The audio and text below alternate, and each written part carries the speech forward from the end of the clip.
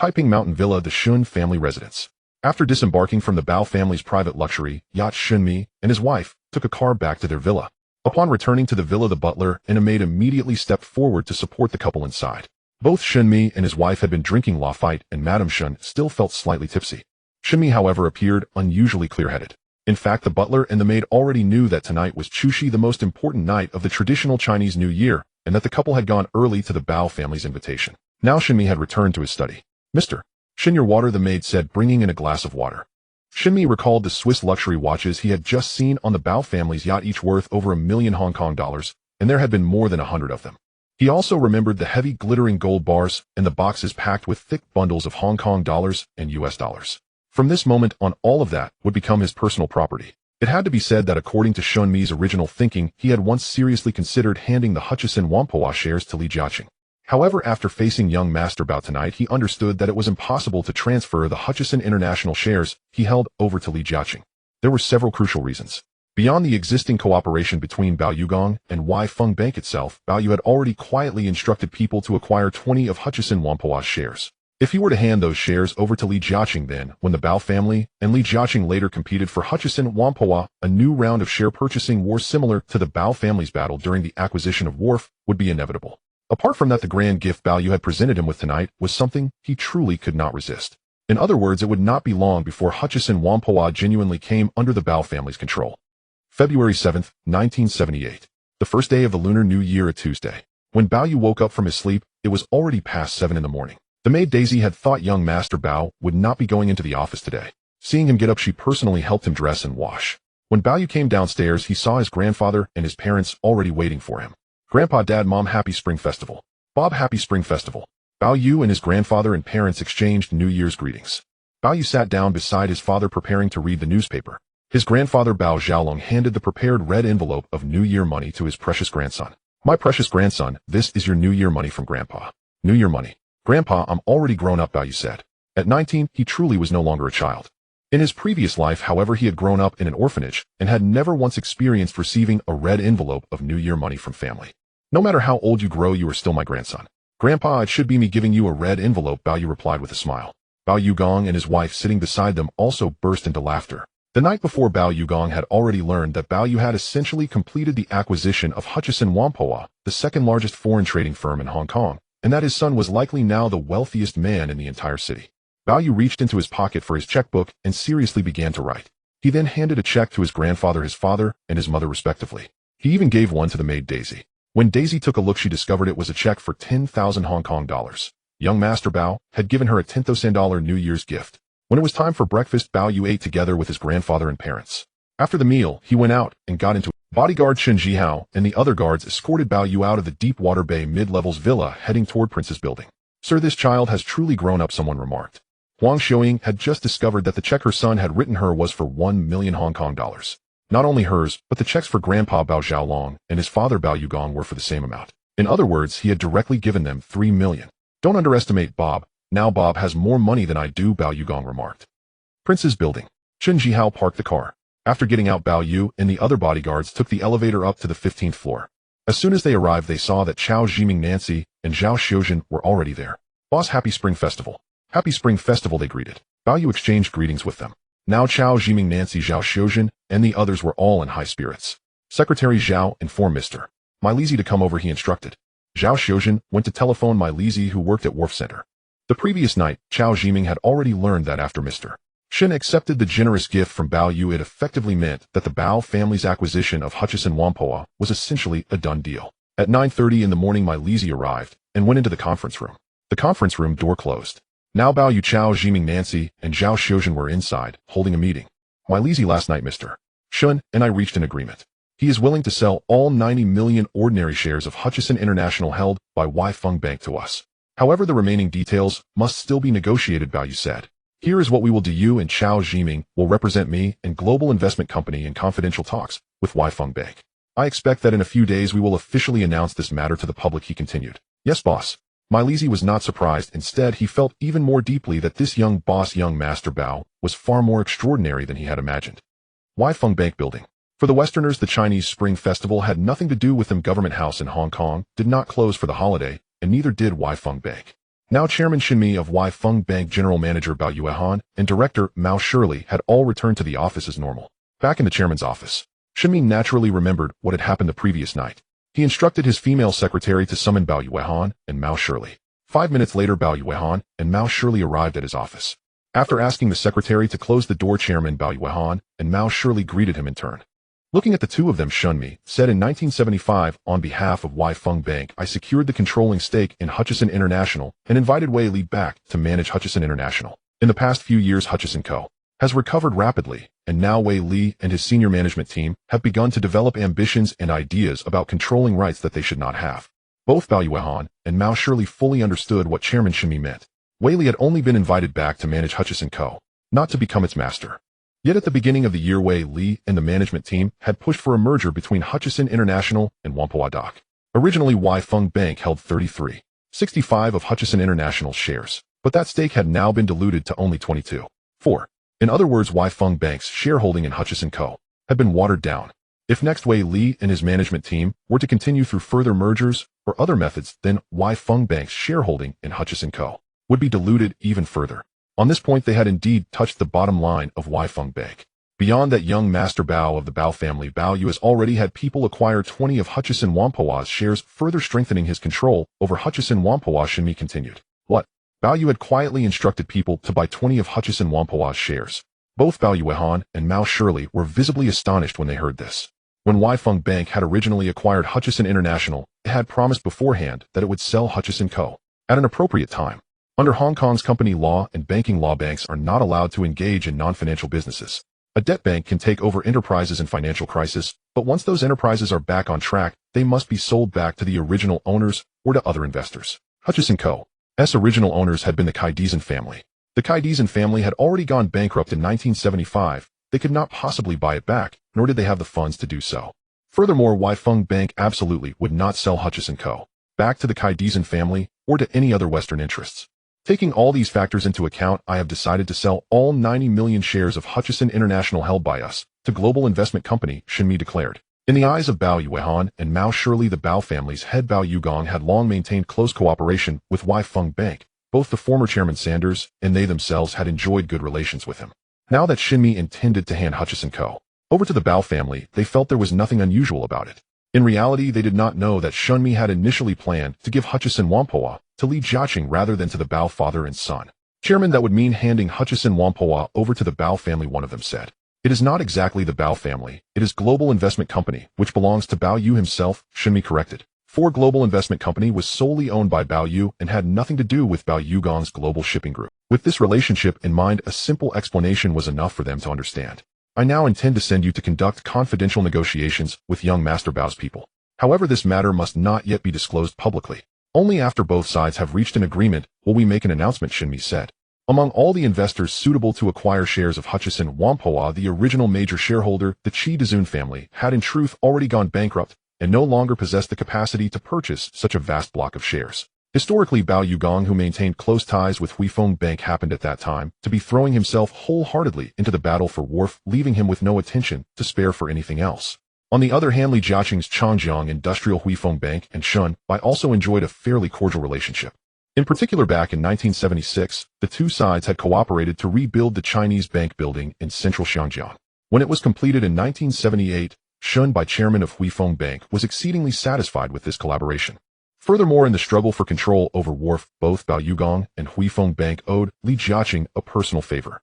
For all these reasons, Weifeng Bank ultimately handed over its Hutchison Whampoa shares to Li Jiaqing in the original course of history. Now, however, the situation was different. From every conceivable angle, Shun Bai was compelled to deliver all of Weifeng Bank's Hutchison Whampoa shares into the hands of the Bao family. To prevent any leakage of information, Bao Yu and Shun Bai had already come to an understanding the previous night aboard the Bao family's private luxury yacht. On the surface, the necessary formalities still had to be performed, namely that Weifeng Bank would send representatives to conduct secret negotiations with people from Global Investment Company. Bao Yuehan and Mao Shirley left Shun Bai's chairman's office. Now Shun Bai sat there lost in thought. He reflected that had this been a year earlier with Sanders still occupying this position, young Master Bao would not have needed to pay such a steep price to purchase those shares from Weifeng Bank. He was certain that given the relationship between Sanders and Bao Yugong, Sanders would have simply sold those shares to the Bao family at a favorable price. Yet from another perspective, In Shun Bai's eyes, this eldest young master of the Bao family was truly anything but simple. Taiping Mountain Villa, the Shun residence. 4 o'clock in the afternoon. A black luxury Mercedes sedan drew up before the villa gate. The car door opened. Stepping out were Li Jiaqing in a suit and Zhuang Yueming in a qipao. The couple had already discussed matters in advance. The night before today, they would pay a New Year's visit to Mr. and Mrs. Shun. This time the gifts prepared by the Li couple were even more abundant. In addition to a Swiss luxury watch worth tens of thousands for Shun Bai and a diamond necklace worth several thousand for Mrs. Shun, they had also prepared different gifts for the Shun children and even for the butler and the maids. By this time the butler and maids had already come out. Seeing that it was the Li couple, they immediately stepped forward to greet them. Mr. Li, Mrs. Li, Madam Shun is at home. Mr. Shun is still at work at Huifeng Bank and has not yet returned. Li Jiaqing of course knew this. He had deliberately left work early to come. The group entered the house. Zhuang Yueming took out the gifts prepared for the butler and maids and personally handed them over. Receiving the New Year gifts from the Li couple, the butler and maids were visibly delighted. They were aware that the previous evening Mr. and Mrs. Shun had gone out to attend an invitation from the Bao family aboard their private yacht. The butler hesitated for a moment, originally wanting to mention this to the Li couple, but after some thought ultimately chose not to. Mr. Li, Mrs. Li, I will go upstairs to calm Madam Shun down. One of the maids carefully put away the gold and silver jewelry given by Zhuang Yueming, then hurried upstairs. Madam Shun, Mr. and Mrs. Li have come to pay you a New Year's visit, the maid announced. The Li couple had come. Madam Shun took a moment to tidy her appearance, and seeing nothing that might be considered improper, descended from the upper floor. Sure enough, she found that it was indeed Mr. and Mrs. Li. When Zhuang Yueming handed over the gifts prepared for Mr. and Mrs. Shun and their children, the butler took them and passed them respectfully to Madam Shun. Mr. Li, Mrs. Li, you are far too kind. My husband has always said that you are his friends. In future when you come, there is no need to go to such expense, Madam Shun said. Both Li Jiaqing and Zhuang Yueming understood that her words were mere courtesy. In reality, matters were not so simple. Now that Madam Shun had accepted these gifts, her attitude had visibly become much more enthusiastic. Mr. Li, Mrs. Li, I will go upstairs and call my husband, ask him to come home a bit earlier to see you, Madam Shun said, carrying the gifts upstairs. The previous night, she had drunk rather heavily aboard the Bao family's private yacht and had been helped down to a cabin to rest. During that time, she had no idea what was discussed between Shun Bai and young Master Bao. She did, however, know that her husband had received an enormous gift from young Master Bao that night. As for the exact nature of this lavish gift, she remained ignorant. She only knew that from now on the Shun descendants would never have to worry about food and clothing. From this alone, it was clear that the eldest young master of the Bao family was remarkably generous, unlike the Li couple now before her. Seeing that the gifts from the Li couple were much the same as before, she set them aside for the moment, picked up the telephone receiver, and dialed the number of the chairman's office at Huifeng Bank. After a while the call connected. Dear Mr. and Mrs. Li have come to pay a New Year's visit. When will you be coming home from work? She asked. Hearing that the Li couple had already arrived to pay their respects, Shun Bai, seated in his office, felt a shift in his mood. He was fully aware of the reasons why the Li couple sought to draw closer to him. Yet he had never once said that he would hand over Huifeng Bank's Hutchison Whampoa shares to Li Jiaqing, particularly when the relationship between Li and himself could hardly compare to the long-standing cooperation between the Bao family and Huifeng Bank. What was more, the grand gift presented by young Master Bao was something the Li couple could never hope to match. My dear, just tell them that I am especially busy today and will be home very late. I will not be seeing them today, Shun Bai said. He did not wish to meet the Li couple. Madam Shun was somewhat taken aback. Could this have something to do with the lavish gift bestowed by young Master Bao the previous night? I understand, Madam Shun replied. She hung up the phone and came downstairs. At that moment the Li couple were still assuming that Shun Bai would return a little earlier than usual. Mr. Li, Mrs. Li, I am terribly sorry. My husband has just said that he has an exceptional amount of work today and may only come home very late, she informed them. Very late. The Li couple were taken aback, once more quickly grasping that this meant Shun Bai would not be leaving work early to see them. Under such circumstances they could hardly remain there waiting for his return. Madam, Mr. Shun is the chairman of Huifeng Bank. It is perfectly natural for him to be extremely busy. In that case we will take our leave shortly and meet with Mr. Shun another time when he is free, Li Jiaqing said. The couple merely stayed long enough to finish half a cup of red tea. Without lingering further they prepared to depart, while Madam Shun instructed the butler to escort them out. As the Li couple got into the car and were about to drive away, the butler quietly said, Mr. Li, Mrs. Li, in fact Mr. and Mrs. Shun were invited out to dinner last night by young Master Bao. Mr. and Mrs. Shun had been invited to dinner by young Master Bao the previous night. Clearly this was highly significant information. Over the years the butler had received many gifts from the Li couple, which was why he chose to say as much. As for anything further, he knew nothing and naturally could not say more. Now upon hearing the butler's words, Li Jiaqing felt his heart jolt violently, as though some ominous major event was about to unfold. The negotiation team, led by Mai Lizi and Chao Jiming from Global Investments along with the team from Huifeng Bank, led by Bao Yuhan and Mao Shirley. The two parties agreed to start negotiations at 2:30 p.m. in the conference room of Huifeng Bank building. At this moment on the 15th floor of Taizi building. In Bao Ye's office. He stood here, able to see the distant Heji building. This means that Heji building is also about to fall into Bao Ye's hands. Now what Bao Yu needs to consider is first, after swallowing Heji Huangpu, should he move Global Investments to Heji building? After all, Global Investments is currently only renting this floor of Taizi building. Moreover, after Bao Ye's Global Investments swallows Heji Huangpu, his most important industry will be Heji Huangpu. If he is in Heji Huangpu facing the senior executives, there will naturally be much easier. Second, there is the matter of the four giants of Heji Huangpu. This includes Wei Li, the vice chairman and CEO of Heji Huangpu, along with his important deputy, Li Chaxin, and business director Xiao Boyan, and political director Wei Bide. In other words, after Wei Li manages the large Heji Huangpu, he brings along those three key players to manage the entire Heji Huangpu. However, now Wei Li and those three senior executives have already begun to covet the controlling stake of Heji Huangpu. These kinds of people can be said to belong to the traitors faction. Bao Yu knows that whether it is Wei Li, Li Chaxin, Xiao Boyan, or Wei Bide, they are all highly capable white executives, while he only has Mai Lizi and Chao Jiming as his main executives. Although after swallowing Kowloon Warehouse and Qingzhou Ingni, he has gained a batch of executives, including Mr. Brook, the general manager of Qingzhou Ingni. Besides that, Bao Yu is very clear that the four executives of Wei Li have a significant influence on the current Heji Huangpu. Historically, after Li Jiaqing took over Heji Huangpu, he initially did not dare to move Wei Li, but quietly bought shares of Heji Huangpu. And only after exceeding 40 of the shares did he manage to drive Wei Li away. Even so, the remaining three executives, especially Li Chaxin, were clearly dissatisfied with major shareholder Li Jiaqing and still hoped that he would not interfere with their management of Heji Huangpu. Li Jiaqing was very clear that these white executives had ambitions. He sent Mai Lizi, Zhou Qianhe, and others into Heji Huangpu, gradually taking control of its important assets, which ultimately allowed him to fully digest Heji Huangpu.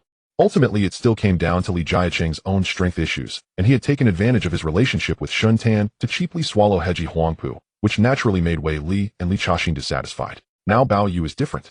In addition to having purchased 20 of Heji Huangpu's shares in advance, he is now buying another 22. 4 from Huifeng Bank. In fact, he has already completely controlled a large trading company. Bao Yu hopes to have more white executives work for him. Moreover, since Wei Li and those executives are still undertaking reforms at Heji Huangpu, Bao Yu actually does not wish for it to be interrupted. In other words, even though he knows that Wei Li and others have ambitions, if he can completely subdue these white professional managers to work for him, retaining them naturally wouldn't be a problem. Bao Yu stood at the window looking outside. His female secretary Zhao Xiuzhen had been watching her boss, unsure of what this young Master Bao was thinking. What surprised Zhao Xiuzhen was that young Master Bao was truly remarkable, from previously sending gifts to Mr. Shen to now acquiring shares of Heji Huangpu from him. In other words, from the very beginning, young Master Bao had been plotting to swallow Heji Huangpu, possibly even earlier than his plan to take over Kowloon Warehouse. Secretary Zhao. Boss, is there something? Please schedule a meeting for me with Mr. Wei Li, the CEO of Heji Huangpu, at the cafe in Edinburgh Square this afternoon. Yes, boss. Heji Building. Located at 10 Haddon Road, was Central Hong Kong. Office of the Vice Chairman and CEO of Heji Huangpu Board. A white man in his 40s dressed in a suit sat at his desk handling some documents as usual. This middle-aged white man is none other than Wei Li, hailed as the corporate doctor in Hong Kong. For Wei Li, handling the Shaba automobile and the near-bankrupt Xinchang enterprise was one of his proudest achievements. Of course, compared to these two companies, the scale of Heji Huangpu is much larger. Now Heji Huangpu, which was once on the brink of bankruptcy, began to turn a profit in the second year, in 1976, after he entered Heji International. Ultimately, it comes down to the fact that Heji International's resources are incredibly abundant. Just relying on the land in Kowloon and Hong Kong Island, Heji International is the largest landlord in Hong Kong. As time goes on, Wei Li is also somewhat reluctant to move from this position. Having controlled such a large trading company and turning it from a loss into a profit over time, he truly treats Heji Trading Company as if it were his own. In the past, Heji Trading Company was not originally Qi Dizun's. Qi Dizun acquired shares of Heji Trading Company through Huifeng to take over Heji Trading Company. In other words, he is now just like Qi Dizun back then. Wei Li believes that as long as Huifeng Bank gives him and the executives a few more years, gradually diluting their shares to a lower level, it would not be impossible for him to become the true master of Heji Huangpu through borrowing or introducing other shareholders. Wei Li comfortably sits there sipping his coffee. A knock on the door is heard. The female secretary goes out to open the door. At this time, Zhao Xiuzhen, having reported multiple times, has gained a certain level of recognition in Hong Kong. Wei Li's secretary discovers that it is actually Zhao Xiuzhen, the secretary of Bao Yu from Global Investments, who has come. Are you Secretary Zhao? Hello, I am here on behalf of General Manager Mr. Bao to meet with Mr. My Lizzie. The secretary invites Zhao Xiuzhen in. President Miss Zhao Secretary Bao's secretary is here to see you. Wei Li looks up and sees it as Zhao Xiuzhen. Some time ago, Bao Yu swallowed Qingzhou Yingni and Kowloon warehouse, and Zhao Xiuzhen had been following up on reports. Many people in Hong Kong know she is young Master Bao's secretary. Mr. Wei Li, our boss, Mr. Bao hopes to meet you at 4:30 p.m. at the cafe in Edinburgh Square. Bao Yu wants to see him. Wei Li finds this a bit strange.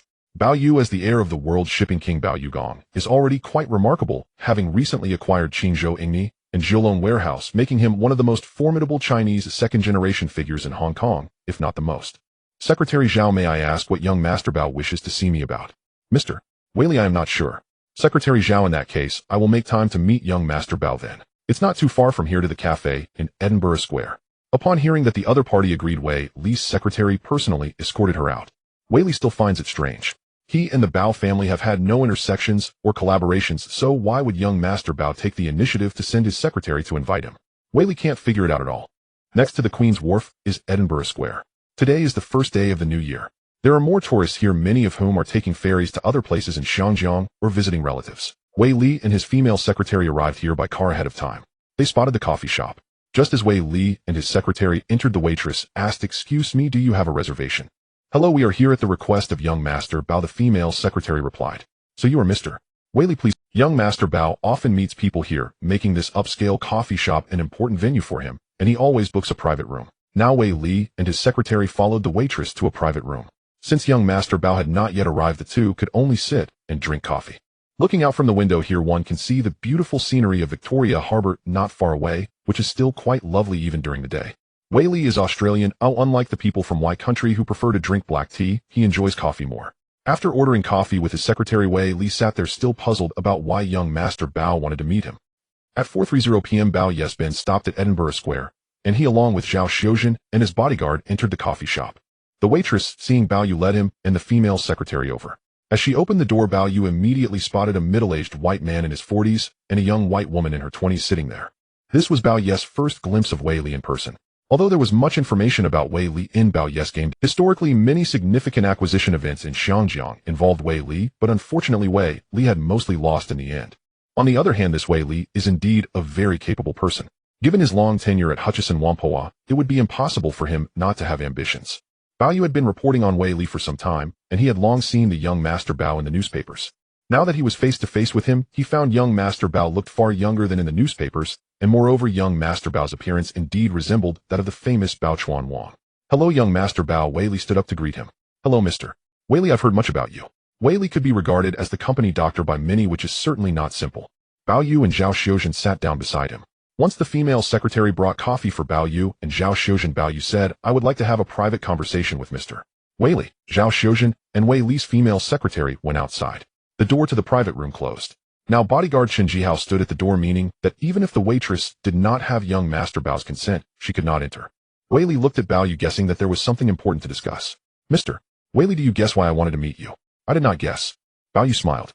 He stated directly, "Actually, it is related to Hutchison Whampoa." Related to Hutchison Whampoa, Wei Li immediately guessed. Did the Bao family just swallow the Kowloon warehouse and now set their sights on Hutchison Whampoa? Wei Li felt that this was not impossible. After all, he was not clear about how vast the Bao family's capital truly was. However, during this period, Hutchison Whampoa's stock price had been very stable, and because Hui Feng Bank was a major shareholder of Hutchison Whampoa, no other capital dared to covet this foreign firm. First, since last year when Universal Investment Company was acquiring Qingzhou Yingni and shares of Kowloon Warehouse, I have had people quietly buy shares of Hutchison International and Whampoa Dock, and as of last Friday, our Universal Investment Company has already held 20 of Hutchison Whampoa's shares. In fact, Hutchison Whampoa is currently valued at only 1.6 billion Hong Kong dollars, which is quite low, even just twice that of Qingzhou Yingni's shares. Historically, at the end of 1979, Hutchison Whampoa's market value had soared to 4 billion Hong. This means that the 20 shares of Hutchison Whampoa acquired by Bao Yes Universal Investment Company cost over 300 million Hong Kong dollars. This is something many would find hard to believe. On the other hand, in acquiring Qingzhou Yingni and Kowloon Warehouse, the Bao family had already used up a large amount of capital, making Wei Li not expect that the Bao family still had so much capital left to buy shares of Hutchison Whampoa. Wei Li remained silent. Second, you and Richard Li and those executives regarding the covetousness towards Hutchison Whampoa. In fact, Hui Feng Bank has already been aware of it. However, I can tell you that you are merely executives brought back by Huifeng Bank, and no matter what you do, Huifeng Bank will never allow you to become the masters of Hutchison Whampoa. In fact, this involves the policy established by Shindashur in the 1960s, which is to support the Chinese. In this case, historically Shun handed Hutchison Whampoa over to Li Jiaqing, which was actually adhering to this policy. Wei Li and Richard Li were merely white executives. How could they hand Hutchison Whampoa over to Wei Li? Wei Li appeared somewhat embarrassed as he did not expect young Master Bao to directly point out his thoughts. Initially he had none, but over time his ambitions regarding Hutchison Whampoa became increasingly evident. Of course it was not just him. Richard Li and other white executives treated Hutchison Whampoa as if it were their own company. Wei Li wanted to say something. Bao Yu continued, Mr. Wei Li, actually your thoughts are quite normal, but no one will allow you to do that. Otherwise who would dare to hire you in the future? Workers turning into bosses. There are way too many examples of that. Third, after my conversation with Mr. Shen last night, Mr. Shen has agreed to sell all 90 million common shares of Hutchison International held by Huifeng Bank to me and Universal Investment Company. Now representatives of Universal Investment Company such as Mai Lizi and Chao Jiming are secretly negotiating with Bao Zhan and Mo Shirley from Huifeng Bank. This matter is very confidential, and the outside world naturally does not know. Now Bao Yu directly told Wei Li. Wei Li was once again shocked. This means that Bao Yu already holds 20 of Hutchison Whampoa's shares. If Huifeng Bank sells that 4 of shares to the Bao family, they would own 42. 4 of the shares essentially controlling the company. Even if other capital or consortiums have any ideas, it would be basically impossible. At this moment Wei Li did not know whether he was shocked or feeling something else. He moved his lips, initially wanting to say something else, but finally could only say, young Master Bao, then I congratulate your family on successfully acquiring Hutchison Whampoa. Mr. Wei Li, if it were just to tell you about this matter, I wouldn't need to meet you alone. Young Master Bao, what do you mean? Actually, I personally admire your abilities and talents very much. Admiring his abilities and talents. Wei Li was somewhat puzzled. Just now Bao Yu had directly pointed out his ambitions and covetousness towards Hutchison Whampoa. In fact, it was indeed like that they hoped to gradually dilute Huifeng Bank's shares in Hutchison Whampoa over time. Now he knew that his ideas had already been seen through by Bao Yu and even Huifeng Bank, and he understood that this method was naturally unfeasible. Moreover, Wei Li was also clear that Huifeng Bank would never hand Hutchison Whampoa over to them. This time, with Universal Investment Company's acquisition of Hutchison Whampoa, I still hope to have talents like Mr. Wei Li remain to work for me. Young Master Bao, I don't understand. Wei Li truly did not understand. Since he mentioned that he had ambitions, why did he want him to stay and work? Logically speaking, wouldn't it be enough to directly let him resign and leave at that time? Mr. Wei Li, you are regarded as the company doctor in Xiangjiang, which means you are indeed very capable in terms of company management. It is precisely because of that I hope you will stay and manage Hutchison Whampoa for me. Young Master Bao, doesn't your family have many talents? Wei Li felt that with the Bao family's vast universal shipping group, how could they possibly lack talents? Bao Yu smiled and said, let me put it this way. In the Bao family, my father is my father and I am me. Universal Investment Company actually belongs to me, unrelated to my father or the Bao family. Moreover, besides my 2 brothers-in-law, there aren't any outstanding executives around my father. In fact, because of this, after I established Universal Investment Company, I first poached Chao Jiming and Mai Lizi. At this point, Wei Li was even more confused. After he took some time to sort it out, he finally understood. It turned out that the Qingzhou Ingni Kowloon warehouse, and even now Hutchison Whampoa, that Bao Yu was acquiring had little to do with Bao Yugang's Bao family. Bao Yu was indeed the young master of the Bao family, and Bao Yugang was the chairman of Universal Shipping Group, but Bao Yu could not inherit the massive shipping group of the Bao family so quickly. Now the Universal Investment Company under Bao Yu's control, including the acquisitions of Qingzhou Ingni Kowloon warehouse, and even Hutchison Whampoa, had already far exceeded the scale of the Bao family's main business, Universal Shipping Group. At this moment, Wei Li was not only shocked, but also in admiration. He suddenly realized that the young Master Bao in front of him was actually the richest capital tycoon in Xiangjiang. But young Master Bao, since you know I have ambitions towards Hutchison Whampoa, why do you still dare to use me? Why do you still dare to use me? Historically, Li Jiaqing indeed did not dare to use Wei Li or Richard Li, and those, after all, it stemmed from Li Jiaqing's lack of wealth. He purely relied on his relationship with Shun Ran for Huifeng Bank to give him the shares of Hutchison Whampoa. This meant Li Jiaqing had picked up a huge bargain for nothing. In this situation, how could Wei Li and Richard Li possibly submit to Li Jiaqing? Bao Yu was different. Bao Yu purely relied on himself and did not need to depend on the Bao family's or Huifeng Bank's connections. He could swallow Hutchison Whampoa. In this case, he naturally dared to use Wei Li and also dared to use Richard Li and others. Now Wei Li looked at Bao Yu in astonishment. What he did not expect was that Bao Yu, fully aware of his ambitions, still dared to employ him. This made the other party both admire and be puzzled by young Master Bao. Young Master Bao, I still can't understand, since you know we are white, why do you still dare to use us? Wei Li asked. This remark from the other party made Bao Yu recall what Mai Lizi had said to him. Why would Bao Yu still dare to use them knowing they were white? Mr. Wei actually someone has already spoken to me before you said this. Who? Mr. Miley C was not well known before, but after becoming the general manager of the Kowloon warehouse, he became quite famous in Xiangjiang. Before Miley C joined my company, he also asked me that. In my eyes, there is no distinction between white and Chinese. Everything is based on talent. As long as someone has the ability and is truly willing to work for me, I will hire them and dare to use them. On the contrary, if all I had around me were Chinese without any capability, wouldn't using them harm the company? Bao Ye's words genuinely impressed Wei Li. Before this, he thought Bao Ye's current position was solely due to Bao Chuan Wang. Now it seemed to him that it was not. Clearly Bao Yu was not simple. Even his foresight was comparable to that of Bao Chuan Wang. Young Master Bao, I would like to consider it for a while. That's fine. You can consider it until the negotiation between Global Investment and Hui Feng Bank is concluded. Once the negotiation is finished and Global Investment officially announces the acquisition of Hutchison Whampoa, you will need to give me your answer. Bao Yu at this moment was naturally giving the other party a psychological preparation and asking them to think clearly about whether to stay and continue working for him or to leave Hutchison Whampoa. The chairman of Hutchison Whampoa would definitely be Bao Yu, but the general manager or executive president would need to be replaced. If Wei Li was unwilling, he would have to leave and seek other professional managers. Bao Yu needed to select new professional managers to manage Hutchison Whampoa in the coming days. He knew Wei Li still had to think. He did not stop. Stepping outside, Zhao Xiuzhen knew that the boss and Mr. Wei Li had finished their discussion. At the front desk, Bao Yu asked Zhao Xiuzhen to pay first, and then Zhao Xiuzhen and the bodyguard came down from the cafe. At this moment, Wei Li sat there seemingly in a daze. In short, he felt that everything was happening too fast. He still thought that what he and Richard Sin and those executives were doing was unnoticed, and he believed that Hui Feng Bank did not know about their ambitions towards Hutchison Whampoa.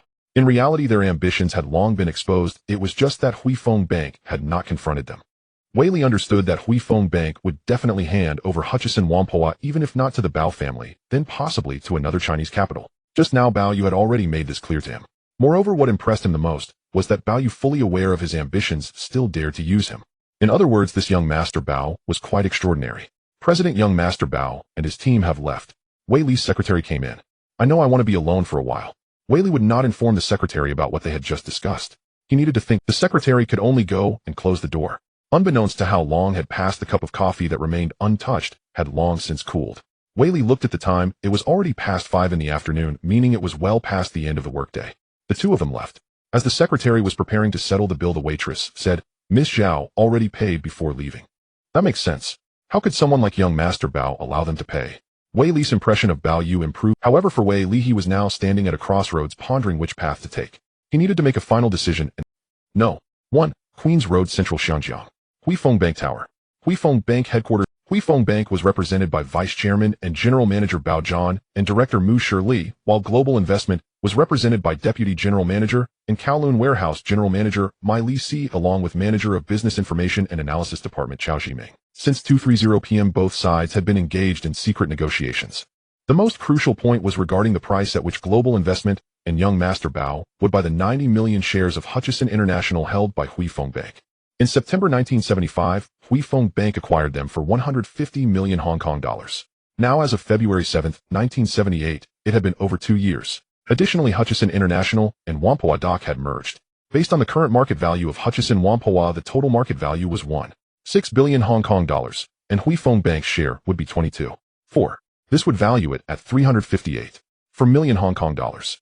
This does not seem very valuable. If based on the current price of 7 Hong Kong dollars per share proposed by Bao Zhan and Mu Shili, it would amount to 630 million Hong Kong dollars, which is an additional 270 million Hong Kong dollars.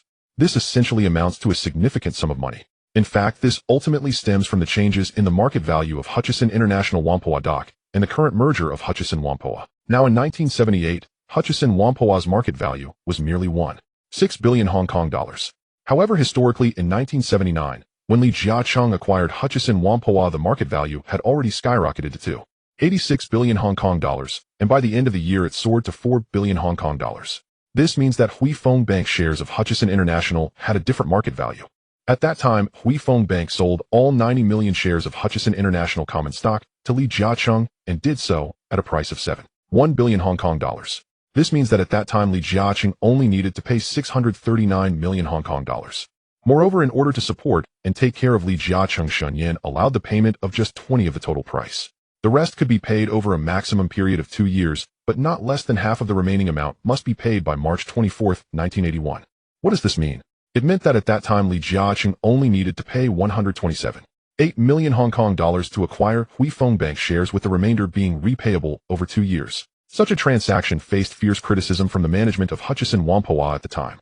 Wei Li, the executive president of Hutchison Whampoa, believed that Hui Feng Bank's selling price was too low. If calculated at 7.1 Hong Kong dollar per share, the total market value of Hutchison Whampoa would be 2.86 billion. However, Hutchison Whampoa's land alone in Hung Hom was worth this figure. Wei Li believed that based on Hutchison Whampoa's asset evaluation, the net assets reached 5.8 billion Hong Kong dollars, meaning a per share value of 14 for Hong Kong dollars, which was double the price Hui Feng proposed. Additionally, Hui Feng Bank only required Li Jiaqing to pay 20 of the total selling price, meaning that the Li family could use $24 million as a deposit to seize assets worth over 1 billion Hong Kong dollars. Calculating that way, it was almost as if Shun Yin and Hui Feng Bank were giving Li Jiaqing a significant advantage. Under such circumstances, how could both Wei Li and Richardson accept Li Jiaqing's acquisition of Hutchison Whampoa? In their view, it was purely Li Jiaqing's stroke of luck, or there were some undisclosed secret transactions behind Li Jiaqing and Shun Yin. Otherwise, how could Li Jiaqing, with his limited funds, possibly acquire Hutchison Whampoa? The difference between now and history was significant. Now it was 1978, a year earlier than the historical acquisition by Li Jiaqing. Furthermore, the gifts Bao Yu privately gave to Shun Yin were valued at 300 million Hong Kong dollars. Shun Yin would not disclose these, knowing he would offset those costs through this transaction. He would not benefit from the Bao family for nothing. However, Bao Zhan and Mu Shili were discussing terms with Mai Si and Chao Zhiming, unaware that Mr. Shen had already accepted Bao Ye's benefits. At least the price aspect still needed to be negotiated. Now Mai Si and Chao Zhiming felt that evaluating the purchase based on the current market value of Hutchison Whampoa would amount to 358.4 million Hong Kong dollars. Bao Zhan and Mu Shili believed it should be assessed based on Hutchison Whampoa's net assets. Of course, they would not calculate it at 14 Hong Kong dollars per share, but rather at 7 Hong Kong dollars per share. Clearly, according to the 7 Hong Kong dollars per share calculation, it was essentially equivalent to the historical price Hui Feng Bank sold to Li Jiaqing. If calculated at this price, Mai Si and Chao Zhiming felt it was still too high. The sum would be 630 million Hong Kong dollars, plus an undisclosed 300 million Hong Kong dollars, totaling 930 million Hong Kong dollars. Because of this, the negotiations between both parties could only be suspended. Such negotiations could not be completed in one go. Time was required. At 6 p.m., the first negotiation between Global Investment and Hui Feng Bank concluded. Mai Si and Chao Zhiming left while Shun Yin, still in the chairman's office, awaited news. Chairman, now Global Investment hopes to trade based on Hutchison Whampoa's current market value, but we believe it is too low. We think it should be conducted based on Hutchison Whampoa's asset evaluation calculated at 7 Hong Kong dollars per share, which Global Investment disagrees with. Shun Yin immediately calculated. Based on Global Investment's evaluation, that would be 358.4 million Hong Kong dollars, plus the hidden 300 million Hong Kong dollars, totaling 658.4 million Hong Kong dollars. If calculated according to the price proposed by Bao Zhan and Mu Shili, that would be 630 million Hong Kong dollars, plus the additional 300 million Hong Kong dollars, totaling 930 million Hong Kong dollars.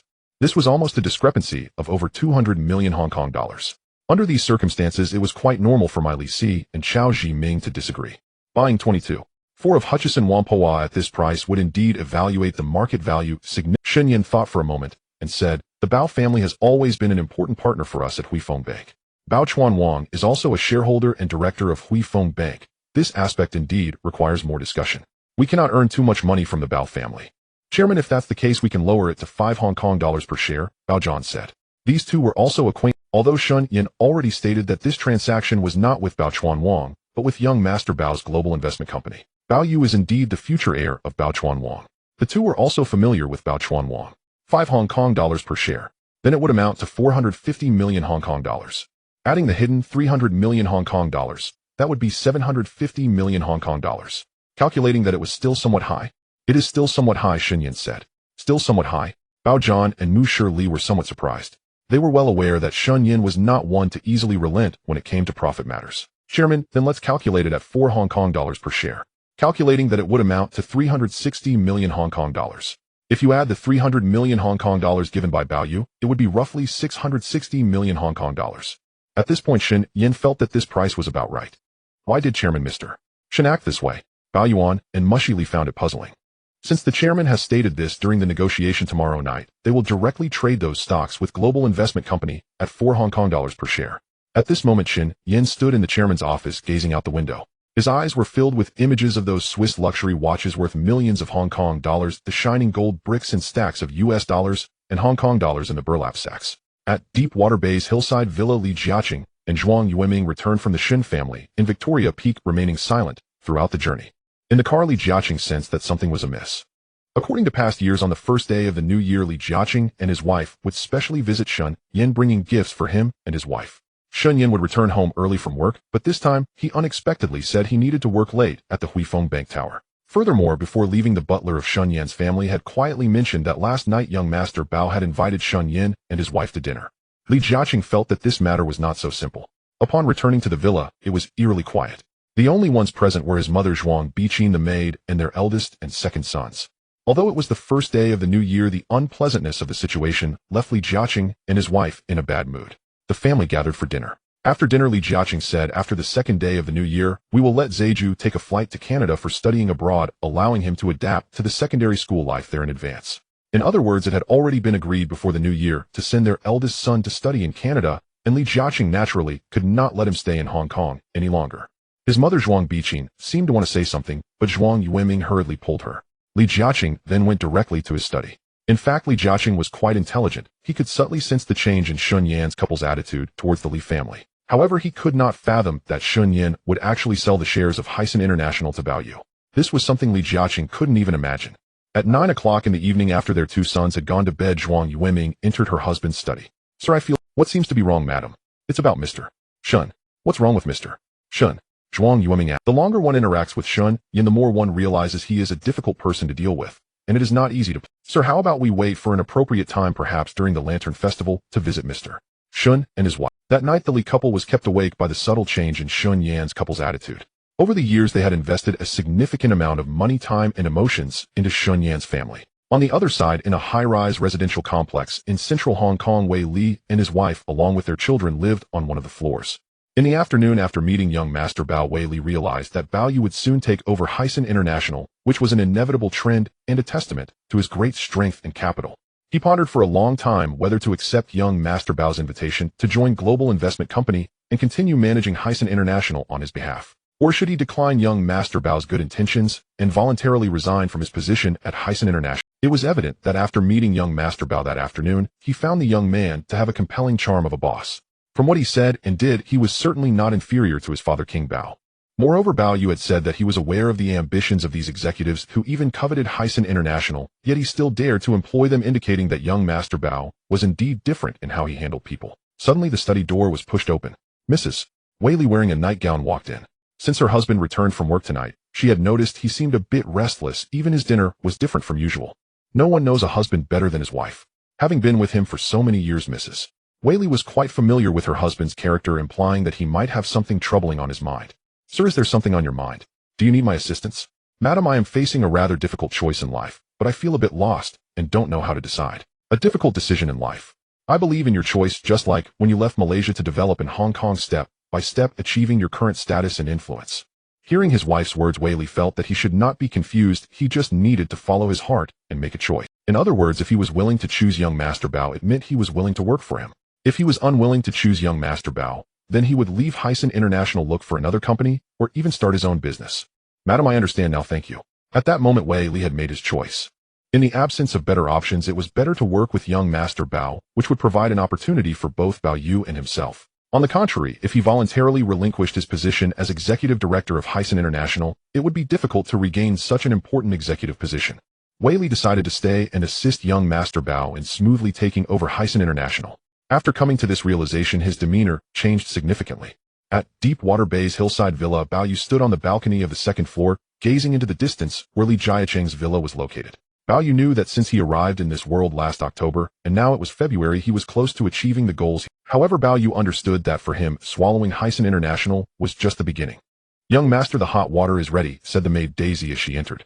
Bao Yu returned to the bathroom, changed his clothes, and comfortably submerged himself in the hot bath. Daisy was beside him, giving him a head massage.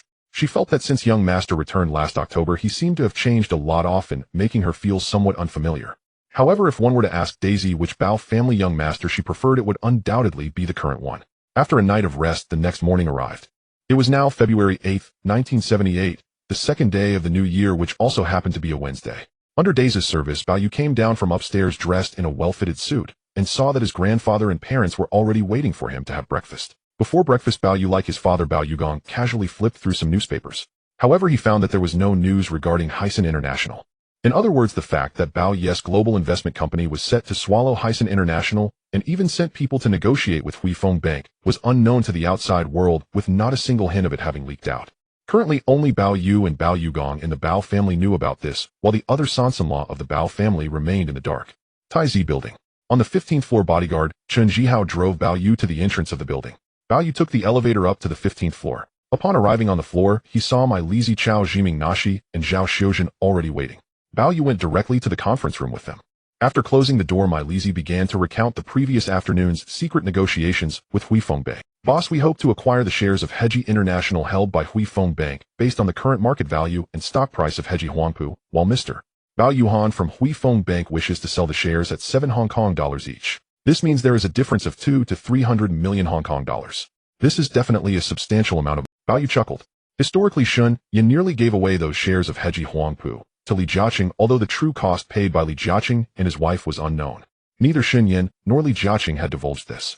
From the fact that Li Jiaqing later gifted Shun Yin a life-sized pure gold statue, the value paid was not low. Now, with Bao Yu secretly gifting Shun Yin a grand present of 300 million Hong Kong dollars, Bao Yu believed that regardless of the Bao family's connections or the current generous gift, Shun Yin would not dare to demand more money from him.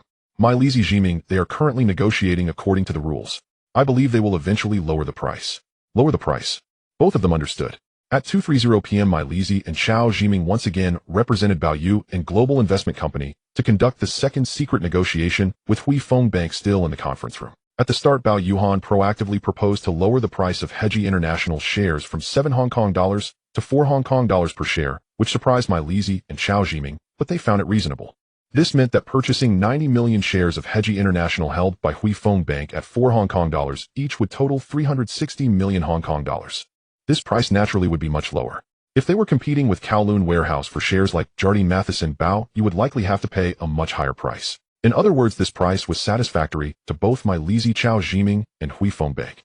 The parties shook hands, and My Lizi, representing Bao Yu and Global Investment Company, signed the preliminary acquisition contract with Bao Yuhan from Huifeng Bank. The formal contract would later be signed by the chairman of HSBC and Bao Yu, the general manager of Global Investment Company. This means that Global Investment Company would acquire all shares of Heji Huangpu, held by Huifeng Bank, for 3.6 billion Hong Kong dollars. This meant that starting from the signing of this contract, Bao Yu and Global Investment Company would hold 42.4% of Heji Huangpu's shares, which, while not reaching 49%, still ensured complete control of the firm. In other words, Bao Yu had already swallowed the second largest trading company in Hong Kong, Heji Huangpu. Once the negotiations concluded, My Lizi and Chao Jiming left. At this time, it was not yet the end of the workday. Bao Yu was still in Taizi Building. When these two returned, they said, "Boss, we have successfully negotiated with Huifeng Bank, ultimately purchasing 90 million shares of Heji International at 4 Hong Kong dollars each. Boss, congratulations, the Bao family has successfully acquired Heji Huangpu," My Lizi exclaimed excitedly, with Chao Jiming also showing his enthusiasm. This was within Bao Yu's expectations. Overall, he had spent approximately 660 million Hong Kong dollars to acquire the shares of Heji International held by Huifeng Bank. Historically, Li Jiaqing had acquired them for 639 million Hong Kong dollars with only a 20% deposit paid, making it seem like Li Jiaqing stood to gain a lot. However, Bao Yu knew that the price Li Jiaqing paid behind the scenes was actually very high, far exceeding the value of the 300 million Hong Kong dollars he gifted to Mr. Shun. My Lizi Chao Jiming, thank you for your hard work. Boss, in fact, you had already prepared everything, and we did not need to expend much effort negotiating with them. Huifeng Bank has stated that we will officially announce this matter together on Friday. It is currently Wednesday. Friday, that is the day after tomorrow. Bao Yu nodded as My Lizi and Chao Jiming left his office. Bao Yu stood by the window looking outside. At Deepwater Bay's hillside villa, Chen Jihao parked the car. The door opened, and Bao Yu got out, seeing his grandfather and parents already waiting for him. "Bob, let's talk in the study." Bao Yu and his father Bao Yugong went upstairs to the study. After the door to the study, Bao Yugong knew that on New Year's Eve Bao Yu had said the big fish had been hooked, which meant that the acquisition of Heji Huangpa shares with Shun Yin was basically settled. Now it was already the second day of the new year. "Bob, how is Heji Huangpu?" "Dad, in the past few days I had My Lizi and Chao Jiming negotiate with Huifeng Bank on my behalf, and this afternoon both sides reached an agreement. Huifeng Bank is willing to sell the 90 million shares at 4 Hong Kong dollars each, which means I will spend 360 million Hong Kong dollars to acquire the shares of Heji International held by Huifeng Bank. Additionally, I had Chao Jiming purchase 20 of Heji Huangpa's shares earlier, so overall our Bao family now holds 42. 4 of Heji Huangpa's shares. 42. 4 of Heji Huangpa's shares. Bao Yugong was both shocked, and yet felt it was normal.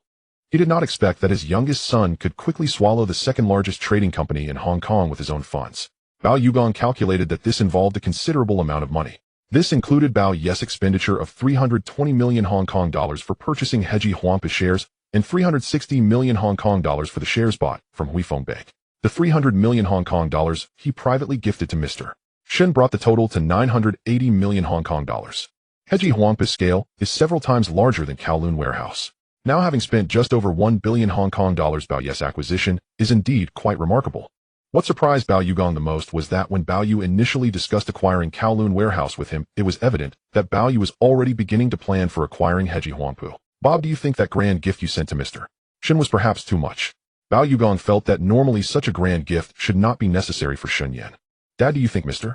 Shen would be willing to sell those shares to our Bao family so easily without that grand gift? Moreover, many people are eyeing Heji Huangpu. They are just waiting for Huifeng Bank to sell.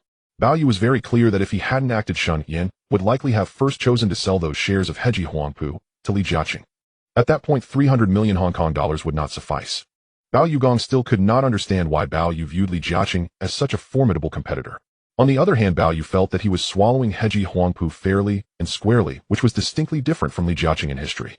Historically, whether it was Wei Li or Richard Shin, none of the senior executives at Heji Huangpu respected Li Jiaqing simply because Li Jiaqing and his wife acquired Heji Huangpu from Huifeng Bank and Xinyan through unethical means. Now with Bao Yu acquiring shares through Chao Jiming on the stock exchange and from Huifeng Bank, neither Wei Li nor Richard Shin could say a word. Ultimately, it comes down to Bao Ye's financial flow directly overwhelming Li Jiaqing's financial flow. Compared to the Kowloon warehouse acquired before the Spring Festival, the scale of Hutchison Whampoa is evidently much. Hutchison Whampoa not only owns the most land in Hong Kong, but also has 8 listed companies under its umbrella along with 180 subsidiaries and numerous related companies. Bao Yu believes that historically Bao Yugong should have given up on acquiring Kowloon warehouse. Swallowing Hutchison Whampoa would clearly have been a much better option. It is evident that historically Bao Yugong was much slower than Li Jiaqing and was significantly worse in terms of strategy. In other words, Li Jiaqing could swallow Hutchison Whampoa with relatively small funds. In contrast, Bao Yugong would need to invest a colossal amount to acquire Kowloon warehouse. Overall, Bao Yugong would lose to Li Jiaqing in every aspect. Bob, since you have already acquired Hutchison Whampoa, how do you plan to arrange the new personnel there? It is clear that the personnel of Hutchison Whampoa is even more crucial than that of Kowloon warehouse. Dad, I spoke with Wei Li, the executive president of Hutchison Whampoa yesterday, and hope he will stay on to work for me. Bob, didn't you say that Wei Li and his executives have already revealed their ambitions and covetousness towards Hutchison Whampoa? How could you dare to use them? At this moment, Bao Yugong was truly astonished. Bao Yu knew those people had ambitions against Hutchison Whampoa, yet he still dared to employ them. Isn't that asking for trouble? Dad, I have considered what you said.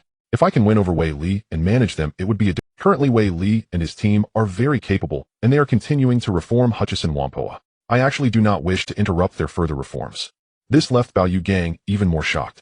His astonishment was because Bao Yu knew those individuals were not simple, yet still dared to use them. Just like in Bao Ye's past life, Li Jiaqing was aware of the ambitions of Wei Li and his team, and knowing their capabilities, he drove them all away.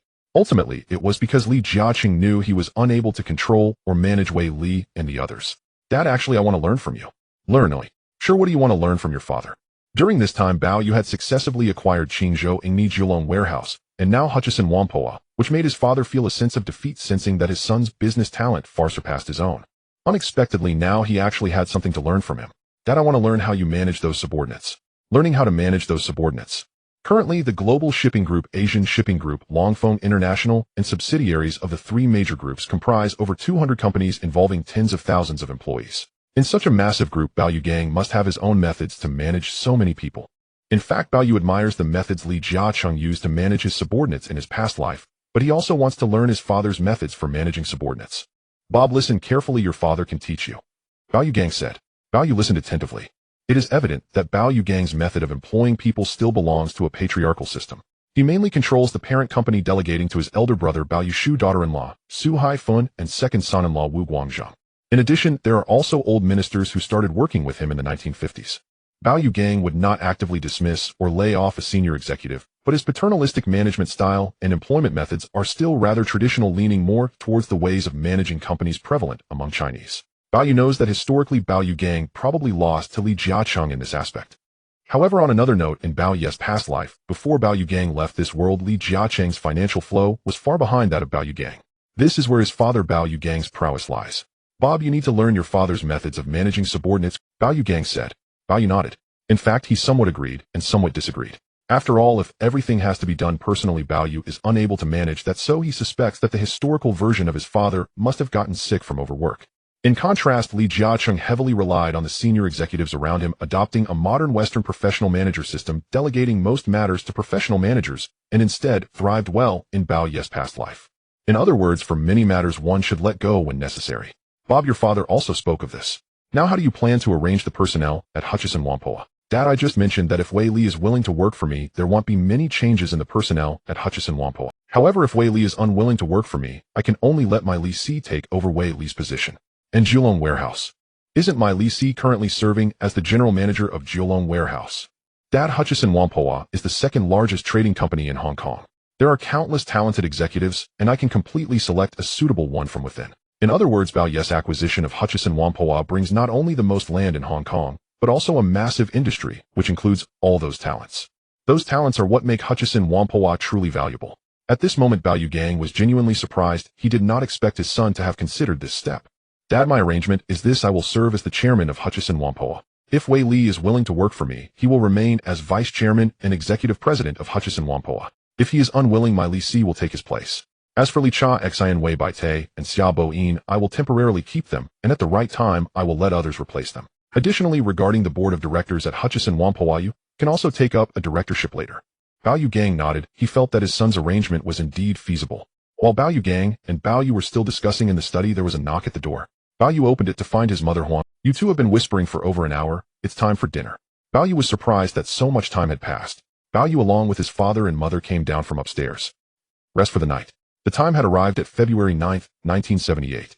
It was the third day of the new year. Thursday. After breakfast, Bao Yu, his father, mother, and grandfather returned to work at Prince Edward Building as usual.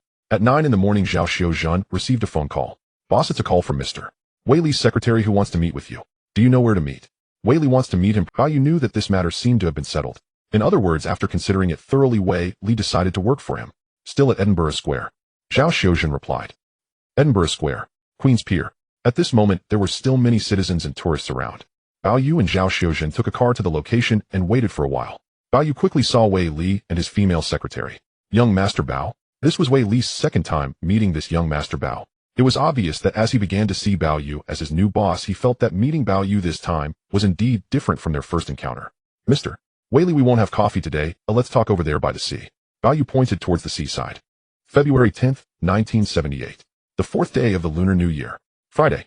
In the morning, representatives from the board of directors and major shareholders of Huifeng Bank received phone calls notifying them of a secret meeting at 4 p.m. in the conference room of Huifeng Bank Tower to discuss the sale of shares in Hutchison Whampoa. Bao Yu Gong, upon receiving the call, felt no shock. He knew that after the board meeting at Huifeng Bank concluded, the announcement to sell those shares to the Bao family would be made official.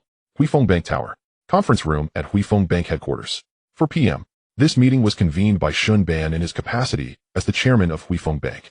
Inside the conference room, aside from Chairman Xun Ban, General Manager Bao Yuhan, and Director Mao Shirley, there were also directors Wei Bai, John Ma Deng Ross, Bao Yugong, Su Shishuen, and Tang Maoshen. However, representatives from Jardine Matheson and Swire did not attend. In fact, aside from Xun Ban and the three others, only Bao Yugong knew why Xun Ban suddenly convened this board meeting. The other shareholders and directors were unaware. At this moment, Xun Ban sat in the chairman's seat, surrounded by the other directors. These directors did not engage in conversation. The reason for gathering all the directors here is to discuss the matter of selling all the Hutchison International shares held by Huifeng Bank to Global Investment Company. This statement from Xun Ban surprised the other shareholders and directors present. Global Investment Company. They already knew that this company was entirely owned by Bao Yugang's son Bao Yu. In other words, Xun Ban intended to sell those shares to Bao Yu. Many gazes immediately turned towards Bao Yugong, unsure whether to feel envy or jealousy. Bao Yugong then stated, ladies and gentlemen, this matter has been handled entirely by my son. Oh, it has little to do. No one believed Bao Yugang's words. If it were not for Bao Yugang's connection, would Xun Ban really sell those shares to Bao Yu and Global Investment Company? How could that be possible? Ladies and gentlemen, let us officially begin our discussion. Before we proceed, let us first talk about the current situation of Global Investment Company and Hutchison Whampoa. First, Mr. Bao Yu and Global Investment Company already hold 20 of Hutchison Whampoa's shares, meaning that aside from Huifeng Bank, Global Investment Company is now the second largest shareholder of Hutchison Whampoa. This news from Shun Ban astonished the shareholders and directors present. Second, the executives of Hutchison Whampoa have begun to reveal their ambitions and covetousness. In this regard, Wei Bide was one of the three main figures at Hutchison Whampoa, but he was also the vice chairman of Huifeng Bank and had Shun Ban's deep trust. Wei Bide, please elaborate on this matter. Ladies and gentlemen, the chairman's words are indeed true. The executives led by Wei Li and Richard Xin have during the merger process of Hutchison International and Whampoa Doc already begun to dilute the shares held by Huifeng Bank. Originally at 33.65, the shares have been diluted to 22.4. According to the plans of Wei Li and Richard Xin and other executives, they intend to further dilute Huifeng Bank shares in the upcoming reforms, possibly dropping below 20 or even lower, and then introduce the capital of other consortiums to achieve control over Hutchison Whampoa. The shareholders and directors present are all intelligent individuals. Aside from Bao Yugong, who already knew in advance, it was clear that the other shareholders and directors were also very surprised, not expecting that, by bringing Wei Li into the management of Hutchison Whampoa, they would start coveting it and even seek to take over. How could that be possible? They believed they would not allow such a thing to happen. Wei Bide explained, further validating Shun Ban's earlier statement. Third, considering the future environment and development of the Hong Kong market since the 1960s, starting with the former chairman of Huifeng Bank Sanders, it has been confirmed that Huifeng Bank will support the development of Chinese enterprises, meaning that the shares held by Huifeng Bank can only be sold to Chinese investors in Hong Kong, not to British investors, and certainly not to individuals like Wei Li. In this regard, the shareholders and directors present were very clear. Clearly, Huifeng Bank, considering future circumstances, could only support Chinese enterprises. Thus, on this point, Shun Ban was indeed correct. However, there are many Chinese investors in Hong Kong. Not only Bao Yugong, but also Su Shixuan and Li Guowei among those present are Chinese investors, and they are also the main partners of Huifeng Bank. So why not sell the shares of Hutchison Whampoa to them? Additionally, there are established real estate tycoons in Hong Kong, like Li Jiaqing, Li Zhaoji, Zheng Yutong, and Guo Disheng, each of whom is formidable. This means that not only are many British investors eyeing Huifeng Bank shares in Hutchison Whampoa, but many Chinese investors are also watching closely. Ironically, historically, Shun Ban almost gave away shares to Li Jiaqing. Now it was merely a change of person. Fourth, I have multiple reasons for selling the shares held by Huifeng Bank in Hutchison Whampoa to Global Investment Company. Among them, Mr. Bao, the father of Bao Yu, has collaborated with us at Huifeng Bank for many years and was the Chinese businessman most valued by the former chairman, Mr.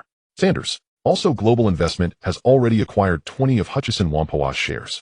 Even if we sell these shares to other Chinese investors, given Global Investment's situation, it will inevitably lead to a fierce battle, which I do not wish to see. Everyone present has seen the previous confrontation between the Bao family and Jardine Matheson over the control of the Kowloon wharf. In conclusion, for various reasons, Shun Ban ultimately decided to sell those shares to Bao Yu and Global. Of course, the real reason is known only to him and Bao Yugong. Fifth, after negotiations between Mr. Bao Yuhan and Mr. Mao Shirley with Global Investment over the past few days, Global Investment Company will purchase 90 million shares of Hutchison International at 4 Hong Kong dollars per share, totaling 360 million Hong Kong dollars. To absorb 22.4 of Hutchison Whampoa's shares for 360 million Hong Kong dollars is except for Bao Yugong, the others felt that it was an extremely favorable deal. However, Hutchison Whampoa's market value is only 1.6 billion Hong Kong dollars, and if calculated based on this market value, it is indeed around that price. If assessed according to Hutchison Whampoa's actual assets, it would be a different story. Shun Ban presided over It was clear that the content of this meeting was highly confidential, known only to Shun Ban, Bao Yuhan, Mao Shirley, and Bao Yugong. The other directors and shareholders were entirely unaware. In fact, prior to this, there had been no consultation with the Hutchison Whampoa board regarding the transaction. From 4 p.m. until 6 p.m. this secret meeting concluded. Aside from formally confirming the sale of those shares to Bao Yu and Global Investment Company, Huifeng Bank would also introduce Bao Yu to serve as a director. When the secret meeting concluded, Shun Ban called Wei Li, the executive president of Hutchison Whampoa, to formally notify him of this matter. Wei Li was already aware beforehand and had confirmed yesterday afternoon that he would work for Bao Yu. His reaction was not particularly strong, which surprised Shun Ban. At 6:30 p.m. the lights in Huifeng Bank Tower were bright. At this moment in the conference room, aside from Huifeng Bank Chairman Shun Ban, General Manager Bao Yuhan, and the directors and shareholders who had just attended the meeting, a few more people arrived. Among them were Bao Yu, General Manager of Global Investment Company, Global Investment Vice General Manager, and General Manager of Kowloon Wharf Mike Leaf, and Bao Yes Secretary Zhao Xiuzhen. As for the other key player Chao Zhiming, he did not appear in this formal signing of the acquisition contract. When Baoyu representing Global Investment Company and Shunban representing Huifeng Bank officially signed the acquisition contract, it signified the entry of a veteran British bank into the hands of emerging Chinese businessmen. The news that Huifeng Bank is selling its shares in Hutchison Whampoa to Global Investment has not yet been officially announced. However, the rumor has already begun to circulate. Deepwater Bay Hillside Villa, the Li residence. Since the first day of the new year, Mr. and Mrs. Li have personally visited Xinyan, but they did not meet Xinyan himself. In recent days, Li Jiaqing has vaguely felt that something is amiss, but he cannot pinpoint the issue. They believe they have not offended Mr. and Mrs. Shun. However, at this moment, Mr. and Mrs. Li along with their second son Li Zhe are having dinner. On the third day of the new year, which was yesterday morning, Li Zeju has already been arranged to study abroad in Canada to adapt to life there. With the eldest son away, the Li villa is notably quiet. At this moment, Li Jiaqing is serving himself food. Suddenly, the landline in the living room rings. The maid goes over to answer it and learns that it is a call from his important subordinate Zhou Qianhe. Mr. Li, it's a call from Mr. Zhou Qianhe. A call from Zhou Qianhe. Generally, Li Jiaqing prefers not to be disturbed while eating. Clearly, that is the case now as well. However, Zhou Qianhe is his most important subordinate, and the fact that he is calling during mealtime indicates there is very important news. So let me take it, said Zhuang Yueming, standing up and walking to the living room to pick up the landline. Qianhe, it's Yueming. Mrs. Li, it's an important matter, Zhou Qianhe replied with some urgency. Qianhe, what important matter? Sir, is eating, you can tell me first. I have just learned that Huifeng Bank has decided to sell all of its shares in Hutchison Whampoa to Global Investment, which belongs to the Bao family. Huifeng Bank is selling its shares in Hutchison Whampoa to the Bao family. Upon hearing this news, Zhuang Yueming was clearly stunned for a long time. In the past, she and her husband had worked hard to ingratiate themselves with Mr. and Mrs. Shun, largely due to the shares in Hutchison Whampoa held by Huifeng Bank. Of course, the Li family also knew that Mr. Shun and Huifeng Bank might not necessarily sell those shares to them, but they believed they still had a significant chance. Unexpectedly, they have now been sold to Global Investment. This left Zhuang Yueming momentarily unable. Madam, this matter is definitely not that simple. Although it is not yet clear why Huifeng Bank is suddenly selling, it is certainly related to the Bao family. Qianhe, wait a moment, I will inform sir. Zhuang Yueming knew that the last time when my Lizi joined the Bao family's Global Investment as the general manager of Wharf Holdings, it had already angered Li Jiaqing for a long time. Now, with such a significant matter at hand, she wondered how her husband would react. Zhuang Yueming put down the landline and walked over. At this moment, Li Jiaqing was carefully eating the bowl of rice in front of him. Sir, what is it, Qianhe? Sir, you know you need to control your emotions. Knowing this, he must control his emotions. Zhuang Biqin, sensing something was wrong, immediately called her grandson, who had not yet finished dinner, and pulled him away. Clearly, Zhuang Yueming also did not want her son to see another side of his father. After pulling her grandson outside, Li Jiaqing still appeared calm. Go ahead and speak. Just now, Qianhe said that Huifeng Bank has confirmed the sale of all its shares in Hutchison Whampoa to Global Investment, which belongs to the Bao family. What? Upon hearing this news, Li Jiaqing's expression changed. His face, even his entire demeanor transformed. It seemed as if he were no longer Li Jiaqing, but had become a completely different person, looking extremely fierce and terrifying. Not only that, Li Jiaqing felt as if he were about to collapse. Sir, Zhuang Yueming hurriedly reached out to support. Li Jiaqing directly pushed Zhuang Yueming away and slammed his hands down. A loud crash echoed from the dining table, followed by all the bowls and chopsticks clattering to the ground. This scene startled not only Zhuang Yueming, but also the maid nearby. The maid was so frightened that she could hardly move. Li Jiaqing's outburst was truly terrifying. He angrily said, "Why did he do that? Did we not do enough over the years? Why did he sell those shares to the Bao family?" Li Jiaqing continued to rage incessantly. At this moment, he appeared markedly different from his usual self. The last time, he had been furious for a long time after learning that my Lizi, whom he valued highly, had joined Baoyu's company. Now he had thought that by strengthening the power of Changjiang Industrial Group, he could win the favor of Huifeng Bank and Mr. Shun. In fact, over the years, he had invested an enormous amount of effort, emotion, and money to please Mr. and Mrs. Shun. Yet now Mr. Shun did not even bother to inquire about the Li family, and simply sold Hutchison Whampoa to the Bao family. What does this mean? Li Jiaqing's fury left both Zhuang Yueming and the maid at a loss. After an indeterminate amount of time, Zhuang Yueming said, "Sir, Qianhe is still waiting for your call." At this point, after venting his anger, Li Jiaqing slowly regained his composure and walked to the living room to pick. Actually, Zhou Qianhe has known Li Jiaqing for many years, and he is quite familiar with him. In front of reporters or outsiders, Li Jiaqing is indeed a humble and cultured businessman, but that changes with those he knows well. This is why Zhou Qianhe preferred to call with the news rather than deliver it in person. "Qianhe, it's me," Li Jiaqing stated. Although Zhou Qianhe on the other end of the line could not clearly hear the situation, he had waited a long time, likely because Zhuang Yueming had mentioned this matter.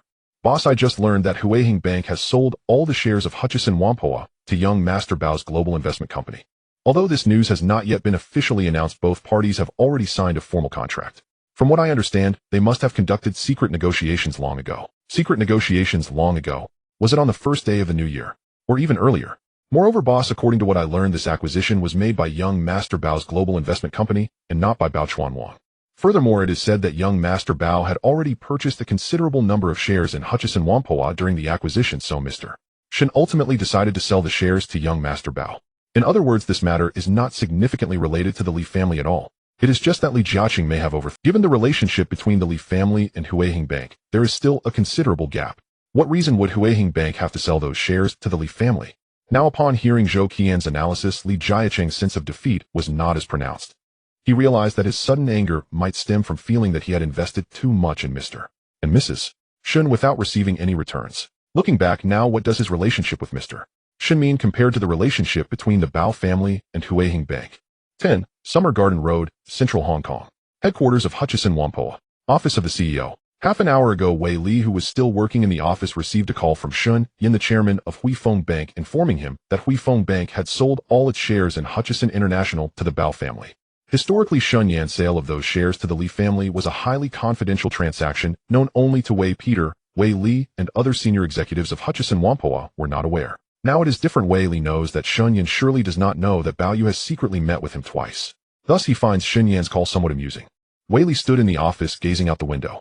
At that moment, a sudden knock on the door interrupted him. The female secretary went to open the door and saw that the person entering was none other than Vice Chairman Richard Exine.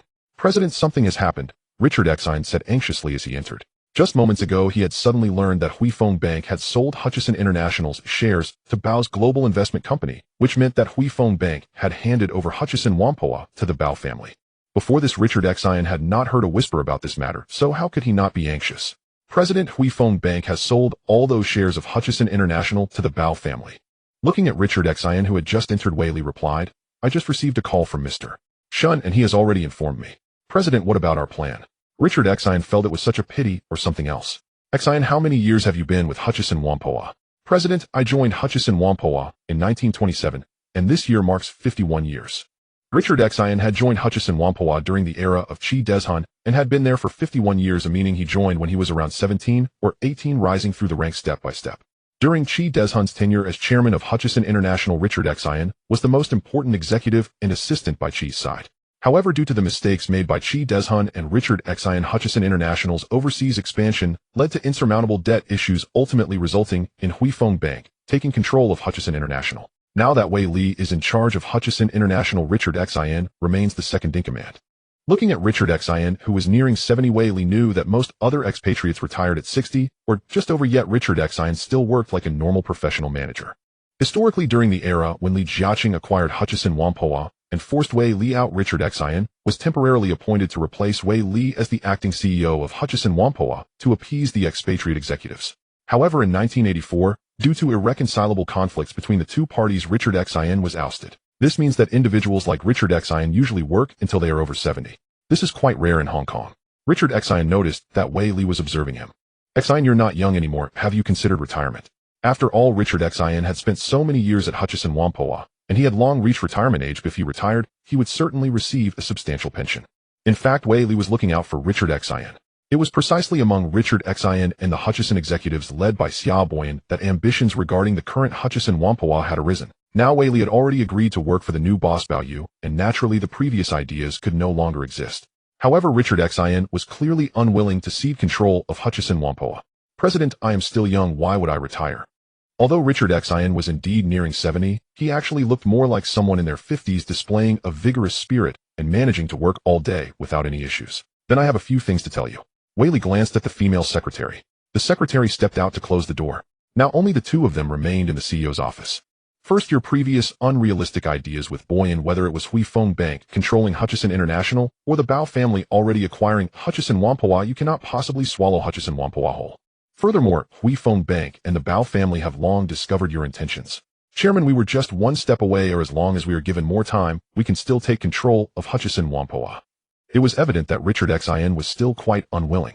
The shares of Hutchison Whampoa held by Huifeng Bank had already been diluted to 22. For even though the Bao family was now the largest shareholder, it was just a change of ownership, and Richard Exine felt there was still a significant opportunity. Wei Li smiled. Second young master Bao has already purchased 20 of Hutchison Whampoa's shares beforehand, and combined with the shares that Hui Feng Bank sold to him, it adds up to nearly 42. 4 of the shares. In this situation, how do you still plan to control Hutchison Whampoa? Is there such a thing? Richard Xin was truly stunned. He had previously harbored ambitions and coveted Hutchison Whampoa, naturally not wanting to relinquish control, and he even did not wish for Hui Feng Bank, the major shareholder, to interfere with their reform of Hutchison Whampoa. Third, before acquiring Hutchison Whampoa, young master Bao had already met with me twice, which means he was well aware of your intentions, so even knowing the situation, he still sought me out hoping I would stay to work for him. What? This time Richard Xin was even more shocked and speechless. This indicated that while the Bao family and Hui Feng Bank were negotiating the acquisition of Hutchison Whampoa's shares, Bao Yu had already secretly approached Wei Li. However, Wei Li had not informed Richard Xin and Xia Boyan about this matter. Thus, these expatriate executives still believed Wei Li was the same as before. Fourth, I have already promised young master Bao to continue working for him.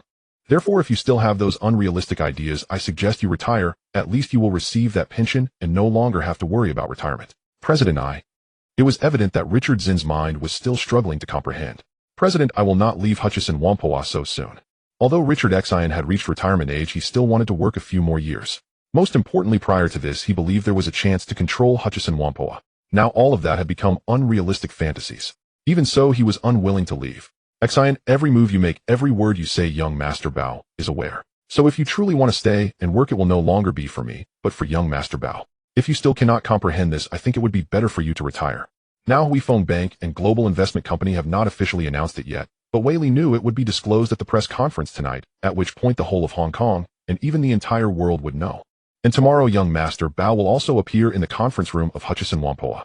It is precisely for this reason that Wei Li had reminded Richard Xin in advance to avoid unnecessary embarrassment later.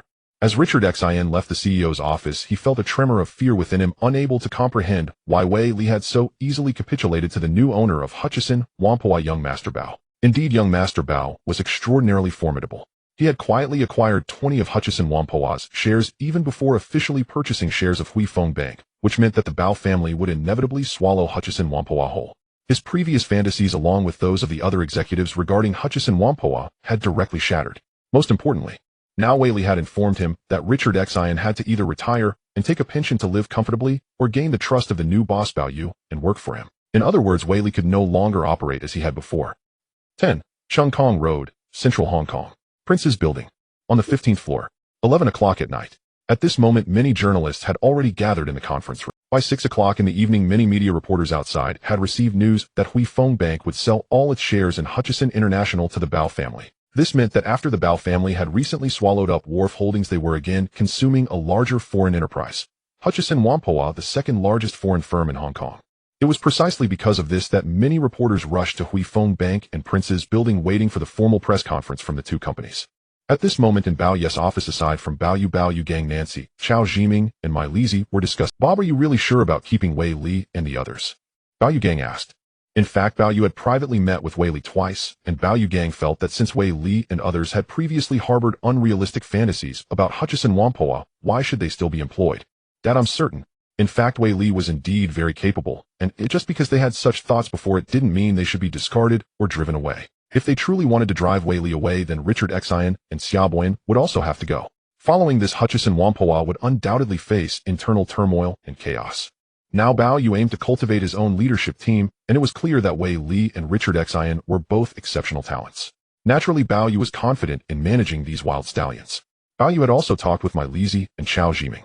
If Wei Li, Richard Xin, and the other executives were not retained, then Mai Lizi would definitely be responsible for Hutchison Whampoa. However, Bao Yu planned to entrust the management of Hutchison Whampoa to Wei Li and Richard Xin, while also extracting a senior executive from Wharf Holdings to manage it. Mai Lizi would return to Global Investment Company to officially handle all matters for Bao Yu. Thus, Bao Yu's right-hand companions would become Mai Lizi and Chao Jiming. Historically, Li Jiaqing also controlled Hutchison Whampoa step by step, including allowing Mai Lizi and others to enter Hutchison Whampoa. Now Bao Yu did not need to do that. At this moment, the female secretary Zhao Xiuzhen entered and said, "Chairman, the reporters in the conference room are getting impatient." Bao Yu and Hui Feng Bank had already settled, and they would officially announce the news at 11:30 tonight. Clearly now was not the time. They are anxious, but we are not. At 11:30. Prince's Building was brightly lit, especially on the 15th floor where all the offices were illuminated. Reporters from major mainstream media in Hong Kong, including Oriental Daily Sing, Tao Daily Ming, Pao Chung Pao Hong Kong Commercial Daily, and Hong Kong Economic Journal, along with reporters from TVBA TV and Hong Kong Radio were present. Moreover, there were even overseas media reporters stationed in Hong Kong who had received phone calls and rushed over to. At this point, they all knew that Hui Fong Bank had sold all its shares in Hutchison Whampoa to the Bao family, but the specifics were still unclear. They understood that as long as this matter was true, it meant that the Bao family had swallowed Hong Kong's second-largest foreign firm, Hutchison Whampoa, which indicated a skyrocketing increase in the Bao family's power. Currently, these reporters were whispering among themselves or sipping tea and coffee while waiting for Bao Yu and the others to appear. Suddenly, the conference room door was pushed open. The ones entering were Bao Yu's father, Bao Yu Gang, My Lizzie Nancy, and Zhao Xiuzhen. Chao Jiming, the great contributor, did not attend this press conference. Young Master Bao has arrived. The Ship King Bao is also here. Young Master Bao, I am from Sing Tao Daily. It has been reported that the Bao family has acquired all the shares of Hutchison Whampoa held by Hui Fong Bank. Does this mean the Bao family has successfully acquired Hutchison Whampoa? The reporters thrust microphones in front of Bao Yu and Bao Yu Gang. Both father and son smiled.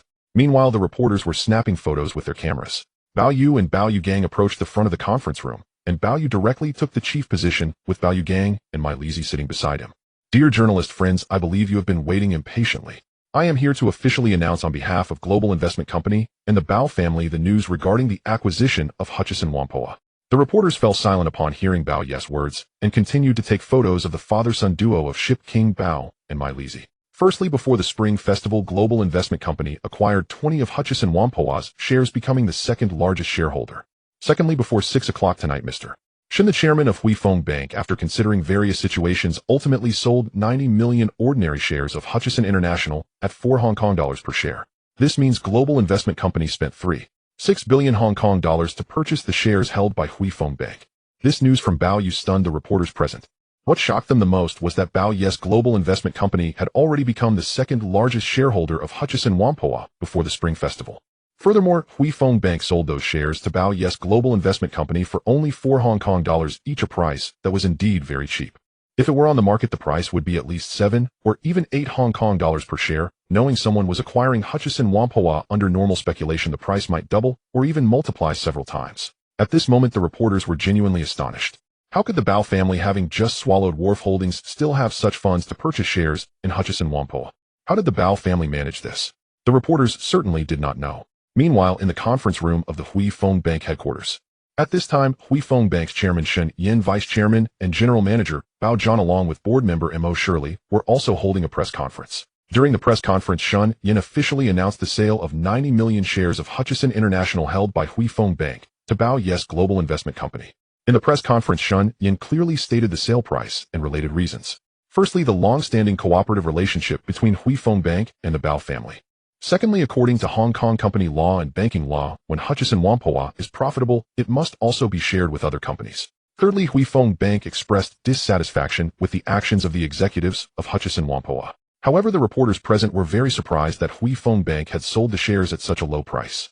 Initially, in 1975, Hui Fong Bank successfully took control of Hutchison International for 150 million Hong Kong dollars, and now it was being sold for only 360 million Hong Kong dollars.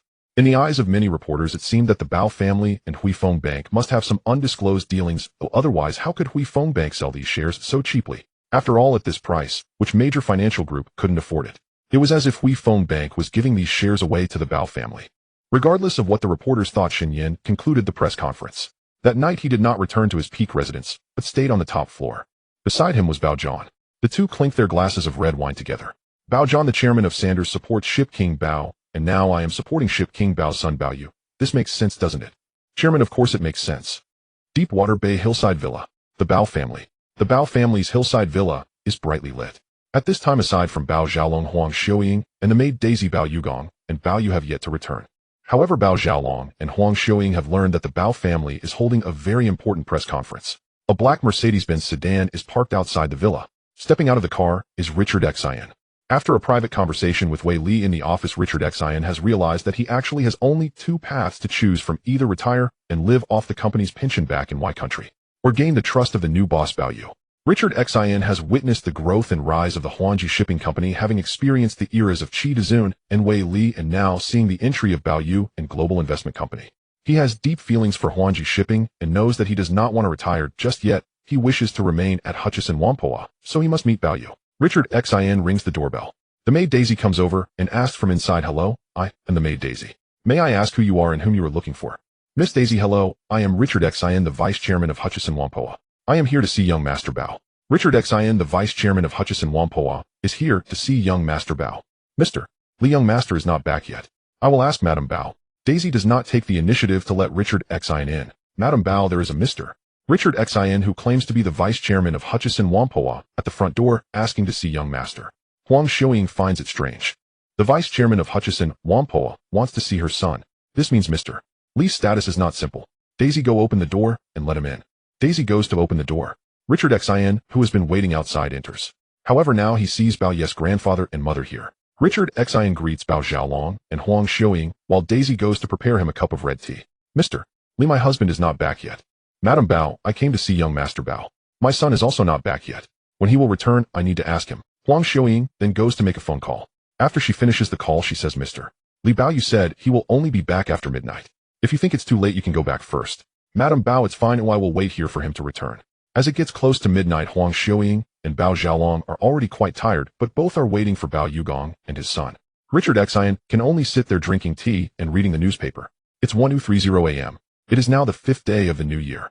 Bao Yu and his father Bao Yugong have just left the prince's building and are on their way back. Now Bao Yu is sitting in his father Bao Yugong's Rolls Royce. Around 9 p.m., Bao Yu received a call from his mother Huang Xiuying saying that a Richard Xin claiming to be the vice chairman of Hutchison Whampoa came to the villa to see him. At that time, Bao Yu found it somewhat strange, but also felt it was quite normal. He is familiar with the executives of Hutchison Whampoa, including Richard Xin, Xiaoboyan, and Wei Peter. Besides the information he gathered from the De Shi Dai game in his past life, he learned more from his second meeting with Wei Li. In other words, Richard Xin and Xiaoboyan are indeed very capable, but their long tenure in those positions has also nurtured their ambitions. If Bao Yu completely takes control of Hutchison Whampoa, their ambitions will naturally disappear. "Dad, what do you think about Richard Xin coming to the villa to see me?" Richard Xin comes to the villa to see Bao Yu. Bao Yugong smiled and said he must know something, which is why he came. After all, Bao Yugong and Li Jiaqing are somewhat similar. In fact, Bao Yugong does not trust those white people and naturally does not dare to employ them. However, Bao Ye's brother-in-law Su Haiwen is white. In reality, Su Haiwen is very afraid of Bao Yugong in the global shipping group, because when Bao Yugong gets angry, in Su Haiwen's impression, he can be like a ferocious lion. Bao Yu has never seen his father Bao Yugong angry in front of him, perhaps because he is his son, and mainly because Bao Yu has never been involved in the management of global shipping group. Now Bao Ye's global investment company does not need Bao Yugong's help. "Dad, there are only two paths for Richard Xin. Either he retires and takes his pension to live a leisurely life, or he stays and genuinely works for me. I think since he came to see me, he has chosen the second path." Bao Yugong guessed it should be like that. Richard Xin has already been waiting here for a long time. At this moment, the sound of a car horn comes from outside the villa. The maid Daisy goes over and discovers that Mr. Bao's Rolls Royce has returned. She opens the electric gate, and the iron gate opens. Bao Yugong's Rolls Royce drives and followed by other luxury cars driven by bodyguards. As Bao Yugong's personal driver parks the car, he gets down to open the door. Bao Yu and Bao Yugong step out of the car. "Sir Bob, why are you so late?" Huang Xiuying comes out to ask. "Madam, this is certainly a major event for the Bao family," Bao Yugong says, pulling his wife, Huang Xiuying. Bao Yu walks over and sees Richard Xin. Bao Yu has learned that Richard Xin joined the then Huangji Shipping Company at the age of 17 or 18 in 1927, making him one of the oldest employees there. It is very rare for someone to stay with a company for 50 years. Most importantly, Richard Xin is now close to 70, yet he is still working at Hutchison Whampoa. "Young Master Bao, hello." Richard Xin stands up to greet him. "Hello, Mr. Li." Bao Yu replies with a smile. At this time, Bao Yugong and his wife cannot enter. Bao Yugong has already met this white man. "Hello, Mr. Bao." Richard Xin extends his hand to greet Bao Yugong. After Bao Yugong responds, Bao Yu says, "Mr. Li, we just held a press conference to officially announce the acquisition of Hutchison Whampoa, so we returned quite late." "Young Master Bao, I understand. Young Master, I have some matters I would like to discuss with you privately. Sure, you can come with me to the study upstairs." Richard Xin follows Bao Yu upstairs to the study. After closing the door, Bao Yu asks Mr. Li, "What is it?" "Young Master Bao, my boss congratulates your family on the successful acquisition of Hutchison Whampoa." Bao Yu sits there without saying anything. Richard Xin starts recounting his experiences at Hutchison International since joining Huangji Shipping. Over the past 50 years, Hong Kong has undergone tremendous changes. Before the 1970s, it was still an era dominated by British capital, but in recent years, Chinese capital has clearly begun to rise, especially with the Bao family leading the way. First, they swallowed up the British interests in Qingzhou and Kowloon, and now they are acquiring Hutchison Whampoa. "Young Master Bao, although I have long reached retirement age, I feel I can still work for a few more years. I am not planning to retire so soon. I hope to continue working at Hutchison Whampoa. In other words, he does not want to retire just yet. Richard, I recognize your abilities. If you want to continue working at Hutchison Whampoa, I certainly support you, but Bao appears somewhat hesitant. Young Master Bao, regarding the unrealistic fantasies of the previous executives at Hutchison Whampoa, I have completely abandoned them. Now I just hope to stay and help manage Hutchison Whampoa well. For you, in my eyes, the only boss now is you, young master. Richard, since you think that way, I certainly support you. Rest assured your position will not change, and even your salary and benefits will be further improved. Bao knew. Historically, whether it was Wei Li Chaqing or senior executives like Xiaoboyan, they all looked down upon Li Jiaqing for swallowing Heji Huangpu through such means. Now it was different. Bao's powerful capital swallowed Heji Huangpu. Whether it was Wei Li or Li Jiaqing facing Bao, there was only one path. That was to submit under Bao's management. Now after Bao finished discussing with Li Jiaqing, it was already past 1 in the morning. Li Jiaqing had already pledged loyalty to Bao, meaning that from now on Li Jiaqing would honestly work for Bao. Jiaqing, it's late. You should go back and rest. We will meet again tomorrow morning. Bao and Li Jiaqing came down from upstairs, watching as Li Jiaqing got into his car and left. Bao was just about to rest. Of course, at this moment the Bao gang couple was also very excited. Just now Bao Xiaolong and Huang Xiuying had already learned that Bao's global investment company had swallowed Hong Kong's second largest trading company, Heji Huangpu. In other words, relying solely on Heji Huangpu, how many times had Bao multiplied the Bao family's wealth? In the eyes of Bao Xiaolong and Huang Xiuying, this Bao was even more formidable than Bao Gong. Just now Bao had not yet taken a bath. Now the maid Daisy had already prepared hot water in the bathtub for Bao to soak in. Bao took off his clothes and entered the bathtub. Daisy was beside him, massaging Bao's head, and asked, "Young master, I just heard Madame Bao say that you acquired a trading company larger than the Kowloon Cargo Company." Daisy, that is certainly true. Young master, is this trading company very large? Yes, it is the second largest trading company in Hong Kong. During Qi Dizhen's era, when Wei Li had not yet reformed, Heji Huangpu Heji International was at its peak with as many as 360 subsidiaries and affiliated companies. These were all well-known large companies in Hong Kong, engaging in businesses ranging from real estate, finance, insurance, hotels, shipping, warehousing, cotton, textile, automobiles, liquor, soft drinks, pharmaceuticals, to import and export trade, being one of the largest commercial institutions in Hong Kong, second only to Jardine Matheson. In addition, Qi Dizhen further expanded Heji International's business across Southeast Asia, Australia, Europe, and America. Heji International's companies could almost be seen overseas. However, Wei Li implemented sweeping reforms on Heji Huangpu, cutting off many unprofitable or loss-making businesses. Even so, Heji Huangpu still owned the most land in Hong Kong Island and Kowloon. In other words, whoever owned Heji Huangpu was the largest landlord in Hong Kong. It's just that historically this cheapened Li Jiaqing, allowing him to become the head of the 4 great families in Hong Kong. Thinking of this, Bao couldn't help but laugh. Young master, how large is Heji Huangpu really? It involves hundreds of thousands of formal employees. I think in the future almost all aspects of Hong Kong people's food, drink, and entertainment will be related to it. Hundreds of thousands of formal employees. Daisy was shocked and stopped. How big could it be? Daisy could no longer describe it. Bao knew even more why Hong Kong was referred to as Li's city in history. In fact, it was very much related to Li Jiaqing's acquisition of Heji Huangpu. But now Heji Huangpu had become the Bao families. In other words, Hong Kong had become the Bao family city. The Bao family city. Originally, Bao Yugong was known as the king of ships, and Hong Kong was hailed as the Bao family's port. Now with Bao's acquisition of Heji Huangpu, it had transformed into the Bao family's city and port. Young master, doesn't that mean you have to manage a lot of employees? No need, there are people to manage for me. Letting Bao manage, of course, he couldn't handle it, so talents like my Li Zichao, Jiming Wei Li, and Li Jiaqing became important. Of course, Bao knew that as long as he could manage these high-level professional managers, well, it would be sufficient. After resting for a night, the next morning came. The people of Hong Kong all knew that last night Bao of the Bao family and global investment company had successfully swallowed Heji Huangpu. At this moment, Hong Kong was already in an uproar. Among the major newspapers in Hong Kong commented one after another, describing this acquisition by Bao and global investment company as a shocking event, as if a bomb had been dropped.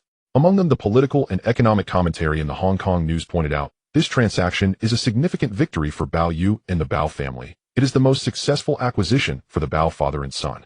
Compared to the previous acquisition of Kowloon Cargo Company, it is even more remarkable. Now Bao is not only the most outstanding son of the ship king Bao, but also the most remarkable second-generation rich in Hong Kong.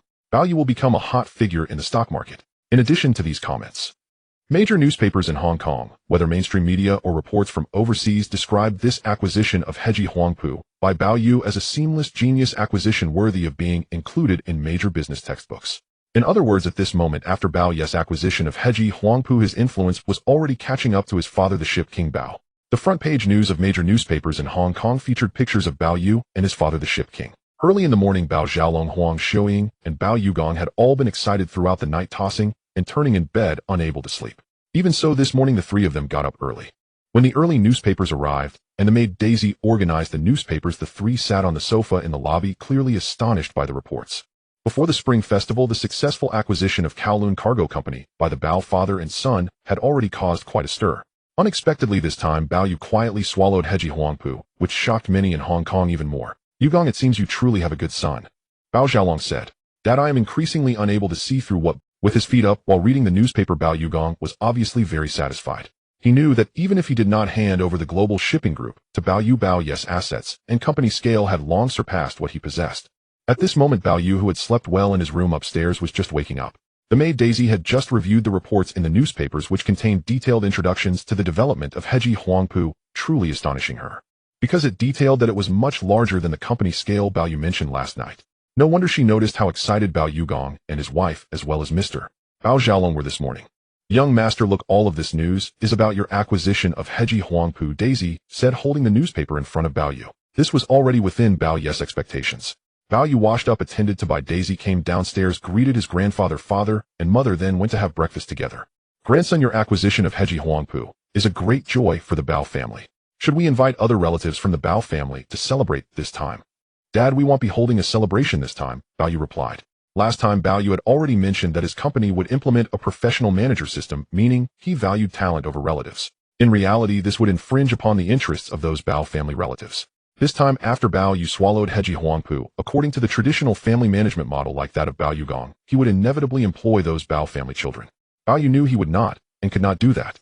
He would rather employ executives like Li Chaxin, who originally had ambitions toward Heji Huangpu, than those Bao family children. "Father Bob is right, we won't be holding a celebration this time," Bao Yugong also said. 10. Harcourt Road, Central Hong Kong. Headquarters of Hutchison Whampoa. The staff here had already laid out the new carpet in advance. In addition, the Deputy Chairman and CEO of Hutchison Whampoa, Wei Li, the Deputy Chairman Richard Li, Business Director Xiao Boyan, and Political Director Wei Peter. Along with dozens of other important executives from Hutchison International, they were waiting here early. During this time, occasional glances at the watch could be seen from the executives. Last night, Wei Li had already held a meeting with them and informed them that the new owner of Hutchison Whampoa, Bao Yu, who is also the new chairman, has acquired 42% of the shares. If they were willing to accept this new boss, they could stay, otherwise they could submit their resignations to the Human Resources Department that night. Naturally, no executive wanted to submit their resignation. "Chairman, young master Bao hasn't arrived yet," Xiao Boyan said, looking at his watch. The time had already reached 8:30 a.m. "No need to worry, the boss said he would arrive on time," Wei Li replied.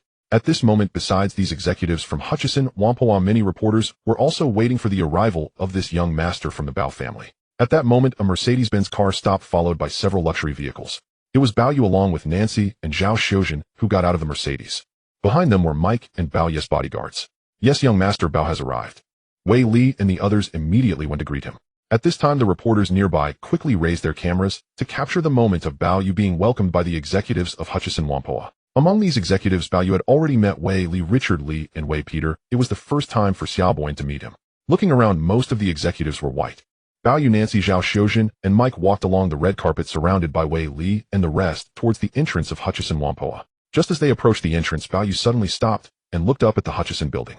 This Hutchison building was rebuilt in 1974, standing 23 stories high, with a total area of 533,700 square feet, and unit sizes ranging from about 500 square feet to the entire floor of approximately 156 million square feet. In Hong Kong, this building is considered quite valuable. Historically, the Li family rebuilt this building after 2008, increasing its value from over 7 billion Hong Kong dollars to over 30 billion. This means that historically the Li family could earn an incredible amount in rent from this building alone each year. Now this building has fallen into Bao Yu's hands, and his feelings are somewhat different. Wei Li wondered why Bao Yu had stopped to look around. In reality, Bao Yu was contemplating whether to move the headquarters of Global Investment Company from Prince's building to this location.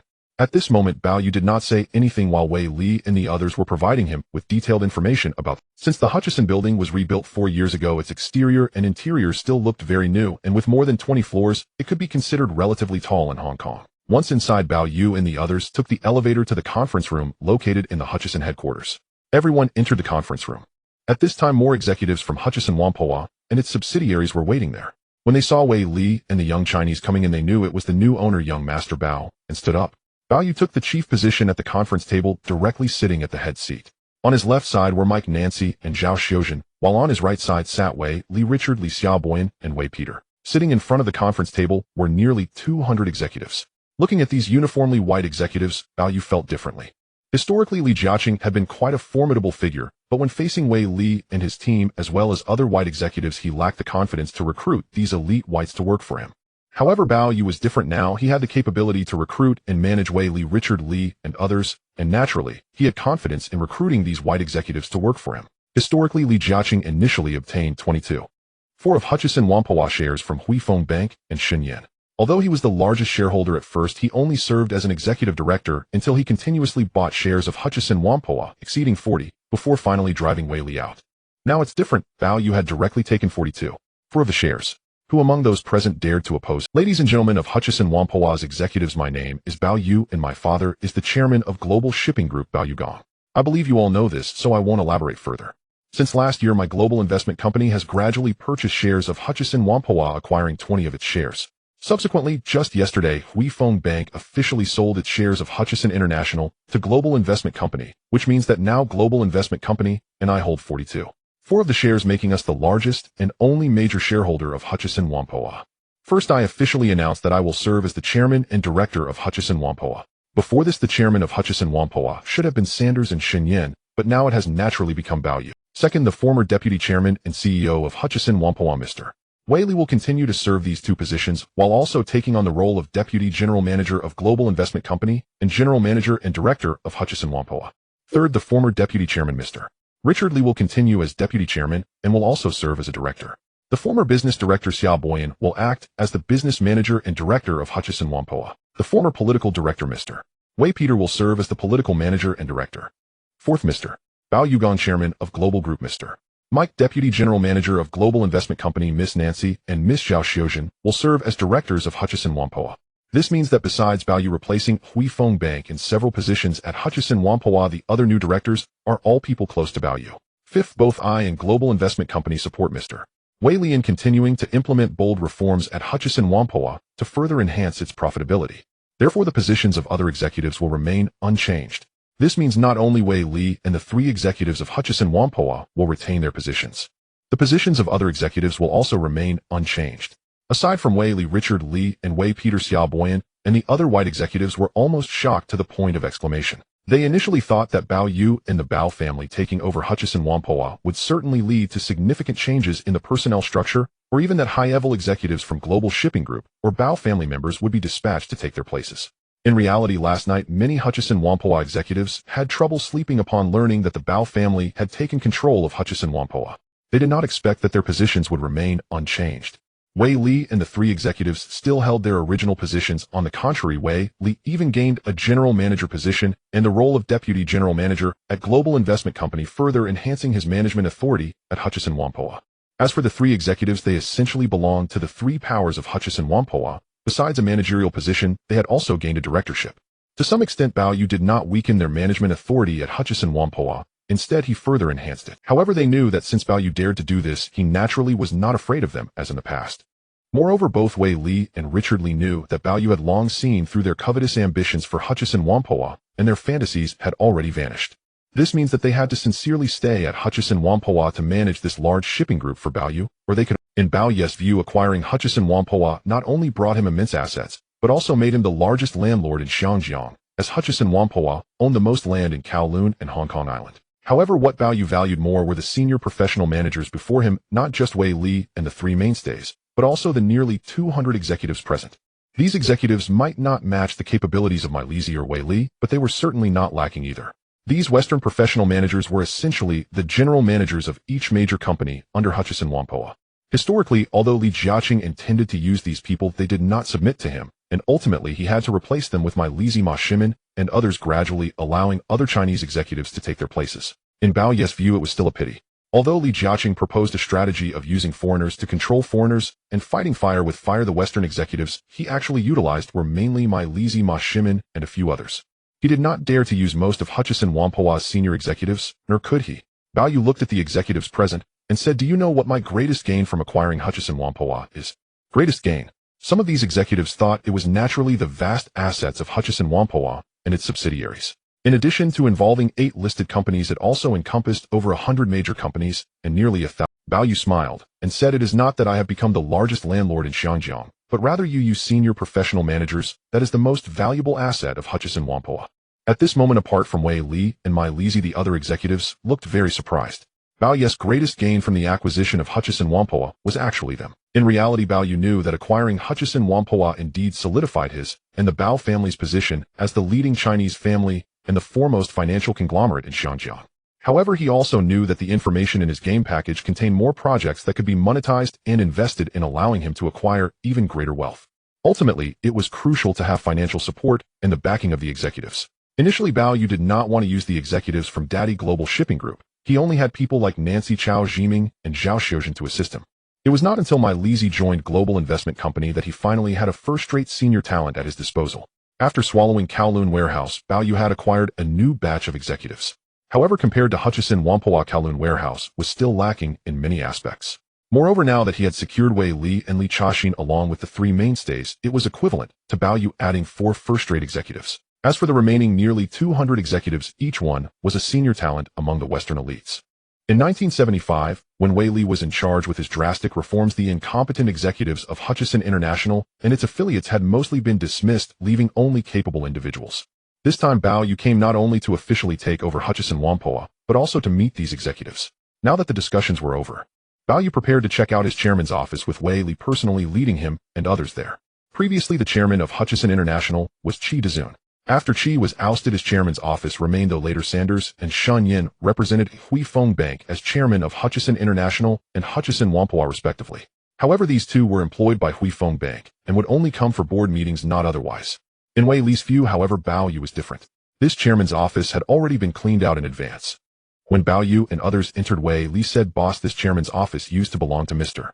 Qi Dezun. This building was completed in 1974, and after moving in, Qi Dezun only stayed for a year before being ousted by Shen Yin. In other words, Qi Dezun probably hadn't even warmed his seat when he was driven away.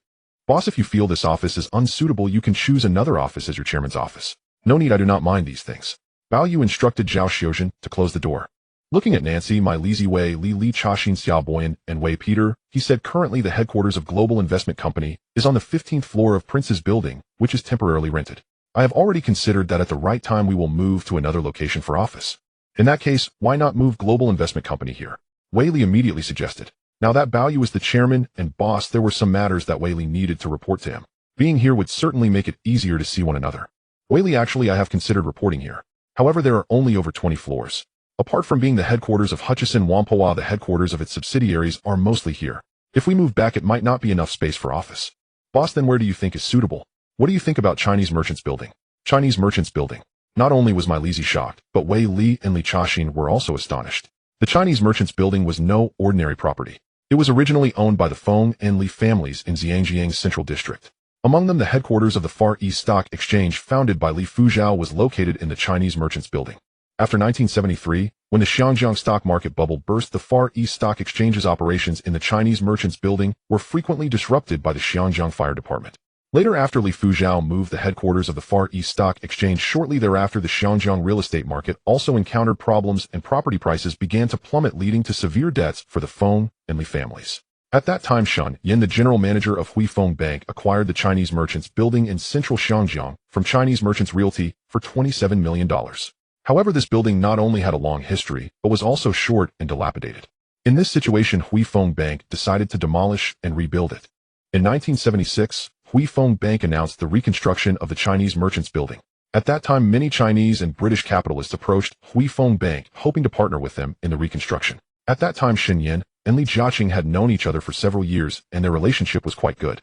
In addition, Li Jiaqing proposed a very bold plan, which was for the Li family to fund the construction of the new Chinese Merchants Building without needing any capital from Huifeng Bank. Ultimately, considering his relationship with Li Jiaqing and the favorable terms he proposed, Shen Yin agreed to. They jointly established Huahao Joint Venture Company, where Huifeng Bank provided the land, and Li Jiaqing's Changjiang Industrial Group funded the construction of the building, with both parties holding 50 of the shares. Historically, in April 1978, this building was completed by Li Jiaqing's Changjiang Industrial. In fact, initially, Li Jiaqing intended to use the new Chinese merchants building as the headquarters of Changjiang Industrial Group, utilizing the best materials in all aspects. Once it was completed, Shun Yin sold the building to Li Jiaqing at a very low price. According to the purchase price of $27 million, which was roughly 150 million Hong Kong dollars at the time, Shun Yin directly sold the remaining 50 of the shares to Li Jiaqing for about 300 million Hong Kong dollars. Calculating it down, Li Jiaqing only spent several tens of millions to construct this building, and with the shares sold to him by Huifeng Bank, he acquired the new Chinese merchants building for less than 400 million Hong Kong dollars. According to the current price of the Chinese merchants building, it would be worth at least 700 to 800 million Hong Kong dollars, if not higher. In other words, this building was almost a gift from Shun Yin to Li Jiaqing. However, compared to the Hutchison Whampoa that was historically gifted to him, it still fell short in many ways. The new building now stands at 22 floors high, with a total area of 240 square feet, utilizing the most advanced technology at the time. Additionally, the building's lighting and fire protection systems were computer-controlled. Thus, Bao Yu had set his sights on the new Chinese merchants building. He knew that historically the new Chinese merchants building had been moved to become the headquarters of Changjiang Industrial Group, and over 20 years later this building would be demolished, once more transforming into a commercial building worth hundreds of billions of Hong Kong dollars. The Heji building stands in front, while the Hueringsing building is behind. From here one can see the Hueringsing building not far away. This location is situated in the central district of Hong Kong, making it extremely advantageous. It surprised my Lizi and Wei Li that the boss actually set his sights on the newly constructed Hueringsing building. Xiao Boyan beside them said, "Chairman, I heard that Li Jiaqing is treating the reconstructed Hueringsing building as his headquarters. Now that you want to acquire it, it might be quite difficult." This was the first time Xiao Boyan realized that Bao Yu was not simple. As for King Bao, Xiao Boyan certainly knew of his business acumen, and few could compare, but he did not expect his son to be so different in approach. Bao Yu certainly knew this. "I heard that is indeed the case, but Huifeng Bank holds 50 of the shares, and the initiative lies with Huifeng Bank." The initiative lies with Huifeng Bank. That was the case. The land was acquired by Huifeng Bank at their own expense, and then handed over to Changjiang Industrial Group for reconstruction. Could it be that Li Jiaqing regards it as his own asset? That is certainly impossible. Bao Yu knew that this might be somewhat cruel for Li Jiaqing. Historically, Bao Yu knew that Li Jiaqing was also very ruthless towards his father Bao Yugong, so what would it count for now? If I can acquire the reconstructed Hueringsing building, which is 50 of Huahao real estate, from Huifeng Bank, do you have confidence in obtaining that 50 share from Li Jiaqing? Bao Yu looked at the executives in front of him and said, "Boss, why don't I meet Li Jiaqing?" My Lizi suggested. He knew Li Jiaqing, but now My Lizi was working for Bao Yu. My Lizi, since you know Li Jiaqing, he once wanted to poach you. If you go to see him now, it might be awkward for both sides. Bao Yu naturally did not want to make things difficult for My Lizi. "Boss, how about I meet Li Jiaqing and let him voluntarily relinquish the Hueringsing building?" Wei Li said directly. Wei Li going personally was certainly no problem, as he was already working for him. Historically, Wei Li looked down on people like Li Jiaqing who relied on connections to swallow up Heji Huangpu. Xiao Boyan, Li Chaxin, and Wei Bide all expressed their willingness to meet Li Jiaqing personally to persuade him to relinquish the shares of Huahao Company, wanting to make an impression on their new boss Bao Yu. "Wei Li, you will take care of this matter. However, I will meet Mr. Shen first." Only after discussing with Shun Ban could Wei Li take action. He knew that the new Hueringsing building had significant floors and area, making it very suitable as the headquarters for a global investment company. This matter was also settled. The way Wei Li and the others looked at Bao Yu was notably different now. Bao Yu, along with Nan Shizhao Xiuzhen and My Lizi, prepared to leave. Tai Pingshan Villa, Shin Ban's residence. Last night Shin Ban rested in a luxurious suite on the top floor of Huifeng Bank. He had shared a bottle of red wine with Bao Yuan. When he woke up this morning, he already knew that the stocks of Heji International had completely been handed over to Bao Yu last night. Although he might feel a bit guilty towards Li Jiaqing and his wife, for a businessman like him, sentiments could not outweigh. That was a gift worth 300 million Hong Kong dollars. And with the rise in international gold prices, it was certainly worth more than that. This morning Shin Ban returned to Tai Pingshan Villa in a Rolls Royce. Upon returning, Mrs. Shin did not ask much, while the butler and maid were not very clear about the acquisition of Heji Huangpu by Bao Yu. Even if they saw it in the news, they naturally could not comprehend such matters. At 10 in the morning, it was Nan Zai's first time arriving here by car. Nan, she was originally a senior executive responsible for gold futures at Huifeng Bank, and she was introduced to Bao Yu by Shin Ban. "Miss Nan, are you here to see Mr. Shun?" "Mr. Shun is resting upstairs," the butler said. "Yes, I am here on behalf of young Master Bao to see Mr. Shun." The butler went up to inform Shin Ban that Miss Nan had arrived. Shin Ban was already awake. Last night Shin Ban had drunk wine and rested well in the luxurious suite at the top of Huifeng Bank. Now Shin Ban came down from upstairs. Upon seeing Nan, he already knew that her relationship with Bao Yu was not simple. "Mr. Shin, I am here on behalf of young Master Bao to see you." "Miss Nan, does young Master Bao have something to discuss?" Young Master Bao said he would personally visit you this afternoon. Bao Yu is coming to visit him personally this afternoon. Wasn't Bao Yu just taking over Heji Huangpu? How could he come to see him so quickly? However, Shinban was still quite fond of the generous Bao Yu. Last night he had talked for a long time with Bao Yuan. Compared to the strong support for Bao Yugong in the late 1950s and early 1960s, it was quite normal for Shunban to now support Bao Yu. Whether it was Shinban or Bao Yuan, they both saw that Bao Yu clearly had greater potential for development compared to Li Jiaqing. Not only was he young, but his abilities were also strong, and supporting Bao Yu would be more beneficial for Huifeng Bank. After Nanshi finished discussing this matter with Shunban, she left to return to her Taipingshan villa, which actually did not. After she left, Shunban returned to his study. He wondered what Bao Yu wanted to see him about this time. In the afternoon at 4 o'clock, Bao Yu arrived in a car with Zhao Xiuzhen. This time Bao Yu did not prepare any expensive gifts apart from a box of Cuban cigars and a bouquet of flowers. There were no other gifts. Getting out of the car, Shunban and his wife the butler and the maid were already waiting. Hello, Mr. Shun. Hello, young Master Bao. Bao Yu's secretary Zhao Xiuzhen already knew Shunban very well. Zhao Xiuzhen presented the gifts, which included a box of Cuban cigars and a bouquet of flowers, both of which they liked. In fact, for Shunban, having received such a grand gift from Bao Yu, he was somewhat restless and naturally did not dare to accept any other gifts. The two sat down in the villa's courtyard to drink tea. Shunban picked up a cigar, and after the butler trimmed a part of it, he began to light it. Young Master Bao was the takeover of Heji Huangpu smooth. From Shunban and Bao Yuan's perspective, since Wei Li and Li Jiaqing had developed ambitions towards Heji Huangpu, Bao Yu and the Bao family could not be retained, and they might even be directly driven away. Shunban had thought that Bao Yu would need some time to take over Heji Huangpu, even needing to drive away Wei Li. Now that Wei Li and Li Jiaqing were in charge of Heji Huangpu, driving them all away would likely cause chaos within Heji Huangpu. Unless Bao Yugong and the executives of the global shipping group took over. Even so, it would still definitely be chaotic for a while before things settled down. Mr. Shin, I have successfully taken over Heji Huangpu. Successfully taken over Heji Huangpu. How is that possible? Shunban, who was puffing on a cigar, clearly found it hard to believe. Looking at the butler and the maid beside him, Bao Yu clearly did not trust these two. Bao Yu was well aware that these two had privately accepted many gifts from Li Jiaqing and his wife over the years, and Shunban and his wife must also have known, but had previously turned a blind eye to it. Shunyan invited Bao Yu to his study for a discussion. When Bao Yu first entered Shunyan's study, he noticed that aside from the books, there were also those Swiss luxury watches, indicating that Shunyan indeed had a fondness for them. As for the grand gift Bao Yu had given him, including the hundreds of Swiss watches valued at $1 million each, they were certainly not present here, as he had quietly sent them back to London. Young Master Bao, did you manage to take over Hutchison Whampoa so smoothly with your father's intervention? Shun Yin asked, unable to believe it. No, aside from serving as the chairman of Hutchison Whampoa, my other positions remain unchanged. Could it be that Wei Li, Richard Sin, and Xia Boyan have all stayed on to continue in their original positions? Shun Yin looked at Bao Yu in disbelief. Young Master Bao, aren't you afraid of Wei Li and the others? Mr. Shin, I am now the largest shareholder. Moving forward, I will continue to increase my shares in Hutchison Whampoa, so I am not afraid of Wei Li and the others at all. Moreover, Wei Li has already agreed to work for me. This time Shen Yin was genuinely shocked. He was still somewhat concerned that the young Bao Yu might not be able to manage people like Wei Li, especially since it would have been more acceptable if it were Bao Chuanwang handling them, yet it was Bao Yu himself managing Wei Li and the others. Mr. Shen, actually, when I was discussing the acquisition of Hutchison Whampoa with you, I had already met with Wei Li and the others privately. At that time, if Wei Li was unwilling to work for me, I would have had Mr.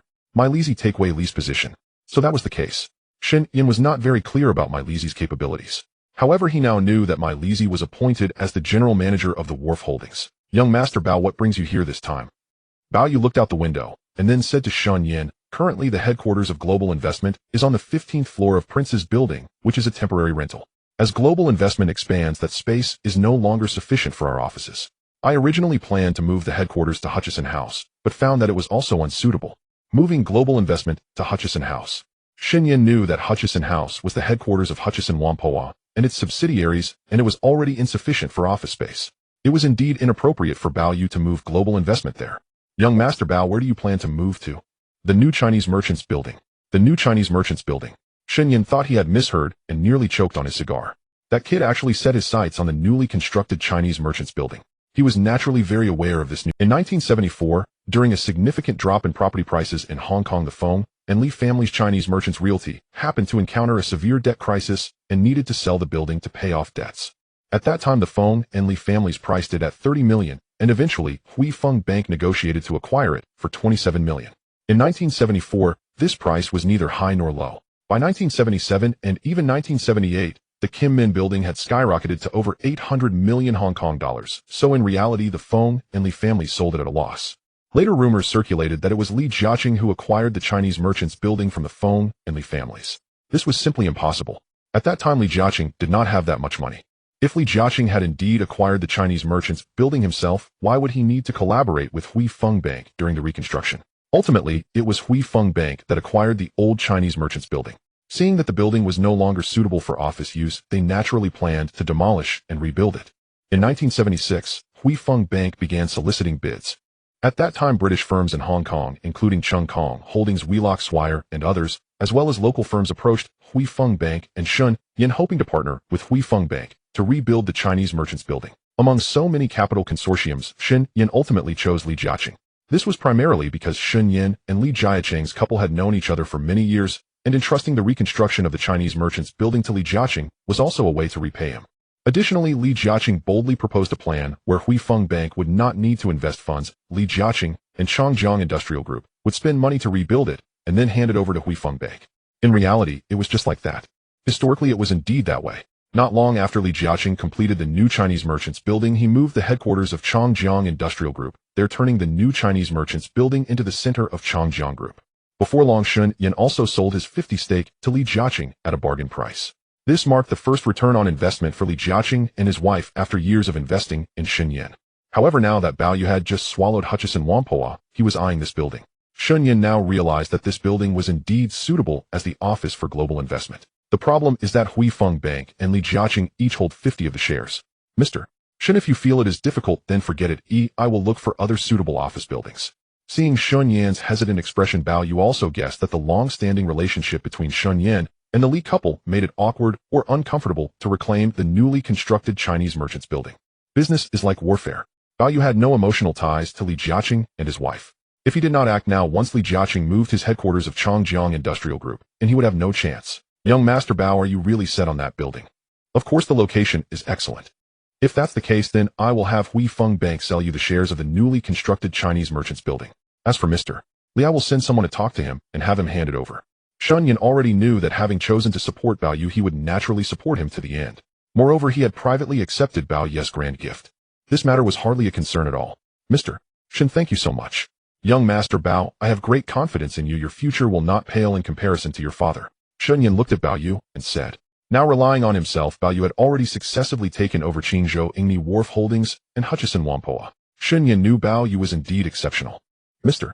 Shin, I am still far behind my father, and I will continue to learn from you and my father in the future. That's good. If you have any questions in the future, feel free to find me. Shun Yin said with a smile. Now that both sides had finished their discussions, Shun Yin planned to invite Bao Yu to stay for dinner. Clearly, it was still early for dinner. As Bao Yu prepared to leave, he said, Mr. Shin, your butler and maid are probably quite familiar with Mr. Li and his wife privately. I don't want what we just discussed to quickly reach Mr. Li's ears. Young Master Bao, rest assured. Shun Yin replied directly. He was well aware that the butler and maid regularly accepted gifts from Li Jiaqing and his wife, and even knew that these two had secretly informed Li Jiaqing and his wife about him. If Shun Yin had decided to support Li Jiaqing at that time, he would have certainly taken it lightly. Now it was different. Having decided to support Bao Yu, he indeed should not keep these two around. Shun Yin personally escorted Bao Yu out. At this moment, Zhao Xiuzhen was waiting for Bao Yu, and upon seeing the boss and Mr. Shin coming down from upstairs, she knew the discussion had concluded. Bao Yu and Zhao Xiuzhen got into the Pingji sedan. Chen Jihao drove away from the location. Shun Yin stood there watching Bao Yu's luxury car convoy leave. Shun Yin glanced at the butler and the maid. You both come with me to the study. The butler and the maid followed him to the study. Shun Yin turned to the butler and asked, how many years have you been with me? Mr. Shin, it should be 20 years. 20 years is certainly a considerable amount of time. If it weren't for Bao Yu, Shun Yin might have allowed the butler to continue working, but now that he was aware of the butler's relationship with Li Jiaqing and his wife, he naturally could not retain him. How about this? I will provide you with 30 years worth of retirement pay, and you can leave Xiangjiang to retire in country. Why? What? Mr. Shin suddenly wants to dismiss him. The butler was evidently surprised and somewhat disbelieving. Mr. Shin, I don't know what I did wrong. He asked in astonishment and fear.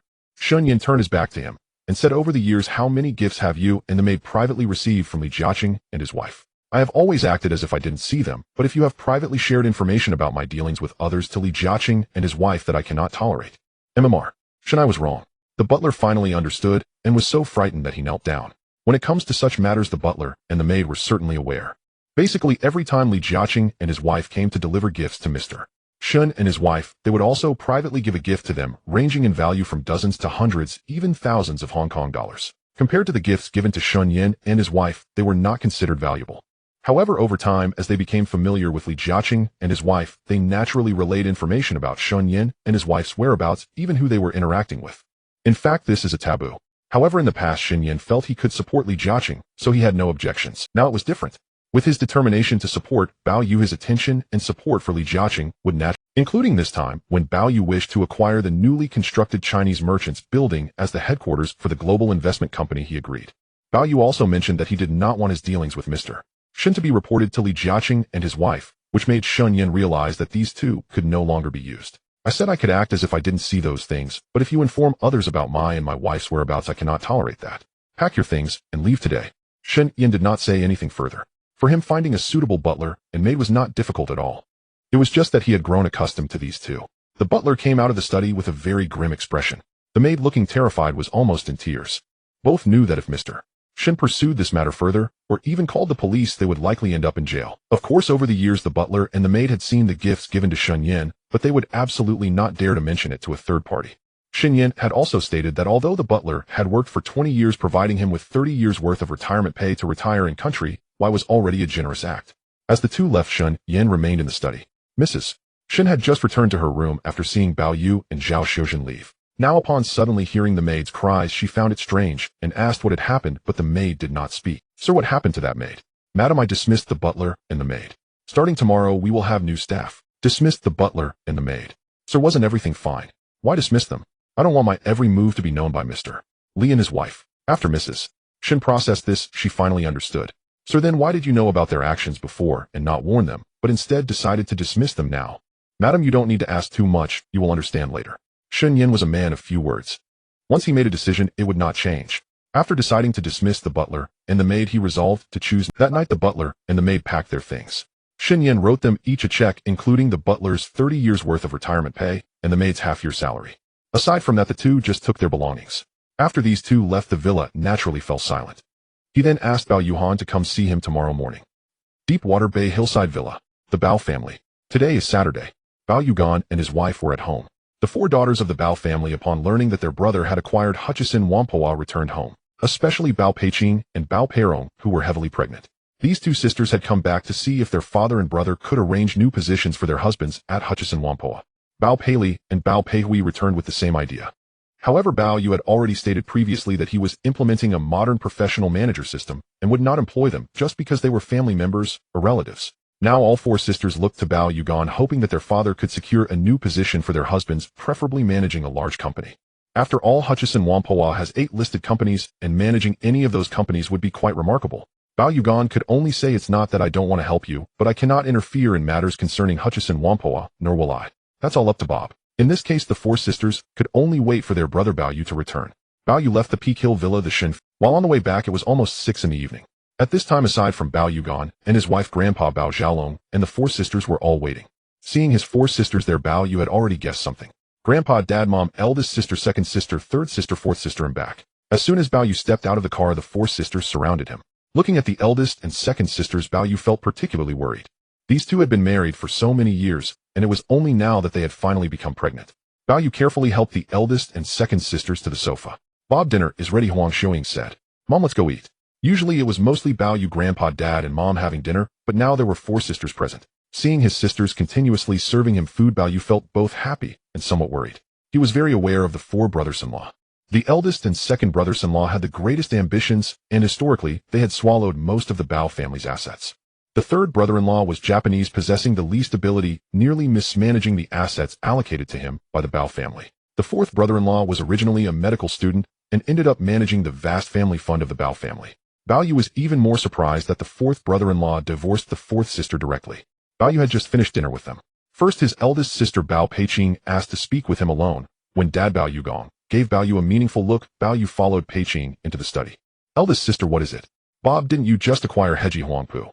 Heji Huangpu has 8 listed companies. Oh, why not hand one of them to your brother-in-law to manage? Heji Huangpu does indeed have 8 listed companies, but each is sizable and controls numerous subsidiaries. What surprised Bao Yu was that his eldest sister immediately demanded a listed company for her husband to manage. Such appetite was enormous. Bao Yu replied, eldest sister Heji Huangpu does have 8 listed companies, but Heji Huangpu is still undergoing reform and its original senior management positions remain intact. If I were to install my brother-in-law as general manager of one, it would unsettle the other executives. Those predominantly Western senior managers would suspect the Bao family of distrust, and Heji Huangpu could descend into turmoil at every level. Bob, could it really be that serious? Bao Peiqing asked in disbelief. Eldest sister Heji Huangpu is very complicated, dominated by Western senior executives. People like Wei Li and others still covet Heji Huangpu, though they have already agreed to work for me, so I will not insert a Bao family member into Heji Huangpu. Besides, your husband currently works by dad's side. Why would he leap over to work for me? Bao Ye's words silenced Peiqing, though she dared not press the matter further. Although she had married into the Su family and naturally ought to consider Su Heiwen's interests, Peiqing could not assume that whatever she demanded would be granted. It was obvious that Peking's entreaty had likely been prompted by Su Heiwen. Bob, I understand, she said. Eldest sister, your most important task now is to rest and nurture the pregnancy. After the child is born, we will address other matters. Work is not something you should worry about, and it does not concern you. You are my dear eldest sister. I will not treat you unfairly. Yes, Bob. Vaguely, Peiqing saw their father's younger self reflected in her brother. Clearly, Bao Yu was different from the man he had been before. After their talk, Bao Yu carefully helped Peiqing down the stairs and arranged for the bodyguards to drive her home. The eldest sister departed. Second sister Bao Peirong also spoke with Bao Yu alone, but the request was nearly identical. When Bao Yu acquired Qingzhou Ingni and Zhelongkang Wu Guangjing had hoped to manage either of those companies on Bao Ye's behalf. Now that Bao Yu had absorbed Heji Huangpu, Wu Guangjing was not only shocked, but also eager to manage a large company rather than remain at Huanqiu Shipping Group doing work for his father-in-law. Bao Yu explained the situation clearly to his second sister.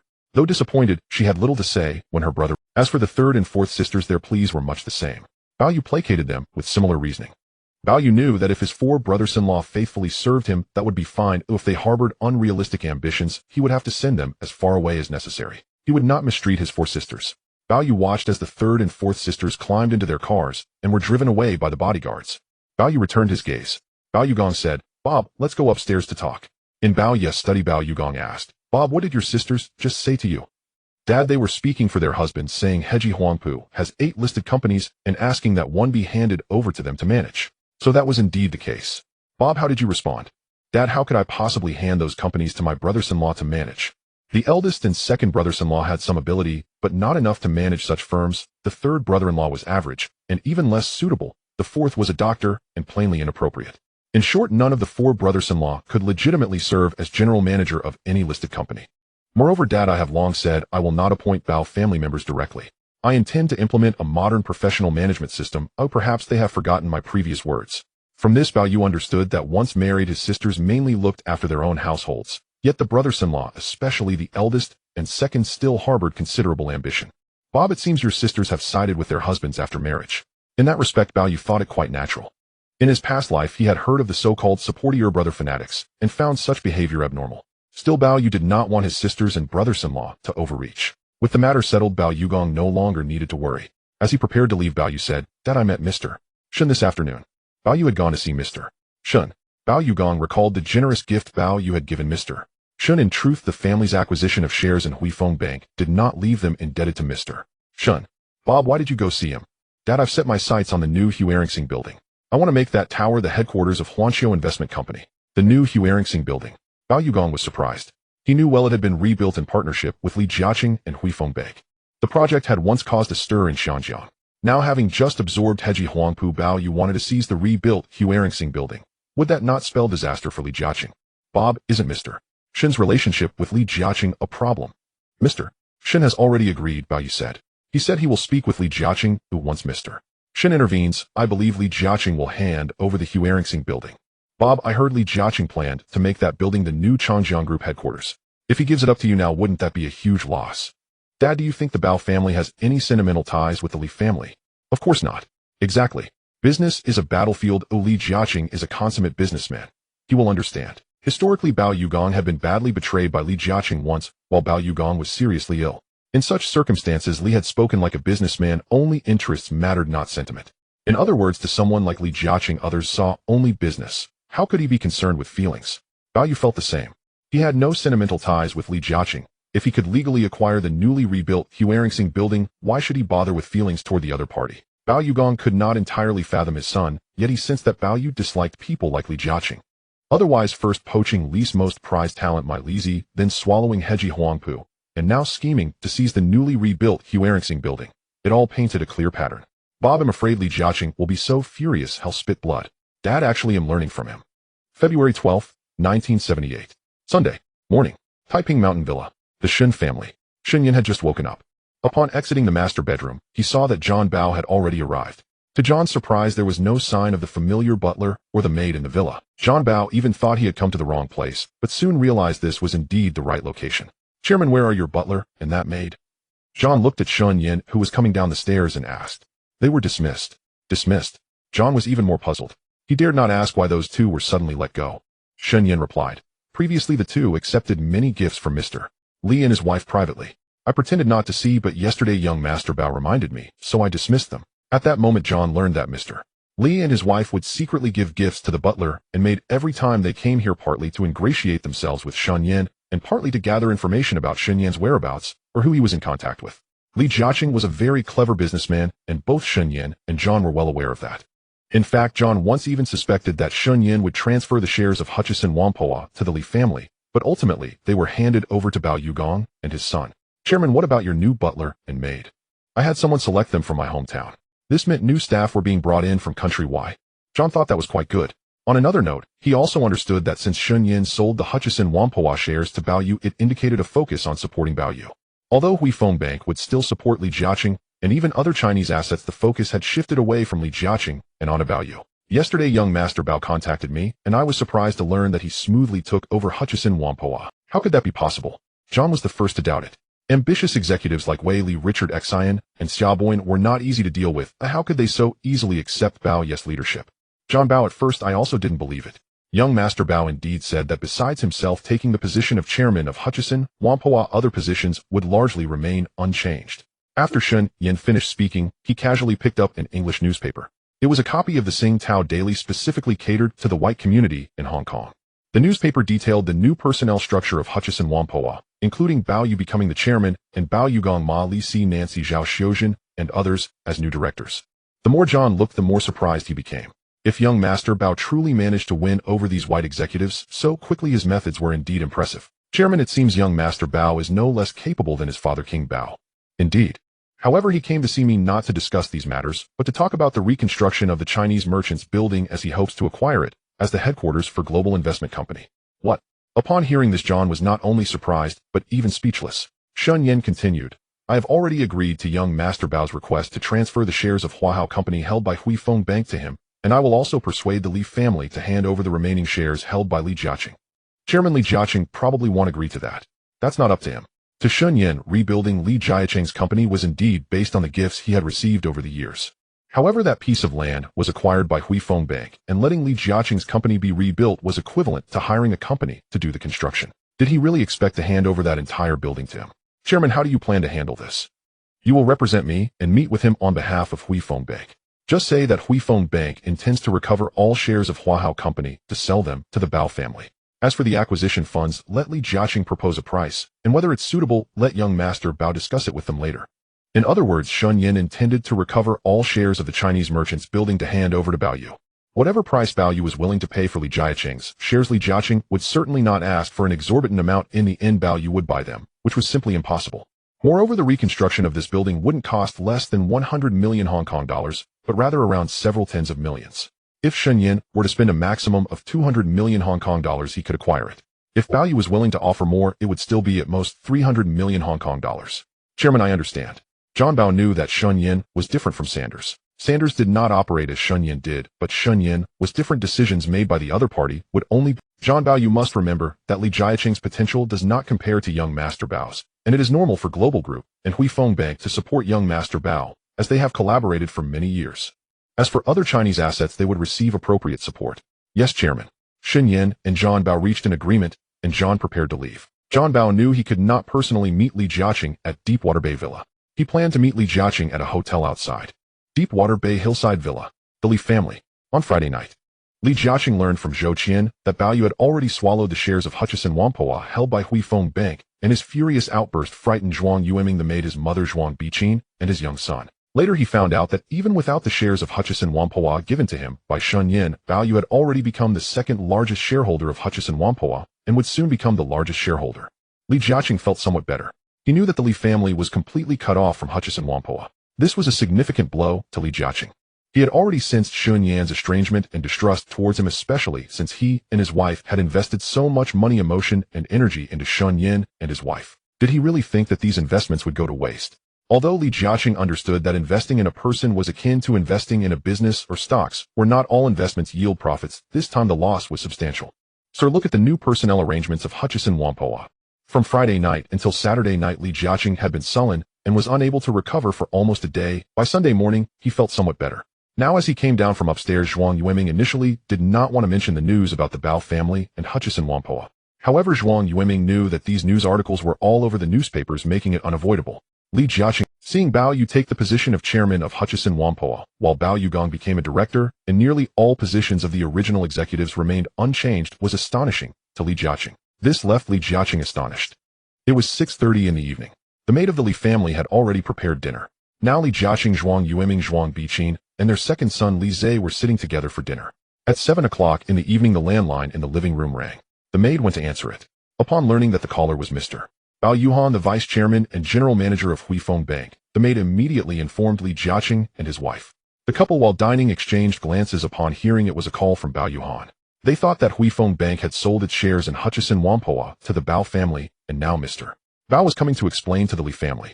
"So let me take the call," Zhuang Yueming said as she approached. She picked up the landline and said, "Hello, Mr. Bao Yuhan, this is Zhuang Yueming. Mrs. Li, it is like this: tomorrow at 9 in the morning at the Xiangjiang Wenhua Hotel, I would like to discuss some matters with Mr. Li." Mr. Bao Yuhan said before hanging up. Zhuang Yueming found it strange, but thought that Mr. Bao Yuhan was negotiating on behalf of Shun Bai with the Li family. She returned to the dining room. "Sir, just now Mr. Bao Yuhan said he wants to meet you tomorrow at 9 in the morning at the Xiangjiang Wenhua Hotel to discuss some matters." Discuss some matters? Li Jiaqing felt somewhat puzzled. However, he still did not know what the matter was. After a night's rest, it was now February 13th, 1978, the 7th day of the new year. It was Monday. By this time, the festive atmosphere of the Spring Festival in Xiangjiang had already faded. Li Jiaqing had not slept well last night, wondering why it was Mr. Bao Yuhan who had arranged to meet him at the Xiangjiang Wenhua Hotel. However, he knew he could not offend Huifeng Bank in Xiangjiang. Whether Huifeng Bank had sold its shares in Hutchison Whampoa to the Bao family or not, at 7 in the morning, Li Jiaqing finished breakfast and took a car to the Xiangjiang Wenhua Hotel. At 5, Connaught Road, Central Xiangjiang, at the Xiangjiang Wenhua Hotel, Li Jiaqing's personal driver drove up to the entrance. He got out of the car. At this moment, a hotel supervisor had already come out to greet him. "Mr. Li, Mr. Bao Yuhan is waiting for you upstairs."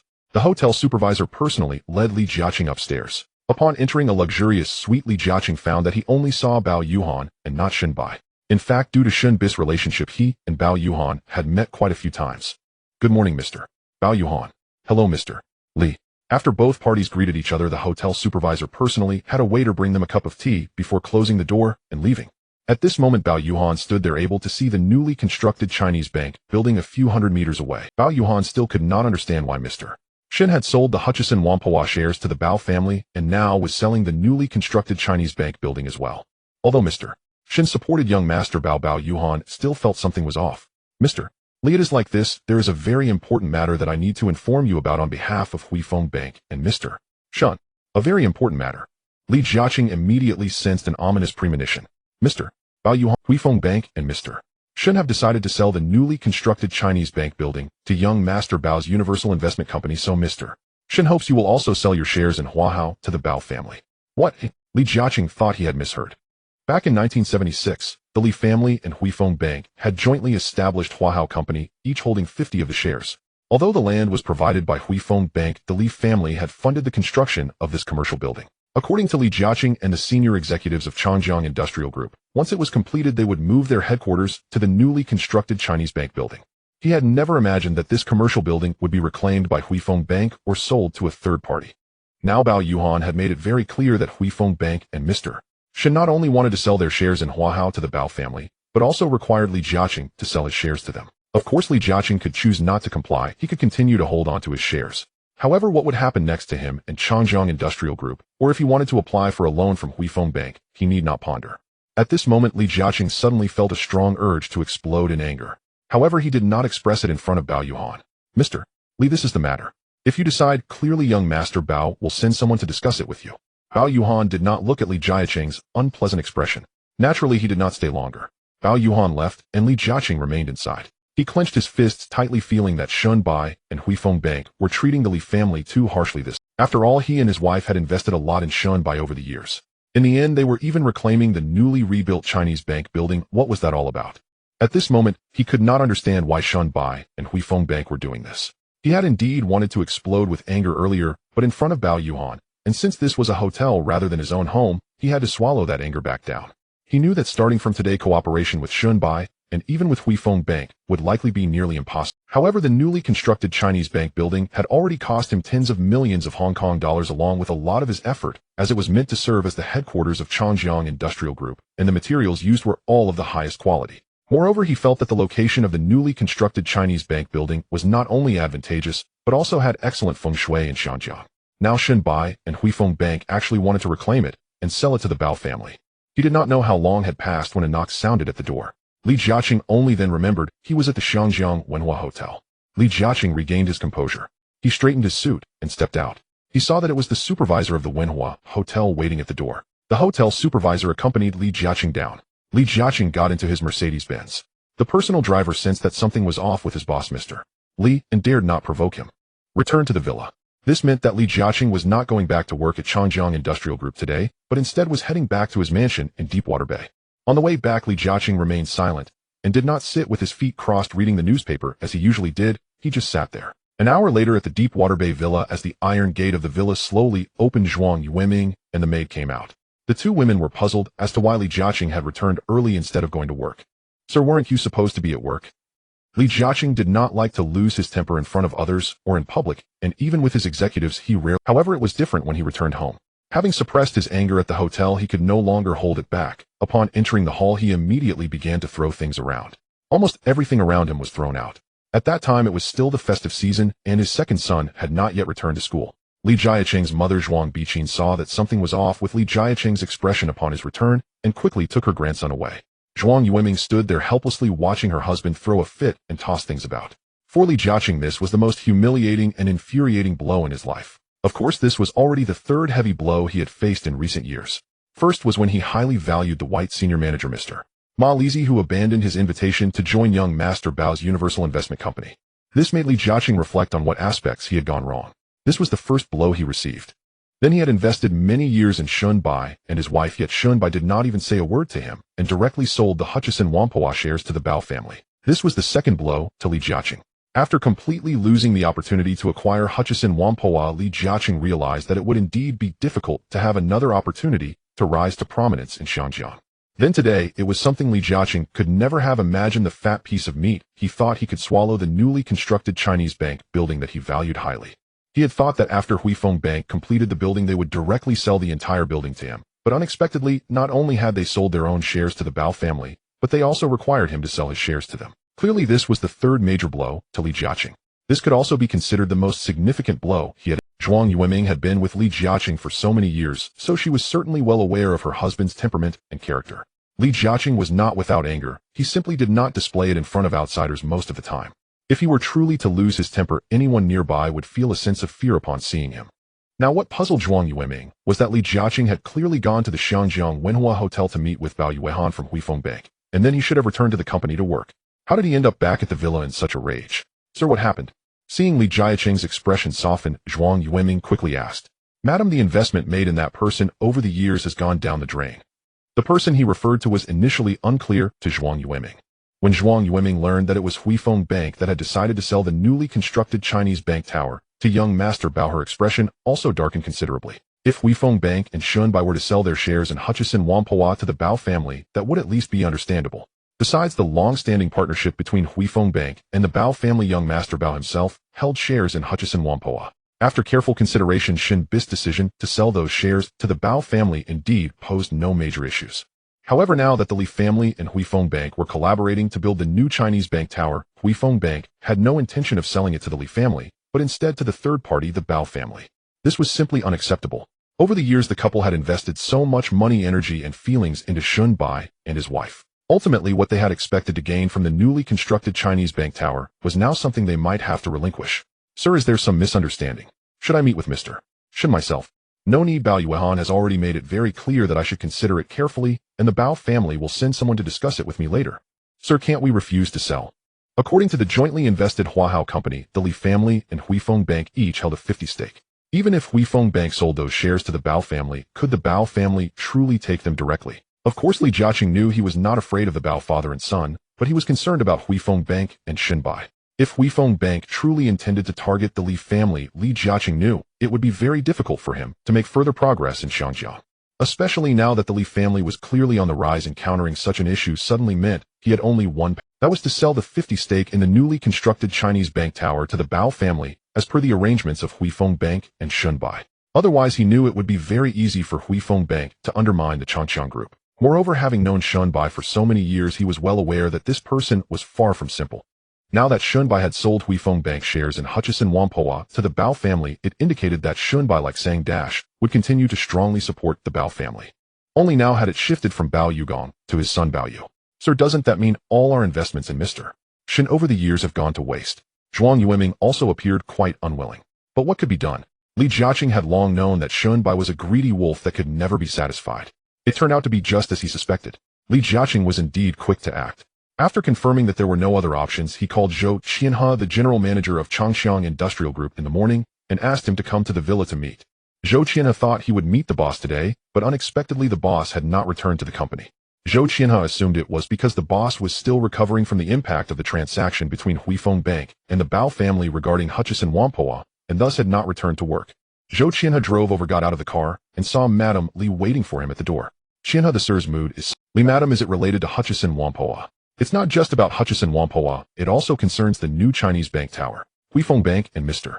Shen intend to sell the newly constructed Chinese bank tower to the Bao family. This morning Bao Yuan already informed the sir on behalf of Huifeng Bank and Mr. Shen. What? Upon hearing this news, Zhou Qianhe was clearly taken aback. After all, he and other senior executives of Changqiang Industrial Group, including Sheng Songxing, believed they would be able to move the headquarters of Changqiang Industrial Group to the new Chinese bank tower this year. Now such a situation had arisen. Zhou Qianhe immediately sensed something was amiss. It was evident that the relationship between the Li family and Huifeng Bank had fractured, and it was even more severe than they had imagined. Zhou Qianhe, dressed in a suit, was born in 1914, making him 64 years old this year. However, he joined Li Jiaqing's company in the 1950s and had become Li Jiaqing's most important assistant, his right-hand man. Even though Zhou Qianhe was not young anymore among the Chinese executives around Li Jiaqing, or even among all the executives, he remained the most significant. Although his son Zhou Nianmao had returned from studying abroad in Y country and already entered the senior management of Changqiang Industrial, becoming a core executive. However, Zhou Nianmao was still in his 20s and clearly quite young. According to Li Jiaqing and Zhou Nianmao's plan, once Zhou Qianhe retired, Zhou Nianmao would take over his father's position. Zhou Qianhe had been with Li Jiaqing for over 20 years and was very familiar with Li Jiaqing's temperament. Sir Qianhe has arrived. Zhou Qianhe is older than Li Jiaqing by more than 10 years, but having consistently followed Li Jiaqing, he certainly saw Li Jiaqing's potential. Since the 1960s, Li Jiaqing had indeed been sailing smoothly in the Xiangjiang business world, almost, especially in recent years with Zhangjiang's Chinese-funded real estate merchants. Zhou Qianhe had already noticed that Li Jiaqing had emerged as a standout in the Chinese-funded sector. Madam, I need to talk to Qianhe privately. Zhuang Yueming closed the study door and left. Zhou Qianhe already understood that the boss was facing two significant blows, so it was natural for him to be in a bad mood. Qianhe, since Huifeng Bank and Mr. Shen are requiring us to sell the newly constructed Chinese bank tower to the Bao family, we can only hand it over. How about you represent the Li family and Changqiang Industrial Group in negotiations with the Bao family? If the price is right, we'll sell it. Boss, won't that be too much of a pity? There's nothing to feel sorry about. I can only say that the investment in Mr. Shen and his wife has been my most failed investment in these years. Human hearts are hard to fathom. At this moment, Li Jiaqing had come to understand. Rather than investing in a person, it was better to invest in his own enterprise. Especially those white people. In his eyes, whether it was my Lizi or Shenbai, they were all unreliable whites. Previously, he thought that as long as he invested enough feelings and money, he would receive returns. Now it seemed otherwise. Li Jiaqing looked out the window, then turned to Zhou Qianhe. He knew that among the executives by his side, the most reliable one was still Zhou Qianhe in front of him. Prince Mansion, 15th floor. Today is Monday. Bao Yu also returned to the company normally for work. Xiao Jiming has already learned that Global Investment Company will be relocating from here to the newly built Chinese Merchants Building. At first, Xiao Jiming was quite surprised. After all, he knew that the new Chinese merchants building was rebuilt by Li Jiaqing in 1976 after demolishing the old one. Now the new Chinese merchants building should be nearing completion and they would soon be able to move in. Zhao Jiming did not understand the issues involved.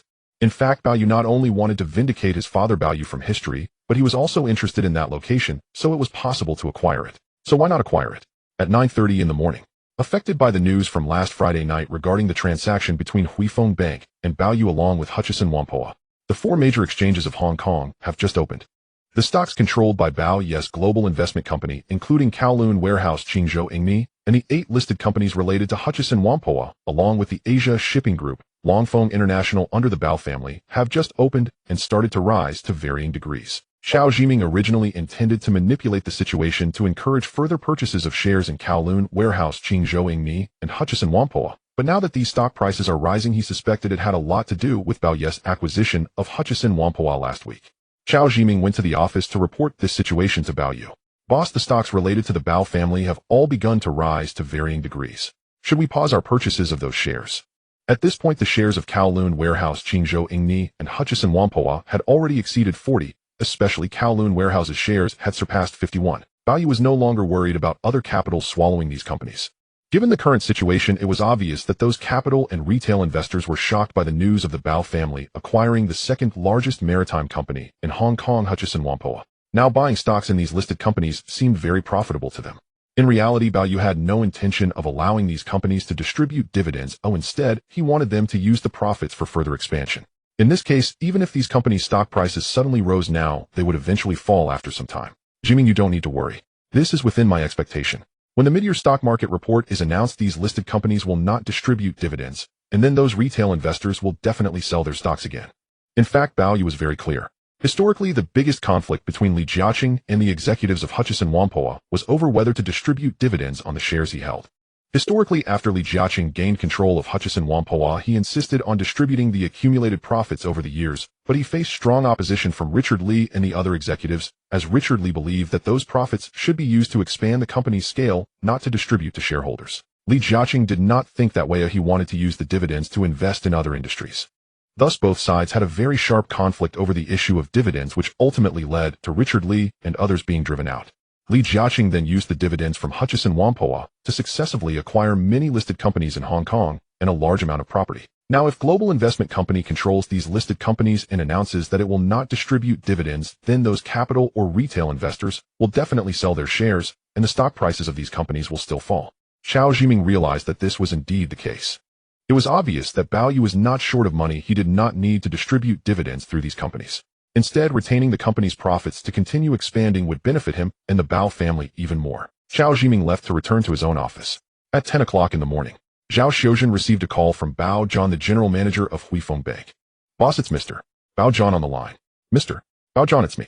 Young Master Bao, regarding your acquisition of the shares held by the Li family and Huahao Company, I have already discussed it with Li Jiaqing, who expressed his willingness to send someone to talk with your people. Li Jiaqing expressed a willingness to send someone to talk to him. Would he dare to refuse? Bao Yu knew that from the very beginning Li Jiaqing had appeared humble in front of the Shun couple, indicating that he and his wife were willing to go to great lengths to please them. Now encountering him, the costs paid by Li Jiaqing and his wife would seem insignificant. In other words, the grand gift Bao Yu presented to Shun Bai was not simply targeting the shares of Hutchison Whampoa, but would also garner continuous support from Huifeng Bank and Shun Bai in the future. Mr. Bao John, I plan to send Mr. Wei Li to talk with the Li family. Sending Wei Li. Bao John was even more surprised. He thought Bao Yu would send Nancy or Mr. Meilisi, but unexpectedly, it was Wei Li. Could it be that Wei Li is really working for Bao Yu? If that is the case, then this young Master Bao is quite extraordinary. Young Master Bao, let me negotiate with Mr. Li and arrange a time and place for both parties. Bao John hung up the phone. Zhao Xiuzhen was also very surprised. Boss, how did Li Jiaqing yield so quickly? Prior to this, Li Jiaqing had already begun to shine in the Hong Kong real estate industry over the past few years, being the second most influential Chinese businessman in Hong Kong after Bao Yu. Unexpectedly now facing the demands of Huifeng Bank, and Bao Yu, Li Jiaqing yielded so quickly. Secretary Zhao, in fact, what Li Jiaqing fears the most is Huifeng Bank and Mr. Shun. When Mr. Shun instructs him to do something, he has no choice but to comply. Zhao Xiuzhen remained puzzled. Bao Yu understood that if a person bows their head in front of another from the start, it likely means that the person will continue to bow their head indefinitely. Li Jiaqing and his wife had already been bowing their heads for so many years to please the Shun couple. That afternoon, Bao John called again. Young Master Bao, I have arranged a meeting place for you at 4 o'clock in the afternoon at the Hong Kong Mandarin Oriental Hotel. Li Jiaqing will send Zhou Qianhe to discuss. Zhou Qianhe. Bao was very clear that the person who helped Li Jiaqing succeed the most was Zhou Qianhe. However, Zhou Qianhe was a very low-key and mysterious person. Apart from delegating many tasks to Zhou Qianhe, Li Jiaqing rarely made headlines. Although Bao's game information package also contained some details about Zhou Qianhe, it was limited.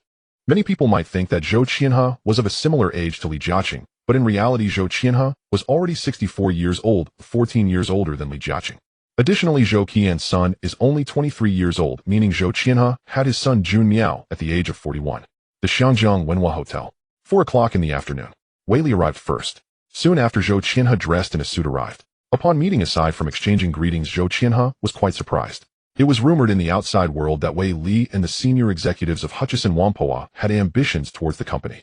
Now that young Master Bao had acquired Hutchison Whampoa, and unexpectedly, he was still employing these people. Moreover, regarding the acquisition of the new Chinese bank building shares, it was actually Wei Li representing Bao in negotiations. After sitting down, Zhou Qianhe stated directly, Mr. Wei, our boss, Mr. Li has agreed to sell the shares of Huahao to the Bao family, and the price needs to be assessed according to the current market value of the new Chinese bank building. In fact, there is a reference for this. In 1974, Huifeng Bank acquired the old Chinese bank building from the Feng family and Li family's Chinese properties for $27 million, which means it cost about 1.5 billion Hong Kong dollars at that time. Entering 1977, housing prices in Xiangjiang had already rebounded, particularly by the end of last year. Jardine Matheson sold the Golden Gate building to a joint venture of Chen Songqing and the Zhong family for 8.1 billion Hong Kong dollars. It is said that the Golden Gate building is now approaching 10 billion Hong Kong dollars. Moreover, it is one of the most valuable properties in Xiangjiang. In the eyes of Li Jiaqing and Zhou Qianhe, the newly built Chinese bank building is undoubtedly also one of the most valuable properties in Xiangjiang. Even if Li Jiaqing spent less than 1 billion Hong Kong dollars on the reconstruction, according to Zhou Qian's perspective, the value of this building should also be assessed in reference to the Golden Gate building. This means Zhou Qianhe proposed an assessment of 800 million Hong Kong dollars for 50 of the shares, which equates to a value of 400 million Hong Kong dollars. Although it costs several tens of millions HKD, it could still net a profit of 300 million Hong Kong dollars. Even though Li Jiaqing was still quite uncomfortable, being able to obtain 300 million Hong Kong dollars was not bad. Regarding the price proposed by Zhou Qianhe, Wei Li shook his head and said, we can only offer an assessment of 600 million Hong Kong dollars at most, which means 300 million Hong Kong dollars to buy the shares held by the Li family. Zhou Qianhe did not expect that Wei Li was only willing to offer 600 million Hong Kong dollars. Thus, negotiations could not proceed. Zhou Qianhe also knew that with Huifeng Bank and Shun Yu saying such things, now the Li family had no choice but to sell, but this price was still too low, and naturally, he was unwilling. Half an hour later, Wei Li looked at his watch and said, Mr. Zhou, please wait a moment. After a while, a knock sounded. Wei Li went out to open the door. He saw that it was indeed his boss Bao Yu and the female secretary Zhao Xiuzhen. Boss Secretary Zhao. Wei Li greeted Bao Yu and Zhao Xiuzhen as they entered. Zhou Qianhe, who had been sitting there, originally thought that Bao Yu had only sent Wei Li to negotiate with him, but unexpectedly Bao Yu had also come. Bao Yu, the son of the shipping king Zhou Qianhe, had only heard of him before, but had never seen him in person. However, starting from the end of last year during Bao Yu's acquisition of the Kowloon warehouse and Qingzhouingni, he had appeared in many newspapers, especially after officially announcing his takeover of Hutchison Whampoa last Friday. He was prominently featured in various publications across Xiangjiang. Now, upon seeing Bao Yu in person, Zhou Qianhe realized that Bao Yu did bear some resemblance to the shipping king, and besides that, Bao Yu appeared to be about the same age as his son. Boss, this is Mr. Zhou Qianhe, the executive beside Mr. Li. Mr. Zhou, hello. Young Master Bao, hello. Zhou Qianhe had already stood up. At this moment, Bao Yu noticed the elderly Chinese man in front of him, who was already over 60, and he was genuinely shocked. This elderly man before him was, after all, the most important right-hand man of Li Jiaqing. From Zhou Qian's profile, it could be known that he was born in 1914, making him 64 years old this year, which was not a small age, yet he had not retired, and was still beside Li Jiaqing, advising him on various important matters. Furthermore, Zhou Qianhe in the 1930s had not yet graduated from middle school when he followed his father to Siam to handle the production of the Guangfu Tobacco Company. In the early 1940s, due to the Japanese invasion, he was driven out by the Siamese authorities and could only return to Shanxing to work as a clerk. Soon after, Zhou Qianhe returned to Xiangjiang, working as an accountant in Huachong and a lace company. After the lace company went bankrupt, he sold plastic flowers at a plastic flower factory opened by Li Jiaqing. During that time, they went through tough times together, and even when Li Jiaqing's plastic factory was on the verge of collapse, Zhou Qianhe still refused to leave and chose to stay and work for Li Jiaqing, forming a very close bond. It can be said that since the beginning of Li Jiaqing's business development, Zhou Qianhe had always been his most capable assistant. Due to his expertise and responsible work ethic along with his exceptional mind for market economics, he was appointed as the financial supervisor of Changxiang Industrial Group, mainly responsible for financial management. Bao Yu did not expect that Zhou Qianhe was already over 60, even older than Li Jiaqing. Of course, such a person becomes more experienced with age, and one should not underestimate him. Zhou Qianhe originally thought that Bao Yu or the Bao family would only send someone to negotiate with him. What Zhou Qianhe did not expect was that Bao Yu not only sent Wei Li to negotiate, but also personally came to see him. So you are the renowned Mr. Zhou Qianhe. According to what I know, Mr. Li's success in the plastic factory and real estate over the years cannot be separated from Mr. Zhou Qianhe and another Mr. Sheng Songsheng. The outside world refers to you as Mr. Li's right and left arms. Young Master Bao Yu flatter me. In fact, I cannot help Mr. Li much of many decisions are made by the boss himself.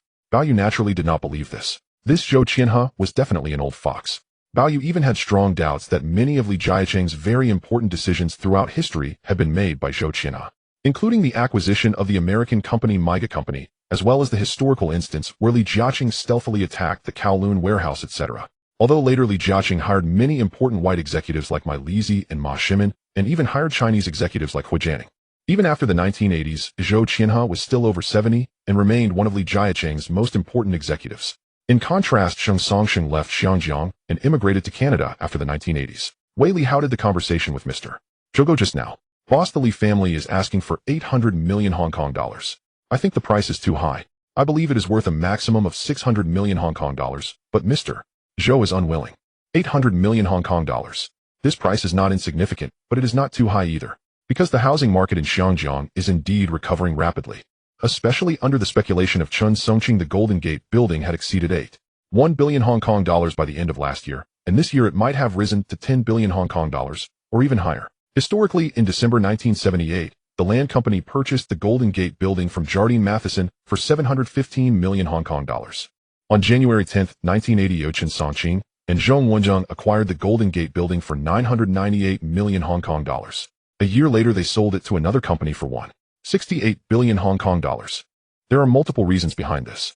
Among them, besides the fact that Chun Songqing also engaged in self-dealing to artificially inflate the value of the Golden Gate building to deceive banks and financial companies. At that time, the housing market in Xianjiang had indeed risen sharply. Now Zhou Qianhe proposed an evaluation of 800 million Hong Kong dollars for the new Chinese bank building, which in Bao Yu's view was indeed neither high nor low. Young Master Bao, you know that the housing market in Xianjiang is recovering quickly. If it were not for unavoidable circumstances, our boss, Mr. Li, would not want to sell. Bao Yu knew. Bao Yu then asked Mr. Zhou, I heard you have a son. Zhou Qianhe is now 64 years old, and his son Zhou Nianmao is currently 23. This means that Zhou Qianhe had his son when he was 41. This is quite similar to Bao Yugong and his wife having their son Bao Yu at 40. Moreover, Zhou Qianhe values and takes pride in his son above all else. Hearing Bao Yu mention his son, Zhou Qian's lips curved slightly upward. Though he is not young anymore, his most accomplished and proud son Zhou Nianmao is still young and has just returned from studying abroad in countrywide. He is now a core young executive at Changfang Industry. This is partly due to his relationship with Li Jiaqing and also because his son's abilities have gained recognition. Young Master Bao, I do have a son who is a few years older than you. In fact, not by much. From Bao Yu's series of acquisitions, Zhou Qianhe naturally does not dare to underestimate the young master in front of him. Mr. Zhou, I have heard that Li Jiaqing places great importance on your son, who is now one of the executives at Changfang Industry Group. Young Master Bao, it is indeed because of my connection with him that he became an executive. Bao Yu smiled. He is well aware that Zhou Nianmao is quite exceptional. In the 1980s, he was even one of the most important Chinese executives among Li Jiaqing's top management. In this context, there is only one such situation in Changfang Industry Group. That is, the father is a key executive, and surprisingly the son is as well. Bao Yu stood up and directly said to Zhou Qianhe, Mr. Zhou, it would be of little prospect for your son to continue working with Li Jiaqing.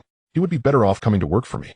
I currently have very few Chinese executives by my side, and if he is willing to come, I will prioritize his training. The idea of having Zhou Nianmao work for Bao Yu surprised Zhou Qianhe. What caught him off guard was Bao Yu's direct comment about the lack of prospects by staying with Li Jiaqing. In Zhou Qian's view, Li Jiaqing is the most promising Chinese investor in Xianjiang. Apart from Bao Yugong, he is the only one. After Bao Yu's takeover of the Kowloon warehouse and Hutchison Whampoa, Li Jiaqing has indeed been affected. However, both the Kowloon warehouse and Hutchison Whampoa have had little connection with Li Jiaqing from the start. What Zhou Qianhe is most worried about now is the potential breakdown of the relationship between Li Jiaqing and Shunyan, and even with Huifeng Bank, which could adversely affect Li Jiaqing and Changfang Industry Group. Young Master Bao, thank you for your appreciation of my son. However, Nian Mao and I do not plan to switch to another company, but we intend to work until retirement. In other words, Zhou Qianhe and his son plan to dedicate their lives to Li Jiaqing, and thus they will remain until retirement. Besides the good treatment from Li Jiaqing, it is also due to his potential. Zhou Qianhe initially did not work for Li Jiaqing. Mr. Zhou, I greatly admire your loyalty to Li. However, it is a pity that allowing your son to continue working with Li Jiaqing will still limit his future. Zhou Qianhe dared not speak further or criticize Li Jiaqing behind his back. However, seeing his son Zhou Nianmao receiving admiration from young Master Bao genuinely made him very happy. Mr.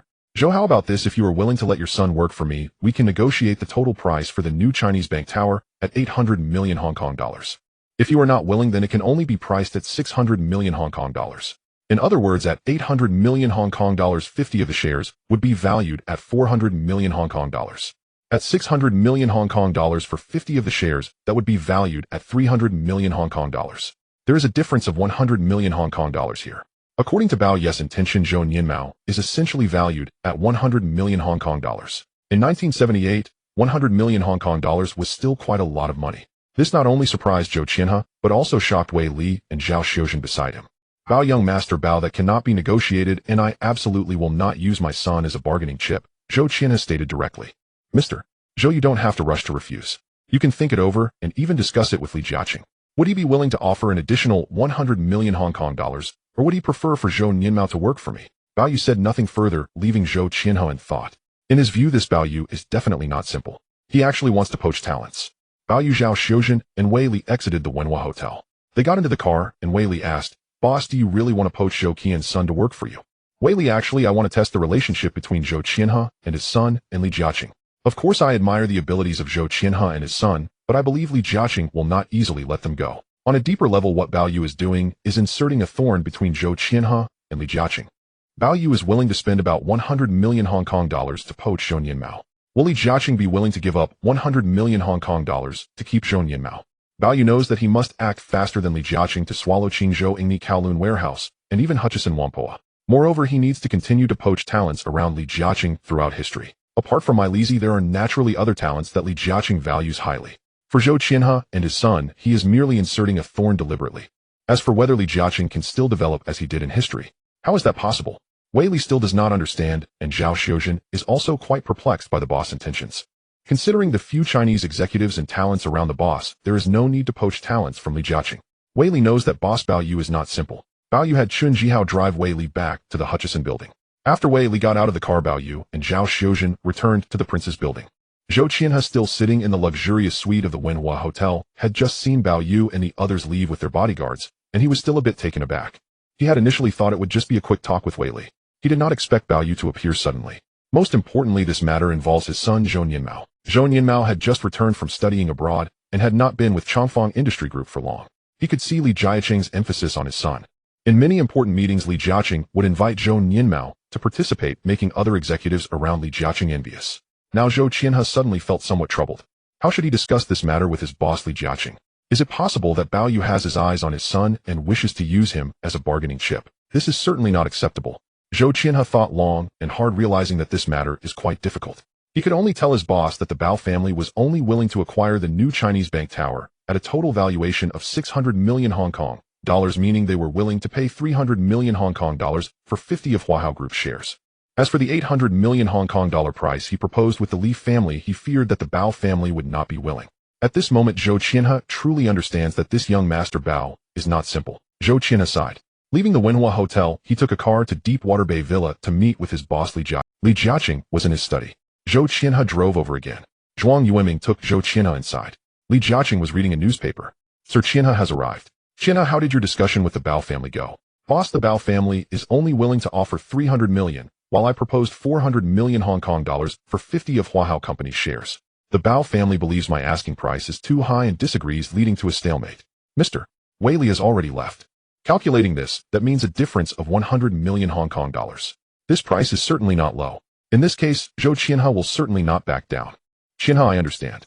You can go back now. Li Jiaqing did not say anything further. Zhuang Yueming escorted Li Jiaqing to send Zhou Qianhe out. Li Jiaqing stood there feeling very uncomfortable. Although the newly built Huarun Bank Tower was sold for 300 million Hong Kong dollars, he could still make a profit of 200 million Hong Kong dollars. However, compared to his intention to acquire the new Huarun Bank Tower, that loss was devastating. Now Huifeng Bank and Shun Yin were forcing him to sell those shares to the Bao family. This meant that Li Jiaqing knew he could not delay this matter. He ultimately had to sell those shares to the Bao family, which involved a considerable sum of 100 million Hong Kong dollars. Zhou Qian's home, a high-rise residential complex in the central district of Hong Kong. Currently, Zhou Qianhe and his wife, along with their son, are living here. Zhou Qianhe returned home from work and only saw his mother, not his father. Around 6:30 p.m., he saw his father, Zhou Qianhe, come through the door. "Father, why didn't I see you at the office this afternoon?" Zhou Qianhe asked upon seeing his father return. "Nian Mao, I went to meet someone on behalf of the boss this afternoon. Come to the study and we'll talk." Zhou Qianhe followed his father to the study. The door to the study was closed. Zhou Qianhe assessed his son, looking at the tall and gentle Nian Mao, who appeared younger and more handsome than him, and he was quite satisfied. "This afternoon I met with Mr. Wei Li from the Bao family to discuss the shares of Huahao Company on behalf of. As for the fact that the Li family had to hand over the new Huarun Bank Tower to the Bao family, only Li Jiaqing and Zhou Qianhe of Changjiang Industrial Group were aware of it, others were still in the dark. Now that Nian Mao learned of this, he appeared very surprised. After all, everyone in Changjiang Industrial Group thought they would be moving from the old headquarters to the new Huarun Bank Tower, and now the Li family was actually selling this building. How could this be possible? Father, how could this happen? I suspect that the relationship between Mr. Shun and Mr. Li has already deteriorated. Now Huifeng Bank is making the boss do this, and he has no choice but to comply. This matter is truly difficult. Zhou Qianhe has been with Li Jiaqing for many years. Except for the early days when Changjiang Plastic Factory was on the verge of bankruptcy, Li Jiaqing's ventures into Hong Kong's real estate have been smooth sailing with very successful business. Especially in recent years, Li Jiaqing's real estate has clearly outpaced other Chinese-funded developers, yet such an incident has occurred now. Father, then you. The boss has no choice but to sell those shares of Huahao, but now the two sides have not agreed on a price, and there is a difference of nearly 100 million Hong Kong dollars. A difference of 100 million Hong Kong dollars. That is a significant price gap. Clearly Li Jiaqing is a very shrewd person and would never easily let go. Nian Mao, what do you think of Mr. Li? Father, Mr. Li is the Chinese businessman I admire the most. Influenced by his father Zhou Qianhe, Nian Mao indeed holds great admiration for Li Jiaqing. Zhou Qianhe then said, "Actually, I also met young Master Bao this afternoon." Meeting young Master Bao. Nian Mao already knew that Bao Yu, like him, was born when their parents were over 40. Of course, his background could not compare to Bao Yu. Bao Yu was destined to be the future heir of the Bao shipping king. From Bao family's recent series of acquisitions, Nian Mao felt that they were likely all being orchestrated by Bao Yugong, merely pushing his son Bao Yu to the forefront. In fact, this young Master Bao is not simple. Don't think that young Master Bao can acquire companies like Hutchison Whampoa solely because of the Bao shipping king's connections. I suspect this young Master Bao is the real mastermind. What? Nian Mao couldn't believe it. Clearly he had seen many second-generation rich kids in Hong Kong, but most were still quite mediocre. He directly told me that he hopes you can go work for him. Zhou Qianhe looked at Nian Mao. Nian Mao was also very surprised. He wants me to go work for Bao Yu. How could this be possible? With the current assets of the Bao family, not only do they own a massive global shipping group, but they also have recently acquired Hutchison Whampoa and Wharf Holdings. The Bao family has become the largest Chinese-funded conglomerate in Hong Kong. The Bao family is definitely the top Chinese financial giant in Hong Kong. If it weren't for Li Jiaqing, who wouldn't want to work for the father and son of the Bao family? Nian Mao also knew that he and his father were highly valued by Li Jiaqing. His study abroad in the U.S. was also supported by Li Jiaqing, and now that he returned to Hong Kong, he directly joined the core executive team of Changjiang Industrial Group. In other words, Nian Mao knew that no matter who he betrayed, he could never betray Li Jiaqing. Father, how could this? You know I wouldn't do such a thing. I have already directly refused young Master Bao face to face. Zhou Qianhe wanted to say that he could exchange Nian Mao for 100 million Hong Kong dollars, but after thinking about it, he ultimately did not say it. He knew his son was still young and impulsive. What Zhou Qianhe was worried about now was that if what Bao Yu said was true, continuing to work for Li Jiaqing would lead to no future prospects. Zhou Qianhe wanted to say that he could exchange Nian Mao for 100 million Hong Kong dollars, but after thinking about it, he ultimately did not say it. He knew his son was still young and impulsive. To join another. The problem is that his son is only in his early 20s, still very young. Bao Yu currently lacks Chinese executives around him, and if Nian Mao joins Bao Yu's side with his abilities and insights, he would indeed be quickly promoted, and his future prospects would certainly be different. Nian Mao didn't know what his father was thinking. However, he was surprised that he and young Master Bao were complete strangers, yet the latter hoped for him to come work. The Zhou father and son were still in the study. At this moment, Madame Zhou had prepared dinner and asked the father and son to come eat together. Deepwater Bay Mid-Levels Villa. The Bao family. Bao Yugong returned home from work and found Bao Yu had come home earlier than him. Bob, why did you get off work so early today? Bao Yugong asked after getting out of the car. Dad, actually I met with Li Jiaqing's executive Zhou Qianhe this afternoon. Was it about the new Huaran Bank Tower? How did the discussion go? Regarding the price, the Li family still needs to pay an additional 100 million Hong Kong dollars. Now both sides are at a standstill. However, I think the Li family cannot hold out for long, and Li Jiaqing will still sell it to us at this price. Bao Yugong guessed that it was still related to Shun Yin and Huifeng Bank. After dinner, Bao Yu went upstairs to check the newspaper in the study. At 8 p.m., Daisy had prepared hot water in the bathtub, and Bao Yu went to comfortably lie down and soak. Daisy gave Bao Yu a head massage. Young master, tomorrow is Valentine's Day. Tomorrow is February 14th, 1978, which is the traditional Valentine's Day in the West, a day that white people still attach great importance to. Valentine's Day. Bao Yu thought of Nancy and Zhong Chuang. Especially Nancy, a white person, clearly attaches great importance to this Valentine's Day. It seems that after work tomorrow he must go to the villa on Victoria Peak. February 14th, 1978. Tuesday. Changjiang Tower. North Point, Hong Kong. This is the office headquarters of Li Jiaqing's Changjiang Industrial Group. In 1958, Li Jiaqing completed the construction of this building, which has served as his headquarters for. At this moment, Li Jiaqing looked out of his office window feeling quite distressed. Initially, he partnered with Huifeng Bank to establish Huahao Company, aiming to rebuild the old Huaran Bank building located in central Hong Kong, with aspirations of relocating the headquarters of Changjiang Industrial Group from North Point to there.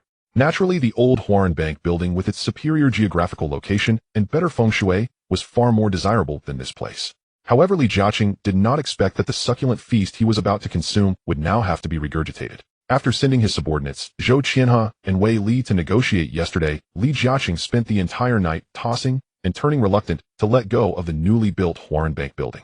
On the other hand, he was well aware that Shun Yi and Huifeng Bank would not grant him any more time to delay after Shun Yi had made his stance clear. The newly constructed Huaran Bank building was almost completed. As long as he sent someone to inspect it, and everything was in order, Li Jiaqing could negotiate with Huifeng Bank, hoping to relocate the headquarters of Changjiang Industrial Group there, and finally select an auspicious day for the move. Almost everyone in the company, including himself, Zhou Qianhe, Sheng Songxing, and even Li Jiaqing's secretary Hong Xiaolian, shared this belief. After all, the location in central Hong Kong was far superior to North Point. At this moment, Li Jiaqing stood by the window of his office gazing outside. He had initially thought that he would have a smooth sailing this year, only to unexpectedly suffer 3 consecutive severe setbacks. Secretary Hong Xiaolian had no idea what her boss Li Jiaqing was thinking when the landline phone on the desk. Hong Xiaolian walked over to answer it, slightly surprised. Boss, it's a call from the front desk. The executive director of Hutchison Whampoa and vice president of global investment, Mr. Wei Li, is waiting for you on the first floor. He wishes to meet with you personally. Wei Li actually came. Li Jiaqing was also somewhat incredulous. He had originally sent Zhou Qianhe to negotiate with Wei Li with the time and location set by Bao Zhan. Now Wei Li had come to see him in person. What was going on? Wei Li still served as the executive director of Hutchison Whampoa, clearly trusted by Bao Yu. Then please bring him up. Li Jiaqing did not refuse to meet Wei Li. He knew that the newly built Huaran Bank building had to be handed over, otherwise he could not afford to offend Shen Yi and Huifeng Bank. Hong Xiaolian said a few words on the phone and then walked out of the office in her high heels. She had joined Changjiang Industrial Group in 1972 and had always served as Li Jiaqing's secretary, earning his trust. At this moment, Wei Li personally drove to Changjiang Tower in North Point. Looking up, the industrial building constructed 20 years ago had a worn exterior, yet it symbolized Li Jiaqing's rise. After identifying himself at the front desk, Wei Li waited outside. He knew that since he couldn't negotiate with Zhou Qianhe, it was better to speak directly with Li Jiaqing. After a while, he saw a 30-year-old Chinese woman, slightly plump and dressed in a skirt, descending the elevator. Hello, Mr. Wei Li, I am Mr. Li's secretary Hong Xiaolian. Mr. Li is waiting for you upstairs. Hello, Secretary Hong. They greeted each other and took the elevator up. This industrial building had not been rented out or sold since Li Jiaqing built it, and served solely as the headquarters of Changjiang Industrial Group. In Li Jiaqing's view, this was his feng shui building, no matter how difficult times became, he would never sell it or rent it out. However, it was Wei Li's first time visiting here.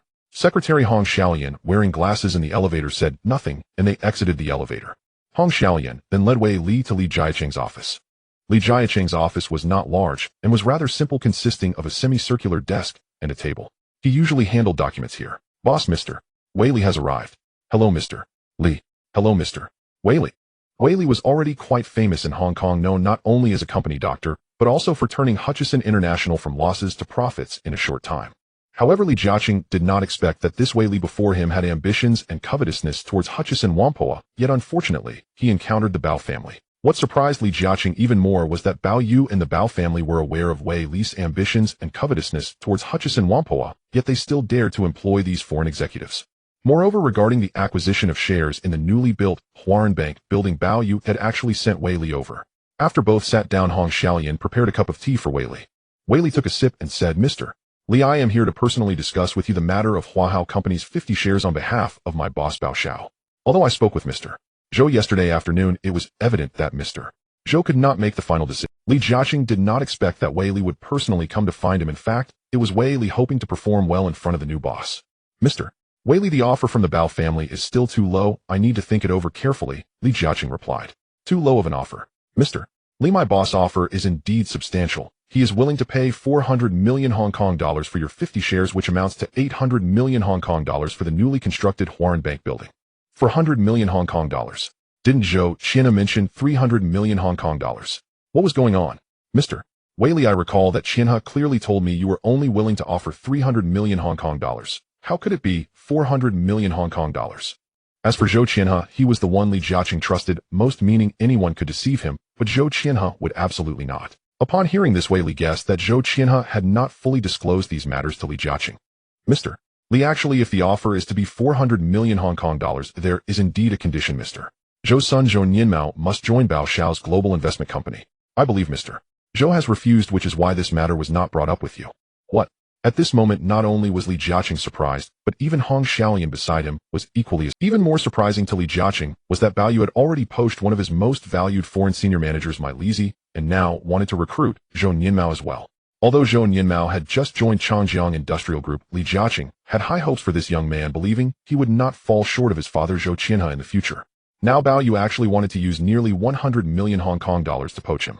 Although this was tied to the acquisition of the 50 shares of Huahao Company, Bao Yu's intention was clear. If Li Jiaqing was willing to let Zhou Nianmao work for his company, then in the acquisition of the shares in the newly built Huarun Bank building, he would add 100 million Hong Kong dollars.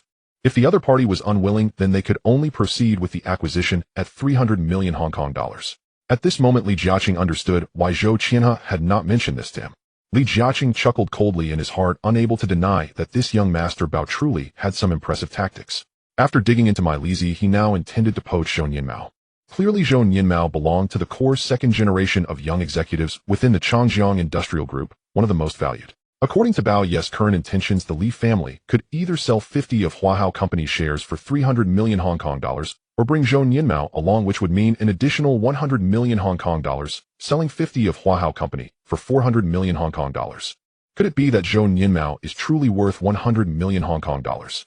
Bao Yu didn't say so outright, but his implication was close to that. At this moment, Li Jiaqing had to admit that Bao Yu's methods were indeed on par with his father, the king of shipping, ruthless and decisive. In this situation, Li Jiaqing knew he absolutely could not afford to lose such a talent as Zhou Nianmao. "Mr. Wei Li, if I were to offer you 100 million Hong Kong dollars to come and work for me, would you be interested?" 100 million Hong Kong dollars. "Mr. Li, I think I would consider it." In 1978, that amount was still quite substantial. At that time, many professional managers in Xinjiang earned only a few tens of thousands, or even just over 100,000 HKD a year, which was already considered quite high. Li Jiaqing had money, but he couldn't possibly take out 100 million Hong Kong dollars to lure Wei Li to work for him. Moreover, Li Jiaqing knew that someone like Wei Li was beyond his control, entirely different from someone like Mai Lizi. "Mr. Wei Li, I can clearly tell you that unless Zhou Nianmao is willing to leave on his own, I will not use him as a bargaining chip for that money.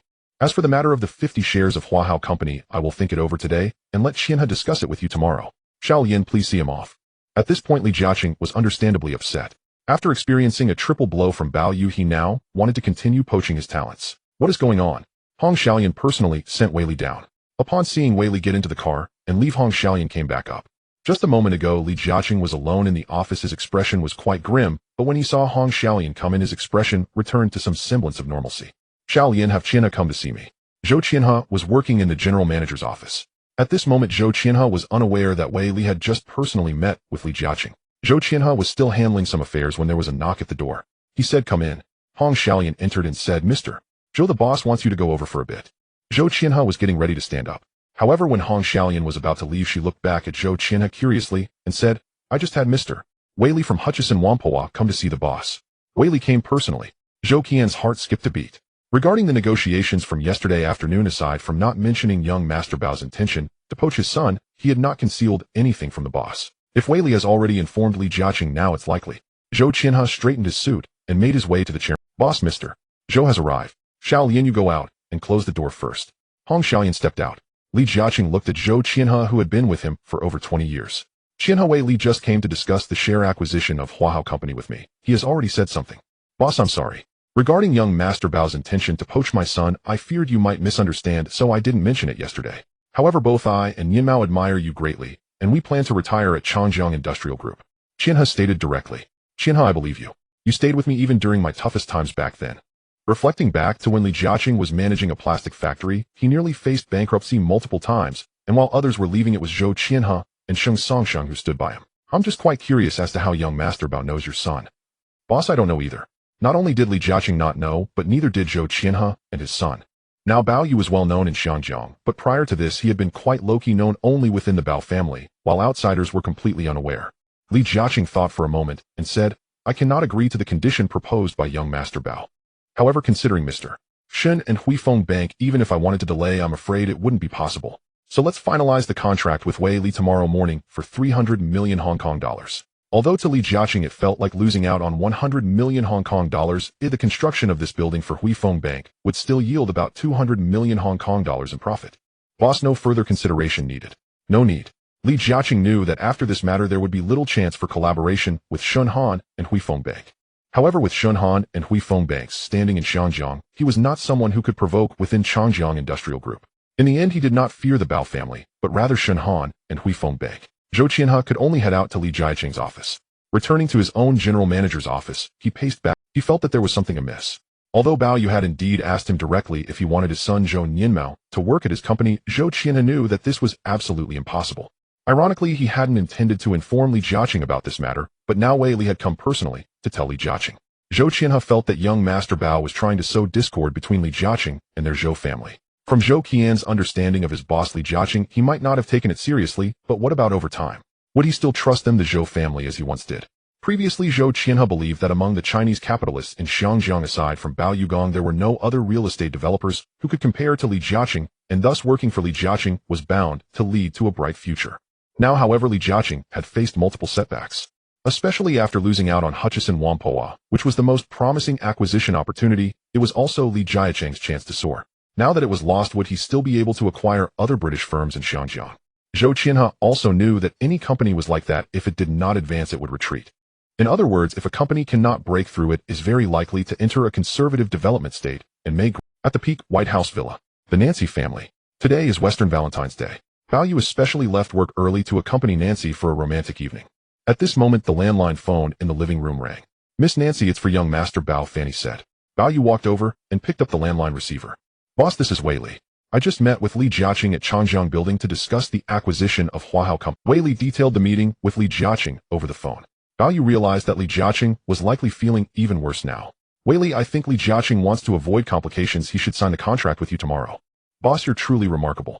Just now Bao Zhan contacted me saying Zhou Qianhe is willing to represent Li Jiaqing to sign the contract with me at the Xiangjiang Wenhua Hotel tomorrow morning.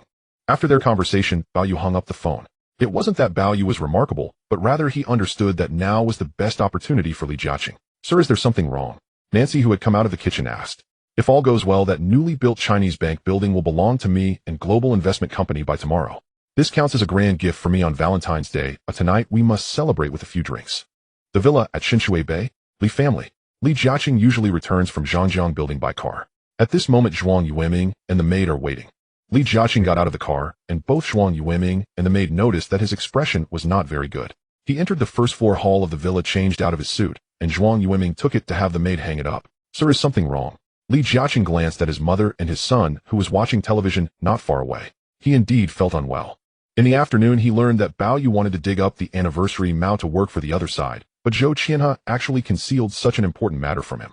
Madam, I don't feel well.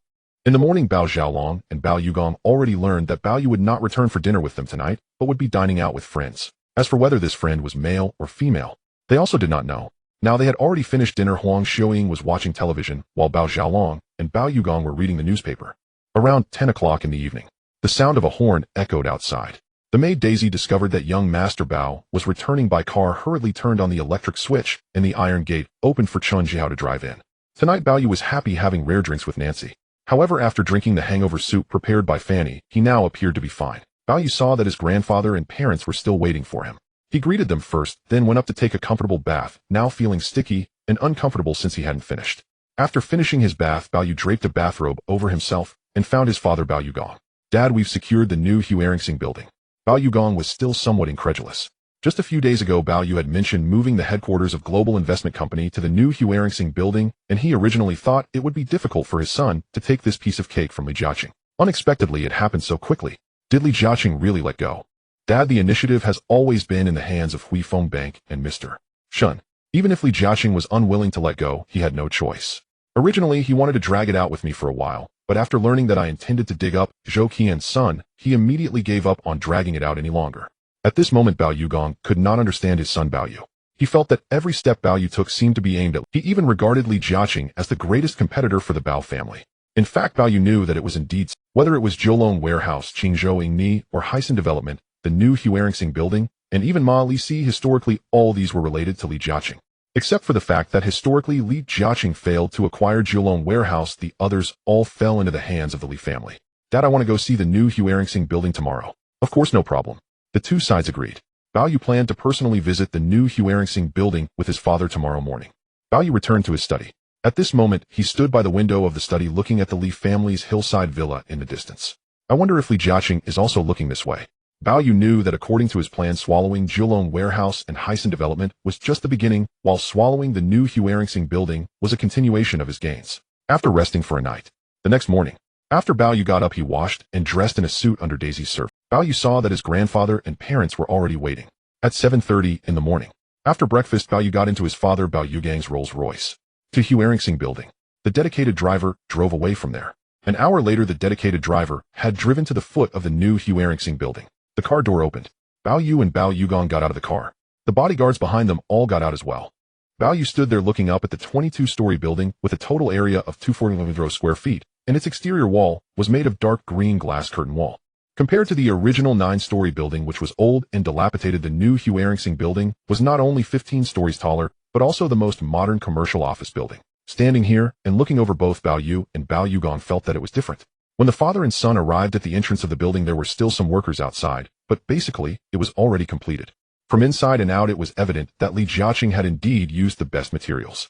The security guards were initially surprised to see so many people appearing here, but upon learning that these two were the Bao Yugong father and son, who had recently made the news, their demeanor changed instantly. It was clear that the security guards were still unaware that the building had already been acquired by Bao Yu. "Mr. Bao Young, Master Bao Yu." As the security guard was questioning Bao Yugong, and his son, a manager in charge of the site, walked over unaware that Bao Yu had already acquired the building. "I have acquired this building from Huifeng Bank and the Li family, and am here to take a look."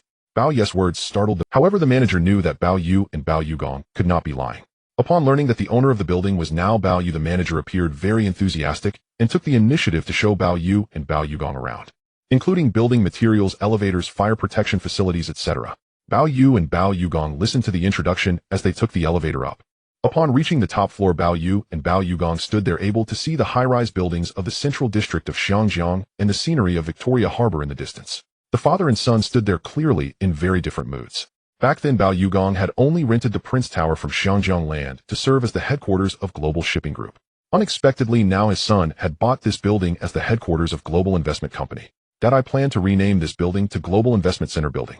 Although the name Hueringsing Building is also good, it represents the Chinese properties of the Feng and Li families and is already outdated. "Bob, that name sounds good." The two were enjoying the breeze looking into the distance. More than 10 minutes later, they arrived at the 22nd floor, which was the highest level. However, Bao Yu planned to use the 21st floor, which historically served as Li Jiaqing's office, as his own office. "Dad, I plan to choose this place as my office, so what do you think?" "Very nice, larger than my current office." In fact, Bao Yu recalled the historical event on September 25, 1979, at 1:13 p.m., when Li Jiaqing held a press conference here to announce the takeover of Heisen Development. One can only imagine how glorious Li Jiaqing was back then. Bao Yugong naturally had no idea what Bao Yu was thinking. At this moment, Bao Yugong asked, "Is this place finished?" "Mr. Bao Young, Master Bao, it is basically finished. Originally, our boss planned to wait for it to be inspected." What the other party meant was that Li Jiaqing originally planned to wait for completion and have someone inspect it before moving the headquarters of Changjiang Industrial Group from the North Point Changjiang building here. Unexpectedly, it was sold to the Bao family. The manager simply couldn't understand. "How long will it take?" "It should be ready for inspection this month." Bao Yugong nodded and looked at Bao Yu saying, "Bob, this building will need a grand opening ceremony, and when moving the headquarters of Global Investment Company over, we must choose an auspicious date." Clearly, the people of Xinjiang take these matters very seriously, especially the relocation of the company headquarters. Moreover, it is such an important event. 10 Achater Road, Central Hong Kong. 15th floor, Prince's Building. Bao Yu and his father visited the newly constructed Chinese Merchants Building, and after that Bao Yu took a ride back to Prince's Building while his father left. In the office, Zhao Xiuzhen was waiting, thinking that the boss might not be at work today since she hadn't seen him. Now Zhao Xiuzhen went to make a cup of coffee for Bao Yu. Bao Yu stood by the window gazing outside. He knew that the view here was completely different from what he saw from the 21st floor of the newly built Chinese Merchants Building. "Boss, the coffee is ready." Bao Yu turned around and sat down in his boss chair. Now for Bao Yu, having acquired Qingzhou Ingni Kowloon Warehouse and Heisen Development, his preliminary tasks were considered complete, and the acquisition of the newly constructed Chinese Merchants Building, which would serve as the headquarters for Global Investment Company, was an extraordinary achievement. So what should he do next? Bao Yu suddenly thought. Naturally, it had to be related to the main business of the Bao family. Global Shipping Group and Asia Shipping Group in the shipping industry. Zhao Xiuzhen. "Boss, is there something? Find me the information regarding the last oil crisis." The last oil crisis information. Zhao Xiuzhen immediately went to gather it. The last oil crisis Bao Yu mentioned. It occurred 5 years ago in October 1973, when Bao Yu was still a middle school student. In fact, he did not have a significant impression of this oil crisis. In reality, it had a tremendous impact and was referred to as the first oil crisis. The cause of this oil crisis was related to the Fourth Middle East War. The organization of the petroleum exporting countries, in an effort to combat its opponents, including Israel, and its supporters, announced a halt in oil exports, resulting in a global surge in oil prices. From initially under 3 per barrel in 1973, it rose to over 13 per barrel. This oil crisis, known as the first oil crisis, had far-reaching consequences. Moreover, it deeply affected the economy of Hong Kong at that time. In early 1973, Hong Kong was still in a bull market, but after the governor's office intentionally burst the stock market bubble, the stock market plummeted, and shortly after the first oil crisis occurred, the 6 major oil giants from Britain and America seized the opportunity to raise prices multiple times, severely impacting electricity industry and manufacturing in Hong Kong. This led to a significant downturn in Hong Kong's real estate market. It was during this period that the Chinese real estate developers in Hong Kong, particularly the 4 major families led by Li Jiaqing, began to rise. During the bull market, after going public, Li Jiaqing leveraged the ability to raise funds in the Hong Kong stock market, London stock market, and Toronto stock market to acquire a large amount of cheap properties and land in Hong Kong. Not only Li Jiaqing, but also Zheng Yutong from Chow Tai Fook, Li Zhaoji from Heisen Development, and the Quan family from New World Development, they all rose during this period. However, now Li Jiaqing encountered Bao Yu. At this time, Zhao Xiuzhen was still gathering and preparing the information related to the oil crisis of 1973. Bao Yu also found a lot of relevant information in his game data packet, but it wasn't as comprehensive as what was gathered after the 1970s. The oil crisis that erupted in 1973 is historically known as the first oil crisis. This implies that if there was a first, there would also be a second oil crisis, and even a third. When did the second oil crisis occur? According to the information Bao Yu found in the game data packet, it happened between 1979 and the early 1980s. This means that next year the world will experience the second oil crisis.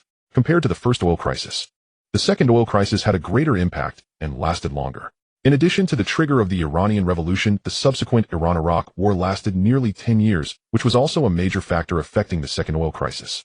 As Bao Yu flipped through the documents in the game package, he became increasingly astonished. Moreover, the global oil prices skyrocketed from 15 per barrel to 40 per barrel. It was during this oil crisis that the world's major futures markets began to develop crude oil futures. For Bao Yu, this was an opportunity to reap global capital, and he thought it was related to the shipping industry, the main business of the Bao family. It can be said that this global oil crisis struck a fatal blow to the shipping industry worldwide. In 1973, when the first oil crisis broke out, the demand for tankers plummeted, and the global shipping industry began to suffer.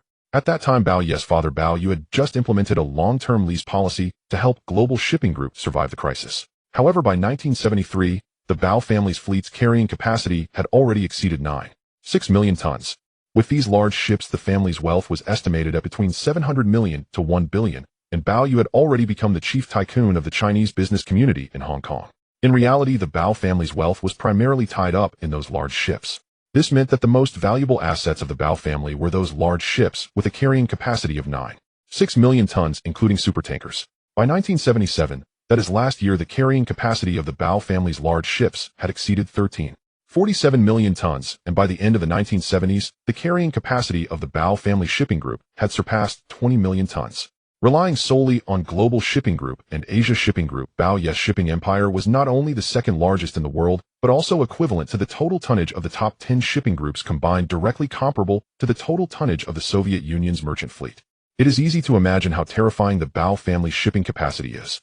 Bao sat in the boss chair looking at the detailed information from the game package while sipping his coffee and couldn't help but admire how impressive his father truly was. He was probably the first Chinese in history to have a carrying capacity exceeding 20 million tons. No wonder others referred to Bao-Yes' father as the king of shipping. However, Bao knew that having a larger carrying capacity was not necessarily better, because compared to the first oil crisis, the second oil crisis had an even greater impact, especially on the global shipping industry. Historically, Bao-Yes' father was among the quickest to react, but in reality, he was still a few steps behind. From the information in the game package, it can be inferred. At this time, Bao-Yes' father should have sensed the anomaly in the global shipping industry due to two incidents that occurred in 1978. First, one of Global Shipping Group's major clients, the largest shipping company in the East, faced imminent bankruptcy due to mismanagement.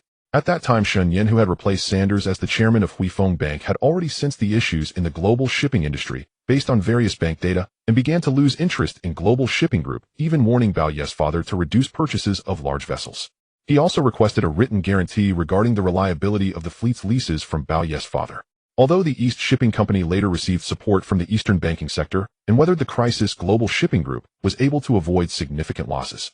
This incident significantly heightened Bao-Yes' father's wariness towards the global shipping industry. In fact, from these documents, Bao could see that Shen Yin must have discerned significant trouble facing the global shipping industry from internal bank data indicating that it was no longer feasible to continue lending heavily to Bao-Yes' father for acquiring more large vessels or tankers. Subsequently, support shifted towards Li Jiaqing. Another incident was when Bao-Yes' father was invited back to Yanjing for a visit, after which he realized he must immediately reduce large vessel purchases. Due to these two matters and his many years of experience in the shipping industry, Bao immediately sensed that a significant decline in the global shipping industry was imminent. In such a situation, if the global shipping group continues to purchase more large vessels or supertankers, it will only result in accumulating more debt. In this context, Bao had no choice but to propose a strategy of abandoning ships and going ashore, which meant selling off the supertankers that would soon no longer be needed. Going ashore meant using the funds from selling those large vessels and supertankers to not only reduce borrowing, but also to invest leftover funds in properties in Shanjiang. In other words, the historical Jardine Matheson.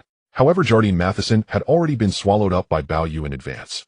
At this moment, Bao and the Global Shipping Group had yet to realize that a second oil crisis would erupt next year. Throughout the morning, Bao was reviewing the information in the game package. The more he looked, the more surprised he became. Historically, this information deeply impacted many, including his father Bao and the Global Shipping Group, as well as Li Jiaqing and even Bao-Yes' second brother-in-law Wu Guanjing. Now that Bao had swallowed up Jardine Matheson and Hutchison Whampoa, these accomplishments were no longer noteworthy. Zhao Xiuzhen spent the entire morning gathering information about the outbreak of the first oil crisis. Bao did not rush the other party, but simply asked them to prepare the information which he would later need to show his father. In the afternoon, Chao Zhiming came to report to Bao about the acquisition of company shares. Zhiming, do you remember the global oil crisis that erupted in 1973? The oil crisis of 1973. Chao Zhiming remembered it all too well. At that time, Shanjiang had just experienced a frenzied bull market, and he had gone from being a millionaire on paper to becoming broke in no time. During that period, the global oil crisis severely affected every aspect of Shanjiang, not only causing a crash in the property market and stock market, but also leading to skyrocketing prices, with the lights of Victoria Harbor mostly turned off due to the Hong Kong governor's request for energy conservation. Moreover, the most severe impact occurred when many industries suffered from a lack of oil products and electricity, leading to numerous bankruptcies and resulting in around 200,000 people unemployed by 1975, affecting the lives of nearly 1 million residents in Shanjiang. Among them, Hutchison International ultimately lost its controlling stake to Huifeng Bank due to such issues. Looking back now, Chao Zhiming still found it shocking. Having previously worked for Ming Pao and the Hong Kong Economic Journal, he had a deeper understanding of many issues and information than ordinary citizens. Back then, Bao was only 13 or 14 years old. In Chao Zhiming's view, the young boss Bao Xiao was still very young and a rich second generation, so he likely did not feel much about these events. Bao then said, what if a global oil crisis even more severe than the last one erupts next? A more severe oil crisis. Chao Zhiming was taken aback and found it hard to believe. If that were indeed the case, what would it mean? However, with the experience of the first oil crisis, the Hong Kong governor's office would have some familiarity. Moreover, this time the impact on Shanjiang would not be very significant. The real impact would mainly be on the Bao family and Bao Yugong along with other shipping groups in Xiangjiang, including Dong's Orient Overseas, Zhao's Huawang Shipping, and Chao's Wanbang Group. Aside from Bao Yugong, the other three major families only managed to recover in the 1990s. Chao Zhiming thought of many things while Bao Yu confidently smiled at him and said, "Zhiming, you don't need to worry." Chao Zhiming indeed thought of many things, including how he had gone from being a millionaire in the stock market in 1973 to being broke, and the girl he liked had also left him. He had been brooding over this until last year. Now working for Bao Yu, he already owned a villa on Victoria Peak and luxury cars, having undergone a glamorous transformation in his life. At 5 in the afternoon, Zhao Xiuzhen had gathered all the information about the 1973 oil crisis and brought it to Bao Yu. "Boss, all the information is here." "Zhao Xiuzhen, thank you for your hard work." "Boss, the main issue was that the information about the 1973 oil crisis was quite scattered, so it took me a long time to summarize it."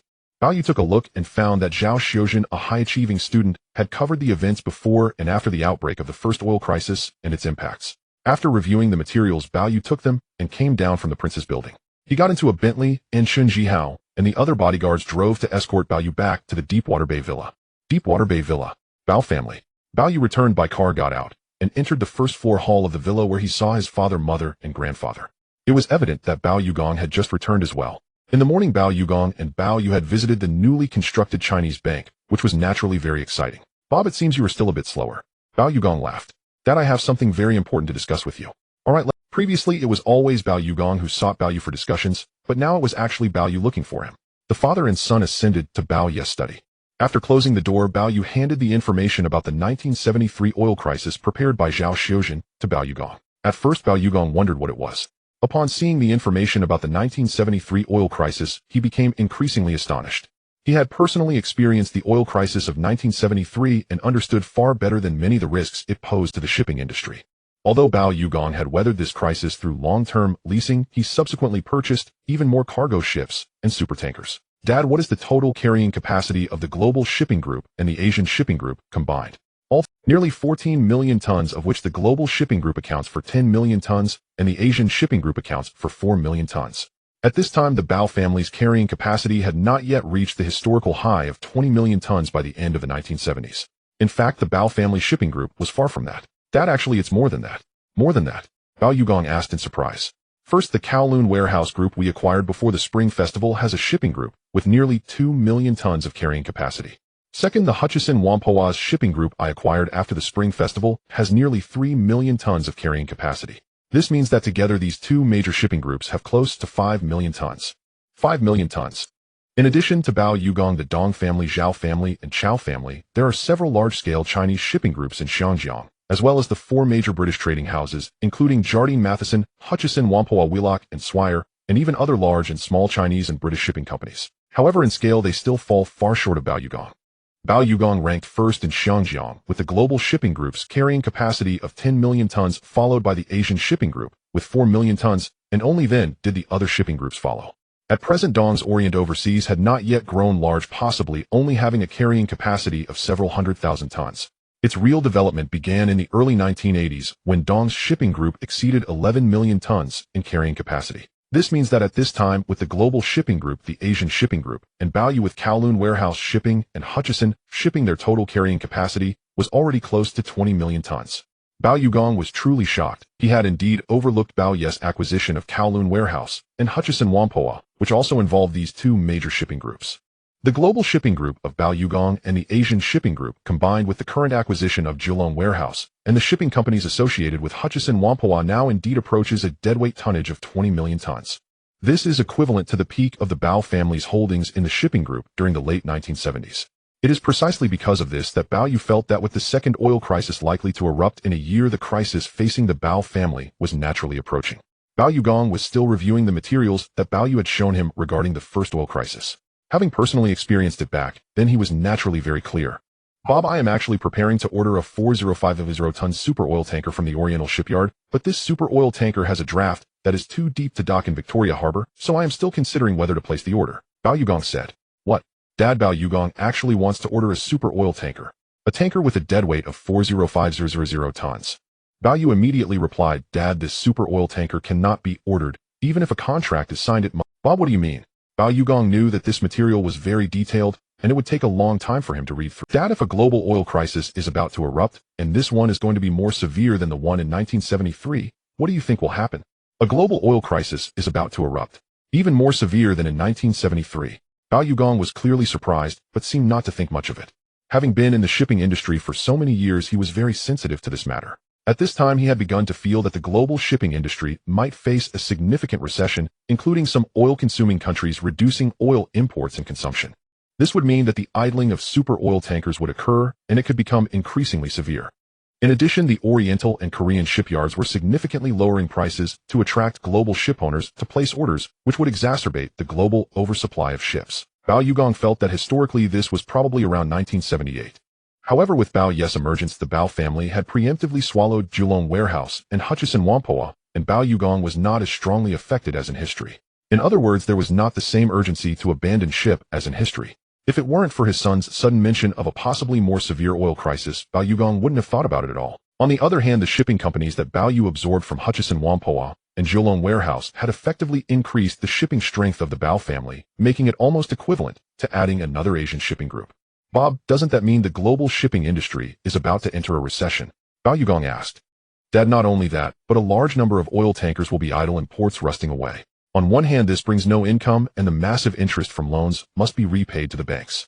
Whether it was Bao Yugong or the Dong family purchasing those large ships, the supertankers were not bought with their own money, but borrowed from banks. This includes the support the Bao family has always received from Huifeng Bank and Sandus, as Huifeng Bank lent a large amount to Bao Yugong to purchase those supertankers. Although Huifeng Bank is also the second largest shareholder of the global shipping group, repaying the loan's principal and interest is another matter. Moreover, Shun Yin had learned through numerous internal bank data that the global shipping industry was about to enter a recession, which would inevitably lead to a reduction in investment and loans for the Bao family shipping group. Not only that, but they might also demand Bao Yugong to reduce the debts incurred from loans. Historically, some have gone against the tide, not only failing to reduce their ship purchases, but even continuing to buy more supertankers, including the Dong family's Orient Overseas and the Kowloon Shipping Company, but the consequences were naturally severe. Bao Yugong began to feel anxious and put down the materials. He circled around Bao Ye's study and thought that if it really was as his son said, he would have to sell off some of the larger ships, especially those supertankers. If it weren't for the support from Sandus and Huifeng Bank during the oil crisis in 1973, relying on long-term lease agreements to weather the storm, then this time, if it were even more severe, both the global shipping group and the Asian shipping group would be in serious trouble. Bob, what do you think? Dad, I already have my solution. Go ahead. First, merge Kowloon Warehouse Shipping and Hutchison Shipping into the global shipping group. Merging these two major shipping groups into the global shipping group is natural, because after Bao Yu acquired Kowloon Warehouse and Hutchison Whampoa, there was actually an overlap in shipping business with the global shipping group. Since the global shipping group will also belong to him in the future, why not merge them? In addition, as the first major shareholder of the global shipping group, Bao Yugong with Huifeng Bank, as the second major shareholder under the current circumstances of the merger, Bao Yu would then be the third major shareholder. In summary, the shares held by the Bao father and son in the new global shipping group would increase, thereby weakening the shares held by Huifeng Bank. Secondly, in the newly merged global shipping group, we can retain the names of Kowloon Warehouse Shipping and Hutchison Shipping, but we must quickly sell off a large number of those supertankers, and a portion of the other cargo ships must also be reduced accordingly. In my view, Dad, as long as we maintain the advantage of global shipping deadweight tonnage, that is enough. We should sell off as much as we can. In other words, with the current deadweight tonnage of 20 million tons, it should be reduced to at least 8 million tons. Once the global shipping industry recovers, we can gradually diversify into other shipping categories. This actually involves other issues, including how Su Hyphen, after inheriting Bao Yugong's global shipping group and Asian shipping group, missed a significant opportunity in other categories of global shipping, leading to the gradual decline of the massive shipping industry left by Bao Yugong. Su Hyphen merely ended up living off the old capital left by his father-in-law. In this case, Bao Yu would naturally not allow this to happen. Bao Yugong was astonished and had to admit that his son was indeed quite ambitious. Thirdly, we will gradually sell off those oil tankers and even other cargo ships. The funds obtained apart from being used to repay the loans of the global shipping group and the Asian shipping group should be used to reduce the debt ratio as much as possible. The remaining funds can be invested in properties in Victoria Harbor listed companies and other areas, including what I consider to be spot gold. Spot gold. If you say it's for repaying bank loans and reducing the debt ratio, Bao Yugong was very clear about that. Currently, most global shipping groups have a high debt ratio, with some exceeding 80. This is quite terrifying. Any slight misstep could lead to a break in the capital chain. Historically, the Dong family's Orient Overseas was like that, with a debt ratio of over 83. It wasn't until the 1990s that the Dong brothers gradually resolved it through debt restructuring with the help of others lowering the debt ratio. Bao Yu understood the investments in properties mentioned, but spot gold. Bao Yugong indeed could not comprehend. That I can tell you that while the global shipping industry is in recession, gold is entering a crazier bull market. For instance, spot gold like the gold bars I sent to Mr. Shin previously was around 160 per ounce, but now it has risen to 170 per ounce. In a few years, it is not impossible for international gold prices to rise to over 800 per ounce. Calculating at purchasing gold now and selling it in 2 or 3 years could yield 4 to 5 times the profit. It would be hard to find other investments with such high returns. Bao Yugong looked at Bao Yu in shock. He did not know where Bao Yu had gotten this information from. Since last year, he had known his son was remarkable due to a series of acquisitions and layouts in the Hong Kong stock market involving British assets. According to Bao Yu, if the majority of the oil tankers were not sold before the oil crisis, it would still be a significant blow to the Bao family's global shipping group. On the contrary, if the majority of the super oil tankers were sold in time, not only could most of the debts be reduced, but the funds could also be used for property investment or spot gold purchases, which would be equivalent to obtaining several times the return. Thus, the calculations before and after would be completely different. Bao Yugong always felt that his son was no longer the same. His insights clearly surpassed many others. If what Bao Yu said was true, Bao Yugong knew he had to consider things carefully and quickly. Bao Yugong and his son were still in the study whispering and discussing. Downstairs, Bao Xiaolong and Huang Xiuying noticed that the father and son had not come down, so Huang Xiuying personally went upstairs to call them for dinner. After dinner, unlike usual, Bao Yugong did not read the newspaper in the hall, but returned to his study to continue reviewing the materials Bao Yu provided regarding the 1973 oil crisis, beginning to strategize the plans Bao Yu had just mentioned to him. This included merging Jiulong Shipping and Hutchison Whampoa into Global Shipping Group while retaining the names of the two companies. Furthermore, he aimed to immediately sell off most of the supertankers, especially before the oil crisis escalated. Although Bao Yu did not tell him the exact reasons behind the oil crisis, Bao Yugong speculated that there must be changes happening in the Middle East. Bao Yugong was very clear that the Middle East had always been a powder keg ready to explode at any moment, and now it controlled the global oil export volume. This meant that changes were likely occurring in the Middle East. However, whether it was the merger of Global Shipping Group or the subsequent sale of those supertankers, he knew he needed to negotiate with Huifeng Bank. He glanced at the calendar. Today was Wednesday, and on Saturday, he could meet with Shan Wei, the chairman of Huifeng Bank, and Bao Yuhan, the general manager. Bao Yu also returned to his study. First, he checked the newspaper. It was a little past 8 in the evening. The maid Daisy had prepared warm water. Bao Yu lay comfortably in the bathtub while Daisy washed and massaged his head. Bao Yu realized that frequent mental exertion would tire his brain, so he thought it was better not to overthink. However, when it came to significant business opportunities, he naturally needed to think things through. After his bath, Bao Yu changed into his pajamas and returned to the study. He had actually already proposed his landing plan to his father. This landing plan was somewhat different from the one Bao Yugong proposed in history, because historically Bao Yugong's landing plan involved selling off some supertankers and other large ships to acquire Jiulong Shipping and Wheelock Co. However, the Bao family paid a hefty price.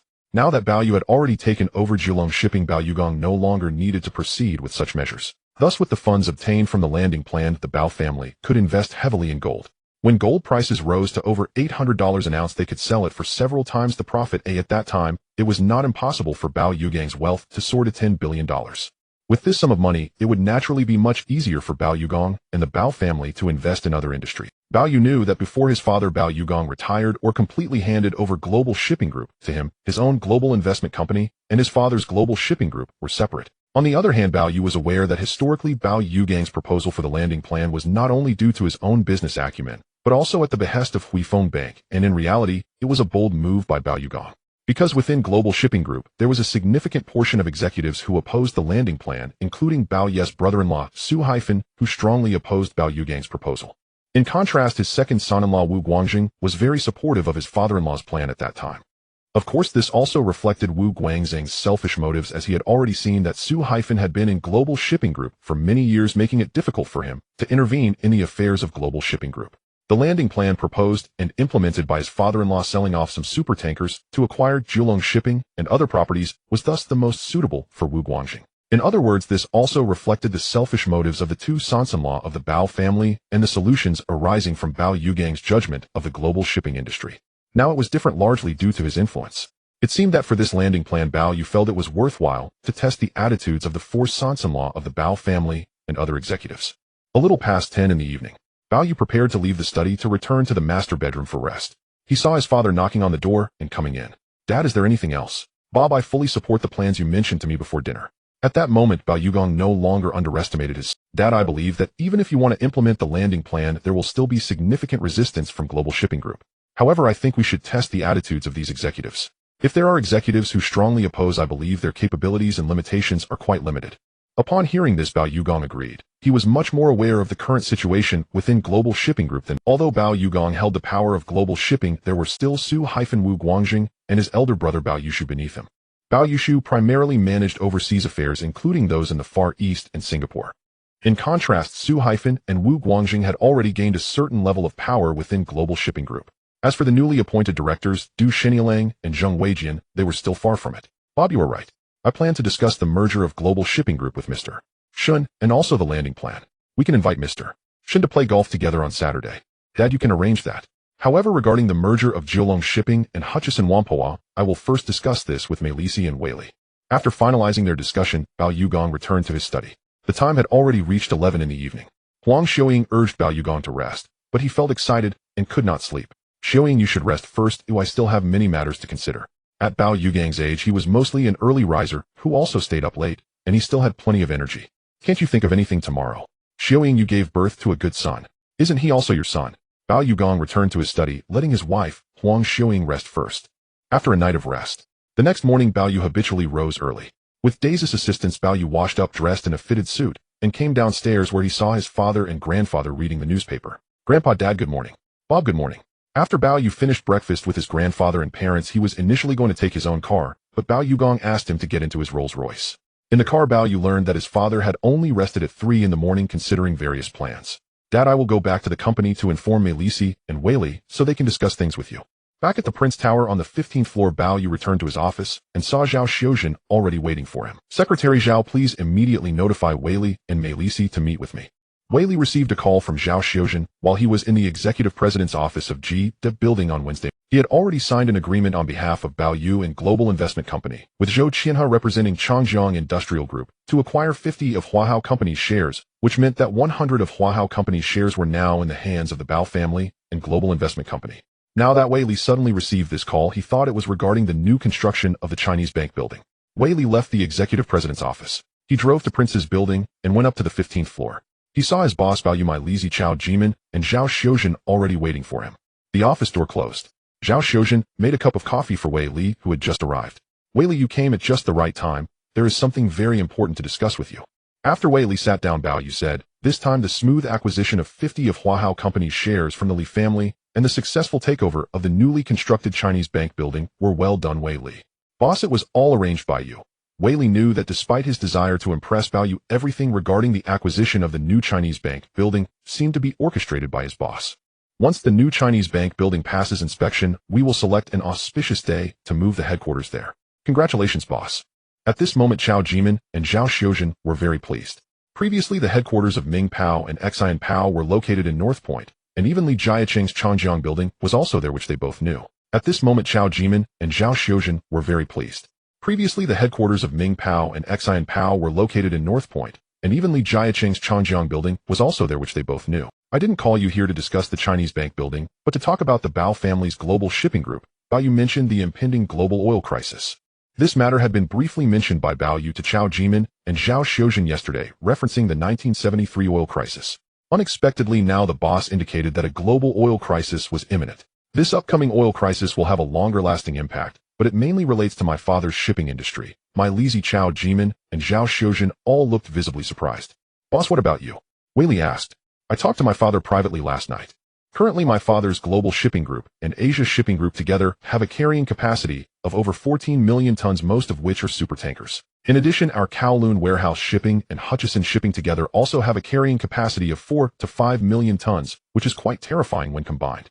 Therefore, I told my father to first merge Kowloon Warehouse Shipping and Hutchison Shipping into Global Shipping Group, forming a new Bao family's Global Shipping Group, after which we will focus on selling them cheaply or even scrap those tankers for metal. Surprised, the present Meilisi, Weili, Chao Jimin, and Zhao Xiuzhen were all astonished. They were well aware of the 1973 global oil crisis. If this time it were even more severe, then the Bao family's Global Shipping Group would indeed face greater risks. Meilisi, Weili, you two will discuss this matter with the Global Shipping Group. Yes, boss. Although they did not know where the boss received this information based on Bao Yu's successive acquisitions of those British investments, they knew that he was indeed extraordinary. After Bao Yu finished discussing with them in the office way, Li went back to handle matters with Hutchison Shipping, while My Lizzie dealt with Kowloon Warehouse Shipping preparing to negotiate the merger with Global Shipping Group. In fact, the main issue involved stock rights. The two left leaving only Bao Yu, Chao Jimin, and Zhao Xiuzhen. In Chao Jimin's view, if the boss prediction this time was true, then the boss truly seemed godlike. At 5 o'clock in the afternoon, Bao Yu got off work and returned to the Deepwater Bay hillside villa. Upon returning, he saw his grandfather Bao Xiaolong, his mother Huang Xiuying, and the maid Daisy, while his father Bao Yugong had not yet returned. As it approached 7 o'clock in the evening, Huang Xiuying received a call from Bao Yugong at the company saying he had to continue working late and might not return until dawn. Bao Yu guessed that his father was dealing with matters related to the shipping company. After accompanying his mother and grandfather for dinner, he went back upstairs to the study. At around 11 o'clock at night, Bao Yugong returned home. Upon arriving at the villa, he did not take a shower first, but immediately called Bao Yu to the study. Bob, we have nearly finalized our merger plan regarding Global Shipping Group, Kowloon Warehouse Shipping Company, and Hutchison Shipping Company. Among them, Global Shipping Group is the parent company, but it is not a publicly listed company currently having a carrying capacity close to 10 million tons, while Asia Shipping Group is a publicly listed company with a carrying capacity of around 4 million tons, but the Bao family is only the largest shareholder. Additionally, Huifeng Bank is also a major shareholder of Global Shipping Group, with Crosshair Holding making it somewhat. Bao Yu's Kowloon Warehouse Shipping Group and Hutchison Shipping Group together account for only 5 million tons, while when merged into Global Shipping Group and Asia Shipping Group, they will only occupy about 26.3% of the shares. The rest would be held by Bao Yugong Huifeng Bank and other minor shareholders. Bao Yugong's own shareholding exceeds half, and overall the remaining is about 36.9%. Whether Huifeng Bank holds over 30 of the shares or not, Bao Yugong and Bao Yu's stakes in the new Global Shipping Group are already close to 63.2%, still making them major shareholders with absolute control. This is advantageous for Bao Yugong and the Bao family. Dad, did My Lizzie and Wei Li send someone to talk to you? Not yet. I estimate that with the new Global Shipping Group, our Bao family's controlling stake exceeds 63%, which is an absolute control much higher than before. Bao Yu's Kowloon Warehouse Shipping and Hutchison Shipping together are larger in scale than Asia Shipping Group. Dad, let's keep this confidential for now. Once it's finalized, we can make it public later. Of course, on Saturday, we can privately communicate with Mr. Shino. I think he will support our Bao family. After the father and son finished their discussion, Bao Yugong returned to his master bedroom, took a shower, and did not rest, but continued working in the study. Bao Yu thought about how historically Bao Yugong had been diagnosed with cancer in the mid-1980s. Bao Yu felt that his father Bao Yugong must be a workaholic, and that his illness was certainly stress-induced. Bao Yu naturally hoped his father could maintain a regular schedule, while work matters could be entrusted to other subordinates. Unfortunately, aside from those two sons-in-law and his elder brother to help, other executives around Bao Yugong were of average capability, and Bao Yugong himself preferred to centralize power, managing everything personally. In this regard, Bao Yu understood that professional managers were meant to be utilized, and he should focus on the major issues, while leaving the rest to the professional managers around him. Bao Yu understood that it was important to delegate appropriately. For instance, the acquisition of Qingzhou Ingni Julong Warehouse and Hutchison Whampoa, which involved hundreds of thousands of employees and thousands of companies. If he were to interfere in everything, he would be overwhelmed by the contracts of those companies. Bao Yu returned to his room to rest. The next morning, Bao Yu woke up. The date was now February 17, 1978. It was Friday. What surprised Bao Yu was that as he came down from upstairs, he saw his father Bao Yugong dressed in a suit, sitting comfortably with his feet crossed, reading the newspaper. Dad, didn't you go to bed late last night? How come you're up so early today and looking so energetic?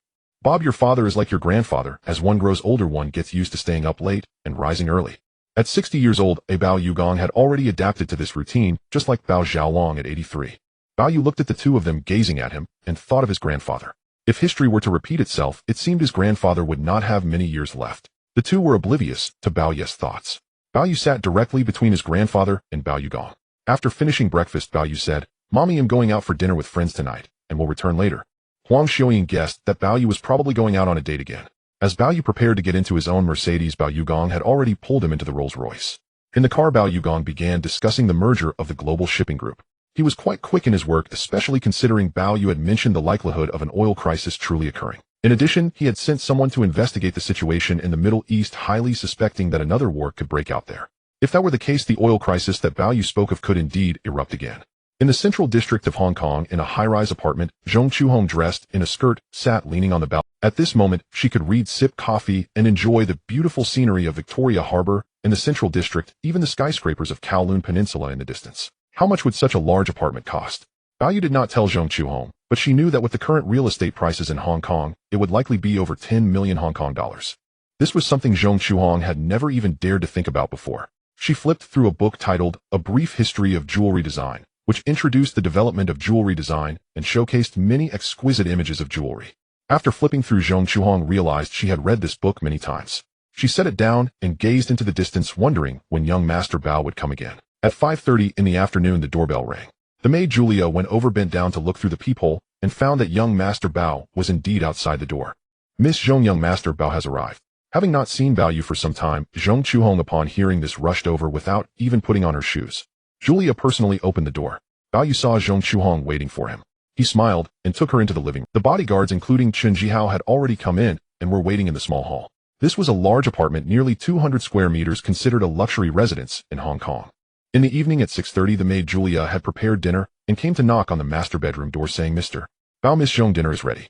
Bao Yu and Zhong Chuhong came out from the master bedroom. It was obvious that Zhong Chuhong preferred Cantonese cuisine. She usually taught the maid Julia how to make it. Now Julia's Cantonese dishes, while not comparable to those of a master chef, looked quite decent. After washing their hands, Bao Yu and Zhong Chuhong sat down at the dining table in the restaurant to enjoy a sumptuous dinner. At this time, they could see the beautiful view of Victoria Harbor from here. After dinner at 7:30 in the evening, Julia went to tidy up. Bao Yu and Zhong Chuhong sat down on the balcony. At the Pak family villa in Deepwater Bay, Bao Yu returned home late at night around 10. At this time, Bao Yugong, Huang Xiuying, and Bao Xiaolong were all waiting for him to return. Grandpa, Dad, Mom, and back. Bao Yu sat down on the sofa, and Huang Xiuying smiled at her son. "Bob, I have already arranged for someone to meet Mr. Shin tomorrow morning at the Shao K1 Golf Club," said Bao Yugong beside him. The Shao K1 Golf Club. Bao Yu knew from the map where it was located, though it was the closest one to them was of course the nearby Deepwater Bay Golf Club. Last year, Bao Yu and Bao Yugong and their wives had played there, but it was evident that Li Jiaqing often played at the "Dad, why go so far? Isn't there the Deepwater Bay Golf Club nearby? I worry it might be awkward meeting Mr. Li there, so I'd rather go a little further." Bao Yugong was aware of the relationship between Mr. Shun and Mr. Li. Now Bao Yu had successively absorbed Hutchison Whampoa and even acquired the newly built Huaranhang Tower. This might lead to some awkwardness when Mr. Shun and Mr. Li meet. Dad, actually Mr. Shin doesn't think much of Mr. Li at all. It's Mr. Li who should feel awkward. Since Bao Yugong had already set the meeting place, it was naturally not going to be changed. After a night's rest, the date was now February 18, 1978. It was Saturday. Early in the morning, Bao Yu got up early. Coming down from upstairs, he saw his father, mother, and grandfather waiting for him to have breakfast. In fact, there would be food and drink available at the golf course. Now Bao Yu and Bao Yugang's family had a light meal. Leaving the Deepwater Bay Villa, they drove along the Island Road, entering the Shallow Water Bay Road, then into the Stanley Gap Road, and heading toward the direction of Tai Tam Road. In addition to Bao Yu and his parents in the Rolls-Royce, there were several luxury cars following behind. Along the way, Bao Yu noticed that after leaving Stanley, this area was mostly mountains and sea, looking very remote. However, the scenery here was indeed beautiful. Upon leaving Tai Tam Road and entering Shek O Road, Bao Yu saw the Shek O Country Club. The Shek O Country Club is the most mysterious pure membership golf course established in 1925, located along the coastline of the Shek O district, with a clubhouse designed in a purely British style. To join this club with only a few hundred members, one must first own property in designated locations in Shek O or be a boss of an international enterprise, and then go through a rigorous process to apply for membership. With Bao Yugang's status as the king of ships, joining the Shek O Country Club Golf Association was not difficult. Years ago, he had already held a golf membership there. However, since it was quite far, he seldom came here. Arriving at the entrance of the Shek O Country Club, the general manager was already waiting. On Thursday, the general manager had already learned that Mr. Shin, chairman of Huifeng Bank, and his wife Mr. Bao Zhan, general manager of Huifeng Bank, and his wife, as well as Bao Yugong, chairman of Global Shipping Group, and his wife, Huang Xiuying, along with Bao Yu, the owner of Global Investment Company, would be coming here to play golf. The general manager and executives here took this very seriously. The Rolls-Royce came to a stop, and Bao Yu and Bao Yugong stepped out of the car. The white general manager immediately came over to greet the three. "Mr. Bao, Mrs. Bao, young Master Bao, hello, welcome to the Shek O Country Club. Have Mr. Shun and Mr. Bao Zhan arrived? Young Master Bao, they haven't arrived yet." It was clear that they still had a distance to travel from Victoria Peak. However, the scenery here and the British-style buildings were indeed very beautiful. Bao Yu and Bao Yugang's family went to have coffee while waiting for Mr. Shun and Mr. Bao Zhan to arrive. At 9 in the morning, Mr. and Mrs. Shun arrived in a Rolls-Royce. Following them, Mr. and Mrs. Bao Zhan also arrived in a Bentley. The main reason for their gathering at the Shou Country Club was its remote location, making it rare for Shun and Bao Zhan to visit this area. Now the four of them got out of their cars. Mr. and Mrs. Bao Yugong and Bao Yu came out of the cafe, and Bao Yu greeted them with handshakes. Ms. Huang Xiuying, Mrs. Shun and Mrs. Bao Zhan were not fond of playing golf, so these three ladies enjoyed coffee, red tea, and desserts at the cafe in the golf club. Bao Yugong, Shen Yin, and Bao Zhan changed out of their suits and donned the sportswear provided here along with golf clubs. They then left the cafe. Stepping outside, the temperature in Hong Kong was around 20 degrees Celsius, and a refreshing breeze made it feel slightly cool. The sun shone brightly, making the winter sportswear comfortable enough. Bao Yu accompanied Bao Yugong, while Bao Zhan was with Shen Yin as they played golf. In fact, for the wealthy in Hong Kong, playing golf was not just about the sport. The most important aspect was discussing business matters. Additionally, there was a betting element involved, such as how much money was wagered for sinking a ball into a hole. Clearly, the wealthy in Hong Kong had their peculiarities. This time, Bao Yu accompanied them for golf primarily to discuss business. Bao Xiao, I heard you've acquired shares of Huahao Company from Li Jiaqing. Yes, we finalized it on Wednesday morning. Wei Li has already signed, with Li Jiaqing on behalf of me and Global Investment Company acquiring 50 of Li Jiaqing's Huahao Company for 300 million Hong Kong dollars. Li Jiaqing and Bao Zhan initially thought he wouldn't yield so quickly. Bao Xiao, why did Li Jiaqing sell the shares to you so fast? Bao Zhan asked. Actually, I wanted to recruit Zhou Qian's son Zhou Nianmao to work for me, and was even willing to offer an additional 100 million Hong Kong dollars for the acquisition of Huahao Company's shares. Li Jiaqing was unwilling but feared that I would poach his talents, so he quickly agreed to sign the contract. Upon hearing Bao Ye's words, Shen Yin and Bao Zhan were not only surprised, but also had to admire Bao Ye's means. At this moment, Bao Yugong and Shen Yin had already started their drives. The first shot was made. The golf ball flew several dozen meters away. Bao Yugong, Shen Yin, and Bao Zhan climbed into a golf cart and headed towards where the ball had landed. At this time, they continued playing. When Bao Yugong sank the first ball hole with the seventh shot, he clearly felt he was not as good as he used to be. Shen Yin sank the first ball hole with the fifth shot. As they prepared to take on the second hole, the caddy had already run ahead to place flags for the two balls that had flown off. Bao Yugong looked at Shen Yin and Bao Zhan and said, Mr. Bao Zhan, the reason for inviting you here is mainly related to Global Shipping Group. Oh, Bao Chuanwang, please elaborate. Firstly, it is regarding Bao Ye's acquisition of the Kowloon warehouse, and after Hysan Development, the integration of Kowloon Warehouse Shipping Company and Hysan Shipping Company into Global Shipping Group. The Kowloon Group, acquired by Bao Yu and Hysan Development, both possess shipping companies and are quite substantial in scale. Now Bao Yu intends to merge the shipping operations of these two companies into Global Group, which indeed presents no issues. Naturally, Shen Yin and Bao Zhan had no objections to this matter. They were in agreement. Bao Chuanwang, we have no issues with this. Moreover, there is another very important matter. Bao Yugong began discussing the plan for Global Shipping Group to divest its fleet. At this moment, Shen Yin and Bao Zhan were both quite surprised. Just now, Bao Yugong had proposed merging Bao Ye's shipping companies, and now he was unexpectedly suggesting selling off those large ships, particularly the supertankers. Is there a contradiction? Yes and no. After all, merging would strengthen the capabilities of Global Shipping Group. But divesting? Both men were just astonished. Bao Chuanwang, why do you want to do that? Mr. Bao Zhan, this was actually brought up by my son. Bao Yu believes that a new round of oil crisis is about to erupt globally, potentially even more severe than the oil crisis of 1973.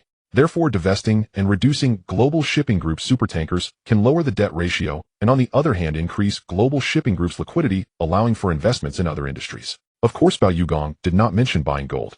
He merely stated that reducing those supertankers was a risk-averse strategy in anticipation of the impending oil crisis. At this moment, both Shen Yin and Bao Zhan were not only surprised, but also astonished. As the chairman and general manager of Huifeng Bank, they were actually more aware of the important data from the bank than outsiders. That is, the global shipping industry might already be in trouble, though many shipowners were still unaware. Even if Bao Yugong had not brought it up, it was likely that later in the year Shen Yin would also suggest to Bao Yugong that he reduce Global Shipping Group's borrowings and investments. Unexpectedly, what surprised the two men was that it was Bao Xiao who proposed it first. This indicates that this Bao Xiao is indeed not simple. If that's the case, Bao Chuanwang, your son, is indeed becoming increasingly impressive, Shen Yin remarked. When Bao Yu acquired Kowloon Warehouse and Hysan Development, Shen Yin could already tell that Bao Yu was indeed more capable and promising than Li Jiaqing. Now, with Bao Yu proposing a potential global oil crisis and the necessity to implement a divestment strategy, it truly astonished Shen Yin. Mr. Shen, I actually came across some news inadvertently indicating that the situation in the Middle East may not be very optimistic. The Middle East has always been a powder keg. Shen Yin and Bao Zhan were well aware of this. Particularly with countries like Israel and also Iran and Iraq, which already had numerous issues, it would only take a spark to ignite. Moreover, with both the Soviet Union and the U.S. having their interests in the Middle East, they could be fanning the flames behind the scenes. Bao Xiao, what do you think will trigger this oil crisis? It should be due to the internal power struggles in Iran. Shen Yin immediately noted this down. He understood that this information was extremely important. At this moment, Shen Yin felt that coming to play golf was overshadowed by the significance of this news. Bao Chuanwang, I support your proposal to have Global Shipping Group divest and reduce its fleet.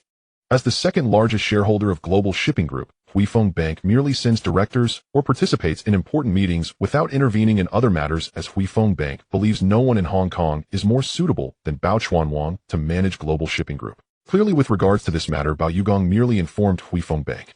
Now that Shun Yin and Bao Zhan felt there were no issues, the following processes, whether for the merger or divestment, could proceed smoothly. At this time, the golf game continued. Huang Xiaoying, Mrs. Shun, and Mrs. Bao Zhan sat there enjoying coffee, red tea, and desserts. The three ladies would not interfere with work matters, nor were they able to. Currently, Huang Xiaoying was speaking more about her son Bao Yu than about her husband Bao Yugong. Mrs. Bao, we truly envy you for having a son like Bao Xiao. Mrs. Shun and Mrs. Bao Zhan said with smiles. Actually, I don't have too many expectations for Bob's career. As long as he can be safe and sound, that's enough. February 24th, 1978. Friday, 9 o'clock in the morning. The conference room of the headquarters of the Global Shipping Group in the Taizhi building. Inside the conference room, apart from Bao Yugong, the chairman of the Global Shipping Group, there was also Su Haifan, the first vice chairman and a director of the Global Shipping Group. Along with them were directors Wu Guangjing, Du Shenialang, and Zheng Weijian. Bao Yugang's elder brother Bao Yushu, the president of the Global Shipping Group's Xinjiao branch, was also present. Inside the conference room, over 100 executives were seated. At that moment, Bao Yugong sat there, and Wu Guangjing reminded him, Chairman, all the meeting participants have arrived. No rush, Bao Yugong replied with a smile. Usually it was they, the executives, who chaired the meetings, but he had been sitting there for 10 minutes. Not rushing. At this moment, not only was Wu Guangjing puzzled, but Su Haifan and others were also confused. It was 9:15 in the morning. The conference room door was pushed open, and the ones entering were unexpectedly Shun Ji, the chairman of Huifeng Bank, along with general manager Bao Yuhan and director Mu Shirley. They were all directors of the Global Shipping Group. Typically, representatives from Huifeng Bank would only attend significant matters related to the Global Shipping Group or shareholder meetings. Wu Guangjing, Su Haifan, and others were taken aback. Now Shun Ji and Bao Yuhan had arrived. Bao Yugong stood up to shake hands with Shun Ji, Bao Yuhan, and Mu Shirley, and the three took their seats. Su Haifan and Wu Guangjing felt that since Mr. Shun had already arrived, the meeting should be able to start now. However, Bao Yugong remained seated. Su Haifan was confused, and Wu Guangjing was even more so. In fact, over the past few days, they both sensed something strange with the Global Shipping Group, but Bao Yugong had not consulted them privately. At 9:30 in the morning, the conference room door was pushed open again. Everyone's gaze turned towards it. At this moment, the first to enter was Bao Yu, followed by Nancy Zhao Xiuzhen and others, including representatives from Kowloon Warehouse Shipping and Hanjin Shipping. These people appeared suddenly. Except for Bao Yugong, Shenji, and Bao Yuhan, the others were unaware. However, Bao Yes' sudden appearance left Su Haifan, Wu Guangjing, and even those executives of the Global Shipping Group puzzled and surprised. Could it be that young Master Bao was going to take over the Global Shipping Group? Or had Bao Yugong retired early and handed the Global Shipping Group over to his son? Clearly, while other executives were indifferent, Su Haifan and Wu Guangjing were somewhat worried. Du Shenialang sat there, and Zheng Weijian looked at his brother-in-law, and the others who entered also puzzled. Dad Uncle Bao Yu greeted his father Bao Yugong and his uncle Bao Yushu first. Seeing Shun Ji, Bao Yuhan, and Mu Shirley sitting aside, Bao Yu greeted them as well. Mr. Shun, Mr. Bao Yuhan, Mr. Mu Shirley, hello. Young Master Bao, hello. After shaking, Bao Yu then greeted his four brothers-in-law. Bob, you can sit here. Bao Yugong meant for Bao Yu to sit next to him. On his left was Su Haifan, and on his right was Wu Guangjing. Dad, we can just sit aside. Bao Yu did not go over. Instead, he sat with Zhao Xiuzhen, Nancy, Mai Lizi, and Wei Li. Inside the conference room, it was clear that there were three different representatives. One was led by Bao Yugong, representing the Global Shipping Group. One was led by Shun Ji, representing Huifeng Bank. The other was led by Bao Yu, representing Global Investment Company. The expressions of the executives from the Global Shipping Group were all different. Some time ago, Bao Yu took over Hanjin International, and his four sisters personally approached his father and younger brother, hoping to have them hold important positions at Hanjin International. Unexpectedly, Bao Yu directly refused. After that incident, his four brothers-in-law felt a bit awkward when they met Bao Yu again. On one hand, they felt Bao Yu would rather use outsiders than them. Lin Yi lifted his brows lightly, having not expected such astonishing efficiency. It had been handled within only a week. Had he known, he would not have needed to press his assistant. This time, important representatives from Huifeng Bank and Global Investment Company were present, involving two significant matters. First, regarding the Kowloon Warehouse Groups, Kowloon Warehouse Shipping and Hanjin Shipping under Hanjin Huangpu. Through our secret negotiations over these days, all three parties agree to merge Kowloon Warehouse Shipping and Hanjin Shipping into the Global Shipping Group. What? Kowloon Warehouses, Kowloon Warehouse Shipping and Hanjin Shipping under Hanjin Huangpu are merging into the Global Shipping Group. How could they have no wind of this at all? Not only was Su Haifan surprised, but Wu Guangjing and others were also very astonished. In other words, the two major shipping companies of Bao Yu were merging into his father's global shipping group, involving millions of tons of carrying capacity. Such an important merger news, and the important executives of the global shipping group had no knowledge at all. What did this indicate? It indicated that Bao Yugong and his son did not trust them. The expressions of Su Haifan and Wu Guangjing were somewhat unfriendly. Why a secret negotiation?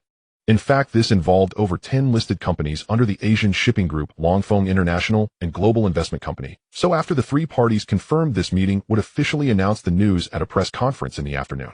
Such significant merger matters cannot be made public from the start. Apart from involving the Asian shipping group and Longfeng International, these two listed companies, Bao Yes Qingzhou Ingni Jiulong Warehouse Group, and 8 large listed groups under Hanjin Huangpu. Besides that, there were also Huifeng Bank and Hengxin Bank, both listed companies. All of these were related to the Bao family. If the outside world knew, the stocks of these companies would likely surge again in the coming days. Although Bao Yugong said it that way, Su Haifan, Wu Guangjing, and others still felt a bit uncomfortable. After all, such an important matter, they as the sons-in-law of the Bao family and important executives of the global shipping group were completely unaware. After a week of secret negotiations among the three parties, it is now unanimously agreed to merge Jiulong Warehouse Shipping Group's Jiulong Warehouse Shipping with a total carrying capacity close to 2 million tons and Hanjin Shipping under Hanjin Huangpu with a total carrying capacity close to 3 million tons into the global shipping group. Originally, the global shipping group had a total carrying capacity of 10 million tons. The Asian shipping group involved 4 million tons, including now Jiulong Warehouse Shipping's 2 million tons and Hanjin Shipping's 3 million tons. Altogether, the merged global shipping group reaches a total carrying capacity of 19 million tons, making it the highest shipping group in Xinjiang, Asia, and even globally. In other words, the merged global shipping group controlled by the Bao father and son has a carrying capacity that exceeds 19 million tons. This not only surpasses the total tonnage of an entire nation's commercial vessels, but also no commercial vessels from any country in the world can compare. Except for Bao Yugong, Bao Yu, and Shun Ji, everyone else took a deep breath. This merger has allowed the global shipping group to reach its peak 2 years ahead of schedule, establishing itself as the leading private shipowner group in the global shipping industry. At this moment, aside from Bao Yugong, Bao Yu, and Shun Yin, others like Su Haifan and Wu Guangjing were contemplating how Bao Yes' two major shipping groups would merge into the Bao family's global shipping group, effectively expanding it to the scale of an Asian shipping conglomerate. This scale is indeed substantial. After all, the Bao family spent nearly a decade building up the Asian shipping group, which only reached its current size with the support of Bao Yugong. Now, with the direct merger of the Kowloon Warehouse Shipping and Hanjin Shipping, the scale immediately surpasses that of the former Asian shipping group. In this merger with Kowloon Warehouse Shipping and Hanjin Shipping, considering the global reputation of both companies, the global shipping group will retain the names of these two major shipping companies and continue to operate independently. Kowloon Warehouse and Hanjin International hold significant reputation and goodwill globally, especially in Europe and America. Now, with the merger of these two shipping companies, Bao Yu suggested retaining their names, to which Bao Yugong agreed. In fact, there are profound lessons to be learned from this. Historically, when the Bao family was divided into 4 after Su Haifan inherited the global shipping group and the Asian shipping group, he actively abandoned the reputation and goodwill accumulated by these two groups for many years, replacing them with a new company named BW Group. This marked the beginning of the decline of the new global shipping group led by Su Haifan, to the point where the international community rarely heard of the Bao family's global shipping group afterward. In fact, this was also intentional on Su Haifan's part. If Bao Yugong were still around, he would never have acted that way, and Su Haifan wouldn't have dared to do so. Moreover, Wu Guangjing's actions are even more ridiculous. Historically, Wu Guangjing inherited a group led by Longfeng International, including Kowloon Warehouse Group and Wheelock Group. However, like Su Haifan, after inheriting these companies from Bao Yugong, he surprisingly had the names of Kowloon Warehouse Group and Wheelock Group cancelled, instead using Longfeng International as the sole name for the company. Unfortunately, many overseas companies, especially in Southeast Asia, had no idea what Longfeng International was, while Kowloon Warehouse and Wheelock were well-known global giants. When Wu Guangjing finally realized something was wrong, he hurriedly changed the company back to Kowloon Warehouse and Wheelock under the advice of senior executives, but the impact had already been significant. In other words, these two individuals, if not for being Bao Yugong's sons-in-law, clearly lacked the necessary capabilities. Ultimately, both can only consume the legacy left by their father-in-law, and the abilities of their executives around them are quite average. Regarding the retention of Kowloon Warehouse Shipping and Hanjin Shipping, as well as their independent operations, Huifeng Bank is also supportive. On this basis, the new global shipping group will establish new personnel arrangements. Besides myself continuing as the chairman of the new global shipping group, a new vice chairman will be added, appointed by Bao Yu of Global Investment Company. Furthermore, the new global investment company will add 2 new directors, Mr. My Lizzie, the general manager of Kowloon Warehouse Group and vice general manager of Global Investment Company, and Mr. Wei Li, executive president of Hanjin Whampoa and vice general manager of Global Investment Company. In other words, after this merger, Bao Yu will officially assume the role of vice chairman of the Global Shipping Group, and 2 new directors will be added, namely My Lizzie and Wei Li. After all, following the merger, Global Investment Company's shares will exceed 30, making them the second largest shareholder of the Global Shipping Group. In the eyes of Su-Wu Guangjing and others, the shares held by the Bao father and son in the Global Shipping Group have already surpassed 63, giving them absolute control over the company. Conversely, Huifeng Bank has dropped from the second largest shareholder to the third, with its shares diluted from 49 to below 30. However, Shunyan Baozhan and others felt that there was no issue. This also involves issues of crosshair holding. In addition, Kowloon Warehouse, Hanjin Whampoa, the Asian Shipping Group, and Longfeng International are all listed companies, which further involves other shareholders. In other words, these shares are not as simple as they appear on the surface. On the other hand, the new Global Shipping Group, controlled by the Bao father and son, indeed holds over 63 of the shares, firmly securing their control over the company. On the flip side, if Bao Yugong were to pass the Global Shipping Group to Bao Yu in the future, it would undoubtedly be much easier after this merger. Among those present, aside from Su-Wu Guangjing and others who had complex expressions, everyone else seemed unfazed. Now that Bao Yu is the only legitimate son of Bao Yugong, he is destined to be the sole heir to both his father and the Global Shipping Group. Moreover, starting from last year, Bao Yu's series of acquisitions have proven that his abilities are on par with those of his. This merger, including the announcement of the personnel changes following the merger, will officially be announced to the public. In other words, the merger of the shipping groups must be officially announced due to the involvement of multiple listed companies. At this moment, Su-Wu Guangjing and others thought that this important meeting was merely concerning the merger of several shipping groups. Since the discussions had concluded, the meeting was over. Bao Yugong, Bao Yu Shunyan, and others understood that the announcement of the merger was merely the beginning of today's. Bao Yugong glanced at his son Bao Yu across the table. Bao Yu remained seated, his expression largely unchanged, instead whispering a few words to My Lizzie and Wei Li beside him. This means that Bao Yu is not trying to seek the spotlight. As long as his father Bao Yugong has not handed over the Global Shipping Group to him, he will not interfere with the company's matters, at most offering suggestions to his father. Mr. Shin, do you have any suggestions or additions? Bao Yugong looked towards Shun Yin, who was sitting on the other side. Mr. Bao, I have no additions. I fully support the merger of the shipping group from both a personal perspective and on behalf of Huifeng Bank. In addition to this being a merger of the shipping groups under the Bao family, the discussions had already taken place on the golf course last Saturday, followed by a week of secret negotiations. Shun Yin is very supportive of the actions taken by Bao Yugong and his son. Moreover, he feels that Bao Yu is indeed very capable, even more so than his father Bao Yugong. In other words, the decision to withdraw support for Li Jiqing and instead support Bao Yu is, from another perspective, a very good. In Shun Yan's eyes, Li Jiqing is indeed a formidable Chinese figure in the business scene of Hong Kong. However, compared to the young Bao Yu, he still falls short. On one hand, Bao Yu's age gives him a significant advantage over Li Jiqing. On the other hand, Bao Yu's insights and business acumen are far superior to those of Li Jiqing. Bob, do you have any additions? Dad, regarding the Global Shipping Group and the shipping industry, I personally believe that no one is more skilled in managing the shipping industry than you, so I have no additions to make. Bao Yu's words were not mere flattery.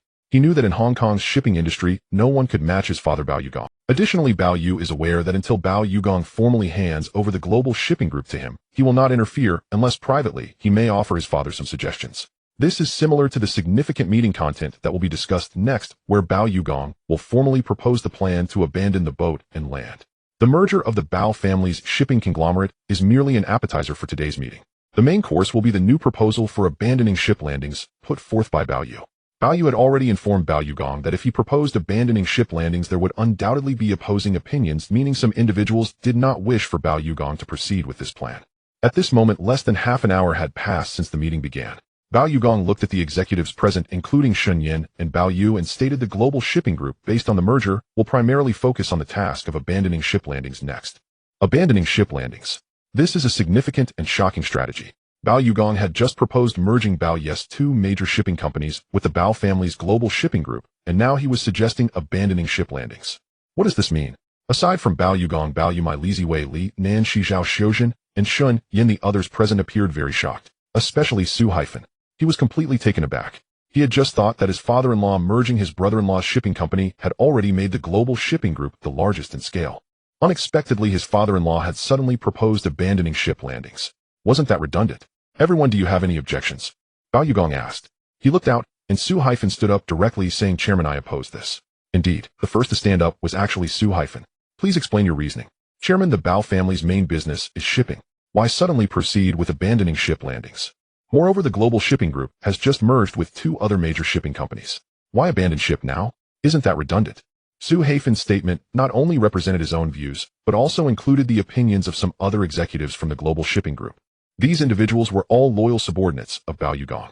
They had witnessed Bao Yugong develop with the financial support from Sandus and Huifeng Beg. Since 1973, the Bao family's global shipping group had only a carrying capacity of 9.6 million tons. By 1977, the carrying capacity had exceeded 13.47 million tons. Now at the beginning of 1978, after merging with Bao Yes shipping companies, the carrying capacity approached 19 million tons. The most crucial point is that they had just begun the merger, and now the Bao family suddenly proposed abandoning ship. Aside from their confusion, they believed that Bao Yugong, or in other words the main business of the Bao family, was the global shipping group. If they abandoned ship, now wouldn't that mean selling off most of the large vessels? Wouldn't that render years of development in vain? In this regard, Sue Haifen was utterly perplexed, and the other executives were equally baffled.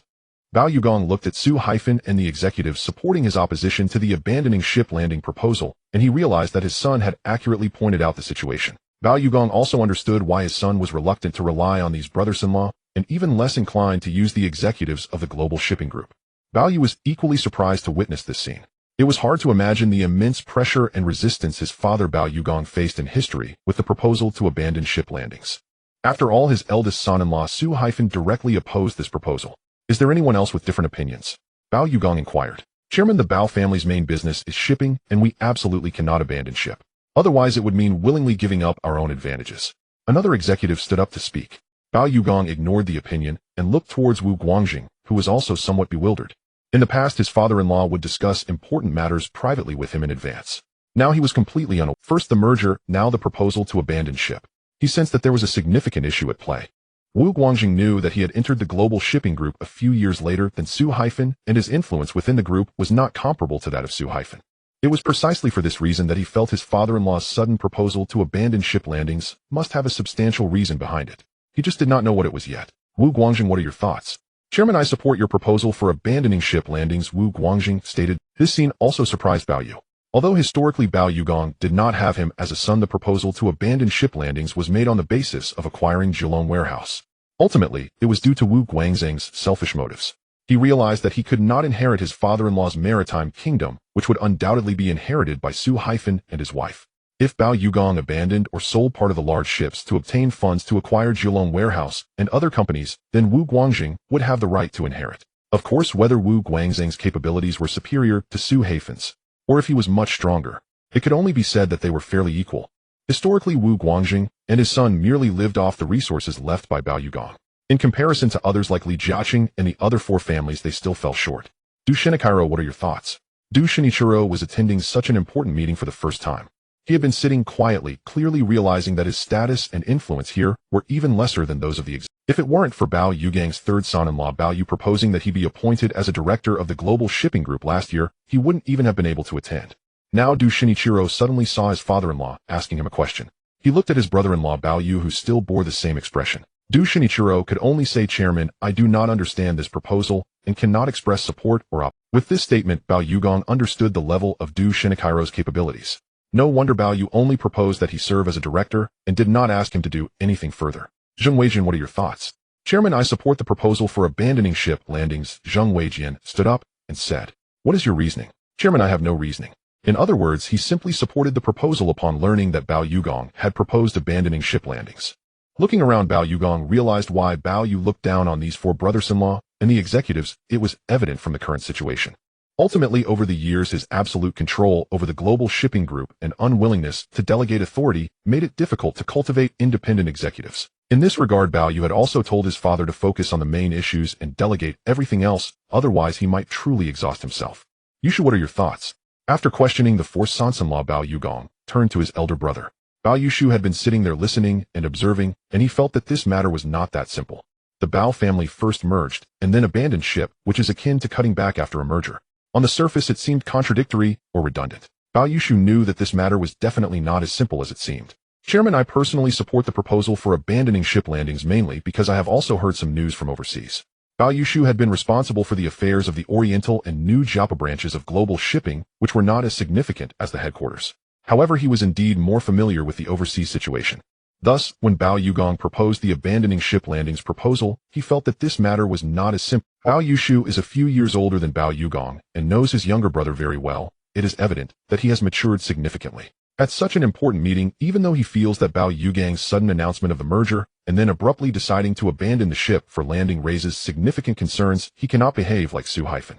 Su Hyphen is indeed the eldest son-in-law of the Bao family and has earned Bao Yugong's trust. Bai Ren is usually quite straightforward in his actions. Most importantly, Bao Yushu can also see that this matter is definitely not so simple. Yushu, share your thoughts. Chairman, based on reliable information I received from the East, the shipyards there are cutting prices to attract orders from shipowners worldwide, which is very abnormal and indicates a global oversupply of ships. Bao Yushu's words elicited a nod from Bao Yugong. What else? Chairman, I have a persistent feeling that our supertankers' deadweight tonnage is dominating the majority of our global shipping group's capacity, posing considerable risk. In fact, the deadweight tonnage of the Bao family's global shipping group mainly consists of supertankers, with nearly 50 vessels, each exceeding 1,000 tons.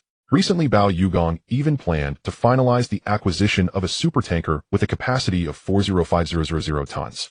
This matter has been under negotiation by Su Hyphen with a shipbuilding company in the East. This means that each supertanker exceeds 1,000 tons, with some even reaching 2,000 to 3,000 tons, which is quite alarming. If global demand for oil increases, there would be no issue. The problem arises when the global demand for oil suddenly plummets, creating significant issues. Bao Yugong nodded. After Bao Yushu sat down, he looked towards Bao Yu and Shun Yin. Shun Yin also stood up and said, based on some recent bank and financial data I've obtained, I fully support the plan for King Bao to abandon the ship. Huifeng Bank is not only the second largest shareholder of the global shipping group, but also its largest creditor. All the major ships under the global shipping group, including supertankers purchased on loan, are supported by loans from. The issue is that Shun Yin has already discerned from global banking data that there are indeed problems in the global. Initially, Shun Yin did not pay much heed to it, but after Bao Yes' reminder on the golf course last Saturday, he and Bao Yuhan investigated and realized something was amiss. From this perspective, Bao Yu is indeed quite impressive, as his business acumen has already matched that of his father Bao Yugong. Shun Yan's statement caused the executives present to take a deep breath. At this moment, Bao Yugong addressed those present, saying, the plan to abandon the ship for landing was proposed by Bob. Now, Bob, please elaborate. What? The plan to abandon the ship for landing was actually proposed by Bao Yu. The executives present gasped. Aside from Su Haifen's pale expression, Wu Guangjing also looked at his brother-in-law in disbelief. Dad, Mr. Shin, Mr. Bao Yuhan, esteemed executives present, why did I suddenly propose that the global shipping group should abandon the ship for landing? Mainly because I received some very reliable information.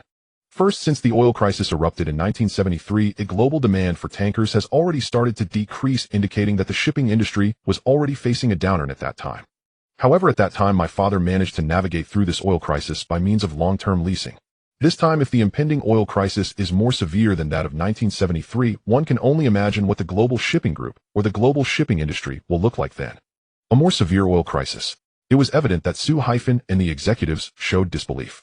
Shen Yan, Bao Yuhan, Mai Li, Si Wei Li, and others already understood that Bao Yes' judgment indeed had substantial basis, particularly regarding the situation in the Middle East. Thus, this is a crucial reason for the necessity to abandon the ship. Second, regarding what my uncle Bao Yushu just mentioned, it is indeed happening now, and not only the shipyards in the East are doing this, but the shipyards in Korea are also doing the same, cutting prices at all costs to attract global ship owners for more orders. While this seems to benefit many shipping companies by allowing them to purchase more large ships at low prices and strengthen their shipping group's capacity, in reality this situation will lead to severe shipbuilding fever, inevitably increasing the global oversupply of ships. This raises multiple issues. Firstly, the drastic reduction in the total price of shipbuilding may push some shipbuilding companies into a state of loss, and some may face bankruptcy at any moment. Secondly, the global increase in excess ships will inevitably lead to a significant drop in shipping prices, resulting in many shipping companies operating at a loss. Aside from a few strong companies that can weather the crisis, many more will go bankrupt. At this point, even though Shun Yin, Bao Yugong, and others had already known this in advance, they still appeared surprised. Thirdly, our global shipping group holds too many supertankers. If global oil imports and consumption decrease significantly, it will increasingly lead to the idle situation of supertankers. Eventually, not only will these supertankers fail to generate profits, but they may also be left to rust at the port, increasing the expenses for the global shipping group, exacerbating loan and interest burdens. At this point, aside from Su Hyphen and a few executives, others were both astonished and impressed. They did not know where Bao Yu had obtained this information, but his boldness in making such statements must be rooted in truth. Bob, do you have anything else to add? Bao Yugong asked his son with admiration. It reminded him of how Bao Yu had similarly persuaded him before acquiring Kowloon warehouse with multiple reasons. It was evident that the same approach was being applied now to convince the Bao family to abandon the ship for landing. Dad, Mr. Shen, Mr. Bao Yuhan, esteemed executives present, in my view, the global shipping group only needs to maintain its shipping advantages. The rest is not about having more deadweight tonnage, but rather excessive deadweight may become a burden for the global shipping group. Additionally, I heard that Dad was preparing to order a supertanker from the east with a capacity of 4,050 tons. I believe we must immediately abandon this order. Even if it requires compensation for breach of contract to the shipbuilding company, we must give it up, otherwise purchasing it later would indeed be unnecessary and wasteful. A supertanker with a capacity of 4,050 tons is extremely valuable. With that money, it would be better to invest in other industries. Bao Yu's statement made Su Haifen's expression even more unpleasant, as he was the one responsible for contacting the shipbuilding company in the east. Bao Yugong looked at Su Haifen and asked, "Haifen, you just heard what Bob said. Oh, what are your thoughts?" "Chairman, I stand by my position. I oppose the Bao family's initiative to abandon the ship. I believe that the chairman has achieved his current status as the world's shipping king entirely due to acquiring more large ships. If we give up so many large vessels this time, our advantage will be overtaken by other shipping companies, and it may even lead them to seize our global shipping group's business. As for the order for the supertanker, I believe we should not abandon it. After all, our Bao family has cooperated with the shipbuilding company in the east for many years, and suddenly abandoning it at this stage close to signing would affect our family and the global shipping group's reputation." Su Haifen's words immediately darkened Bao Yugang's expression. Clearly Bao Yu had just articulated his position so clearly, and even Shun Yin supported the ship abandonment plan. Unexpectedly, his eldest son-in-law Su Haifen and some executives would actually oppose this plan to abandon the ship, even regarding the order for the supertanker, which had already been placed, but not formally signed yet. How could they refuse to abandon it for such reasons? Say that again. Bao Yugong turned to Su Haifen and asked, "Chairman, I oppose the ship abandonment plan. This proposal is erroneous, and I cannot watch the global shipping group decline. Get out of the meeting room immediately." At this moment, Bao Yugong, when angry, truly resembled a raging tiger. His voice startled several of his sons-in-law nearby. Su Haifen looked at his father-in-law with a grim expression, surprised that he would ask him to leave the meeting room in front of so many. Su Haifen still feared Bao Yugong. He could only stand up and walk straight out of the meeting room. Bao Yu also discovered another side of his father. He knew that the tycoons of Xianjiang were all formidable individuals, whether it was his father Bao Yugong Li Jiaqing or even Li Zhaoji. At many times they indeed gave others the impression of being gentle and refined like a spring breeze. However, in reality, if they truly got angry, they could be like a tiger ready to devour. Su Haifen got married to the eldest daughter of the Bao family, Bao Peiqing, in 1969. At that time, he was invited by Bao Yugong to join the global shipping group, and now in 1978, it has been nearly 10 years. In addition to having been with the global shipping group for many years, he naturally also gathered a group of senior executives from the company around him. From Su Haifen's repeated opposition to Bao Yugang's plan to abandon the ship and land, it is clear that some executives also stood up to oppose it. In history, because there was no son Bao Yu, did Bao Yu think that Su Haifen also opposed the abandonment of the ship and land back then? Bao Yu did not know. However, he knew that from the perspective of the abandonment of the ship and land, it was indeed unfavorable for Su Haifen, as he believed he might steer the Bao family's maritime empire in the future. Bao Yugang's plan to abandon the ship, sell the large vessels of the global shipping group, and then purchase land-based industries was essentially like cutting the flesh of the global shipping group to buy other properties. This was advantageous for Wu Guangjing, but not for Su Haifen. Now things are different. Bao Yu is the legitimate son of Bao Yugong. If Su Haifen still holds such views, he would be gravely mistaken. It was precisely because of this that Bao Yugong was furious like a tiger starved for days, facing his son-in-law's repeated opposition to the abandonment plan. That was equivalent to opposing him, Bao Yu, and even Mr. Shen's plan, which of course was not allowed to happen. This was akin to challenging Bao Yugang's authority and status within the global shipping group. Su Haifen left the meeting room. The room was quiet. Apart from Bao Yu and others, Wu Guangjing and the other sons-in-law of the Bao family were all looking down. Just now Wu Guangjing knew he had made the right bet. What he did not expect was that this plan was actually proposed by his brother-in-law. If that's true, then that's terrifying. Wu Guangjing realized that starting from today, Su Haifen's influence in the global shipping group would begin to wane. If anyone else has objections or different thoughts, please stand up and speak, Bao Yugong said. At this point, no one opposed anymore. Those executives who had just followed Su Haifen in opposing the abandonment plan were already noted by Bao Yugong. These people were not very wise, and they had been closely following Su Haifen. This time they would not be retained, and would have to resign, retire, or be demoted. This abandonment plan for the global shipping group concerns the life and death of the company, Bao Yugong stated directly. Su Haifen's work is suspended. We will talk about when he can return once he has thought it through. As for the previously planned order for that 4050-ton super oil tanker, immediately send someone to the eastern shipyard to cancel the order. This task will be handled by Wu Guangjing. Yes, Chairman Wu Guangjing quickly replied. He did not expect that Su, the first vice-chairman of the global shipping group, would have his work suspended directly by his father-in-law, which indicated how serious the matter was. In other words, this meeting involved two very important matters. One was the merger of the Bao family shipping company. The other was the abandonment of the ship and land. Regarding the abandonment plan, Bao Yugong did not announce it here. They all knew that the global shipping group was basically unlikely to order new large vessels or super oil tankers. In fact, the main task ahead was to sell those super oil tankers as quickly as possible. According to the private discussions between Bao Yu and Bao Yugong, at least 60 had to be cut, which meant reducing the current 19 million tons by 8 million tons. This involved not only many super freight ships and super oil tankers, but also the rights and interests of many executives and even ordinary employees.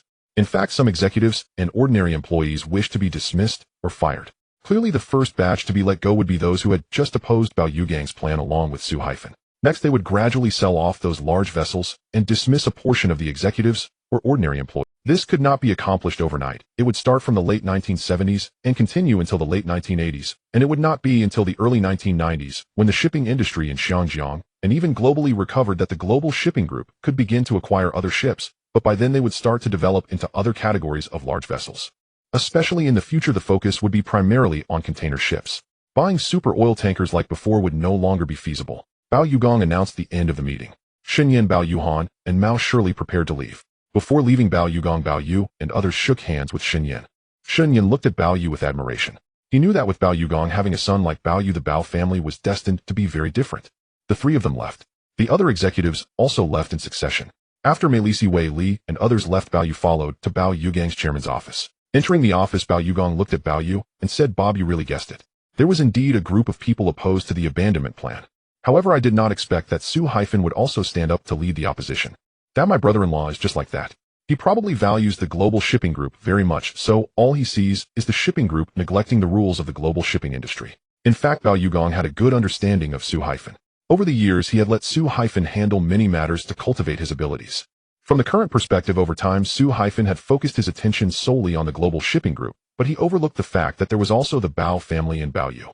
If it weren't for your elder sister insisting on being with him back, then I really wouldn't have wanted my daughter to marry him. In fact, Su was just an ordinary merchant's son from Austria. If he hadn't met Bao Peiqing at a banquet and actively pursued her, how could he have married the eldest daughter of the Bao family?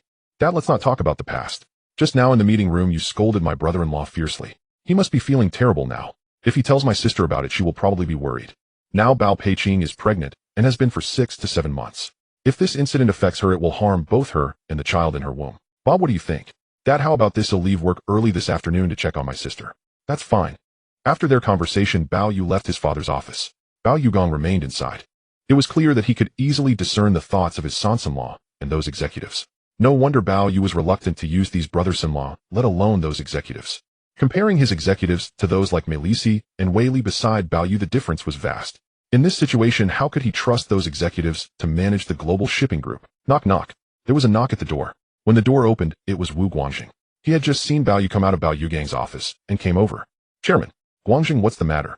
"Chairman, regarding the order for that 40500-ton super oil tank. If we are to cancel the order, I need to fly to Tokyo immediately to meet the person in charge of that shipyard." Now, a super oil tanker was extremely valuable.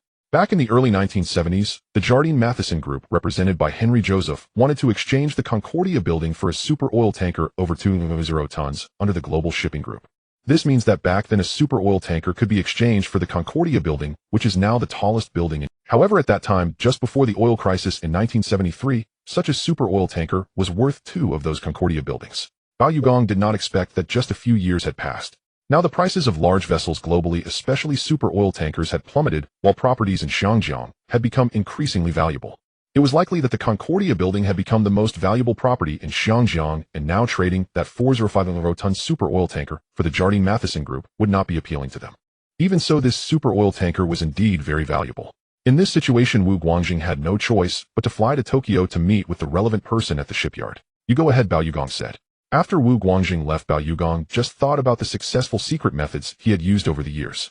That is to say, he had employed the so-called strategy of 3 contracts, using the chartering contract to obtain a bank loan contract, and then using the bank loan contract to sign the shipbuilding contract, rapidly expanding the shipping business. Over the years, Bao Yugong had benefited greatly from these 3 contracts.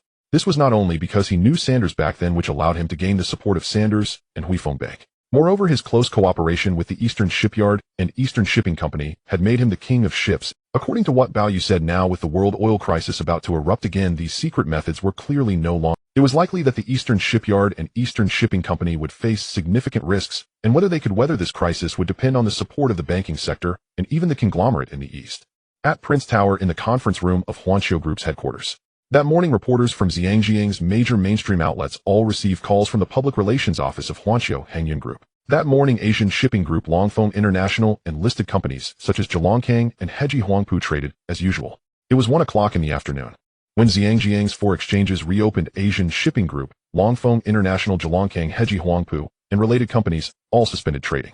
From the morning calls inviting reporters to a press conference by Huanqiu Hengyun Group to the afternoon suspension of trading by those listed companies, the sequence was unmistakable. Reporters in Xiangjiang and market investors already suspected that Huanqiu Hengyun Group had something important. In fact, the Xiangjiang Securities Regulatory Office had already received word from the Bao family that father and son would formally announce a merger of their shipping interests. Because of that, the related listed companies halted trading that afternoon. It was 2:30. Present from Huanqiu Hengyun Group were Chairman Bao Yugong, Director Du Xinialang Zheng Weijian, and representatives from Huifeng Bank, such as Bao Yuehan and Mao Shirley. Also attending on behalf of Huanqiu Investment Company were Mai Liziwei Li and Nanxi, along with delegates representing Zhilongkang Shipping and Heji Shipping. They would appear in the conference room for the press briefing. At that moment, reporters from numerous mainstream Xiangjiang media outlets had gathered. Among them were journalists from Dongfang Daily, Sing Tao Daily, Ming Pao, Qingbao Xinbao, Xiangjiang Business Daily, Nanhua Daily, as well as reporters from Xiangjiang Radio, Xiangjiang Commercial Radio, TV Biajo Television, and Jai Television. The last time the Bao family held a press conference was after the Spring Festival, when Bao Yu announced the acquisition of Heji Huangpu, a revelation that rocked Xiangjiang, the global Chinese community, and even audiences in Europe and America. This time neither Bao Yu nor Su Haiwen or Wu Guangjing were visible. Yet Bao Yugong representatives from Huifeng Bank and delegates representing Bao Yu were present. Ladies and gentlemen of the press, hello. We have invited you today primarily to announce that Huanqiu Hengyun Group will formally merge with Zhilongkang Shipping and Heji Shipping, subsidiaries of Huanqiu Investment Company. In other words, the Bao family's father and son would consolidate their shipping businesses. The announcement visibly surprised the assembled journalists. By that reckoning, would not the Bao family's Huanqiu Hengyun Group control nearly 19 million tons of cargo capacity, a staggering maritime empire? After Bao Yugong disclosed the news, the reporters immediately pressed for details and the terms of the merger. At that moment, Bao Yu was on the 15th floor. He chose not to attend the press conference. Instead, he stood looking out the window while Zhao Xiuzhen sat in her office chair. Zhao Xiuzhen had no idea what Bao Yu was thinking. At 3 in the afternoon, when the press conference concluded, the journalists hurried back to file their copy, striving to publish this major story about the Bao family in the evening editions. At the press conference, Bao Yugong announced only the merger of the shipping groups. He did not reveal the forthcoming abandoned Japanland plan. That matter concerned the commercial secrets of the Bao family and Huanqiu Hengyun Group, and could not of course be disclosed. In truth, that was the focal point. The merger resembled a piece of theater likely to spur other shipping companies in Xiangjiang and beyond to ramp up purchases of large vessels. Yet when the global oil crisis and a slump in maritime trade arrived, those shipping companies would find themselves in dire. With the press conference over, Mai Liziwei Li and Nanxi descended. Mai Lizi would return to the Zhilongkang Center, while Wei Li would head back to the Heji Huangpu building. After those two left, Nanxi returned to her office. It was 4 in the afternoon. Zhao Xiuzhen watched Bao Yu pack his things. Zhao Xiuzhen, am leaving early. Earlier that morning during a meeting, Su Haiwen had been driven from the conference room by his father-in-law Bao Yugong, as if facing a ravenous tiger. Su Haiwen was stunned and frightened. Having worked with his father-in-law for many years, he knew Bao Yugong's temper could be explosive. This time, he felt he had truly provoked him. He soon learned he had been temporarily suspended. His duties were handed to Wu Guangjing, and even the contract for the supertanker had been entrusted to Wu Guangjing to negotiate with Donyang Shipyard. In short, no one could oppose the Bao family's abandoned Japanland plan. The first step was to cancel that supertanker. Su Haiwen understood full well how severely his position would be affected. For that reason, he had left Prince Tower that morning and driven back to the villa in Qianchuan. Returning home early was a rare occurrence for Su Haiwen. At home, Bao Peiqing, who was resting and sunning herself during pregnancy, saw her husband emerge from the car with a very troubled expression. "How and why are you home early?" Bao Peiqing asked, her pregnant belly prominent. Su Haiwen said nothing and went straight to the master bedroom. This villa had been the lavish residence Bao Yugong had given them when they married. Apart from that, the couple employed a Filipino maid to care for them. That was all. Of course, they lived in luxury, drove fine cars, and kept substantial balances in the bank. Su Haiwen knew that in many people's eyes all of this had been provided by his father-in-law, the shipping magnate. Su Haiwen felt that he had contributed much to the Bao family and Huanqiu Hengyun group over the years, and that what he had received was deserved. Haiwen, what happened? Bao Peiqing entered and asked. Su Haiwen remained silent. He was still afraid. He knew his father-in-law was not someone to be trifled with, and that he had openly contradicted him in such an important meeting. In retrospect, Su Haiwen admitted to himself that he had been reckless. He had always believed the Bao family's core business lay in shipping. Even though Bao Yu had acquired Zhelongkang and Heji Huangpu to him, Huanqiu Hengyun Group's shipping operations remained the most vital. Without Huanqiu Hengyun, there would be no Bao as the current shipping king. He could not understand why at the peak of their power they would begin selling off their large ships, especially the supertankers. As for the reasons Bao Yu had given, Su Haiwen found them hard to believe. How and what on earth happened?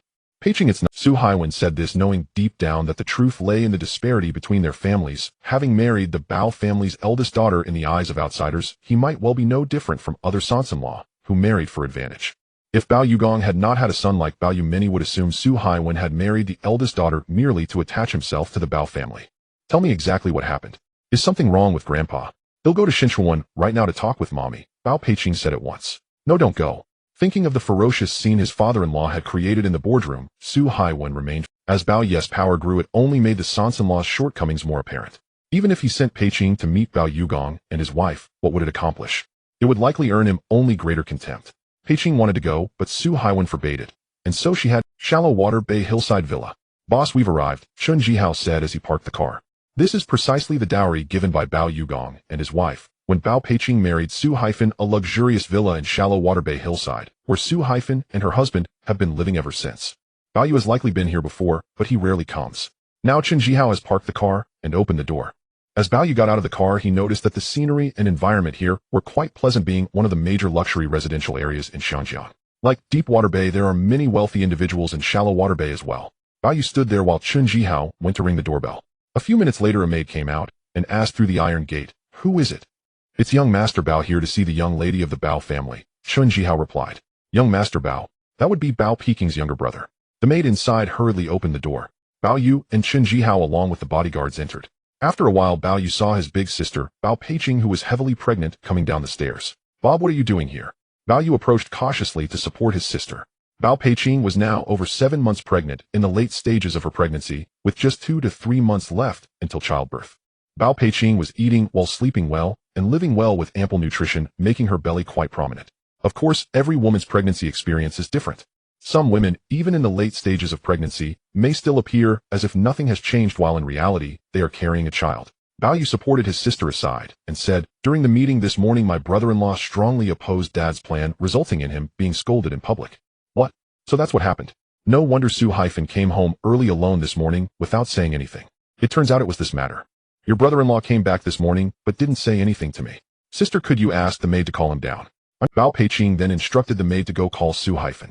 At that moment, Su Haifen was still resting in the master bedroom, waiting for the maid to go in and summon him. "Mr. Su Haifen, young Master Bao is downstairs waiting for you." "Bao Yu is here." Su Haifen appeared visibly surprised. Since the end of last year, Su Haifen has felt a significant change in this younger brother-in-law. Not only does Bao Yu seem much smarter, but he has also become increasingly difficult for Su Haifen to read, resembling a younger version of Bao Yugong. Clearly, even though Bao Yu has not yet entered the global shipping group, his capabilities are impressive, evident from this. Bao Yu does not need to rely on his father. He and Global Investment Company are now the second largest shareholders of the new global shipping group. In this situation, which of Bao family's sons-in-law can compare to Bao Yu? Moreover, Bao Yu currently holds shares in companies like Kowloon Warehouse, Hutchison Whampoa, and Qingzhou Ingni, all of which are significant players. Bao Peiqing is also unaware of the matters concerning the global shipping group. "Sister, it seems there might be another global oil crisis, so after discussing with Dad, apart from merging multiple shipping groups, we also need to start downsizing the shipping group. However, my brother-in-law doesn't understand, feeling that our Bao family cannot be separated from the shipping industry. He confronted Dad in the meeting room, which made Dad angry and forced him to leave." "Bob, I don't know about the company matters. If what you say is true, isn't that very serious?" "Extremely serious. It will affect many, especially our Bao family's global shipping industry." At this moment, Bao Peiqing realized that the matter was not so simple. She couldn't understand why her husband Su Haifen insisted on confronting Dad. Clearly, her younger brother's insight is significantly further reaching than many others. The shipping capacity can be sold now and bought back later. In reality, it's just like real estate or stocks. If one does not know how to convert it, could burden all the company's finances. This statement from Bao Yu startled Su Haifen, who had just come down. he suddenly realized that he was indeed Bob. Su-hyphen approached. Brother-in-law, you should know Dad's character better than I do. When he is not angry, he always has a smile on his face. When he is angry, both Mom and I feel scared. On this point, Su-hyphen certainly knows. This time I'm here to see you. Brother-in-law, you don't need to think too much about it. This plan for the Bao family's abandonment and landing is very important, and no one can stop it. If you cannot understand the reasons behind it, you will likely face Dad and still make him angry. Bob, your words just now have awakened me. In other words, what Bao you mentioned earlier about capacity can indeed be sold now. By reducing some supertankers in the future, if we want to increase capacity, we can buy them back. In fact, as long as Bao Yugong is still in this world, he is the king of shipping. Even in the early 1980s, when the Dong family's Oriental Overseas suddenly surged to 11 million tons of shipping capacity, they could only rank second. Of course, the Dong family spared no expense, desperately borrowing money from banks to buy, with the highest debt ratio, exceeding 83. Such a business model is very abnormal. Now, the Bao family doesn't need to be like the Dong family, only to find that in the end it was all in vain. Brother-in-law, since you understand, I won't say more. Now work matters are not as important as my sister and the child in her belly. Su-hyphen had been married to Bao Peiqing for nearly 10 years, and Bao Peiqing only became pregnant last year. It is easy to imagine how difficult it is for Bao Peiqing to get pregnant. Moreover, Bao Peiqing is not young anymore. She is already 33 years old, categorized as a high-risk pregnancy. Getting pregnant and giving birth is very challenging, and the risks are significant. Thus in Bao Yes' eyes, his sister and the child in her womb are the most important. Su-hyphen remained silent. Bao Yu then said, Sister, focus on your pregnancy. You don't need to worry about work matters, nor can you. As for Dad's global shipping group affairs, I won't interfere, and Dad won't allow me to interfere either. Bao Yu made it very clear that as long as Dad Bao Yugong is still around, including him and those sons-in-law, they cannot interfere. Bob, I understand, Bao Peiqing said. Bao Yu knew that Su-hyphen might be unconvinced, still thinking that the abandonment and landing plan proposed by Bao Yugong and his son was incorrect. In fact, by the end of the year, as the situation in Elong becomes more severe, he will understand. Brother-in-law, if you have time, you can learn more about the Middle East, especially the news from Elong, and you will clearly understand why. Now that I've calmed down Su-hyphen and his wife on behalf of Dad, I am prepared to leave. Bob, are you not staying for Sister? Sure. Later that evening around 7, Bao Yu and Su-hyphen had a simple dinner. They got into the car and left, heading back to Deepwater Bay Hillside Villa. Watching her younger brother leave, Bao Peiqing said, Hi, when my brother is becoming more and more like our young father. Su-hyphen remained silent and returned to the study upstairs. March 10, 1978. Friday, 15th floor of the Prince Building. Afternoon. Bao Yu was working in his office. Last month, after the merger of his two shipping companies under Global Investment Company with his father's Global Shipping Group and Asia Shipping Group, Bao Yu found himself with little to handle. His father Bao Yugong seemed very busy, mostly coming home late after early departures, managing new personnel after the merger, and starting to sell some old supertankers to repay bank debts and interest. Additionally, Bao Yugong was secretly buying gold spots. At that moment, the landline on Bao Yes' desk rang. Zhao Xiuzhen picked it up, and after answering, she hung up the phone. Boss, the call was from the property management of the Global Investment Center building. After Bao Yu acquired all shares of Huahao Company from Li Jiaqing and Huifeng Bank, the ownership of this newly built building in the central district of Xiangjiang had fallen into the hands of Bao Yu and Global Investment Company. It was precisely because of this that Li Jiaqing originally hoped to name the building the Changjiang Group Center. Now that Bao Yu secured the ownership, it would no longer be called the original Huarun Bank building, but directly named Global Investment Center building. The sign with the 6 characters, Global Investment Center, was already prepared in advance. What's the matter? The property management called to say that the building has passed the comprehensive inspection and we can move in any time or welcome new companies to occupy this office building. According to what Bao Yu and his father Bao Yugong were told when they visited the newly built Huarun Bank building at the beginning of the year, the manager mentioned it would be fully completed by the end of February for inspection. Now on March 10th, it was quite normal for the inspection to be completed. This building was intended by Bao Yu to serve as the headquarters of Global Investment Company, and he planned to establish some subsidiary companies, there having no intention of renting out the office space to any third-party companies. Zhao Xiuzhen, it seems like the appropriate time for us to move from the Prince building over there. Moving the headquarters was a significant matter. Bao Yu needed to discuss it with his father after work. 6 p.m. Deepwater Bay Hillside Villa. The Bao family. Bao Yu returned home after work as usual. He had thought his father would not be home so early, but upon returning, he saw Bao Yugong and Grandpa Bao Xiaolong relaxing with their feet up while reading the newspaper. Grandpa, Dad, I'm back.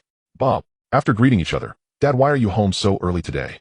Now that the Global Shipping Group has merged, things are no longer as hectic as before. If Li Jiaqing was a workaholic in Bao Yes' eyes, his father was even more of one. Li Jiaqing usually delegated tasks to the executives around him. Most of the time he accompanied clients to play golf, and the day would pass just like that. In contrast, Bao Yugong handled many matters personally, including flying abroad to meet partners. He would fly overseas today and possibly return to Xiangjiang the day after tomorrow. Dad, I received a notification this afternoon from the newly built Huaran Bank building saying that the inspection is complete and we can start working anytime. Bao, yes, newly built Huaran Bank building has completed its inspection. This was indeed a significant matter. Bao Yu had spent 600 million Hong Kong dollars to purchase this building from Huifeng Bank and Li Jiaqing. At the time when Bao Yugong and Bao Yu visited the building, Bao Yugong had said that Bao Yu could certainly move the headquarters of Global Investment Company from the Prince building to there. However, they needed to select an auspicious date. The inauguration ceremony for the reconstruction of Huaran Bank and the relocation ceremony for the headquarters of Global Investment Company were both very important, especially for choosing a suitable day. In Xiangjiang, both Chinese and Western people, whether rich or poor, held strong beliefs in feng shui, and selecting auspicious dates almost ingrained in their bones. If they did not choose a date and move directly, any future misfortune might be attributed to the day of the relocation clashing with their fate. In this regard, Bao Xiaolong and Bao Yugong placed great importance, while Bao Ye's soul came from 50 years later, so he did not see much significance in it. Bob, choosing the right day for the relocation is very important. We cannot move casually. Let me discuss with your grandfather to see which feng shui master in Xiangjiang is most suitable. Once he selects a good day, we will finalize it then. The building had already been acquired by Bao Yu and passed inspection, so in Bao Yugang's view, a little time didn't matter. Dad, then I'll leave this matter to you. Dinner time. After Bao Yu had dinner with his grandfather, father, and mother, he went upstairs. Bao Xiaolong felt that he was getting old and might not be able to help his precious grandson with other matters. He believed he could assist Bao Yu by recommending a suitable feng shui master for selecting an auspicious date for the new Huaran Bank building. Bao Yugong and Bao Xiaolong were discussing in the hall. As the center of the intersection of Eastern and Western cultures, Xiangjiang has seen a large influx of various traditional cultures and immigrants over the past century, making it more focused on the preservation of traditional culture than many other places. Practices like feng shui, fortune-telling, and palmistry are very popular in Xiangjiang. Nowadays, there are many feng shui masters and fortune-tellers of various schools in Xiangjiang. However, there are indeed some well-known ones, especially among the wealthy. After discussing, Bao Yugong and Bao Xiaolong decided to find a feng shui master named Bo. At 9 p.m., Bao Yu had finished his bath under Daisy's service and was now reading the newspaper in the study when he heard a knock at the door. Daisy went to open the door and saw that it was Bao Yugong who came in. Bob, after discussing with your grandfather, we decided to find a feng shui master named Bo to take a look. Bo, a feng shui master. Bao Yu felt that this person seemed quite famous.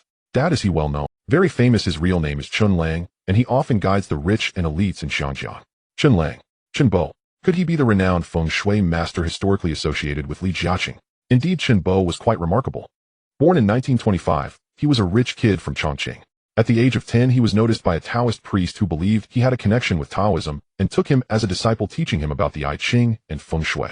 Bo was naturally gifted and learned the master's skills and true teachings. At the beginning of the liberation, Bo and his family relocated to Xiangjiang due to their background. When he first arrived in Xiangjiang, Bo did not gain fame for his feng shui or fortune-telling, but for his painting. Coming from a wealthy family, he was exposed to the arts from a young age and had studied under the old Taoist for many years, mastering all forms of art, initially making a living by selling paintings. Bo felt that those who spent money on his paintings shared a special connection. He would casually offer a few insights, and over time people began to believe he could predict fortunes accurately. Through word of mouth, Bo had become a master in the eyes of many.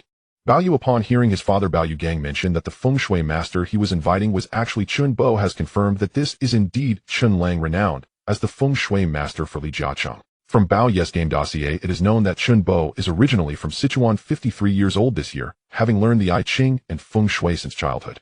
After moving to Hong Kong with his family, he initially made a living by selling paintings. However, what many did not expect is that Bo's greatest talent is not in painting, but in his ability to provide remarkably accurate insights, which over time has led him to be regarded as a master by many. Bao Yu wonders whether this is a deliberate persona crafted by Bo, or if he has truly become a master in the eyes of Hong Kong's elite through his interactions with them. Bao Yu acknowledges that Bo's true prowess lies in his guidance to Li Jiaqing.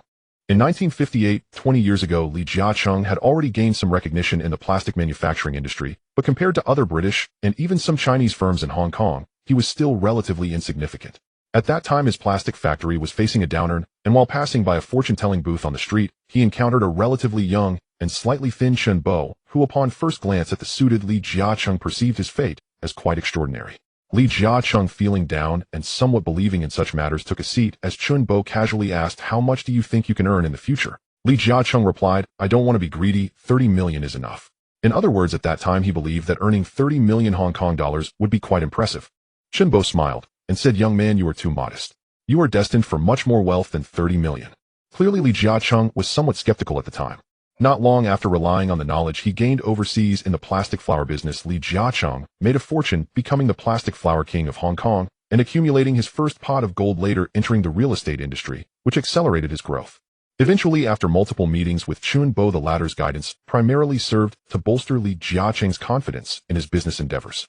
In Chun Bo's view, Li Jiacheng's name itself was particularly auspicious as it signified that Hong Kong was the city of the Li family. Later, during a drinking gathering, Chun Bo met Li Jiacheng again and remarked that Li Jiacheng's wealth was not merely flat, but overflowing, and he was destined to become the future richest man in Hong Kong.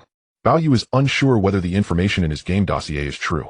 From what he knows from his past life, historically after Bao Yu Gang's departure, Li Jiacheng indeed became the richest man in Hong Kong, and not only that, but also the wealthiest in Asia and among the Chinese community. Li Jiacheng, as the richest man, was far wealthier than the other four prominent families in Hong Kong and other tycoons.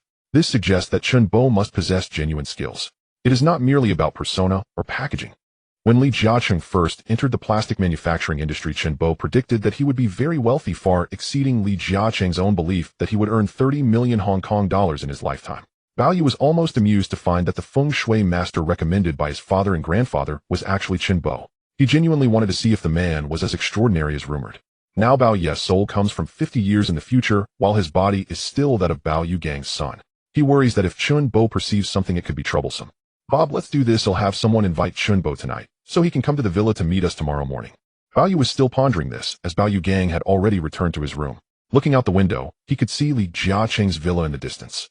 Bao Yu knows that if it weren't for his appearance, Li Jiacheng, with the help of Hui Feng Bank and Shun Bai, would have consumed companies like Hutchison Whampoa and soared to great heights. In history, Li Jiacheng indeed became the richest man in Hong Kong. Does Li Jiacheng still have a chance to rise? Bao Yu finds it difficult to believe. Resting for the night time, moved to March 11, 1978. Saturday. Today is a day of rest. Bao Yu habitually woke up early, and with Daisy's assistance he washed up and came down from upstairs, noticing voices coming from the villa's hall. Apart from seeing his grandfather, father, and mother, there was an elderly man dressed in a tang suit, looking rather thin, with somewhat graying hair. At first glance, Bao Yu felt he resembled the elderly individuals he had seen in his past life at a certain age. This man was the renowned feng shui master of Hong Kong, Chun Bo. "Bob, the feng shui master, Chun Bo, has arrived." Chun Bo observed Bao Yu, the young master of the Bao family, descending from upstairs in casual attire. It was evident that Chun Bo was somewhat surprised. Since the end of last year, he had seen numerous news articles and photos of young Master Bao in the newspapers.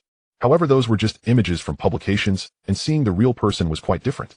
Now, seeing the young master of the Bao family in front of him for the first time was astonishing. Chun Bo could only express his astonishment. He had provided fortune-telling services to many elites and tycoons. Whether it was Li Jiacheng, his wife Zhuang Yuming, or his mother Zhuang Baiqin, in Chun Bo's eyes, they all possessed remarkable features. Such individuals are destined to be very wealthy from birth. As for Bao Yu, being the sole legitimate son of the shipping king Bao Yu Gang, one cannot say he was born without wealth. That is simply impossible. However, upon seeing Bao Yu's features, Chun Bo found it quite strange. He naturally did not dare to confirm or voice his thoughts. "Hello, Chun Bo." "Hello, young Master Bao." The two greeted each other. Last night, Bao Yu Gang had already sent someone to find Chun Bo, and upon learning that the shipping king's son had business with him, Chun Bo came to the Bao family's villa at Deepwater Bay this morning. Upon arriving, the first people he saw were Bao Zhao Long and Bao Yu Gang's couple. However, the one truly seeking him out was actually Bao Yu, the son of the shipping king. Bao Yu sat down and said, "Chun Bo, I heard of your reputation from my father when he introduced you to me last night. Young Master Bao, where did you hear about me?" At this time, Chun Bo had indeed gained some recognition in Hong Kong, but it was not yet as high as in history. Historically, he was celebrated as Li Jiacheng's exclusive feng shui master, and Li Jiacheng would often seek Chun Bo for insights. However, Li Jiacheng's current business standing has yet to reach historical heights. "As far as I know, you have provided guidance to Li Jiacheng before." Li Jiacheng. Chun Bo was somewhat surprised. He indeed had provided guidance to Li Jiacheng, and not just once. Both Li Jiacheng's appearance and his date of birth, as well as his name, were particularly auspicious. Additionally, Li Jiacheng's wife, Zhuang Yuming, in Chun Bo's view, possessed a particularly prosperous aura. "Young Master Bao, I have indeed seen Mr. Li's fortune." In the late 1950s, Chun Bo had already examined Li Jiacheng's fortune. Now 20 years have passed, and during that time, he has lost count of how many times he has guided Li Jiacheng, as each time has been remarkably accurate. Now Bao Yu resembles a young Bao Yu Gang. Bao Yu Gang has a very favorable appearance, clearly indicating his wealth. However, upon first seeing Bao Yu, Uncle Chun found him somewhat inscrutable, even a bit unfathomable. Nevertheless, Uncle Chun refrained from asking further. Bao Yu mentioned his acquaintance with Li Jiaqing, to which Uncle Chun did not deny. Uncle Chun, we invited you to determine the auspicious date for the completion of the new Hua Rinxing building and the relocation of the global investment company's headquarters from the Prince building to the new Hua Rinxing building. Bao Yu Gang interjected. The completion of the new Hua Rinxing building and the relocation of the global investment company headquarters. At this moment, Uncle Chun was even more astonished. In 1976, the old Hua Rinxing building was demolished by Huifeng Bank, and the date for its demolition was not chosen by him. However, later on, Li Jiaqing secured a partnership with Huifeng Bank, which entrusted the reconstruction of the Hua Rinxing building to him. Li Jiaqing placed great importance on this matter, including the timing for the foundation laying of the new building. He not only consulted Uncle Chun, but also sought the opinions of other renowned feng shui masters in Hong Kong. During this period, Uncle Chun even heard that Li Jiaqing regarded the newly reconstructed Hua Rinxing building as his new headquarters, hence paying meticulous attention to every aspect. Now, what astonished Uncle Chun was that the newly constructed Hua Rinxing building had fallen into the hands of the Bao family, and even more specifically into Bao Ye's hands. Seeing Uncle Chun's expression, Bao Yu smiled and asked, Uncle Chun, didn't Li Jiaqing ask you about the auspicious date for the reconstruction of the Hua Rinxing building before? Young Master Bao, indeed that was the case. At that time, Mr. Li placed great significance on the reconstruction of the Hua Rinxing building. Bao Yu and his father Bao Yu Gang exchanged knowing smiles. Now Uncle Chun realized that this building, located in a prime area of central Hong Kong, with excellent feng shui, had already come under Bao Ye's control, and he could only feel astonished. Mr. Bao, Young Master Bao, in order to select a suitable completion date and relocation date for the headquarters, I need to know Young Master Bao's birth chart. Besides, I must consider the old almanac and the feng shui aspects of the new Hua Rinxing building, which may take some time. Uncle Chun, I can provide you with my birth chart. Generally speaking, an individual's birth chart is quite mysterious and personal and is not casually disclosed to outsiders. Since Uncle Chun needs to refer to Bao Ye's birth chart, he naturally will provide it truthfully. Bao Yu understood that he actually had two birth charts, one from his previous life and one from his current incarnation. He directly asked his mother Huang Xiaoying to inform Uncle Chun of the birth chart from his current incarnation. Huang Xiaoying remembered very clearly not only the year, month, and day of Bao Ye's birth, but even the specific time down to the minutes. Uncle Chun noted it down. He needed to take the birth chart provided by the Bao family and refer to the old almanac, and also personally visit the new Hua Rinxing building to inspect it, including the main entrance. Regarding this, Bao Yu Gang thought he could personally accompany Uncle Chun to the building. Bao Yu, however, was not interested. After finishing breakfast, Bao Yu Gang, along with a bodyguard and a dedicated driver, personally took Uncle Chun from Deepwater Bay to see the newly constructed Hua Rinxing building. It was nearly noon. Bao Yu was still in the study upstairs. At this moment, the maid Daisy came in and said, Young Master, Mr. Bao and Uncle Chun have returned. They would like you to come down. Bao Yu came downstairs. In the morning, Bao Yu Gang had first taken Uncle Chun to see the new Hua Rinxing building, and afterwards they returned to the store in Central. Uncle Chun threw Bao Ye's birth chart and the date of laying the foundation for the new Hua Rinxing building, along with the location of the building's entrance and the old almanac. Uncle Chun deduced several auspicious dates. Among them, the date for the completion ceremony could coincide with the relocation date of the global investment company's headquarters, or it could be different. Uncle Chun knew that those buildings were very valuable, and their rent was very expensive. Every additional day meant wasting another day's rent. Thus, many of those small shops might rent a space today, finish renovations tomorrow, and move in the day after. Only wealthy individuals would care about these matters. Young Master Bao, considering your situation, I can calculate several suitable auspicious dates for the completion ceremony and the headquarters relocation. Just as Bao Yu came down, Uncle Chun spoke. In March 14th, the 6th day of the second month, and March 25th, the 17th day of the second month, are both suitable dates. Then there are also several suitable dates in April. Uncle Chun was explaining while Bao Yu Gang and Bao Xiaolong listened. Young Master Bao, if you feel that March is too rushed, you can also wait until April. There are several suitable dates then. April 10th, the 4th day of the third month, April 22nd, the 16th day of the third month, etc. Bao Yu suddenly recalled that historically Li Jiaqing held a grand completion ceremony in April, and also moved his Changxiang Center from North Point to the new Hua Rinxing building, after which the new Hua Rinxing building was renamed Changxiang Group Center. This means that it seems Uncle Chun indeed calculated some suitable auspicious dates for April. However, since March has suitable options, Bao Yu does not need to wait until next month. And March 14th is next Tuesday, while March 25th is still more than 10 days away. Uncle Chun, let's choose March 14th. It is currently just Saturday, with enough time before next Tuesday to prepare for the completion ceremony and the headquarters relocation. During this time, some of the office supplies from the Prince building can be moved to the new Hua Rinxing building. Uncle Chun felt that since Bao Yu chose this date, then it shall be the chosen date.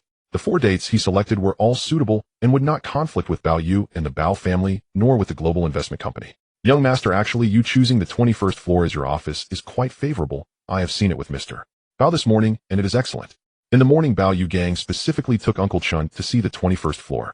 Bao Yu Gang did not understand why Bao Yu chose this place instead of the highest floor. According to Uncle Chun, the 21st floor, especially the office that Bao Yu chose, is indeed quite remarkable. Bao Yu certainly knew it was excellent. This was the office that Li Jiaqing specifically selected for himself in history, and now it had fallen into Bao Ye's hands. After finishing lunch, Uncle Chun resolved this significant matter for the Bao family. Before leaving, Bao Yu Gang and his wife presented Uncle Chun with a large red envelope which he did not directly open, but he knew it contained a substantial amount. After Uncle Chun departed, Daddy, since the completion date of the new Hua Rinxing building and the relocation date of the Global Investment Company headquarters is set for next Tuesday, we need to send out invitations to the distinguished guests attending the completion ceremony in advance. As for who to invite, Bao Yu knew that apart from himself, the Global Investment Company's Mike Wei, Li Xiaoboyan Wei, Peter Nancy, Chao Jiming Brook, and Zhao Xiuzhen would definitely attend. Additionally, there would be the chairman of Huifeng Bank Xin Ban and general manager Bao Zhan, among others. As for the others, mainly Bao family's relatives, including Bao Yu Gang's elder brother Bao Yushu, Bao Yu Gang's younger brother Bao Yuxing, and the four sons-in-law of the Bao family. There would also be some invited reporters. March 12, 1978. Sunday. Peak Road, Taiping Mountain.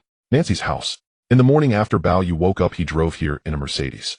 Now besides Nancy and the maid Fanny, there was no one else here. Dressed in a skirt, Nancy already knew last night that Bao Yu would come to see her today.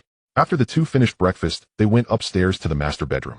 Sir, are you saying that next week we will move from the Prince Mansion to the newly constructed Chinese Merchants Building? Yesterday my father and I consulted with the Feng Shui master Mr. Chen to choose a date, which is next Tuesday. However, when we move our headquarters, there's some changes will need to be made in personnel. Changes in personnel? Bao Yes Global Investment Company initially had a few main subordinates, namely Chao Jiming, Zhao Xiuzhen, and Nancy. Although later, after hiring Meilisi, he became the general manager of the acquired Kowloon Warehouse Group, responsible for all matters related to Kowloon Warehouse. This was because Bao Yu had no other suitable candidates to take the position of general manager during the acquisition of this British firm. After acquiring Hutchison Whampoa, Bao Yu had not only Wei Li and those three key persons by his side, but also over 100 highly capable executives. In other words, whether it's those three key persons or other executives from Hutchison Whampoa, all could competently hold the position of general manager of Kowloon Warehouse.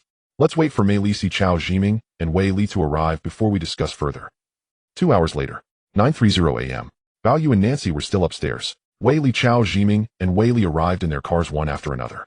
The three were led by Fanny to the villa's yard, where they sat down to drink tea and enjoy the distant scenery. You all came. Boss, Miss Nancy. The three stood up to greet Bao Yu and Nancy as they came down from upstairs. After Bao Yu and Nancy sat down, he said, "Let's have tea first, then discuss business." At 10 a.m. Bao Yu and they went upstairs to the study. After closing the door, Bao Yu said, "Yesterday my father and I confirmed the date for the inauguration ceremony of the new Chinese Merchants Building and the relocation of the Global Investment Company headquarters, which will take place next Tuesday morning." Next Tuesday morning. That's the day after tomorrow. That's fast. Boss, congratulations, said the three to Meilisi. This was expected. However, after the inauguration ceremony and moving the headquarters there, we will also need to make some changes in personnel at Global Investment Company. This is inevitable. Currently, issues like acquiring company shares are still being handled by Chao Jiming. In Bao Ye's view, this is still after moving the Global Investment Company headquarters from Prince Mansion to Global Investment Center, there will be sufficient office buildings available. Meilsi is currently the general manager of Kowloon Warehouse, mainly responsible for Kowloon Warehouse's affairs. I plan to relieve him of the Kowloon Warehouse general manager position and have him work at Global Investment Building, where he will manage all matters of Global Investment Company for me in the future. In other words, Bao Yu intends to assign many of Global Investment's affairs to Meilisi. Before this, Meilisi was working at Kowloon Warehouse Center, which posed some inconvenience. Meilsi, do you have any issues with this? Boss, I have no issues. He indeed has no issues. Although many people are watching the position of general manager of Kowloon Warehouse, Meilisi prefers to stay close to Bao Yu to work. At this time, Wei Li asked, Boss, Kowloon Warehouse Group is a very important large group. If Mr. Meilisi relinquishes the position of general manager, who will take over as the new general manager? This position is indeed very important. Wei Li, who do you think is suitable? Who would be suitable to take on the role? Wei Li looked at Chao Jiming and Nancy, knowing that these two were not suitable. Meilisi was also stepping down from this position just because he was returning to the headquarters of Global Investment Company. In this case, essentially this executive must come from the executives of Hutchison Whampoa or a promotion from among the executives of Kowloon Warehouse. Boss, it should be either a promotion from among the executives of Kowloon Warehouse or a promotion from a senior executive over at Hutchison Whampoa. This is inevitable. Bao Yu cannot use the executives from his father Bao Yu Gang's Global Shipping Group. Wei Li, who do you think is suitable? Bao Yu asked again. Looking at them all glancing at him, Wei Li said, "Boss, none of the three key persons from Hutchison Whampoa have any issues, and certainly over 100 other executives can also do it. Hutchison Whampoa is a massive group with nearly 10 listed companies. Among these companies, whether it be Hutchison Property Habbo Watsons or any listed company's general manager, their qualifications and abilities could hold the position of general manager of Kowloon Warehouse. If calculated separately, Kowloon Warehouse Group scale is still much larger than any of these listed companies. In other words, the executive who takes over Melissa's position is basically equivalent to a promotion. The reason he recommends those three key persons, especially Richard Sin and Xiaoboyan, mainly because these two had previous records and had ambitions towards Hutchison Whampoa. If they were reassigned to Kowloon Warehouse as general managers, it would likely make the boss feel more at ease." Bao Yu smiled and turned to Melissi asking, "Melissi, what do you think?" "Boss, I agree with Mr. Wei Li's thoughts. Of course, Richard Sin, Xiaoboyan, and Wei Peter have more management experience. Currently, Wei Li is still leading the three key persons in reforms at Hutchison Whampoa. In fact, Bao Yu temporarily has no plans to move the three. However, for Melissi to step down from the position of general manager of Kowloon Warehouse Group, it is necessary to promote someone from among these executives. From every perspective, Richard Sin and the others are indeed the most suitable. Since both of you recommend Richard Sin, then let Richard Sin take over Melissa's position. Wei Li, after you return, first meet Richard Sin and see what his thoughts are. Then have him come to Deepwater Bay Villa to meet me this afternoon." "Yes, boss." After discussing this matter, Melissi, Chao Jiming, and Wei Li left. Bao Yu stayed to have lunch with Nancy. In the afternoon, Bao Yu drove back to Deepwater Bay Villa. Headquarters, Executive President's Office. After leaving Nancy's house at Taiping Mountain Villa, Wei Li drove directly here and personally called Richard Sin, asking him to come back to the company to meet him. Today is Sunday, and Richard Sin was originally resting at home with his family. When he suddenly received Wei Li's call, he hurriedly drove over. When he saw Wei Li in the Executive President's office, Richard Sin thought something had happened. "President, is there something wrong?" "Kayak-san, it's good news." "Good news." Richard Sin looked at Wei Li in confusion. Since Bao Yu acquired Hutchison Whampoa, he has indeed not interfered much with Hutchison Whampoa. The executives are still these people, and under Wei Li's leadership, they managed Hutchison Whampoa very well. Since Bao Yu's shareholding in Hutchison Whampoa has long exceeded 51, their ambitions towards Hutchison Whampoa had already been extinguished. "This morning I just met with the boss and Mr. Melissi. Next Tuesday morning, the boss will relocate the headquarters of Global Investment Company from Prince Mansion to the newly built Chinese Merchants Building. Mr. Melissi will stay at the company headquarters to work for the boss, and he will step down from the position of general manager of Kowloon Warehouse Group." Richard Sin immediately heard two crucial pieces of news. Firstly, the newly constructed Chinese Merchants Building that Wei Li recently secured from Huifeng Bank and the Li family will soon serve as the headquarters of Global Investment Company next Tuesday. Secondly, general manager of Kowloon Warehouse Group Melissi will step down from this position and return to the headquarters of Global Investment Company. "Kayak-san, what do you think?" "President, this is good news." "Congratulations to the boss for moving up to the next level," Richard Sin said with a smile. From another perspective, he knows very well that the boss Bao Yu took that building from Li Jiaqing. In this regard, Bao Yu's methods are naturally remarkable. "For you, this is indeed good news. I have already recommended you to the boss for the position of new general manager of Kowloon Warehouse Group." "What?" Wei Li actually recommended him to take over as the new general manager of Kowloon Warehouse. "Does that mean he would have to leave Hutchison Whampoa, where he had worked for 50 years? Kayak-san, what are your thoughts?" "President, I actually prefer to stay at Hutchison Whampoa to work." On the surface, the top position at Hutchison Whampoa is Wei Li, with Richard Sin as the second. In reality, the true boss of Hutchison Whampoa is Bao Yu, who merely delegates the management to Wei Li and the three key persons.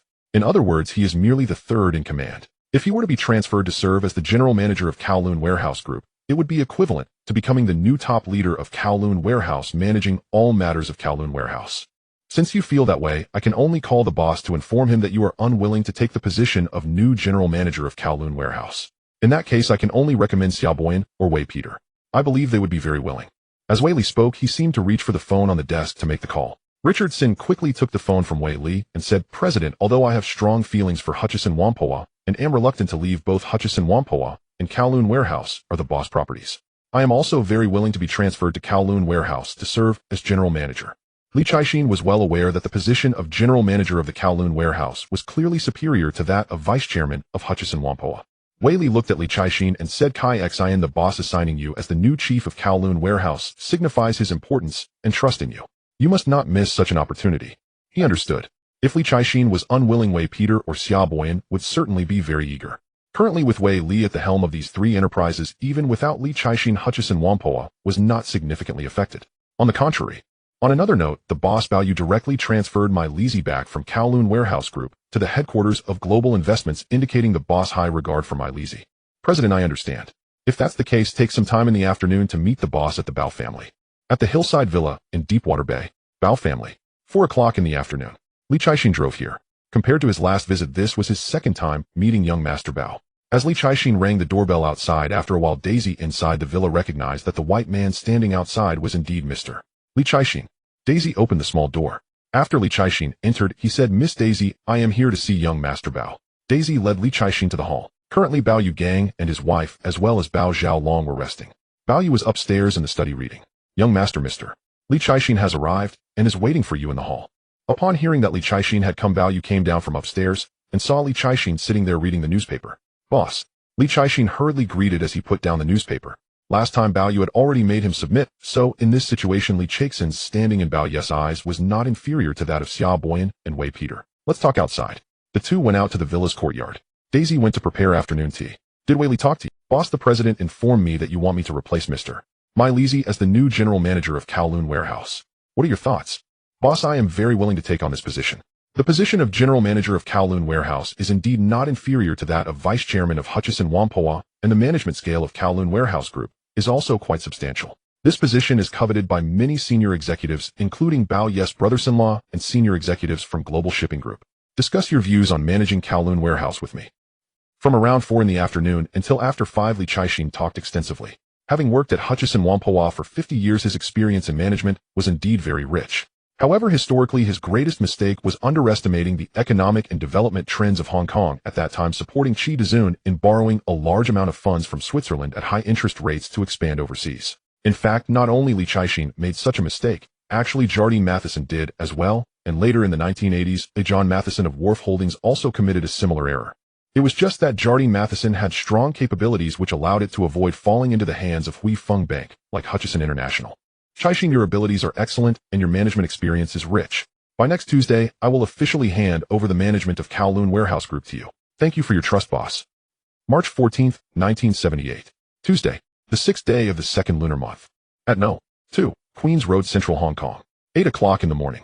At this time, many reporters had on Saturday, after confirming the inauguration ceremony date for the new Chinese Bank Tower and the headquarters relocation, Bao Yu Gang and his son, along with Chun Bo, officially established Global Investment Center Property Company on Sunday. In addition, the security for this new building was entirely provided by the security team from Global Shipping Group.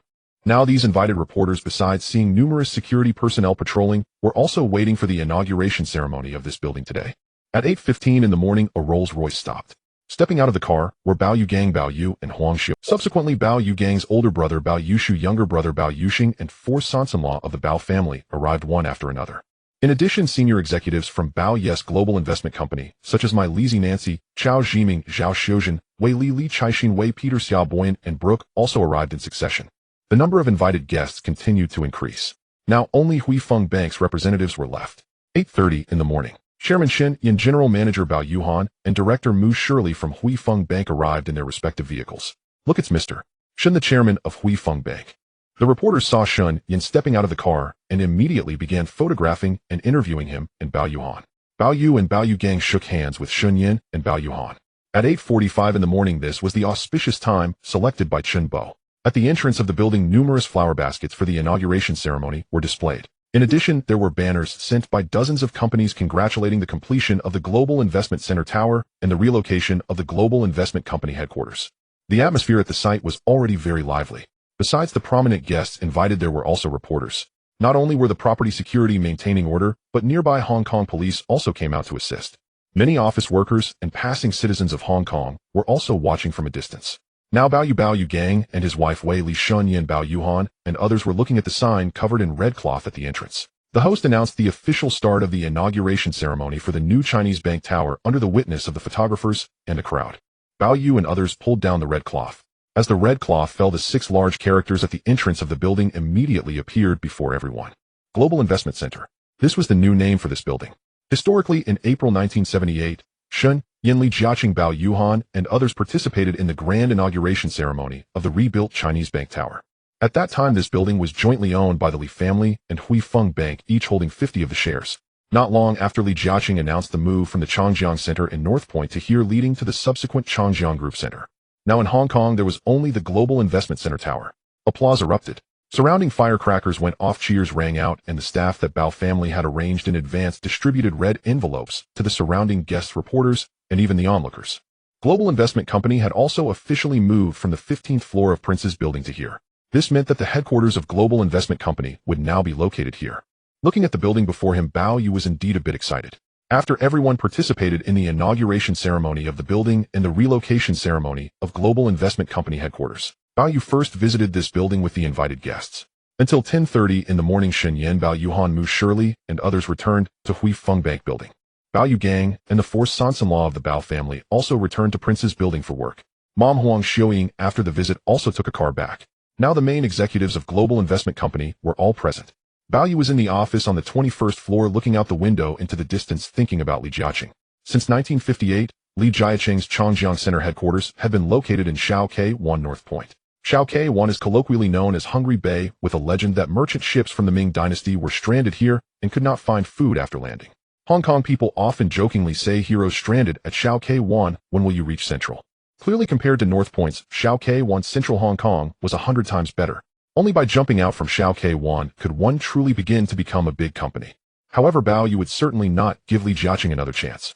Looking out the window, Bao Yu's mood was indeed. Here the office on the 15th floor of Prince's building felt quite different, especially since this building was entirely his commercial property. There was a knock at the door. Zhao Xiuzhen pushed the door and entered. Boss, those senior executives are waiting for you. Now in the conference room. Mai Lizi Wei, Li Chaixin Wei, Peter Xiaoboyan, and Brooke, the general manager of Qingzhou, were all. Brooke was still responsible for the affairs of Qingzhou.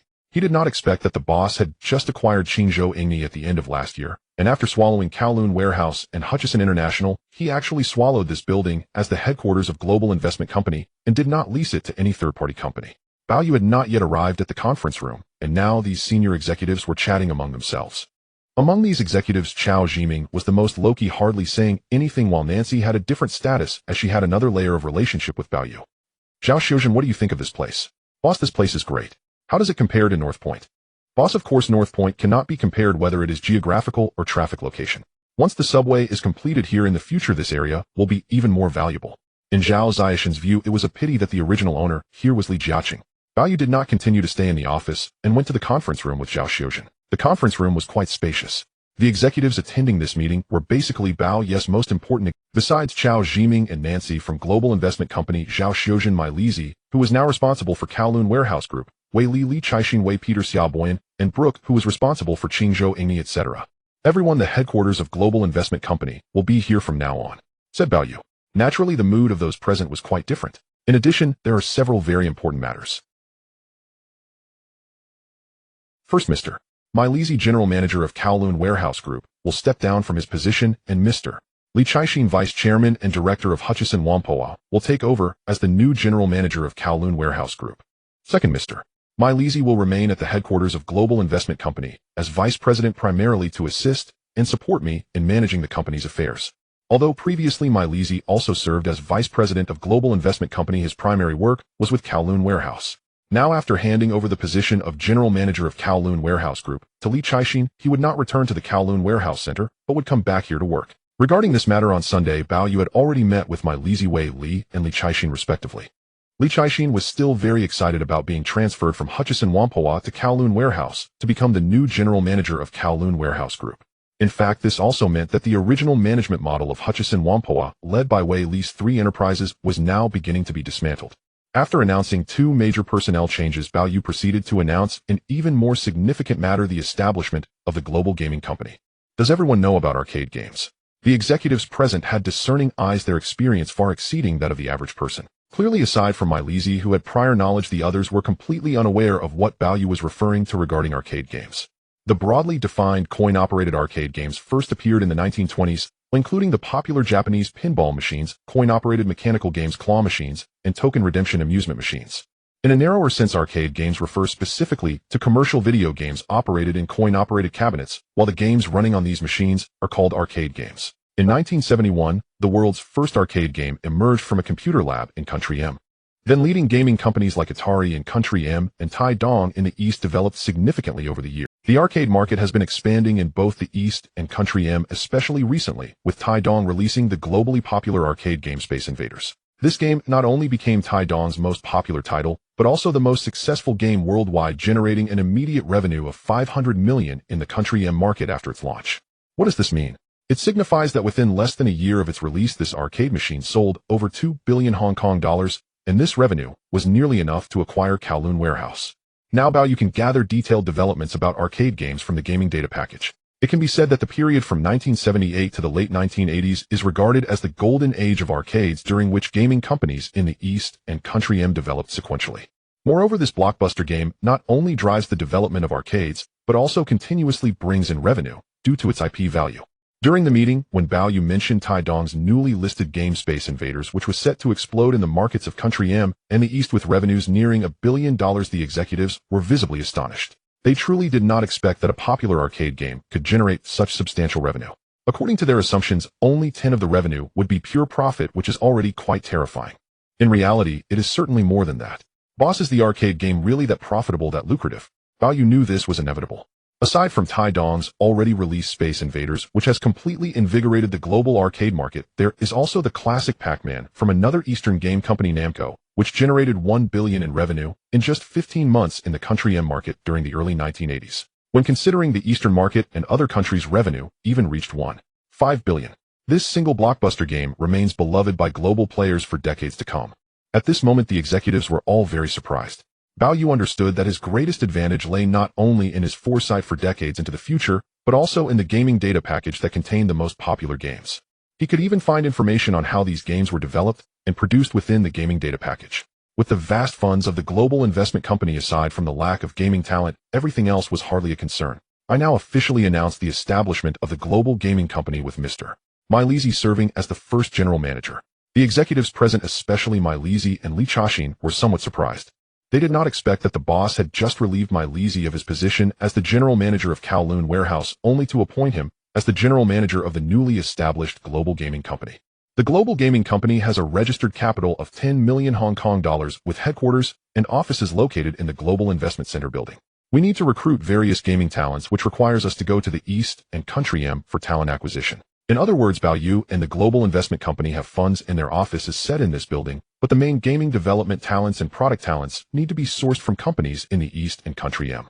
Over the past few years, Taidong and Atari have gained considerable experience, and the East has many talents in it. However, currently in Hong Kong, it might be a challenge to attract these talents, as they may be reluctant to work in Hong Kong. Bao Yu believed that as long as there were sufficient incentives to attract them, many talents would still be willing to develop in Hong Kong. Milezi, the responsibility for recruiting relevant gaming talents will be assigned to you. Understood, boss. Originally, the Global Investment Company and Global Gaming Company could directly recruit talent globally in Hong Kong, but after discussions between Bao Yu and Milezi felt it was better to personally visit the East. Besides that, he wished to see how Taidong was operated. After Bao Yu finished discussing this matter, Milezi was still the general manager of Kowloon Warehouse. This meant he had to return to Kowloon Warehouse Center building to hold a meeting in the morning, coordinating with the newly appointed general manager Li Chaxin to hand over relevant affairs. As for Chung Kong Holdings, Li Chaxin had always assisted Chi Dezun and Wei Li in their work. With the departure of his vice chairman, he was now taking on some of the responsibilities, while the rest allowed him to take up the new general manager role at Kowloon Warehouse. Boss, can I bring some of my subordinates to Kowloon Warehouse? Having worked at Chung Kong Holdings for many years, Li Chaxin certainly had a number of subordinates who had followed him. If Li Chaxin brought familiar executives to Kowloon Warehouse, it would certainly make management easier. You may take them with you. Thank you, boss. The first meeting at the new company headquarters concluded. Milezi, Wei Li, Li Chaxin, Xia Boi and Wei Bidebrook, and others dispersed, each returning to their respective. Regarding Li Chaxin taking over Milezi's position as general manager of Kowloon Warehouse, Xia Boi and Wei Bide felt quite envious. Naturally, they hoped to independently manage a large company. However, it was not yet their turn. Bao Yu returned to his new office. At this moment, the Global Investment Company was wholly owned by Bao Yu, and with no chairman, he was both the general manager and the highest authority. At this moment, Bao Yu stood by the window looking out through the dark green glass, clearly seeing the vehicles and pedestrians on the street below. The surrounding Huifeng Bank building had only 13 floors, while the other buildings were mostly below 12 floors. Compared to the newly constructed 22-story Global Investment Center building, it seemed somewhat shorter. Bao Yu was in a very good mood. The hillside villa at Deepwater Bay. Li family. 6 o'clock in the evening. Li Jiaqing returned from the Chung Kong building in North Point with a sullen expression on his face throughout the journey.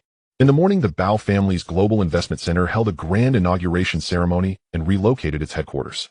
Although Li Jiaqing was not on the guest list, he could not attend such a ceremony. When Zhou Qian and his secretary Hong Xiaoyan informed him of this, he felt extremely upset.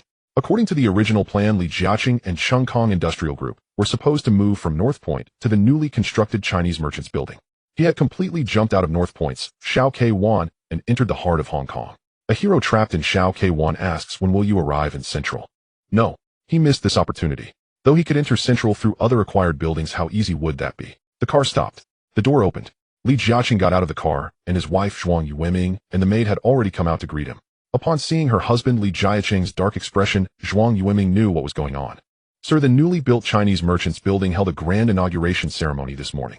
I heard that the Bao father and son have transformed that building into the Global Investment Center. Li Jiaqing merely nodded and said nothing. Entering the villa's hall, he took off his suit and handed it to Zhuang Yueming, then sat directly on the sofa. He casually picked up a newspaper nearby, only to find that all the news was related to the inauguration ceremony of the newly constructed Chinese Merchants Building held by the Bao father and son. Seeing this, he felt a twinge of discomfort. The last time had already hurt him, and seeing the news again was like being stabbed. They sold that 50 stake for 300 million Hong Kong dollars. How could he not feel regret?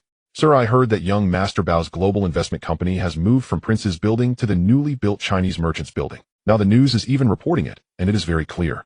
Moreover, the office on the 21st floor of the newly constructed Chinese Merchants Building, which Li Jiaqing had always used as his office, has now become Bao Ye's office in the newly built Chinese Merchants Building. Actually, there is another piece of news. Li Jiaqing said nothing. Zhuang Yueming continued, the general manager of Wharf Holdings, Mike Li, has been dismissed, and Richard Sun will take over as the new general manager of Wharf Holdings. This is indeed a significant personnel change. It may even affect the stock prices of these two listed companies. What Li Jiaqing and Zhuang Yueming did not expect was that Bao Yu not only trusted Richard Sun, but also did not drive him away during the acquisition of Hutchison Whampoa, and continues to reuse him, which is not a common tactic. As for Mike Li, he was the white professional manager Li Jiaqing had always wanted to employ. Little did he expect that Mike Li would be transferred to the headquarters of Global Investment Company in less than half a year after taking the position of general manager of Wharf. From this perspective, Li Jiaqing felt that Bao Yu was more adept at employing people than his father Bao Yugong. In other words, Bao Yu was truly someone not to be underestimated. Deepwater Bay Hillside Villa. Bao family. Bao Yugong and his wife Bao Xiaolong were enjoying dinner. After finishing dinner, Bao Yu and his father Bao Yugong went to the villa courtyard to chat. Bob, I heard you established a global game. This gaming company is something Bao Yu had planned for some time. It was only officially established this morning. Bao Yugong only learned about it in the afternoon. As for the so-called gaming company, Bao Yugong really had no idea. Father, yes, this new company has a capital injection of 10 million Hong Kong dollars headquartered on the 19th floor of the Global Investment Center, and the general manager is temporarily Mr. Mike Li. Then what kind of game does this gaming company actually deal with? After Bao Ye's explanation, Bao Yugong immediately thought, isn't this just the slot machines and casinos? Although Bao Yugong was not interested in gambling, he knew that slot machines were definitely money-sucking beasts. The Oriental pinball machines also belong to the category of money-sucking beasts, and their nature is quite similar to that of slot machines. Bao Yu did not expect that. As soon as he introduced it, his father Bao Yugong immediately thought of slot machines and pinball. Father, you are not wrong. These two types actually belong to a broad category of arcade games. However, the gaming machines I am referring to belong to a narrow category and are primarily computer program-based gaming machines. I must say Bao Yugong is indeed impressive. As soon as Bao Yu came out, he made connections quickly. Bob, will this thing? It depends on the situation. Arcade machines are not for gambling. They are for entertainment and passing time. Currently, the markets in the East and M country have already emerged in the early 1970s, and they have long existed. I can have someone bring some for you to see later. Bob, why did you suddenly think of making this thing? Why? Of course, because it's incredibly profitable. Moreover, Bao Yu knew that although he had swallowed Hutchison Whampoa and was already the largest landlord in Hong Kong, as long as he developed a batch of properties for sale each year, he should become one of the wealthiest tycoons in Hong Kong in the future. In Bao Ye's view, simply relying on holding land and making money from shared areas is not real skill. Real skill is making money through other means. Bao Yu would not say this out loud. No matter what, Li Jiaqing is indeed a very capable person. However, Bao Yu not only wants to walk the path of Li Jiaqing, but also to walk a path that Li Jiaqing cannot tread. It's too lucrative, too profitable.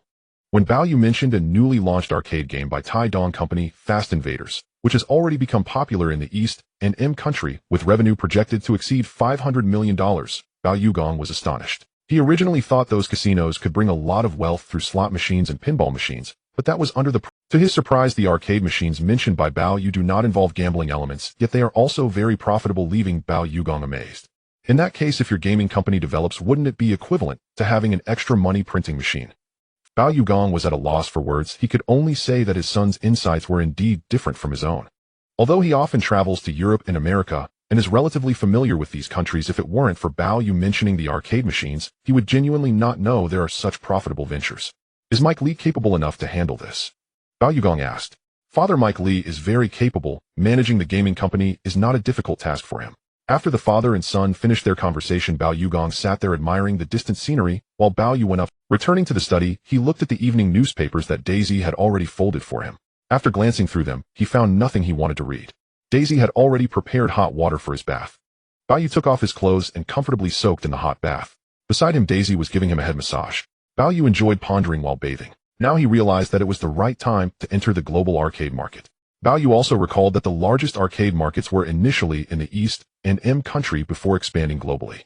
After the 1990s, arcades and home gaming consoles began to thrive. Bao Yu thought to himself. Even now, as he established the global gaming company in Hong Kong, he felt something was still missing. That was his identity. In other words, Bao Yu's current identity was that of a Hong Kong local, not an Easterner. If he wanted to enter the Eastern market, having an Eastern identity would be more appropriate. So who was this Easterner? Of course it was Bao Yu's brother-in-law, Watanabe Shinichiro. Watanabe Shinichiro was a true Easterner. Bao Yu's third sister, Bao Pei, had gone to M country for studies and met him while attending the University of Washington. At that time, Watanabe Shinichiro was studying architecture, while Bao Pei was studying history and art, and their shared interests made them quite compatible. After graduating from the University of Washington in M country, although Watanabe Shinichiro wanted to return to the East for development, Bao Pei preferred to stay in Hong Kong. In this situation, Watanabe Shinichiro had no choice but to follow his sister to Hong Kong. To outsiders, he was not a son-in-law. In reality, he was not much different from a Livian son-in-law. Watanabe Shinichiro's family was merely a somewhat wealthy family in the East, far inferior to the Bao family. On the other hand, Watanabe Shinichiro studied architectural design, and if he returned to the East, he might still have some business opportunities. In Hong Kong, they wouldn't hire a little-known architectural designer like him. In this case, Watanabe Shinichiro and Bao Pei were together, and every day was almost like waiting for death. If not for Bao Yu appointing him as a director of the Global Shipping Group last year, to outsiders, Watanabe Shinichiro, this Easterner, would be nothing. Even after joining the Global Shipping Group as a director, it was merely a nominal position. He had no real say in the company's affairs. For instance, when Bao Yu was about to cancel the order for a 405-ton supertanker, it would normally be better to hand it over to Watanabe Shinichiro, but he knew nothing about this business, leaving Bao Yu no choice but to let Wu Guangjing handle it. Historically, in 1985, Bao Yu was diagnosed with cancer, and by 1987, the Bao family began to split. As the third son-in-law of the Bao family and the least favored Easterner by Bao Yu and his wife Watanabe Shinichiro, was assigned to the Quantai Group in the East. This company included an insurance company and a machinery company, and besides that, it was also one of the agents for luxury cars and private jets in the East. On the surface, Watanabe Shinichiro and his wife were allocated assets amounting to 10 billion Hong Kong dollars, but in reality, compared to the other three sons-in-law of the Bao family, it was far from enough. Later, Watanabe Shinichiro and his wife left Hong Kong to develop in the East, and due to his blind investments, they incurred significant losses. Eventually, although he may have turned into a few billion Hong Kong dollars, it was still a far cry from the original amount. In contrast, Su Heiwen's Global Shipping Group was still valued at several hundred billion, while Wu Guangzhang's Longfeng International, which encompassed Quantai and Kowloon Warehouse, was valued at over 1 trillion Hong Kong dollars. Ultimately, aside from the fact that Bao Yu and his wife genuinely disliked their third son-in-law and daughter, coupled with Watanabe Shinichiro being an Easterner, he made no contributions within Global Shipping Group, so he could only receive these allocations. Moreover, Watanabe Shinichiro himself did not know how to invest, and with the successive stock market and real estate bubbles in the East, his wealth further diminished. In Bao Yu's view, even though Watanabe Shinichiro came from a prestigious school and studied architectural design, he was not adept at management. Suddenly placing him in charge of such a large company would naturally lead to its downfall. Additionally, during the 1980s to 1990s, there were countless investment failures in the East. In this situation, Bao Yu knew that Watanabe Shinichiro was indeed unsuitable for investment and management, and at most, he could be an architectural designer or develop into a famous architectural designer.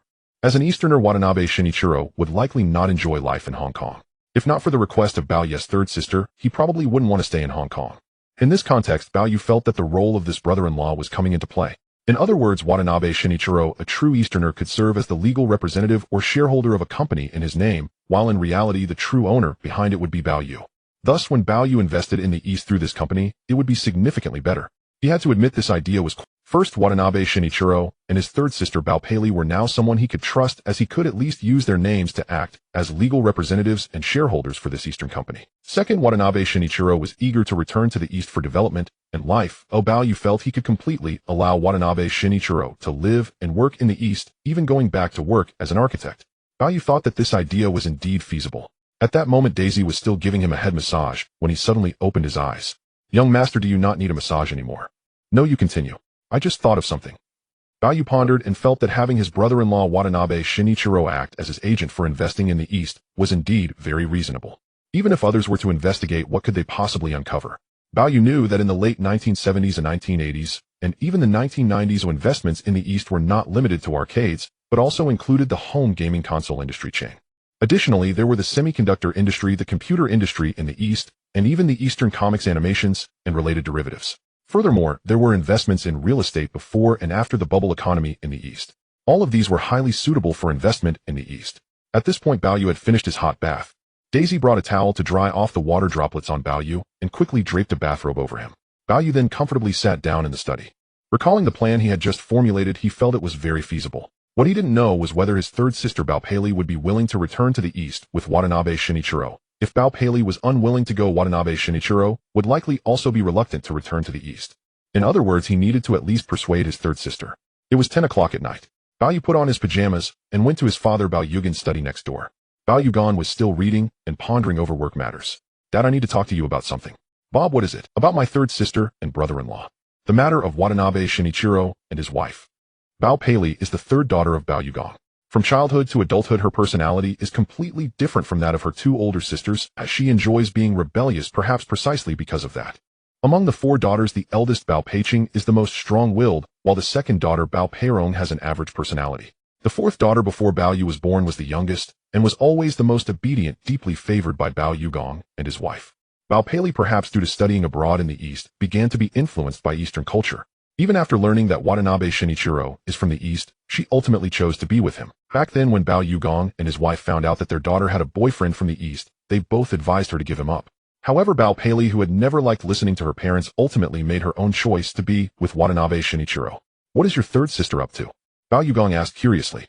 "Dad, did you and Mom really agree when third sister got together with third brother-in-law?" "No, when your mother and I learned that her boyfriend was from the East, we directly opposed it." Although Bao Yugan has many businesses in the East, including partnerships with shipyards and shipping companies, they still felt differently about their daughter's marriage. However, business is business, and the marriage of their daughter is another matter altogether. Unexpectedly, Bao Pei went to study in the East, gradually liking the culture there. When her partner went to the University of Washington to study art, he happened to meet Watanabe Shinichiro. "Then why are third sister and third brother-in-law still together?" "Your third sister has always been rebellious. She never listens to what your mother and I say. Once the rice is cooked, what can the couple do?"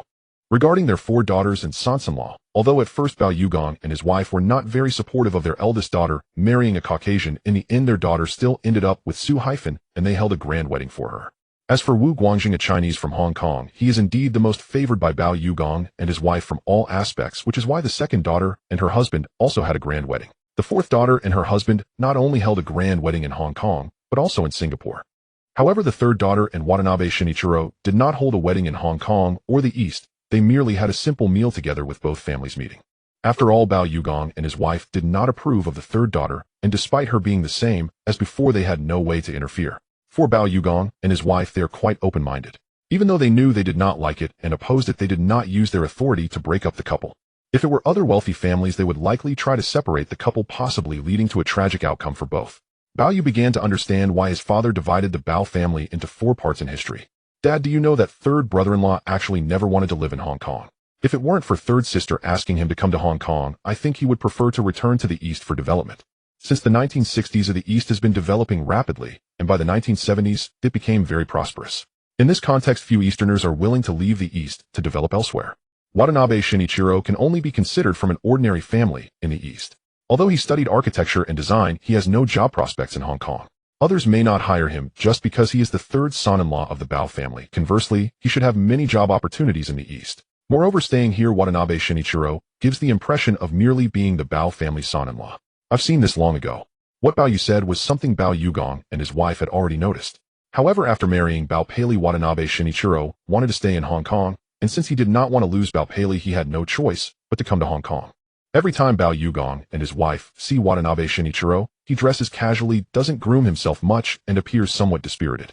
Ultimately, it comes down to his dislike for life in Hong Kong. He reluctantly followed to this place. Dad, what if we let third sister and third brother-in-law go back to the east to work and live? As the saying goes, when you marry a chicken, follow the chicken. When you marry a dog, follow the dog.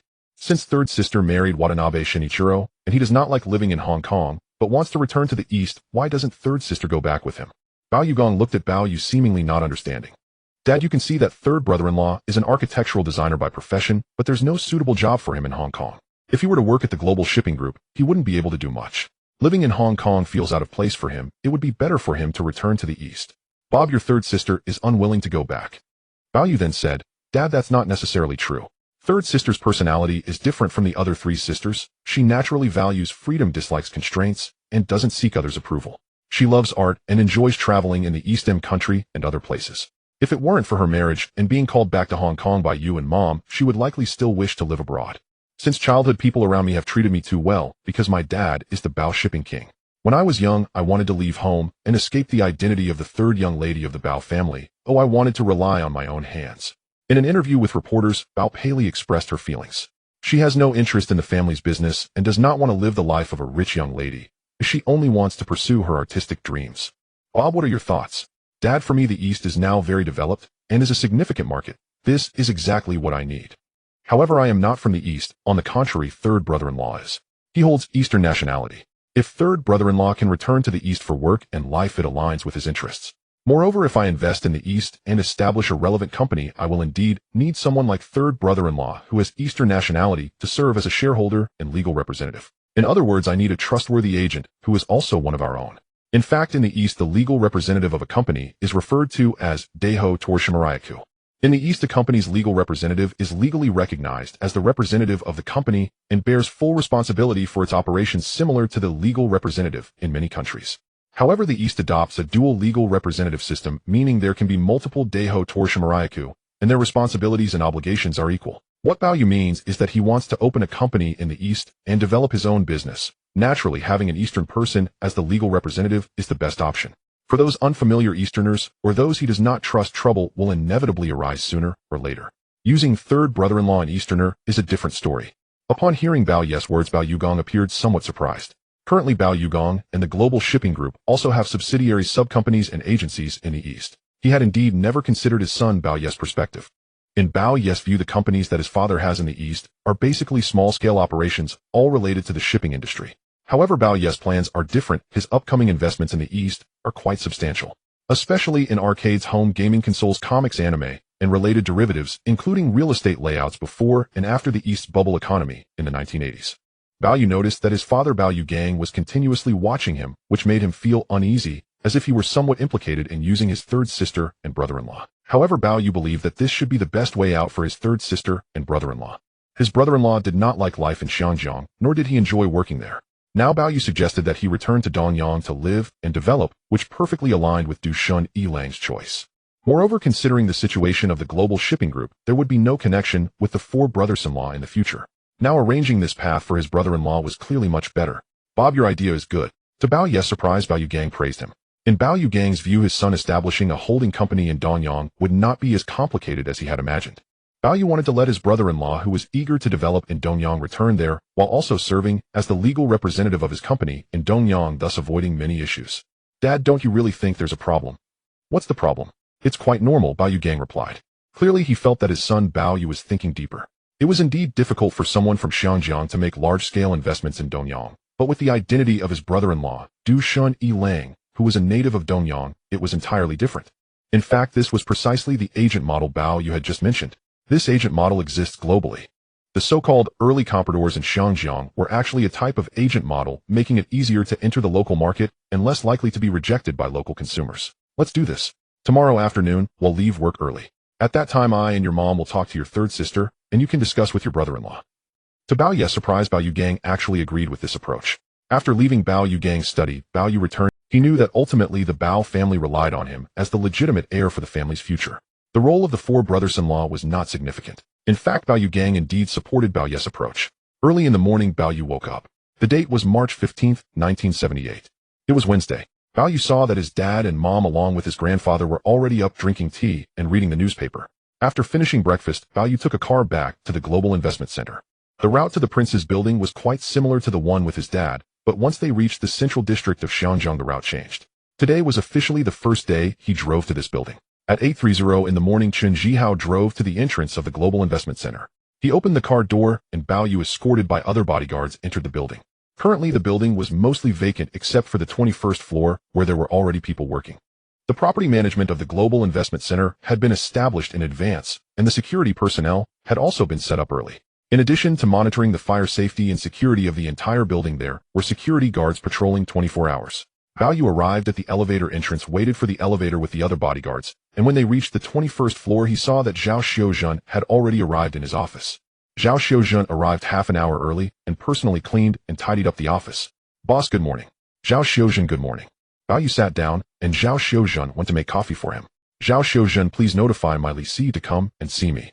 The office of my Li's deputy manager was next door. Yesterday, my Li had already started familiarizing himself with the local situation.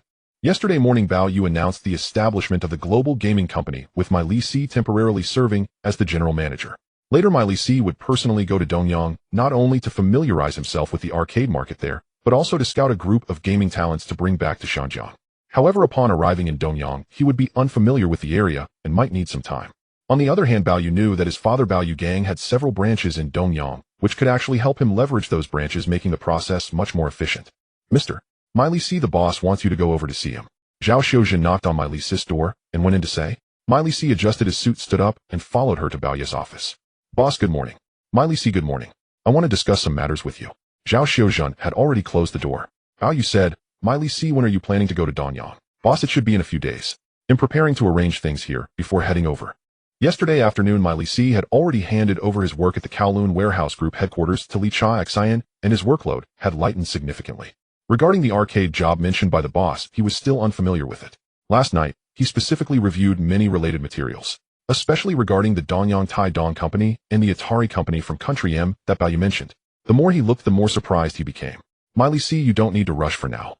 "Why not?" My Li asked curiously.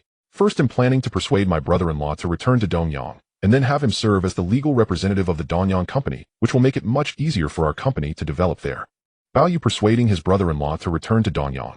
Bao Yu's brother-in-law Du Shin Lang was a genuine Dongyang person, which both my Li and Zhao Xiuzhen were aware of. Second, my dad's global shipping group has several branches in Dongyang. If you encounter any problems when you go to Dongyang, you can seek their help, which will also make things much easier. In fact, these were Bao Yu's two major advantages in Dongyang. My Li noted this down, feeling that the boss points were indeed valid. With assistance in these two aspects, it would certainly be much easier. In the afternoon at 5 o'clock, Bao Yu stretched lazily, not expecting that he had already been at work for a whole day. Bao Yu did not stay any longer. Accompanied by Chen Zhihao and other bodyguards, he took the elevator to the entrance of the Global Investment Center, where his special car was already waiting. Bao Yu got into the car and returned to the Deepwater Bay hillside villa. In the Bao family, at around 4 in the afternoon, Bao Peili received a call from her mother Huang Xiaoying asking her and Du Shan Lang to return to the villa for dinner. At first, Bao Peili found it a bit strange. However, since her mother asked her to come back, she had no choice but to Upon returning to the villa, she only saw her grandfather and mother Huang Xiaoying along with the maid Daisy, but did not see her father Bao Yu Gang and brother Bao Yu. At 5 o'clock in the afternoon, Bao Yu Gang and Du Shan Lang returned here by car respectively. While they were waiting for Bao Yu, he was still finishing work as usual. Now, as Bao Yu got out of the car, he saw his third sister already sitting there. From his third sister's attire, especially her wavy, voluminous hairstyle and red hair, it was clear that she had a penchant for unique art. "Bob, sister, you're here." Bao Yu stepped out of the car, entering the villa's main hall, where he saw his brother-in-law Du Shan Lang still seated there. The attire of Dongyang people was evidently different from that of Xianjiang people, or rather from that of the Chinese. That day in the conference room, his father-in-law Bao Yu Gang had suddenly erupted in fury like a tiger ready to devour its prey, driving out Su Hai, from which had frightened Du Shan Lang at the time. Now he had begun to feel apprehensive. Before returning, he mentioned to his wife, Bao Peili, that he still felt scared to the point that he truly did not want to face his father-in-law. Ultimately, the Bao family was too powerful and wealthy, while Du Shan Lang was merely an ordinary wealthy merchant in Dongyang, whose family could only support him to study in Country M. In families where women are strong and men are weak, it is often the case that men fear women. "Brother-in-law, Bob." Du Shan Lang stood up to greet Bao Yu as he saw him return. Du Shinichiro arrived at his father-in-law's place, dressed casually in a suit, giving off a laid-back and somewhat disheveled impression. His hair seemed to have been untrimmed for a while, and his beard was quite long, though he had a rather slender build and wore glasses. He graduated from a prestigious university in the East and later pursued further studies in architectural design at the University of Washington. Many years after graduation, apart from being with Bao Pei, he hadn't held any formal job. After coming to Xinjiang, since the villa after marriage was provided by Bao Yugong and his wife, and the car was bought with money Bao Pei obtained from her father, he found it impossible to exhaust his monthly allowance. Last year, when Bao Yu did not let Du Shinichiro take the position of director at the global shipping group, he was essentially, his life consisted solely of eating and drinking. The culture of Xinjiang is predominantly Chinese with some Western influence, and there is little presence of Eastern culture. While there are Easterners in Xinjiang, they are not numerous. As Bao Yugang's third son-in-law, Du Shinichiro refrained from mingling with other Easterners, fearing disapproval from his wife, Bao Pei, and father-in-law Bao Yugong. This is precisely why Du Shinichiro gives off an air of despondency and gloom. Third brother-in-law, let's go over there and talk. Go over there to talk. Du Shinichiro was somewhat puzzled as he followed Bao Yu to the villa's courtyard. From here one could see the beautiful scenery of the Deepwater Bay golf course not far away. Third brother-in-law, how do you feel about living in Xinjiang? Du Shinichiro was taken aback. Bob, I'm doing well, and in fact not worrying about housing and transportation and having a monthly allowance that he couldn't even spend puts him in a better position than 99% of the residents of Xinjiang. In Xinjiang, the biggest burden is actually housing. Middle-class residents in Xinjiang aspire to buy a luxury home, while ordinary people find it even harder. They can either rent or apply for public housing, which could take a long time as they wait in line. This means that living in a luxury villa at Shallow Water Bay Du Shinichiro is indeed better off than many others. Third brother-in-law, have you thought about returning to the East for development? Returning to the East for development. Bao Yu sensed the insincerity in his words. In that brief moment, a different expression flickered in Du Shinichiro's dull eyes. Bao Yu guessed that Du Shinichiro indeed wanted to go back to the East. Historically, after something happened to Bao Yugong, Du Shinichiro did return to the East for development, but he suffered significant losses on his investments, later returning to Xinjiang for a while before heading back to the East. Your sister doesn't want to go back, Du Shinichiro said quietly after glancing at Bao Pei not far away. He really did want to return to the East for development.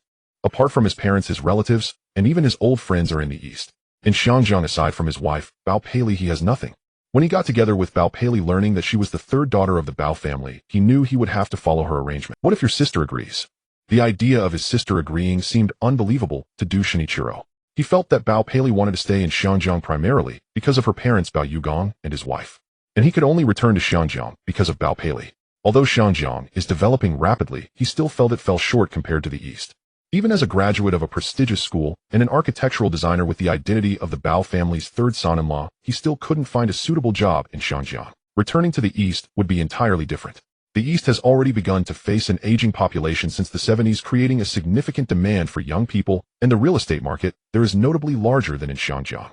Third brother-in-law, since you're unhappy living in Xinjiang and wish to return to the East for work and life, I support you. Moreover, I've discussed it with my parents. You and your sister can return to the East without needing to stay in Xinjiang all the time.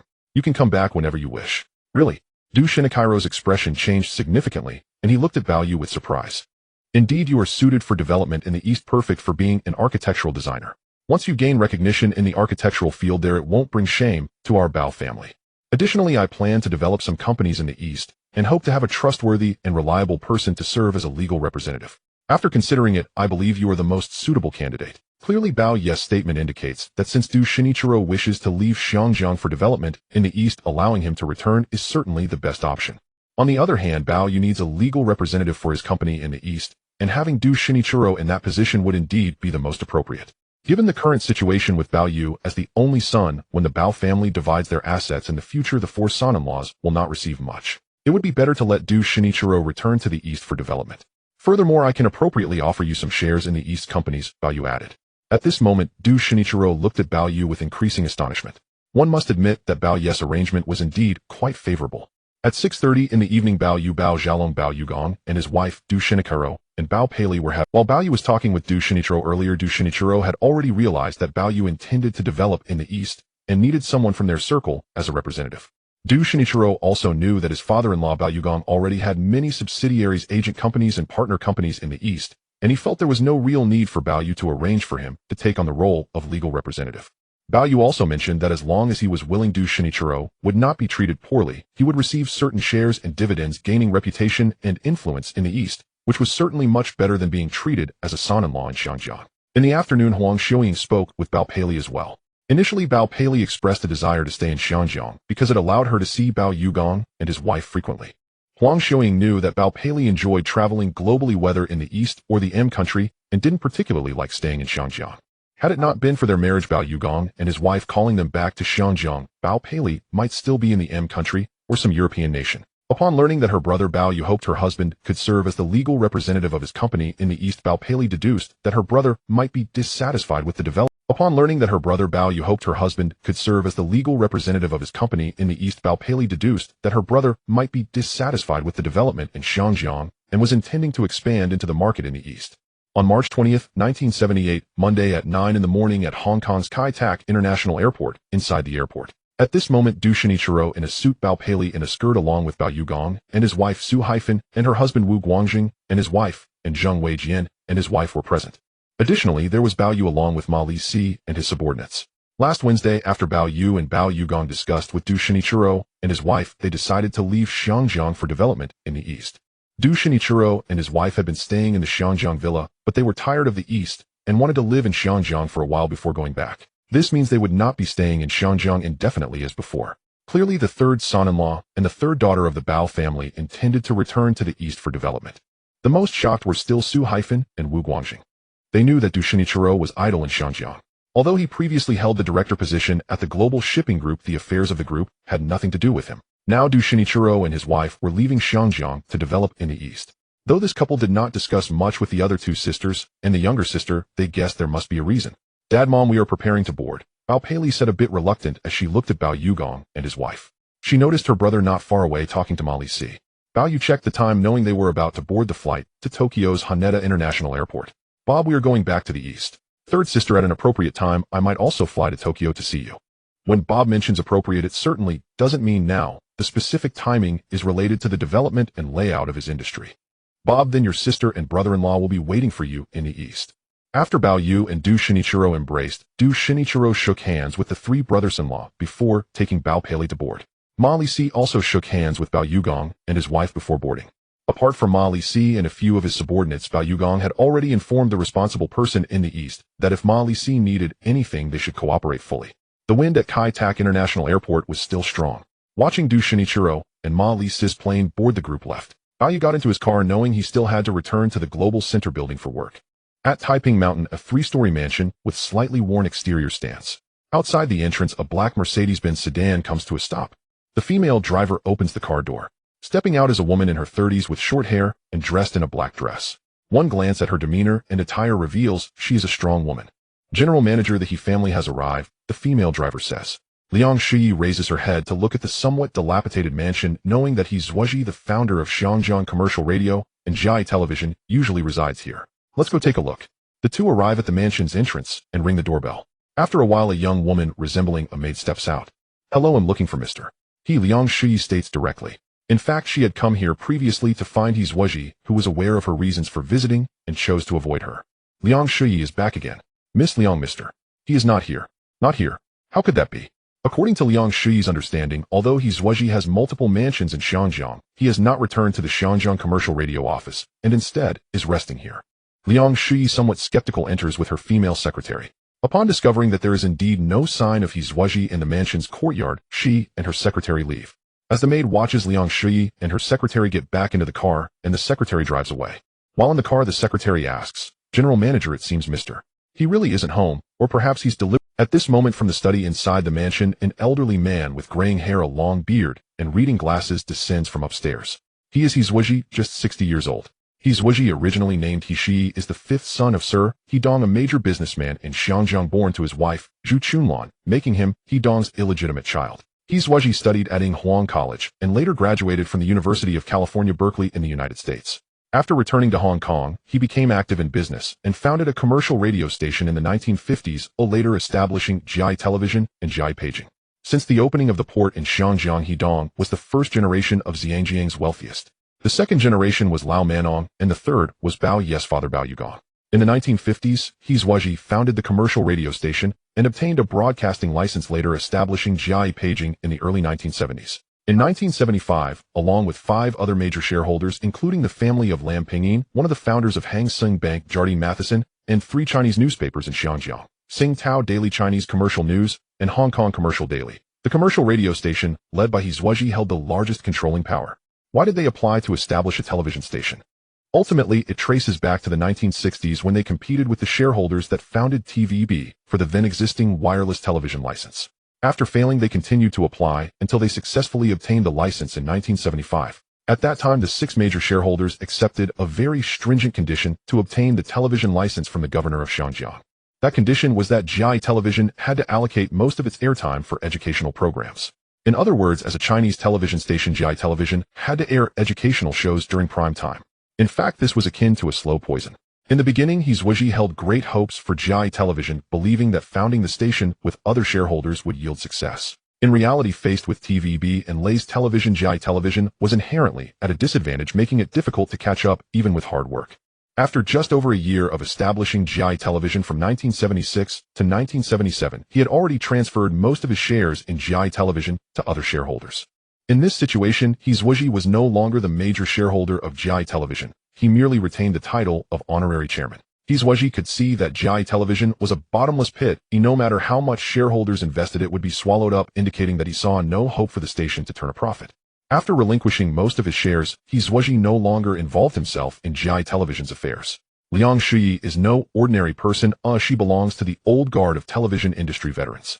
She previously worked at TVB for many years and even served as a program supervisor and deputy general manager at TVB. In early 1978, the shareholders of GI Television saw that the company's situation was becoming increasingly difficult, and Luo Wenhui, who was temporarily acting as chairman, felt the need to hire more professional personnel to manage GI Television. Because of this, Liang Shuyi and her subordinates grew increasingly dissatisfied with the management under Xiao Yifu at TVB, compounded by GI Television's offer of high salaries. Liang Shuyi, along with her key subordinates and both front-end and back-end staff from TVB, jumped ship. Since its establishment in 1975, GI Television has produced many quality primetime dramas, ranking in the middle among the 3 major television stations in Xinjiang, with Lay's Television trailing behind GI Television. However, both TVB and Lay's Television have several Chinese channels, while GI Television only has one Chinese channel, which primarily airs educational programs, making it incomparable to the 2 major stations. Furthermore, with Liang Shuyi's transition to GI Television, the number of employees surged from over 600 to more than 800. With so many employees, the monthly payroll alone is a substantial amount. Starting in 1976, as He Zuozhi, the major shareholder, exited GI Television's economic situation fell into crisis, and only with the investment from Lam Pingjian's son Lam Shaofeng could they sustain operations.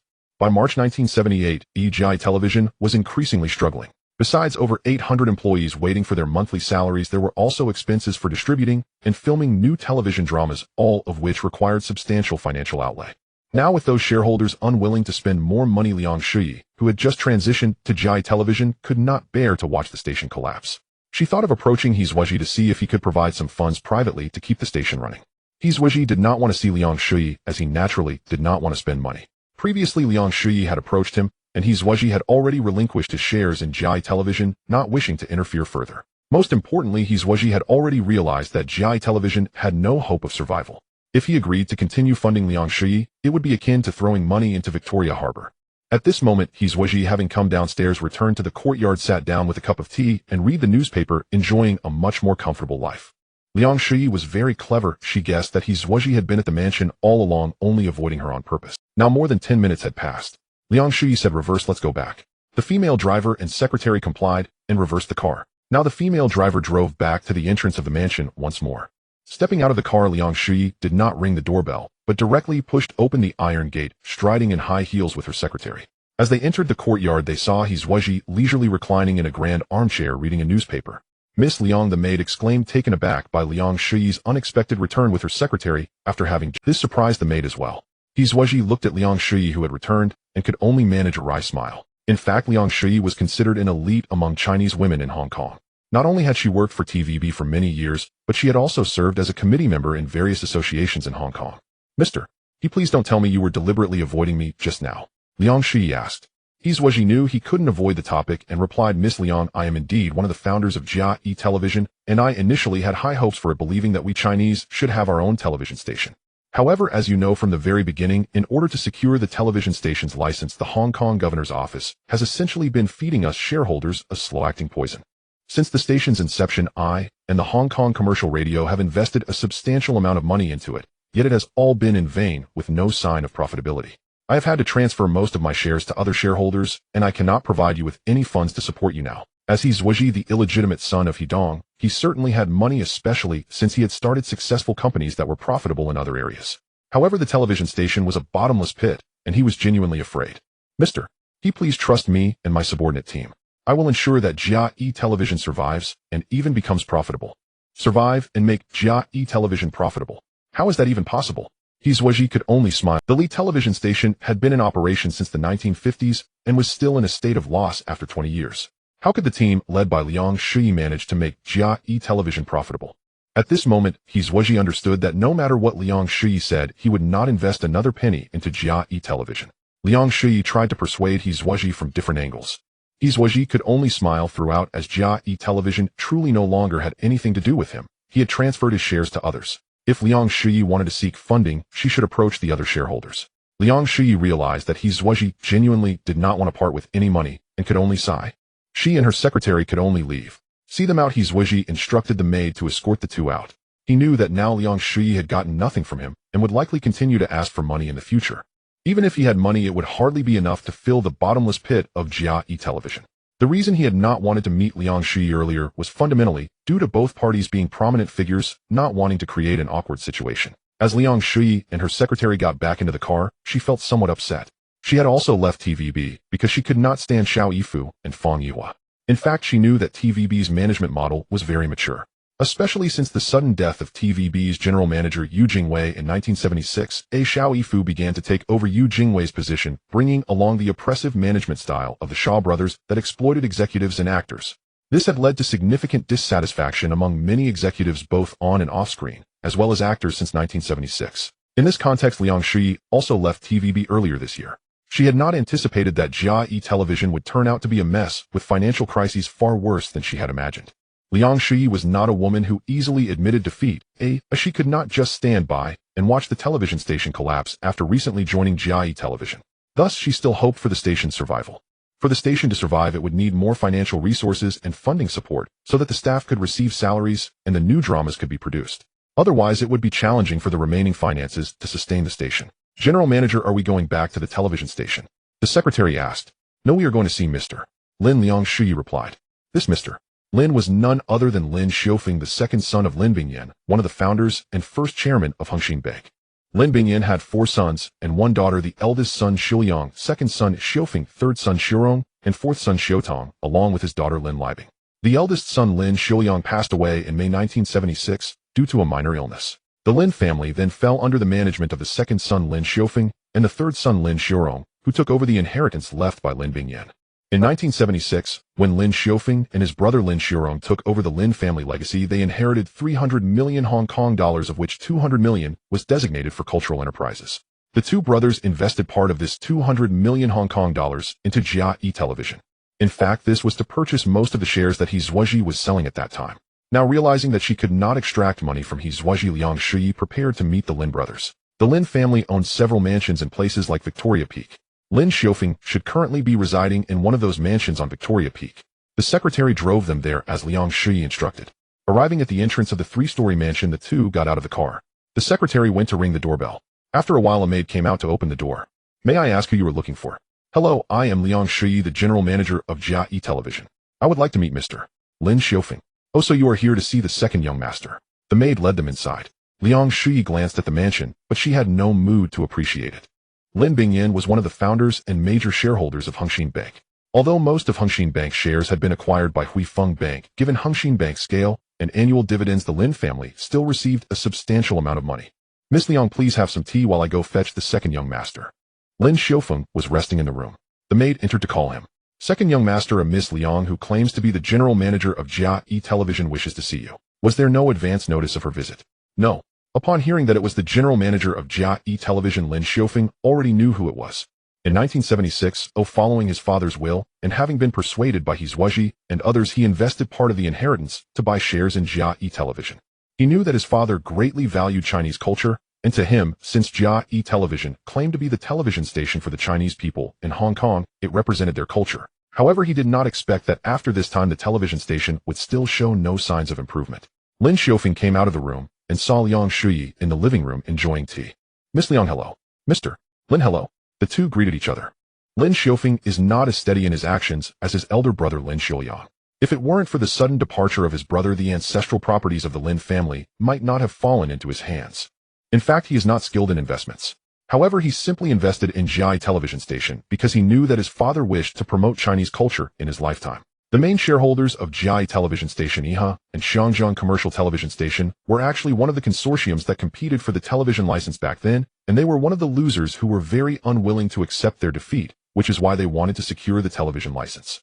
Now Lin Xiaofeng is sitting there with his legs crossed looking at Liang Shuyi and asking Miss Liang, what can I do for you? Mr. Lin, the situation is like this. You are now the major shareholder of Jiai television station, and the station is facing a severe financial crisis. I hope you and the other shareholders can inject some more funds into Jiai television station. Inject more funds. In 1976, he had already represented the Lin family in purchasing the shares of Jiai television station held by his Wuji and had reinvested a sum of money amounting to over 10 million. Is it already gone so quickly? Lin Xiaofeng said. Miss Liang, has Jiai television station run out of money again? Not much is left. Currently, there are over 800 employees at the television station, each receiving a substantial salary every month. Furthermore, the new dramas being filmed also require significant funding, otherwise the station cannot maintain its operations. Liang Shuyi and the more than 200 new employees both on screen and behind the scenes have even higher salaries. They were poached from TVB and leased television station, so their salaries are certainly higher than before. Well, Miss Liang, it seems the Lin family has no more money to invest in the television station. Although his father Lin Bingyan designated 200 million Hong Kong dollars for cultural endeavors before his death, Lin Xiaofeng used part of it to invest in Jiai television station and also bought a significant number of antiques. In Lin Xiaofeng's view, antiques and traditional paintings also belong to a form of Chinese culture. Mr. Lin, I hope you will support Jiai television station. Liang Shuyi continued to look at him. Lin Xiaofeng stood up. Although the ancestral properties of the Lin family are now decided by him and his third brother Lin Shirong, there is not much left. Moreover, he can tell that giving money to Jiai television station now is likely to be throwing good money after bad. How about this? I can only represent the Lin family to invest an additional 3 million Hong Kong dollars, nothing more. This means Lin Xiaofeng knows that he can at most produce 3 million Hong Kong dollars for Jiai television station, and what happens next, whether the station survives or not, is no longer his concern. He has already acted according to his father's last wishes. Lin Xiaofeng returned to his room and wrote a check, pulling it out. It was a check for 3 million Hong Kong dollars from Hengxin Bank. In 1978, 3 million Hong Kong dollars was still a considerable amount, but compared to Jiai television station's monthly expenses now, it doesn't count for much. Liang Shuyi knew that securing 3 million Hong Kong dollars was already quite good. She prepared to take the check back to Jiai television station on Broadcast Road in Kowloon Tong and hand it over to the finance department. Miss Liang, please don't come to me for money again. I really can't support your television station. But think about it, there are quite a few wealthy people in Xiangjiang. You can look for others. There are many rich people in Xiangjiang, whether they are British or Chinese. The Lin family and He Zuoji are not significant among the Chinese capitalists in Xiangjiang. Mr. Lin, what do you mean? Who among the wealthy Chinese in Xiangjiang is the richest now? Liang Shuyi immediately thought of Li Jiaqing, Li Zhaoji, Zheng Yutong, Guo Daxing, and others. And there's also the world shipping king Bao Yugong. These are among the richest people in Xiangjiang. Are you referring to the shipping king Bao? Liang Shuyi asked. The shipping king Bao is indeed wealthy, but he is not as rich as his son. His son is the real wealthy one. Bao Yugang's son Bao Yu. Since the end of last year, the news in Xiangjiang has consistently featured stories about the Bao father and son, especially about Bao Yu. From serving on the board of the Kowloon warehouse, acquiring Qingzhou Ingni, acquiring Kowloon warehouse, acquiring Hysan Development, to the grand opening ceremony of the Global Investment Center building held recently. All of these are related to Bao Yu, the son of Bao Yugong. At this moment, many people in Xiangjiang believe that Bao Yu is even wealthier than his father Bao Yugong. Liang Shuyi's eyes lit up upon hearing this. She realized that Bao Yu is indeed the richest in Xiangjiang, far wealthier than those Chinese capitalists like Li Jiaqing. Liang Shuyi heard that Li Jiaqing and other wealthy individuals are quite stingy, making it very hard to extract even a penny from them. However, Bao Yugang's son Bao Yu is different. He is still very young and incredibly wealthy. If she could get money from him to support Jiai television station, it would indeed be quite possible. At this moment, Liang Shuyi thought that while Lin Xiaofeng might not have a great reputation among the second-generation wealthy in Xiangjiang, his reminder made her think immediately. Mr. Lin, are you suggesting I seek funds from Bao Xiao to support Jiai television station? That's right.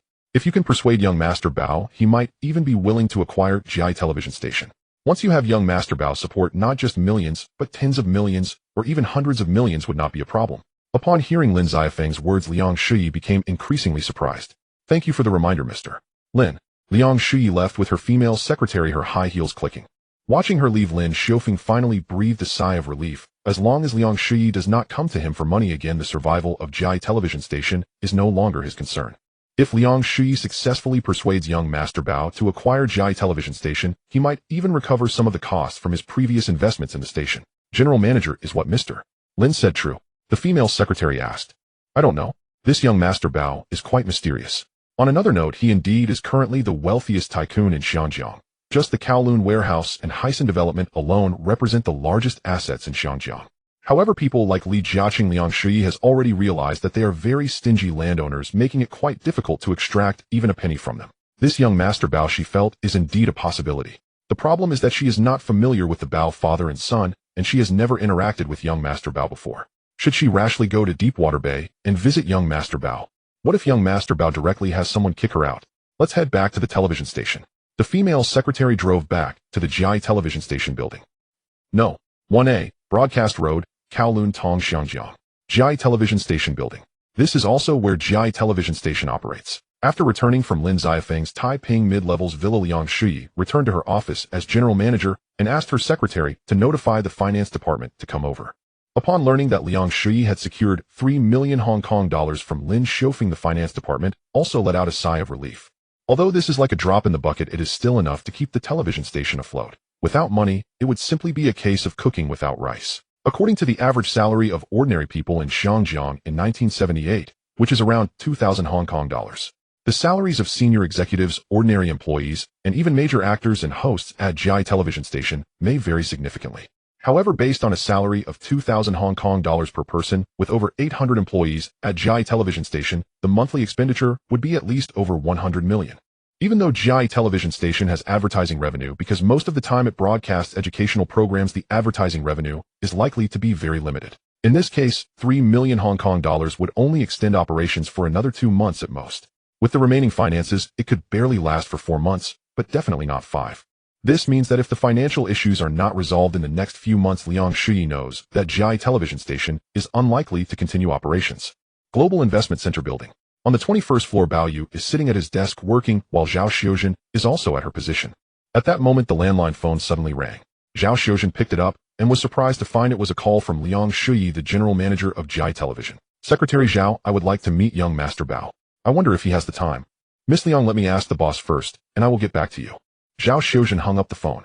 Boss, it was Miss Liang Shuyi, the general manager of Jai television, who called personally. She wants to know if you have time to meet her. Liang Shuyi. Bao Yu felt the name was quite familiar.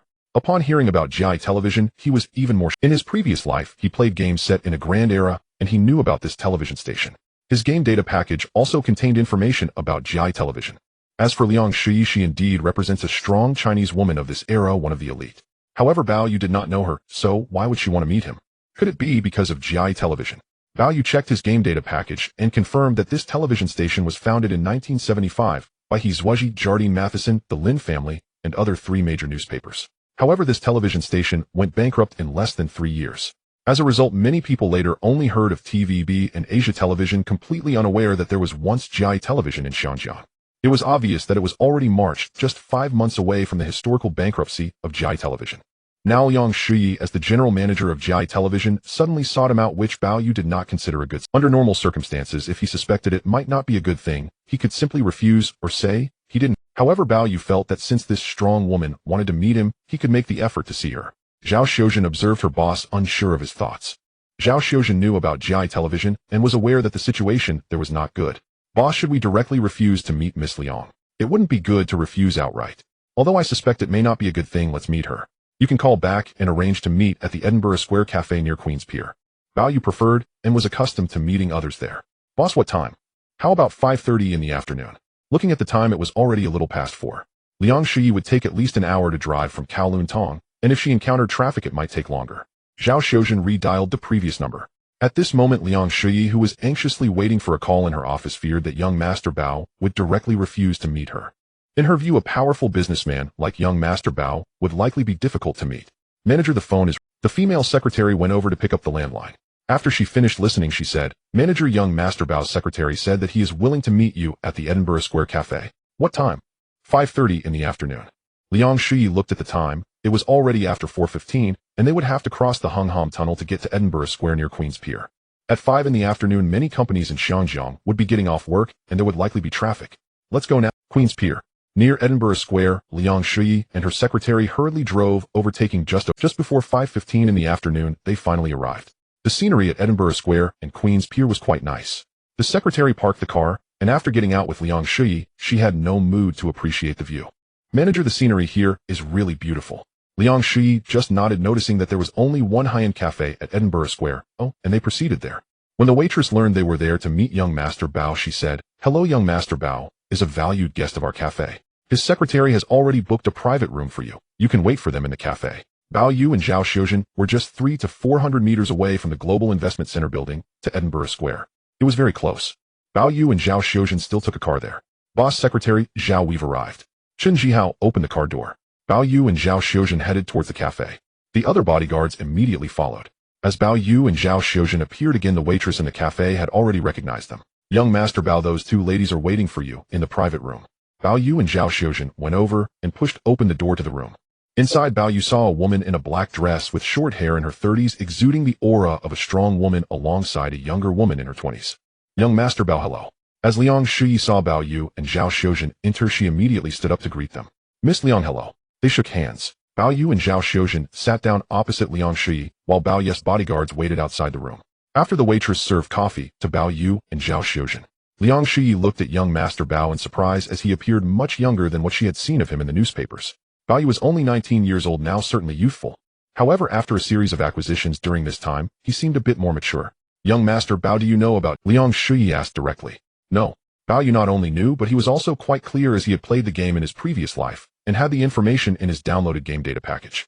However, he simply smiled and said, "Miss Liang, I'm not very familiar with it. The three major television stations in Xinjiang are TVB, Lease Television, and Jai Television. TVB has always had the highest ratings, while Jai Television and Lease Television had ratings that were comparable. When he usually returned home, he hardly watched television, perhaps only his grandfather, parents, and Daisy would watch. He usually paid more attention to the news from various newspapers in Xinjiang. Young Master Bao, let me tell you about Jai Television." Liang Shui began to explain. Bao Yu stirred his cup of bitter coffee with a small spoon, listening to her speak. She mentioned that many executives and staff, both in front of and behind the scenes, had switched from TVB and Lease Television to Jai Television. She was very hopeful of taking Jai Television to new heights. It was clear that Liang Shui hoped to persuade Bao Yu to have confidence in Jai Television. However, Bao Yu knew that Jai Television was essentially an abnormal entity. Because society in Xinjiang had high hopes for educational television, when Jai was established, the Hong Kong governor's office mandated that Jai must broadcast educational programs from 2 p.m. to 6 p.m. and 9 p.m. to 1130 p.m. each day. However, these educational programs were not popular with the audience and took up a lot of Jai Television's prime time. Most importantly, with only one Chinese channel, even if Jai Television's entire team worked hard to produce good dramas, they could not generate more advertising revenue. Relying solely on shareholders' continuous financial support would not enable them to survive. Bao Yu still smiled. "Young Master Bao, you are a Chinese person, and you, along with your father, are the richest Chinese in Xinjiang. Jai Television is also a television station controlled by us Chinese, and we sincerely hope you can support Jai Television as a Chinese individual." Bao Yu shook his head. He and his father Bao Yugong were indeed the richest Chinese in Xinjiang. Since the 1970s, his father had been the third-generation richest man in Xinjiang since the opening of the port. Now Bao Yu was even wealthier than his father. However, just because the main shareholders of this television station were Chinese, what difference did it make? "Miss Liang, let me put it this way, given the current situation of Jai Television, it can only rely on shareholders for financial support, or it needs to introduce new shareholders to provide funding to survive, which is very abnormal for a television station. Moreover, in my opinion, regardless of who provides the financial support, Jai Television is a bottomless pit. No matter how much money is invested, it would be throwing good money after bad. Whether it's He Zuoji or Lin Xiufeng, injecting funds would only lead to a dead end." Liang Shui's expression turned grim. She couldn't believe that young Master Bao looked down on this television station. "Miss Liang, our Bao family is wealthy, but we do not invest casually. Moreover, this television station is destined to go bankrupt. No matter how capable or hardworking you are, it will likely be in vain. Ultimately, this is a television station that was abnormally established under pressure from the Hong Kong governor's office, as well as TVB and Lease Television. It has no future whatsoever." When it comes to Jia Art Television, Bao Yu recalls the history of the Bao family. Historically, the Bao family had entered the television market, but Jia Art Television, TVB, and Lease Television were three major freeware stations. The television stations the Bao family entered were cable or pay television. In 1985, Bao Yu just discovered he had cancer, and in 1986, the Bao family split. Among them, Wu Guangjing, who acquired the Kowloon warehouse, began to venture into cable television at the end of the 1980s and the beginning of the 1990s, establishing Kowloon Warehouse Cable Television, which quickly became the largest pay television station in Hong Kong at the time. Li Jiaqing's second son Li Zexi had just returned from studying abroad and was drawn to the satellite television. This was nothing unusual, but Li Jiaqing used his influence to persuade the Hong Kong governor's office to relax relevant regulations allowing buildings across Hong Kong, even in the suburbs, to meet the standards for satellite television installation. Li Jiaqing was also the largest landlord in Hong Kong at the time. It could be said that 1 out of every 12 properties in Hong Kong was developed by him. Li Jiaqing even prohibited Kowloon Warehouse Cable Television from entering buildings and complexes related to Changjiang Industrial Group, handing everything over to his son Li Zexi to manage. When reporters discovered that the Li family and the Bao family were competing in this area, Li Jiaqing calmly stated during an interview, "Mr. Bao is my friend." In fact, at that time, Bao Ye's condition was already very serious, suffering from a terminal illness. How could Wu Guangjing, who was in charge of Kowloon Warehouse, possibly be a match for Li Jiaqing and his son? During the fierce competition for the pay television market in Hong Kong between the Li family and Wu Guangjing, Bao Yu ultimately left this world. At that time, he was in Yonghe Hospital, possibly aware, or perhaps unaware of the situation. However, Bao Yu knew that if it weren't for the assistance he provided to Li Jiaqing back, then it would have been difficult for Li Jiaqing to achieve such success. Yet he never expected to be viciously bitten when he fell ill. Because Li Jiaqing participated in Bao Ye's funeral arrangements, coupled with the significant influence of both the Li and Bao families, Wu Guangjing, after handling his father-in-law's affairs, prepared to sit down with the Li father and son.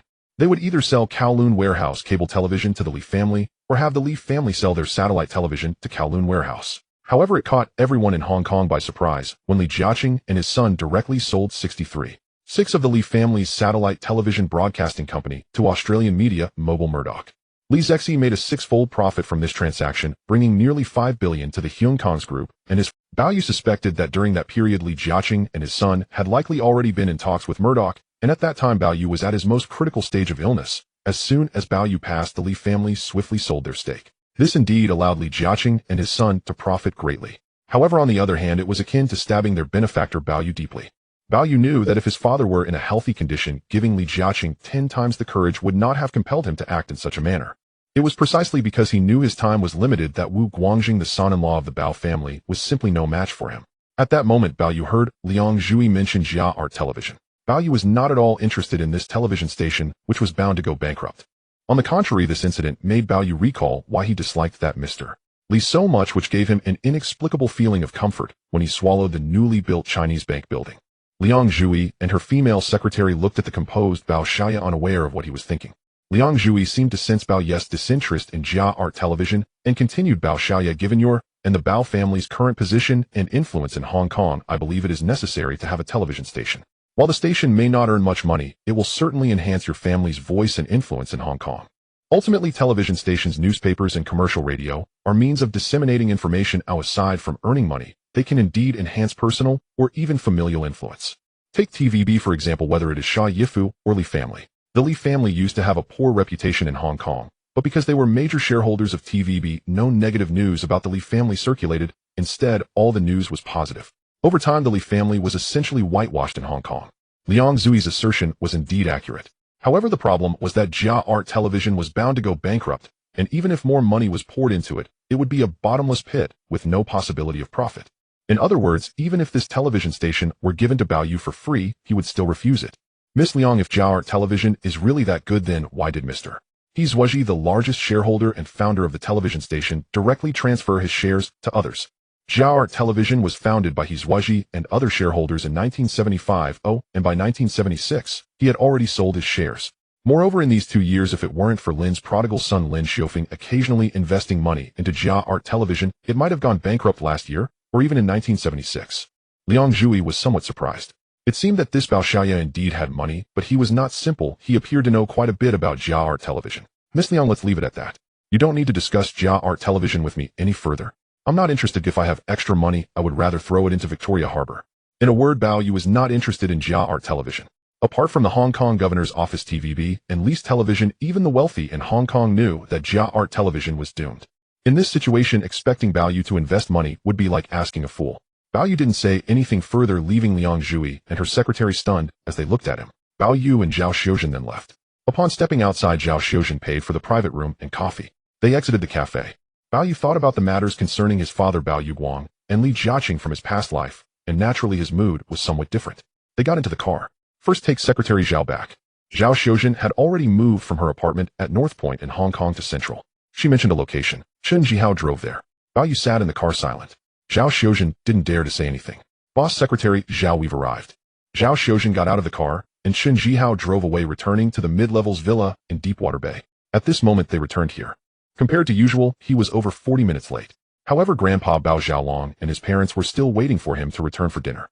Bob, why are you late today? Huang Xiuying asked. Mommy, I met with Miss Liang, the general manager of Jia Art Television, before I came back. It turned out he was meeting clients. Regarding work matters, Huang Xiuying was unaware. Now Bao Yu Grandpa and his parents were having dinner together. They went upstairs. As he stood on the balcony, his gaze fell upon the distant half-mountain villa of Li Jiaqing. He knew that in his past life, Bao Yuguang had not had a son, only a son-in-law, and since the son-in-law's abilities were obviously far inferior to Li Jiaqing's, it had led to that situation. But in this life, could it possibly be the same? Bao Yu would never allow such a situation to occur again. Bao Yu looked into the distance and suddenly saw his father Bao Yugong walk in and stand beside him. Bob, that Liang Shuyi is the general manager of Jia Television. Are you going to meet her to discuss advertising on her television station? Bao Yugong asked with a smile. Father, Jia Television mostly airs educational programs, and only a small portion of the time is dedicated to drama series. Such a television station doesn't really have much advertising effect. She approached me purely because Jia Television is running out of money and hopes I will invest. I directly refused her, so that was the case. Bao Yugong was somewhat surprised. Bao Yugong was aware of Jia Television, having seen it with his wife while watching television downstairs. He realized that most of the time it was indeed forced to air educational programs and legal shows. Most people coming home from work want to catch the news or relax with light entertainment. Who would want to spend time watching those brainwashing programs? Bao Yugong could see clearly that this television station truly has no future. The only reason it has survived until now is that the shareholders have been continuously propping it up. Father, Miss Liang said a lot to persuade me. Of course there were some points I agreed with her on. Bao Yugong looked at Bao Yu. Bao Yu continued. She said that given the current status and influence of our Bao family in Xiangjiang, we indeed need a television station. Even if it doesn't make money, it would be beneficial for promoting the Bao family's reputation and influence in Xiangjiang. Bob, how did you refuse Miss Liang then? Father, if I guessed correctly, she must have tried to reach out to all the shareholders of Jia Television and still couldn't secure much funding, which is why she turned her attention to other wealthy Chinese in Xiangjiang. However, wealthy Chinese in Xiangjiang are either very shrewd or very stingy, making it incredibly difficult to ask them to part with their money. Based on my estimates, this television station might only last a few more months. By then it might not even be able to pay its employees' salaries, and it will likely be forced into liquidation. Bao Yugong was somewhat surprised, but also found it quite normal. Considering his son's acquisition strategies and layouts, such as the recent takeover of Wharf Holdings, it seemed that Jia Television indeed had no future. Bao Yugong went back first. Bao Yu returned to his study and read the evening newspaper. The maid Daisy prepared hot water for his bath. Bao Yu took off his clothes and entered the bathtub, closing his eyes and relaxing in the warm water. In fact, he had already thought of something earlier. Regarding the cable television licenses that were opened by the Xiangjiang governor's office in the late 1980s and early 1990s, Bao Yu naturally wouldn't wait until then to establish the Kowloon cable television station. Instead, he knew that among the three major television stations in Xiangjiang, TVB was currently in the hands of individuals like Li Ka-shing and Xu Yatfu. This station had been profitable for many years, and given Li Ka-shing and Xu Yatfu's circumstances, it was impossible for them to sell. Jia Television was bound to close down, and Bao Yu would not consider it. That left only Li's Television. From Bao Yu's gaming data, it was known that Li's Television obtained the first television license in Xiangjiang in 1957. Even under the monopoly of Zhangjiang's television stations at that time, Li's Television surprisingly began to charge for broadcasts. Moreover, there were not as many households with televisions in Xiangjiang at that time compared to the late 1960s and 1970s. In such circumstances, Li's Television suffered annual losses and had to rely on its parent company to provide financial support in hopes of becoming profitable in the future. In 1967, TVB emerged, and with its arrival, it was as if it held multiple trump cards, directly crushing the ratings of Li's Television. Besides being free to watch, it attracted a large number of viewers. Viewers accumulated by Li's Television over the years through paid subscriptions essentially migrated to TVB overnight. By 1973, Li's Television's parent company could no longer withstand the continuous financial losses and decided to make significant reforms. First, Li's Television was renamed to Li's Television and switched from a paid service to a free one. Second, after obtaining a license for wireless television, it retained over 60 of its shares, while bringing in other shareholders, such as Jardine Matheson, the Kadoorie family, the Kwok family of Yonge and Standard Chartered Bank, and the Su family. Least Television's parent company and executives initially thought that implementing significant reforms, including switching from a paid to a free service and introducing other shareholders, would lead to a surge in ratings for Least Television, even allowing it to catch up with TVB. In reality, that did not happen. After GI Television was founded in 1975, the competition among the 3 television stations in Xinjiang led to Least Television often coming in last in ratings. Overall, Least Television had a greater advantage than GI Television. Besides owning multiple television stations, Least Television had a Chinese channel unlike GI Television, which had only one station and spent most of its time airing educational programs. In other words, Least Television had a significantly greater advantage. It was merely a matter of management issues. Firstly, the main executives of Least Television were Caucasian. Early Caucasian executives were often unaware of what programs the Chinese audience in Xinjiang preferred to watch. Later, they began to include more Chinese executives, such as Chung Kaiman, the general manager of the Shaw Brothers studio, serving as a television producer for Least Television. In fact, in 1975, Least Television appointed its first Chinese general manager, Huang Shizhao. However, in terms of management, Least Television still couldn't compare with TVB. In this regard, TVB's executives were primarily Chinese, which was the complete opposite. Secondly, even though Least Television began to employ Chinese staff, whenever the television station showed signs of improvement, the Chinese executives at Least Television would inevitably face suppression and interference from the Caucasian executives and major shareholders. Bao even suspected whether the Caucasian executives at Least Television were spies sent by TVB. Furthermore, the Chinese executives at Least Television were neither trusted by the Caucasian executives nor by the parent company Least Television. In this situation, the internal issues of Least Television were greater than the external problems. How could it possibly win against TVB? According to historical developments, by March 1981, the shareholders of Least Television could no longer endure the continuous financial support and sold 61.2 of their shares to 3 major Australian consortiums. 18 months later, the 3 major Australian consortiums discovered that they could not make the television station profit. Reluctantly, they had to bring in other shareholders again. At this time, Chiu Dijing, the chairman of Far East Group, became very interested in the television business and reinvested 100 million Hong Kong dollars to acquire 50 of the shares, quickly transforming Least Television into Asia Television. This Asia Television is the very station that many people in Bao Ye's past life were familiar with, as it produced numerous classic television series. Under Chiu Dijing's management, Asia Television began to turn a profit in a short time. However, the good times did not last long. As he was preparing to develop Asia Television vigorously, his eldest son got into trouble and was imprisoned. Initially ambitious about developing Asia Television, Chiu Dijing was deeply affected and discouraged, and as he aged, he had no choice but to sell Asia Television's shares to the Lin Baixing family. After that, it became increasingly difficult for Asia Television to achieve profitability. From this perspective, Bao Yu felt that Least Television had great potential. If managed well, it could actually share the television market in Xinjiang with TVB. However, prior to this, it had always been a monopoly by Caucasians who did not understand what programs the Chinese audience in Xinjiang preferred. When Chiu Dijing held a controlling stake in Asia Television, he was well aware of the Xinjiang television market. Initially ambitious about its development and had started to turn a profit while catching up with TVB, he unfortunately faced a major setback when his beloved eldest son encountered trouble. Coupled with his advancing age, he lost interest in managing Asia Television. Bao Yu found this quite unfortunate. Compared to Least Television and the Lin Baixing family, it was evident that Chiu Dijing, who built his wealth from cinemas in the new territories, understood television development much better. In Bao Ye's view, the 3 most profitable industries in Hong Kong during the 1980s and 1990s were real estate, the stock market, and the film industry. Real estate and the stock market go without saying, they created countless billionaires in Hong Kong. As for the film industry in Hong Kong, it flourished in the 1980s and 1990s, reaching audiences across Southeast Asia, and only began to decline after 1997. Now Bao Yu knew he was not interested in the nearly bankrupt GIE Television, but he was quite interested in Least Television. He understood that with proper management, Least Television had a significant chance of turning a profit. Moreover, the entertainment industry in Hong Kong during the 1980s and 1990s, including film and Mandarin music, was incredibly vibrant. With so much relevant information in Bao Ye's game data package, it would be a pity not to seize the opportunity to enter this market. Bao Yu knew that although Least Television was currently in a state of loss, its foundation was still strong, with many Chinese executives and staff behind the scenes. As long as he acquired it and resolved the internal conflicts, the ratings of Least Television could rival TVB.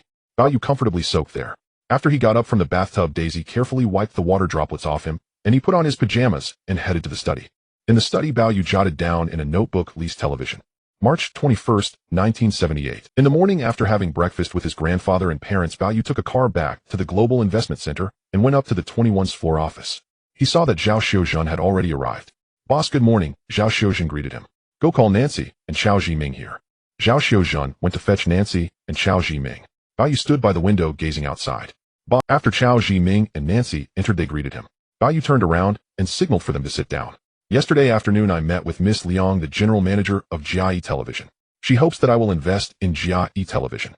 Upon hearing that the boss met with the general manager of Jia Television yesterday afternoon, Xiao Zhiming immediately said, "Boss, having worked in the media for so many years, I know the situation of those 3 television stations too well. Jia Television is definitely not worth investing in." When Xiao Zhiming was working at the newspaper, Jia Television had just been established and he and others were not optimistic about it. Now hearing the boss mention Jia Television, he thought it was out of interest in that station. "Zhiming, I told Miss Liang that I would rather throw money into Victoria Harbor than invest in Jia Television, because Victoria Harbor has substance while Jia Television is a bottomless pit." Xiao Zhiming and Nancy couldn't help but laugh. "However, my lack of interest in Jia Television stems from knowing that it won't be long before this station goes bankrupt, offering no investment value for me. On the contrary, the other 2 television stations in Hong Kong apart from TVB currently have leased television as a relatively valuable investment." Xiao Zhiming immediately realized that the boss was interested in the television station. "Boss, TVB might not be up for acquisition now. TVB has been profitable for many years and shareholders like Li Jia and Xiao Yifu are not short on money. They would not sell TVB. Leased television has been losing money under white management for nearly 20 years, possibly losing tens of millions of Hong Kong dollars. If we invest to acquire it, it might also be difficult to turn a profit. Zhiming, leased television is different. The early white executives simply did not understand what Hong Kong Chinese enjoy watching on television. Besides, although leased television now has Chinese executives, including its current general manager Huang Shixiao, he has been continually suppressed and hampered." Both Zhao Xiuzhen and Xiao Zhiming were well aware that leased television indeed applied the model from their country's television stations to Hong Kong, which of course was not well received by the citizens of Hong Kong. "I'm not short on money, and I believe acquiring a television station would still be beneficial for the Bao family. Let's do this. I want to acquire Lease Television. The current major shareholder of Lease Television is Lease Film and Television. I want Nancy to personally fly to London to persuade Lease Film and Television to sell all their shares in Lease Television to our global investment company. Originally, it would have been better to let my leasee handle this matter, but he has already flown to the east to investigate the arcade market and scout for talent in arcade gaming. My leasee would probably stay in the east for a while before returning to Hong Kong. Nancy currently has less on her plate, and being white, she is just right for the acquisition of Lease Television. Sir, how much do you intend to offer for the shares of Lease Television held by Lease Film and Television?" Nancy, according to Bao Yes calculations based on history in 1981, the 3 major Australian consortiums acquired 61.2 of the shares for 120 million Hong Kong dollars, which meant that Lease Television was valued at 196 billion Hong Kong dollars at that time. That seems quite cheap, right? The main reason is that Lease Television has been losing money, and aside from the value of the Lease Television, building the television license is the most valuable asset. Based on this price, acquiring Lease Television seems reasonable. That was in 1981, and it's only just 1978 now. According to Bao Yes thoughts, the maximum valuation would be around 150 million Hong Kong dollars. This means that the shares held by Lease Film and Television would be worth at most 90 million Hong Kong dollars. Even if we consider a maximum market value of 200 million Hong Kong dollars, those shares would only be worth 120 million Hong Kong dollars. Among that, buying shares held by Lease Film and Television for around 100 million Hong Kong dollars would be worthwhile. What do you think is an appropriate price? Bao asked. Boss, if we want to acquire Lease Television, including the shares held by those shareholders, we need to conduct a comprehensive evaluation, including the current market ratings, assets, and liabilities, etc. Xiao Zhiming said. Since Lease Television is not a publicly listed company, we cannot directly assess its value through the stock market. We can only evaluate it from other aspects. This will require time for investigation. Bao knew that if he followed Xiao Zhiming's suggestion, Lease Television would likely be worth at most 200 million Hong Kong dollars. In contrast, TVB, which has been profitable for many years, is worth much more. Nancy, just go for an acquisition of Lease Television shares held by Lease Film and Television with a budget close to 100 million Hong Kong dollars, do not exceed 120 million Hong Kong dollars. Yes, sir. Xiao Zhiming and Nancy were both surprised. How did the boss come up with such an evaluation? Did the boss have someone investigate all the information about Lease Television beforehand and then assess its value? The two of them were clueless. Nancy then went to make preparations, intending to fly from Hong Kong's Kai Tak International Airport to London that afternoon, where she would directly represent Bao and Global Investment Company in talks with Lease Television's parent company Lease Film and Television. After Nancy and Xiao Zhiming returned to work, Bao Yu sat down. Zhao Xiaozhen, gather all the information on the 3 major television stations in Hong Kong for me. Yes, boss. After Xiao Zhiming returned to his office, he was still surprised by the boss' direct assessment of the assets and acquisition value of Lease Television. March 25, 1978. Saturday. A spacious luxury apartment in central Hong Kong. Zhong Chuhong, dressed in a red dress, had just sprayed a bouquet of flowers and was lazily basking in the sun on the balcony while reading, waiting for Bao Yu's arrival. Last night, she received a call from Bao Yu saying he would come to see her today. Zhong Chuhong specifically got up early to clean the apartment with the maid. At 8:30 in the morning, the doorbell rang. The maid looked through the peephole and saw Bao Xiaoye and his bodyguard standing outside. Miss Zhong, Bao Xiaoye has arrived. Upon hearing that Bao Yu was coming, Zhong Chuhong dropped her book and walked over in slippers. The maid opened the door. Bao Yu walked in. At first glance, he saw the beautiful and slightly more mature Zhong Chuhong, and his mood lifted. Have you had breakfast, Bao Xiao? No, I specifically came to have breakfast with you. At this moment, the maid had already prepared. It consisted of milk bread, hot dogs, and fried eggs, which was clearly inferior to the lavish breakfast at the Bao family. Bao Yu didn't mind finishing breakfast with Zhong Chuhong before heading to the master bedroom with her. On Tuesday afternoon, Nancy had already represented Bao Yu and Universal Investment Company in London, negotiating secretly with executives and shareholders of Lease parent company Lease Voice to acquire their controlling shares in Lease Television. In fact, since Lease Voice established the television station in Hong Kong, it had been operating at a loss, continuously needing financial support each year, and had already lost tens of millions of Hong Kong dollars without seeing any potential for profit. After realizing the lack of profitability, Lease Voice had considered abandoning those shares. In 1973, they had to bring in other shareholders to provide financial support for Lease Television. Now they still had to continue the financial support, but compared to before, a portion could be shared with the other shareholders. What Lease Voice's headquarters did not expect was that the young master of the Bao family, who had devoured Qingzhou Ingni Kowloon warehouse and Hutchison Whampoa, was actually interested in Lease Television and had quietly sent Miss Nancy to negotiate with them. Starting from Wednesday, after Nancy met with the main executives and shareholders of Lease Voice, they initially debated whether to sell the shares they held in Lease Television, and if so, how many to sell, or whether to retain a portion. After a day of discussions, by Thursday, the executives at Lease Voice headquarters had already decided to sell those shares. They still needed to discuss the specific value of the shares being sold. It was clear they knew the Bao family had deep pockets, and now that Bao Xiaoye was willing to acquire their shares, they believed they could sell them to the Bao family at a higher price. Nancy stated directly that it was impossible for the Bao family to acquire those shares at an inflated price. It would be based on the current asset value of Lease Television, and the Bao family could not be foolish with their money. The two sides engaged in multiple negotiations on Thursday and Friday.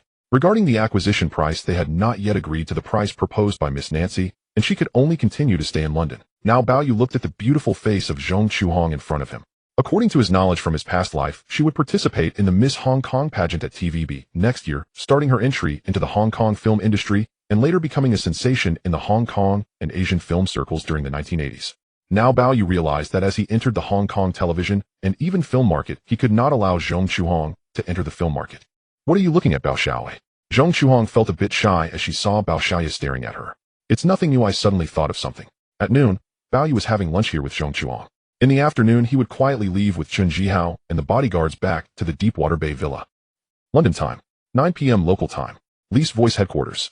Nancy officially signed the acquisition contract on behalf of Bao Yu and Universal Investment Company. In total, Bao Yu and Universal Investment Company acquired 61.2 of the shares in Lease Television from Lease Voice for 95 million Hong Kong dollars. This meant that Lease Voice sold all its shares in Lease Television to Bao Yu and Universal Investment Company. Regarding the acquisition of shares, Nancy would return to Hong Kong to inform Bao Yu, and it would be officially announced later. At this time in Hong Kong, it was already 4 a.m. on Sunday. Nancy left Lease Voice headquarters and took a car back to a hotel. March 26, 1978. 4:30 a.m. Far away in London, Nancy called Bao Yu's study in the Deepwater Bay Villa in Hong Kong. Bao Yu was still dreaming when he suddenly heard the phone ring. He got up and went to the study to answer the landline. Sir, half an hour ago, I signed the acquisition of all shares in Lease Television from Lease Voice Company for 95 million Hong Kong dollars. According to Bao Yu's thoughts, he aimed to acquire it for at least 90 million and at most 120 million Hong Kong dollars. Now Nancy had acquired 61.2 of Lease Voice for 95 million. Nancy, you've worked hard. Sir, I plan to fly back to Hong Kong tomorrow morning. Currently, it was evening in London while it was early morning the next day for Bao Yu, still due to the time difference. Nancy, no need to rush back. If you want to visit your relatives in Y country, you can return later. With Nancy representing Baoyu and Universal Investment Company having signed the acquisition contract, with Lee's voice it meant that Baoyu and Universal Investment Company were now the largest shareholders of Lee's Television. Under these circumstances, Baoyu was essentially set to take over Lee's Television. Sir, I still plan to fly back to Hong Kong to see you tomorrow morning. The two hung up the phone. Baoyu recalled how he often stayed up late talking on the phone with Nancy during last year's fluctuations in the London and New York gold markets. Now it was fine. Because of this matter, Baoyu had woken up. Returning to the master bedroom, he fell asleep again after about half an hour. Baoyu woke up again, and it was already past 7 a.m. Daisy called him to get up and go downstairs to have breakfast with Bao Xiaolong and Bao Yugong. Baoyu came down from upstairs, served by Daisy. He saw his grandfather and parents waiting for him to have breakfast. Bob, are you not going out today? Mommy, I will meet someone in the afternoon. In the morning, Baoyu indeed stayed at home, while in the afternoon, he planned to meet after breakfast. Baoyu and Bao Yugong were in the villa's yard basking in the sun, saying, Dad, last night Nancy, far away in London, called to tell me that she successfully represented the Bao family and Universal Investment Company in acquiring all shares of Lee's Voice in Lee's Television. So soon. How much did it cost? 95 million Hong Kong dollars for 61.2 of the shares. Since Lee's Television was not a publicly listed company, it could not be directly assessed by market value, and Bao Yugong was not very familiar with this television station. It was evident that acquiring more than 60 of the shares for less than 100 million Hong Kong dollars indicated that the major shareholder of Lee's Television had likely long wished to abandon it. March 26, 1978. Sunday, 3:30 p.m. A cafe near Edinburgh Square. A black Volkswagen sedan parked not far away. A middle-aged man around 50 years old with a receding hairline stepped out of the car. He was dressed in a suit and tie, looking at Edinburgh Square with a hint of disbelief. Earlier that morning, he had been resting at home with his wife, when he suddenly received a call from Miss Zhao Xiuzhen, the secretary of the owner of Global Investment Company, saying that young Master Bao wanted to meet him. At that moment, Huang Shizhao felt puzzled. Although he was the general manager of Lee Television, there seemed to be no connection between him and the Bao family. Even if the companies under the Bao family had advertising partnerships with Lee Television, it was unlikely that the father and son of the Bao family would meet him. Since young Master Bao personally invited him, he decided to come. Upon entering the cafe, the female server asked, Sir, do you have a reservation? Hello, my name is Huang Shizhao. Young Master Bao asked me to come here to meet him. Oh, Mr. Huang, please come in. The server led Huang Shizhao to a private room. As he pushed open the door and stepped inside, Huang Shizhao noticed that young Master Bao had not yet arrived. After ordering a cup of coffee he sat down. At this point, Huang Shizhao still couldn't understand why such a wealthy young man would suddenly want to meet him. 15. Bao Yu and Zhao Xiuzhen arrived. Just as they entered the cafe, the server said, Young Master Bao, Mr. Huang is already waiting inside. Bao Yu and Zhao Xiuzhen entered. Huang Shizhao, who had finished his cup of coffee, saw the door to the private room open. In walked a young man of Chinese descent and a young woman. Wasn't this the infamous heir of the Bao family? Hello, young Master Bao. Hello, Mr. Huang. The server brought in coffee. Once the door to the private room closed, Bao Yu looked at Huang Shizhao, who was now 52. His dossier contained very detailed information about Huang Shizhao. Since the 1960s, Huang Shizhao had joined Lee Television, but he had not received much recognition. It was not until 1975 that Lee began to employ more Chinese executives. It was also around that time that Huang Shizhao became the first Chinese executive in Lee Television's history. From the time the other party took office in 1975 until he was forced out in 1981, it was about 6 or 7 years. During those 6 or 7 years, it seemed Huang Shizhao had not managed to make Lee Television profitable. In fact, after Huang Shizhao took office, he had a significant impact on Lee Television. Starting in 1977, Huang Shizhao began planning to take on TVB, boldly employing a number of talented Chinese individuals, and from 1979 to 1980, Lee Television's ratings nearly rivaled TVB. Overall, Huang Shizhao was quite capable, but ultimately, he was forced out, unable to turn the tide. Bao Yu looked at Huang Shizhao. Huang Shizhao looked curiously at Bao Yu. He did not know that Bao Yu was now the largest shareholder of Lee Television. Mr. Huang, a few days ago, Miss Liang Shi, the general manager of Jia Television, approached me hoping I would invest in or acquire Jia Television. What do you think? Miss Liang hopes for Bao Yu to invest in or acquire Jia Television. Huang Shizhao was quite surprised. The competition among the 3 major television stations is still very fierce, especially with Jia Television being the weakest among them, yet it spares no effort to compete with the other 2. Huang Shizhao knew that Jia Television was essentially on a dead end. Young Master Bao, although Lee Television and Jia Television are competitors, and we shouldn't speak ill of each other behind backs, Jia Television spends most of its time airing educational programs, and with only one station it can't compete with TVB or Lee Television. From my perspective, this station has likely faced financial issues for a long time, and Miss Liang's approach is merely a hope that you will invest money. In Lee Television's eyes, they only considered TVB as their competitor. As for Jia Television, it probably wouldn't last much longer. You're right. Therefore, I directly rejected the investment in Jiayi Television. Directly rejected. Huang Shijiao recognized this as a wise choice. Once he invested or acquired, he would have to keep pouring money into Jiayi Television. However, how was this related to him, or even to Li Television? Bao Yu continued naturally, I don't have high hopes for Jiayi Television, knowing that this station has little hope of survival. Miss Liang reminded me that the Bao family needs a television station, so I've had Miss Nancy go to London to persuade the major shareholder of Li Television, Li Yingsheng, and I have now acquired all shares of Li Yingsheng. Just a moment ago, Huang Shijiao found it strange. Now everything became clear. It turned out that Li Yingsheng had sold all the shares it held in Li Television to Bao Yu. Does this mean, Mr. Huang, what do you think? Young Master Bao, that's wonderful. Huang Shijiao immediately exclaimed excitedly. Compared to Li Yingsheng, it was obvious that the major shareholder had changed to the new owner Young Master Bao from Global Investment Company. If he could gain Young Master Bao's support, then he would have a greater chance of leading the executives of Li Television to take on TVB. Ultimately, aside from no longer being constrained by those white executives and possibly receiving more financial support from the Bao family, he felt completely confident that he could raise Li Television's ratings above TVB and gradually move towards profitability. Young Master Bao, I actually started planning to take on TVB last year. Huang Shijiao spoke about his plans to target TVB that he had initiated last year. It could be said that the plan was quite extensive.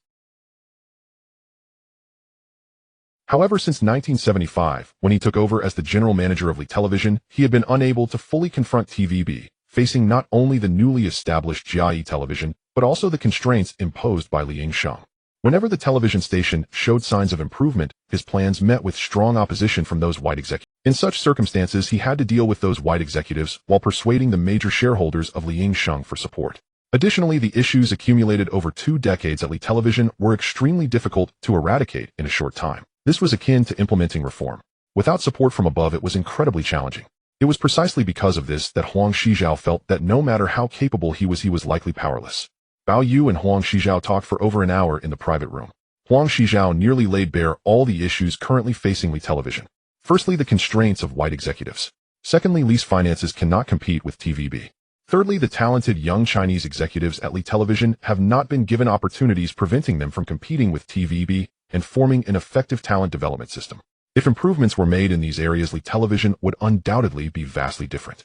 Bao Yu knew that after acquiring Li Television, these issues would not be significant. In fact, he would have even greater advantages.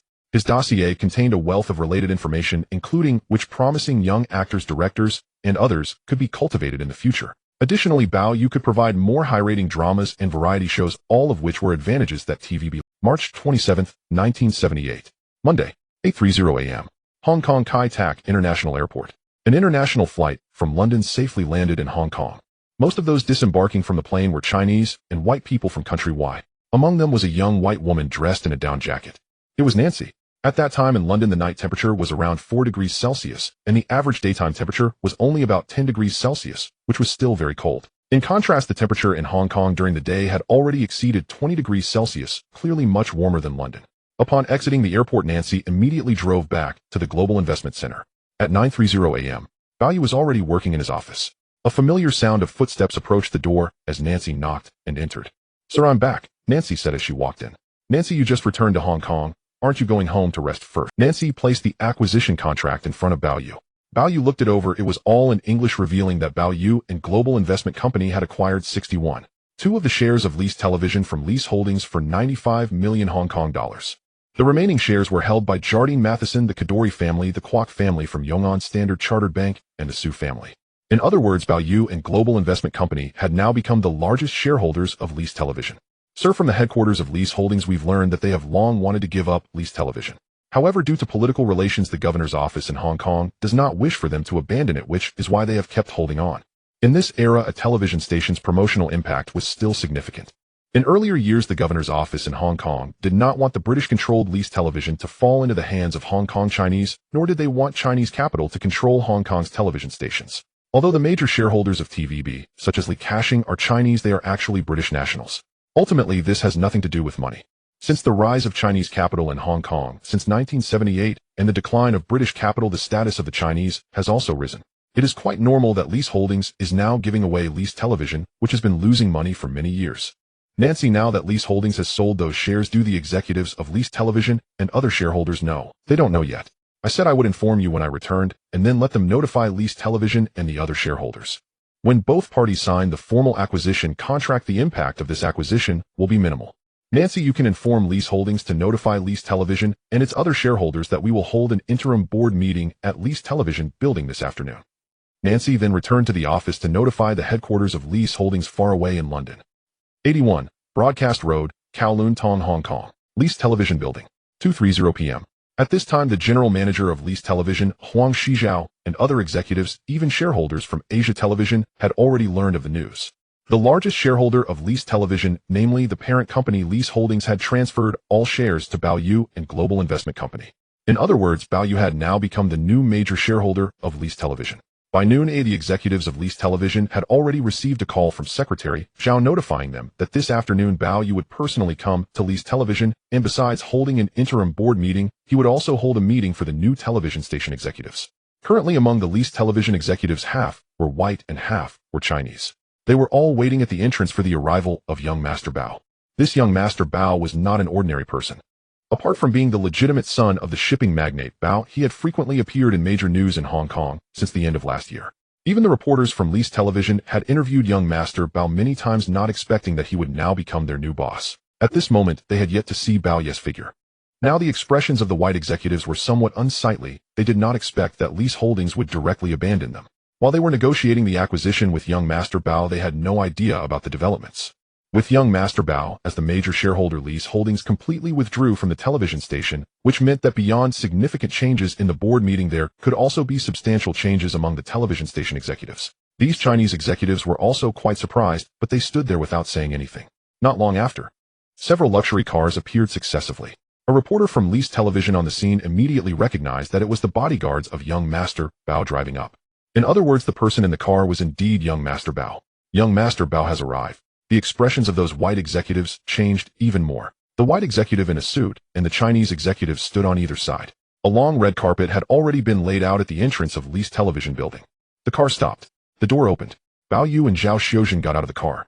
In front of the executives of Lease Television, Baoyu was basically unfamiliar with them. However, there was one person he had met before. Young Master Bao, welcome to your arrival. The two had met at Edinburgh Square the previous afternoon and had talked for a long time. However, the others did not know yet. The two exchanged smiles. In the morning, Huang Shizhao had suddenly received a call from Lease Holdings informing him that Lease Television had been sold to Bao's Global Investment Company. Hello, Mr. Huang. Baoyu shook hands with Huang Shizhao.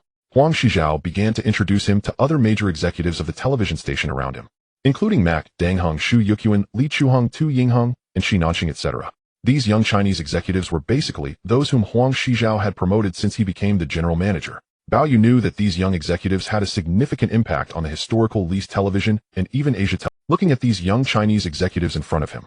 Historically, in 1979, the year after the closure of Jia Television, Huang Shizhao began to employ these young Chinese executives in large numbers, nearly causing TVB to struggle. Unfortunately, the television station was unable to profit for a long time, and with no financial support from the shareholders, Huang Shizhao was ultimately forced to resign, and Lease Television was sold to an Australian consortium.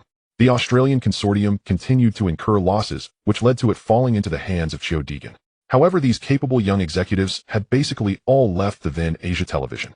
From the number of executives present, it was clear that the white executives still predominated, while the number of Chinese executives had only increased after Huang Shizhao took office, but they still could not match the number of white executives. Huang Shizhao introduced these executives to Baoyu. Surrounded by the crowd, Baoyu and the group entered the Asia Television building. Baoyu first went to Huang Zizha's office. 2:45 p.m. The other shareholders of Lease Television, including the shareholder representatives from Jardine Matheson, the Kadoorie family, the Kwok family from Yong'an Standard Chartered Bank, and the Su family. They had not yet arrived at the television station building. These shareholders had all received sudden notifications from London in the morning informing them that Lease Holdings had sold all of its shares in Lease Television to Baoyu's Global Investment Company. The office of the general manager of Lease Television Station. Baoyu is engaged in a secret discussion with Huang Shizhao. Half an hour later, a knock is heard at the office door. Huang Shizhao opens the door and sees Zhao Xiuzhen. Boss, the other shareholders have arrived. Inside the conference room, the other shareholders of Lease Television Station have gathered. Among them, the representative of the shareholders from Jardine Matheson is none other than Yo Bijin himself, while the representative from the Kadoorie family is Roland. The representative from the Guo family of Yong'an, as well as the representative from Standard Chartered Bank, have each sent a manager to attend. However, Su Shishuan, the representative from the Su family, has personally arrived. These shareholders are engaged in conversation. In fact, at the end of 1977, The Bao family's acquisition of the Kowloon warehouse left a deep impression on Neo Bijian from Jardine Matheson. What surprised him even more was that this young master Bao, shortly after swallowing the Kowloon warehouse, went directly for the second largest trading company in Hong Kong, Hutchison Whampoa. Regarding this sudden call he received from Lease Broadcasting informing him that young master Bao had acquired all shares of Lease Broadcasting in Lease Television Station, he was not only surprised. On the other hand, he felt that this young master Bao was still too young. After swallowing those trading companies, he might have started to turn his attention to young beauties, who otherwise why would he suddenly think of acquiring Lease Television Station? Originally, Neo Bijian could have sent someone to represent him and Jardine Matheson at this impromptu shareholders meeting, but he merely wanted to see what this young master Bao intended to do. Bao Yu, Huang Shizhao, and Zhao Xiuzhen arrive. As they enter the conference room, Bao Yu spots a familiar face. Mr. Neo Bijian, what a surprise, haha, we meet again. Bao Yu enters with a smile. Yes, young master Bao. I was quite surprised to hear that you acquired all the shares of Lease Broadcasting in Lease Television Station. Are you planning to focus your energy on young starlets? Neo Bijian's remark makes many around them seem awkward. Just when Su Shixuan was about to help Bao Yu out of the situation, Bao Yu smiled and said, Mr. Neo Bijian, I thought that after Jardine Matheson lost the Kowloon warehouse you would not be able to keep your position as the head, but it seems you are still here. It looks like Jardine Matheson really has no one left. This time it was Neo Bijian's turn to feel awkward. Clearly the loss of the controlling stake in Kowloon warehouse by Jardine Matheson and Chung Kong Properties rests primarily on Neo Bijian as the head of Jardine Matheson. However, it was the general manager of Chung Kong Properties, Davis, who took all the responsibility, allowing Neo Bijian to escape unscathed. Neo Bijian's face darkened. Just as he was about to say something, Bao Yu leaned closer and whispered, Mr. Neo Bijian, do you really think the Yi family is that easy to deal with? You may have escaped this time, but when the next crisis hits you might be kicked out of Jardine Matheson, and you won't even be able to collect your retirement benefits from there. After saying this, Bao Yu did not continue talking with Neo Bijian, but turned to look at an elderly man nearing 80. This man is none other than Roland, the chairman of Hong Kong Chinese Electric and the Peninsula Hotel, the head of the most famous Jewish family in Hong Kong, the Kadoorie family. The Kadoorie family now resides in a luxurious mansion in Deepwater Bay, but the Bao family and the Kadoorie family have not had much interaction either socially or in business. Roland is not young anymore. Bao Yu did not expect that the Kadoorie family was still under his leadership and not handed over to his son Michael. Roland manages the family business. Young Master Bao, we are neighbors. Since the end of 1977 until early this year, the series of acquisitions made by the Bao family have surprised both Roland and his son. Mr. Kadoorie, isn't your son here? He didn't come. I came to see you. The two exchanged smiles, but Bao Yu was uncertain about what this Jewish tycoon was thinking. As for the Guo family of Yong'an, they are indeed not simple. They were originally from Shenzhen and developed to Hong Kong, becoming one of the comprador families in Hong Kong. However, in recent years the Yong'an Guo family has been operating conservatively, with each generation becoming less capable. This time the head of the Guo family did not come in person, possibly due to age or other commitments, and sent a manager. Young Master Bao, our chairman of Yong'an Guo, has something to attend to and couldn't come. That's fine as long as there is a representative to convey the message. The shareholder representative from Standard Chartered Bank is also a manager. Standard Chartered Bank is the second largest British bank in Hong Kong, second only to HSBC, and has a significant influence, although not as great as HSBC. Bao Yu knows that in the 1980s the Standard Chartered Bank faced a malicious takeover, and it was his father Bao Yu who stepped in to help save it. In Bao Yu's view, if it were him, he would not adopt his father's white knight style, but would directly swallow Standard. When the representative from Standard Chartered Bank extended his hand to shake hands with the young master, he felt a strange gaze from Bao Yu that made him uneasy. The last shareholder representative is Su Shixuan. When Bao Yu took over Hutchison Whampoa, he had already met Su Shixuan, who was one of the Chinese directors at HSBC. Moreover, Bao Yu has a relatively good private relationship with Su Shixuan. Young Master Bao, congratulations on gaining control of another company. Su Shixuan, this counts as a collaboration between the Bao family and the Su family. At this moment, Su Shixuan is still at the helm of the Su family. Su Shixuan is quite capable, but Bao Yu knows that the Su family's true fame likely comes from Su Jintong, Su Shixuan's son, who is the most well-known figure in Hong Kong. Bao Yu shakes hands with the shareholder representatives of Lease Television Station. He directly sits in the chief position in the conference room, with Zhao Xiuzhen and Huang Shizhao, the executive director and current general manager of Lease Television Station, by his side. Originally, the shareholders' meeting was to be opened by the shareholders themselves. However, Bao Yu allowed Huang Shizhao to participate in this shareholders' meeting. Boss, the shareholders' meeting can begin now, Zhao Xiuzhen said from the side. Ladies and gentlemen, representatives of Lease Television Station. Last week, I sent Miss Nancy to personally visit the headquarters of Lease Broadcasting and Country, the original parent company of Lease Television Station, to discuss the acquisition of the shares. Subsequently, Miss Nancy, representing me and Global Investment Company, finalized the acquisition of 61 2 of leased television station for 95 million Hong Kong dollars. This means that Bao Yu now has absolute control over leased television station, and saying that leased television station belongs to the Bao family is not an exaggeration. The surrounding shareholder representatives did not raise any objections as they had all received calls from leased broadcasting in the morning. Next, I will discuss several very important matters with all of you shareholders. First, regarding the reinvestment in leased television station. Reinvestment. Other than Huang Shizhao and Zhao Xiuzhen, the other shareholders were quite surprised. Currently, there is no financial crisis at leased television station, and the financial resources are running low. Therefore, I believe we need to reinvest 100 million Hong Kong dollars according to each shareholder's proportion of shares to further promote the development of leased television station. Reinvesting 100 million Hong Kong dollars according to the share ratio. That's quite a sum. Bao Yu and Global Investment Company holds 61.2, which means they need to reinvest 61.2 million Hong Kong dollars. Adding the 95 million Hong Kong dollars already spent on acquiring shares, it amounts to 156.2 million Hong Kong dollars for Bao Yu to acquire shares in leased television station. As for the other 5 major shareholders, they collectively hold 38.8 of the shares, with each family having the same proportion, approximately 76 of the shares. If they follow Bao Yu's proposed reinvestment amount, each family will need to contribute 76 million Hong Kong dollars. It is clear that Bao Yu has just acquired leased television station and has suddenly asked the major shareholders to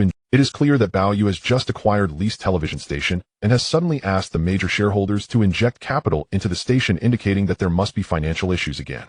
Seeing the expressions of the shareholder representatives present, Bao Yu said, "Reinvesting in the finances of leased television station is very important. If you all think this amount is too much, you can sell your shares to our Bao family." Bao Yu naturally hopes to buy more shares. Observing their expressions, especially those of the representatives from the Yangon family and Standard Chartered Bank, he sensed that they might not have the authority to decide. "How about this? I will give you 10 minutes to consider whether to agree to the reinvestment. If you do not agree, then you must sell your shares to me or to the other shareholders." Niu Bijian sat there sipping red tea, and his thoughts were not on the investment that Bao Yu was proposing for leased television station, but rather on the matters Bao Yu had discussed with him. Did that mean the Joseph family would not even provide him with a pension? Niu Bijian found it hard to believe. As for whether to force Yi to withdraw completely from leased television station, Niu Bijian certainly did not want that. Currently, Yi had already invested in 2 television stations, one being leased television station and the other being Jia television station. Both of these television stations were struggling, both in a state of deficit. However, compared to leased television station, Jia television station was suffering even more severe losses, and Yi had already seen that Jia television station was bound to go bankrupt, thus no longer supporting further investments. On the other hand, leased television station was different. He could still see its potential.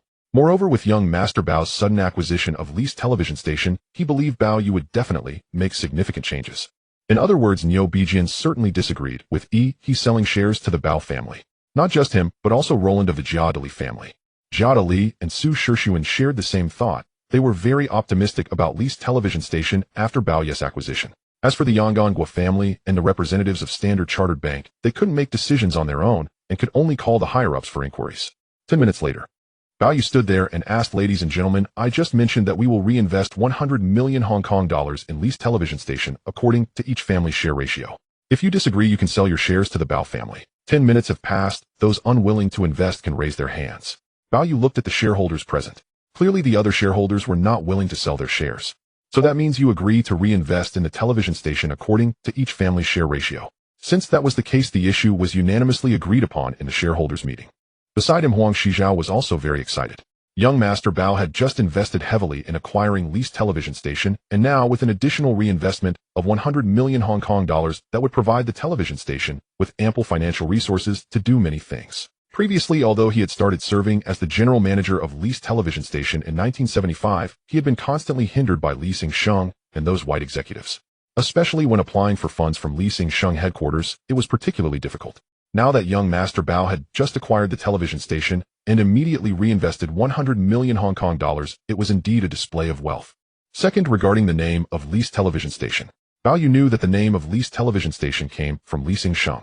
Lease had a certain level of recognition in Xiangjiang and even in Nanyang. However, over the years, leased television stations' ratings had never surpassed TVB, which was enough to indicate that the name was not good. The people of Xiangjiang probably also disliked the words lease.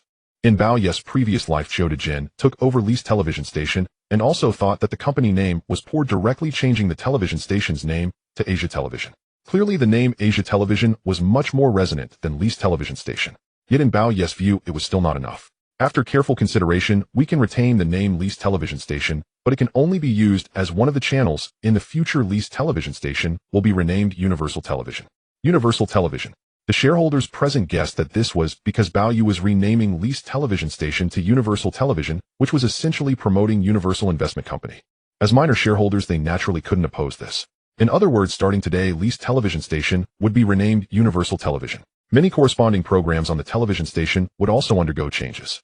This included talent shows. The former Miss Lee speech would also be renamed Miss Universal. However, the Miss Universal pageant had already been registered by another company in 1952. Therefore, it might also need to make corresponding changes. Historically, it became the Asia Miss pageant, which was clearly far less impressive compared to the Xinjiang Miss. I will serve as the chairman of Universal Television Company, and Mr. Huang Shizhao will serve as the vice chairman and general manager of Universal Television. Mr. Huang Shizhao will be responsible for managing all major affairs of Universal Television Company. Baoyu serving as chairman of Universal Television Company means he won't have much time to manage this company, so naturally it must be handled by the general manager of the television station. Thank you for the trust, boss, Huang Shizhao said as he stood up. Fourth, our goal at Universal Television is to surpass Jia Television Station and TVB in ratings, aiming for profitability within a year and going public within 3 years. Now, the former Lease Television Station has been in deficit for nearly 20 years, and now Baoyu proposed profitability within a year. The other shareholders were somewhat skeptical.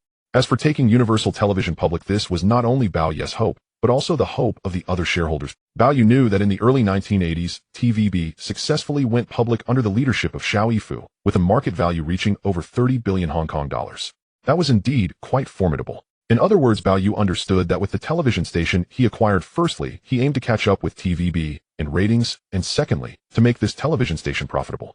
He aimed to achieve this before TVB went public. Thus, the return on investment from Baoyu's acquisition of Lease Television Station would exceed tenfold. At this moment in the conference room, apart from Zhao Xiuzhen and Huang Shizhao, the other shareholders were not very convinced that the new Universal Television could truly become profitable and go public. Baoyu convened the shareholders' meeting, and clearly the most important matters were these four. The press conference for Universal Television will be held at 4 p.m.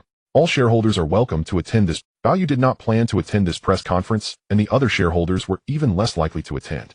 The shareholders' meeting is now declared closed. The other shareholders prepared to leave. Apart from Niu Bijian, who glanced at Baoyu before leaving, the other four shareholders shook hands with Baoyu before heading back. The shareholders' meeting concluded. Next, it was time for Baoyu to hold the first executives meeting with the original executives of Universal Television. The original executives of Lease Television Station numbered over 100, but some had already left Lease Television Station, lured away by high salaries, to Jia Television Station. As for the staff from other television stations, there were about 500 in total, including some white executives. Baoyu knew that many of these white executives and staff would be dismissed, which could save significant financial resources. Still in the meeting room, Huang Shizhao had already sent the female secretary to notify other executives to come to the meeting. 10 minutes later, in the meeting room, nearly 100 executives were still seated, including the directors, deputy directors, and department heads of various channels under the television station. Some executives he had already met upon arrival, while many were meeting him for the first time. These executives all recognized that this young Master Bao was indeed the legitimate heir of Bao Chuan Wang. Ladies and gentlemen of the television station's executives, my name is Baoyu. I believe you already know me, so I won't introduce myself further. Next, I would like to discuss a few very important matters. First, I, along with Universal Investment Company, have acquired all shares of Lease Ingsheng in Lease Television Station. Second, just now the shareholders' meeting has received the consent of all major shareholders to reinvest 100 million Hong Kong dollars in the television station according to the share ratio. 100 million Hong Kong dollars. The executives present were visibly surprised by this figure. Some even licked their lips thinking about how much funding they could obtain from this. Third, from now on, Lease Television Station will become an ordinary channel, and all major names of Lease Television Station and its company will be changed to Universal Television. In other words, in the future there will only be Universal Television in Xinjiang, not Lease Television Station. Fourth, my expectations with the shareholders for Universal Television are profitability within a year and going public within 3 years. Therefore, the possibility of the television station merely dragging on as before no longer exists. In other words, in the future the television station will primarily reward the capable and dismiss the incompetent. Our assessment of the television station's executives will be solely based on profitability and ratings, i.e. everything else is useless. If you feel your abilities or stress resistance are lacking, I advise you to find a new path sooner rather than later. Surprise! The executives present were clearly astonished. They realized that it would no longer be possible for them to receive blood transfusions and support as before from Lease Ingsheng and other shareholders. Fifth, our competitor will always be TVB. As for Jia E television station, I can tell you all that within 6 months Jia E television station is bound to go bankrupt. So you either prepare to jump ship to TVB or other related companies, or you can work well at Universal Television. This prediction of Jia E television station's impending bankruptcy was not just Bao Ye's forecast. Many people in Xiangjiang were aware that this television station could not last much longer. Bao Yu briefly discussed these matters at the first executive meeting of the global television station. Next, he handed over the conference room to Huang Shizhao. Manager Huang, I am entrusting the global television station to you. Feel free to do as you please, as long as the station can turn a profit and achieve its goals, I will fully support you. Thank you for your trust and support, boss, Huang Shizhao said excitedly. Yesterday, during their first meeting, Bao Yu had already communicated that he would completely hand over the management of the station to him. This meant that Huang Shizhao no longer needed to endure the pressure and suppression from the parent company Lease Television and the white executives. With sufficient financial resources and the full support of major shareholder Bao Yu, Huang Shizhao could fully implement his ideas. At this moment, Bao Yu shook hands with Huang Shizhao and walked out of the conference room with Zhao Xiuzhen. Huang Shizhao glanced at the white executives in the meeting room. For the sake of the television station and profitability, he knew he could only take action against these white executives who were just coasting. By firing these white executives and staff, he could save a significant amount on salaries every month. Ladies and gentlemen, Chairman Mr. Bao has left. Let us continue this meeting. Exiting the television station's conference room, Bao Yu walked ahead while Zhao Xiuzhen followed behind. Bao Yu, along with Zhao Xiuzhen and the bodyguards, walked towards the entrance of Lee's television building. They had just stepped. As Bao Yu contemplated some matters, a young woman carrying a hint of fragrance seemed to brush past him, accidentally bumping into him. Bao Yu was unperturbed, but his bodyguards, including Chen Jihao, looked over cautiously. They relaxed upon realizing it was merely a young girl who posed no threat to young Master Bao's safety. Oh, the young girl in a skirt had hurriedly walked and accidentally bumped into Bao Yu as he was coming down from the television station. Seeing her fall, Bao Yu hurriedly helped her up and asked, "Miss, are you okay?" He looked at the young girl's face before him, appearing quite astonished. She possessed a heart-shaped face that countless girls would envy, with delicate willow-shaped brows above a pair of bright expressive eyes, thick black hair, and flawless fair skin. If one were to say that the first beauty Bao Yu encountered upon arriving in this world was the 18-year-old Zhong Chuhong. The young girl before him, seemingly a bit younger than Zhong Chuhong, was stunningly beautiful, impressing Bao Yu at first. At this moment, it was not only Bao Yu who was astonished. Guan Jiahui, who was helped up by Bao Yu, was equally surprised. She couldn't believe she had run into young Master Bao here. After asking for leave from her teacher, she personally took the bus from Dea High School to Lee's television station upon learning that her father Guan Bowen worked there, seeking living expenses and other funds from him. In 1975, after Guan Bowen's relationship with his wife Zhang Bingxi fell apart, Zhang took their son to emigrate to country M, while Guan Bowen stayed in Hong Kong with his daughter Guan Jiahui. Guan Bowen had always been involved in the film industry. Besides making movies at various film companies, he also worked for Lee's television station and TVB. A passionate man, Guan Bowen became freer after his wife Zhang Bingxi took their son away to country M, resulting in numerous female friends around him while he hardly cared for his daughter. Guan Jiahui needed to personally approach Guan Bowen to obtain her tuition and living expenses for her girls' school. Bao Yu had regained his composure, while Zhao Xiuzhen beside him was equally astonished. She had not expected to find such a beautiful young woman in Hong Kong. If one were to say that the last beautiful woman Bao Yu encountered in a jewelry store, Zhong Chuhong, was already stunning, it was unexpected that this young girl seemed equally beautiful. Lee's television station was originally a company that produced its own TV dramas and had many actors under its banner. Knowing that young Master Bao had something to discuss with this young girl, Zhao Xiuzhen decided to leave first and wait in the car. You are young Master Bao? Guan Jiahui said excitedly. Miss, do you know me? Who in Hong Kong does not know you? Not only are you the son of the Bao shipping king, but you've also been in the newspapers recently. For young Master Bao, it seemed he was not only Guan Jiahui's admired figure, but also that of many girls in her class.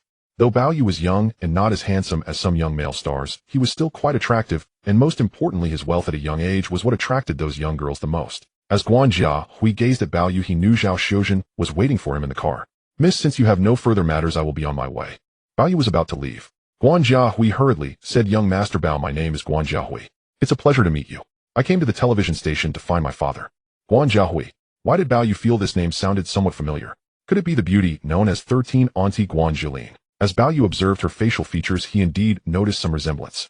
However, girls change a lot in 18 years. It was likely that in a couple of years Guan Jiahui would grow into the 13 Auntie he was gradually becoming familiar with. Then you go ahead and get busy. Bao Yu prepared to leave. Guan Jiahui appeared very proactive, not wanting to miss the opportunity to get to know young Master Bao. Young Master Bao, if I want to see you next time, where should I meet you? Guan Jiahui wanted to see him.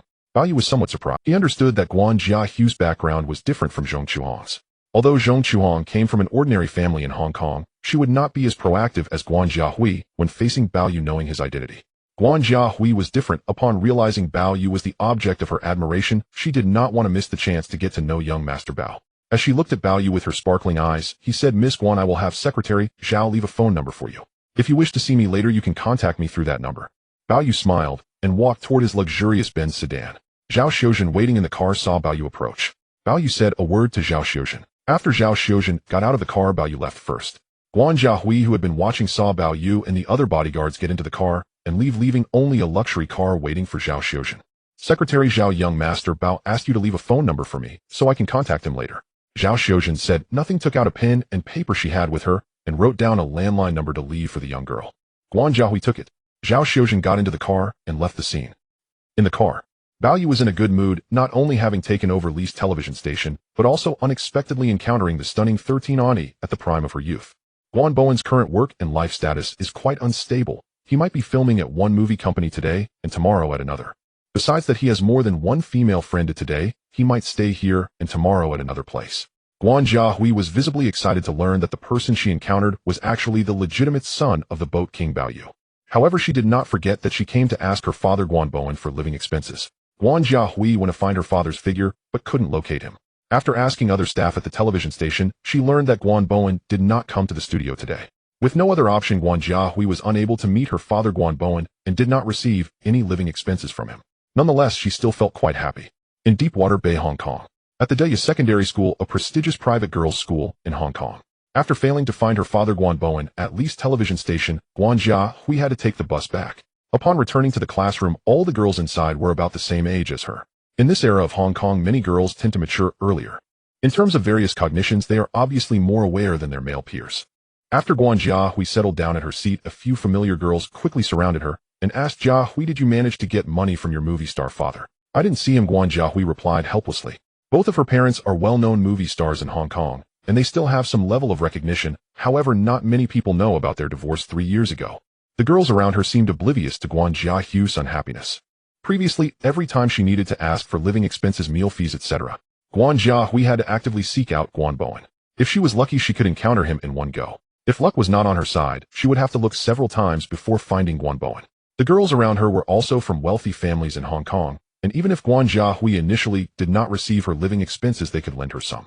Now, as Guan Jiahui sat there, she appeared somewhat dazed, her mind filled with the image of encountering young Master Bao at the entrance of Li's television station, smiling and speaking to her.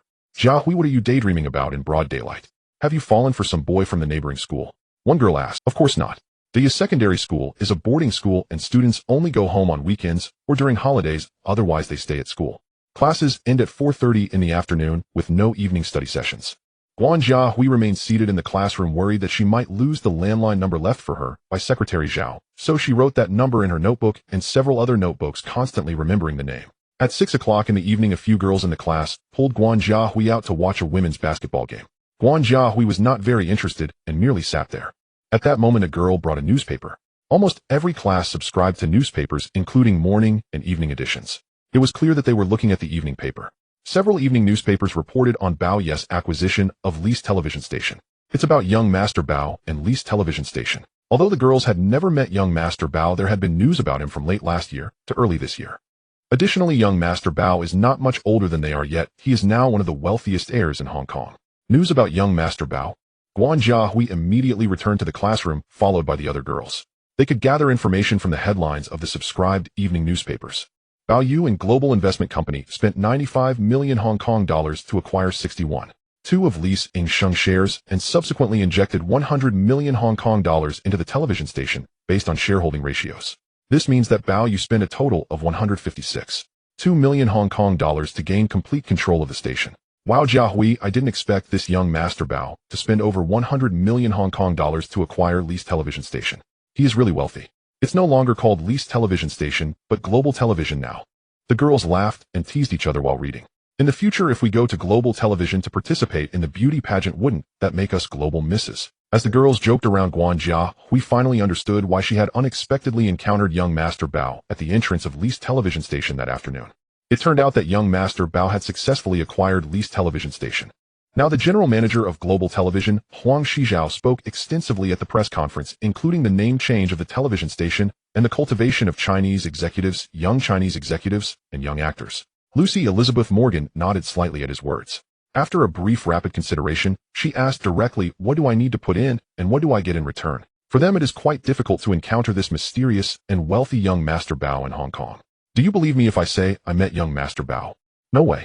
They didn't believe Guan Jiahui really met young Master Bao. Guan Jiahui didn't say much to them. Instead, she pondered when she would have the chance to meet him again. For the mature Guan Jiahui born into such a family, she clearly understood the need to seize opportunities, especially in the case of knowing young Master Bao. Deepwater Bay Mid-Levels Villa. The Bao residence. Bao Yu returned by car and saw that his grandfather and parents were already waiting for him. Bao Yu did not attend the afternoon press conference regarding his acquisition of leased television station. At this press conference, everyone in Hong Kong learned that young Master Bao had acquired leased television station, the second largest in Hong Kong. In addition, he injected another 100 million Hong Kong dollars into the station. Next, General Manager Huang Shijiao will implement radical reforms at global television. Bob, you're in the news again. After Bao Yu entered, Bao Yugan chuckled. Dad, you mean the acquisition of leased television station, right? This matter had already been communicated to his father last week. Bao Yugan was also surprised that Bao Yu had acquired leased television station so quickly.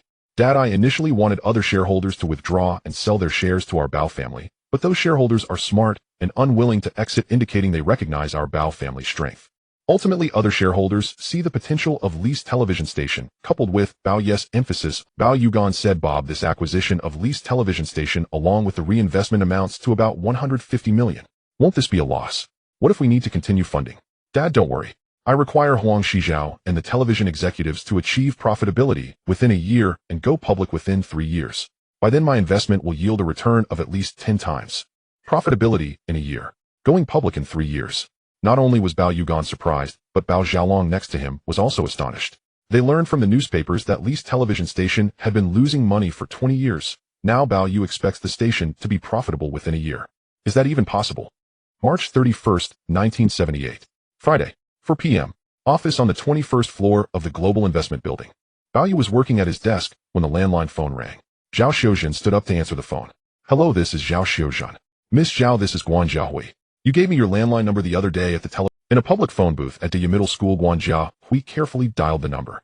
Zhao Xiuzhen immediately remembered that the young girl with the beautiful voice was the very one her boss had asked her to give the landline number to. Are you looking for my boss? Miss Zhao, I would like to meet Bao Xiaoyi. Boss, Miss Guan would like to meet you. Do you want to? Zhao Xiuzhen placed the phone back down and asked. Miss Guan. That must be Guan Jiahui. During this time, Bao Yu, aside from his regular work, occasionally dreamed of that stunning figure. Zhao Xiuzhen, tell Miss Guan to wait for me tomorrow morning at Victoria Park near Causeway Bay. Zhao Xiuzhen picked up the phone to inform the anxious Guan Jiahui. Guan Jiahui knew from the newspaper that Bao Xiaoyi usually worked at the Global Building, but she felt it wasn't appropriate to visit him directly. Upon hearing that she would meet Bao Yu tomorrow morning at Victoria Park, Guan Jiahui immediately felt relieved. At that moment, Zhao Xiuzhen had already hung up. Guan Jiahui was still holding the phone in the public booth, her mood exceptionally excited. The girls outside the booth were tapping on the glass, urging her to come out. Jiahui, did you get in touch with your daddy? These girls thought Guan Jiahui was trying to contact her celebrity father for living. No. Then why do you look so happy? The girls found it strange that Guan Jiahui seemed so ecstatic even though she hadn't contacted her father. Ignoring them, Guan Jiahui exited the public phone booth and immediately ran back to the girls' dormitory. At the middle school, in the girls' dormitory, aside from the specific times when they had to wear school uniforms, sometimes she could wear the dresses she bought herself. Guan Jiahui might not have shown much interest in her studies, but she was very particular about her clothing and appearance. And today was no exception. Guan Jiahui returned to her dormitory and immediately rummaged through her clothes to find the dress she considered the most beautiful. She wanted to wear it tomorrow morning to impress Bao Xiaoyi. The day she met Bao Xiaoyi at the entrance of the television station, she had been wearing the school uniform. She thought it 5 p.m. Bao Yu came down from the Global Building. He drove back to the hillside villa in Deepwater Bay after having dinner with his grandfather and parents. The next morning, Bao Yu woke up early as usual. With Daisy's assistance, he came down from upstairs dressed in comfortable casual wear. My precious grandson, are you having breakfast with Grandpa today? Bao Xiaolong asked as he watched Bao Yu come down the stairs.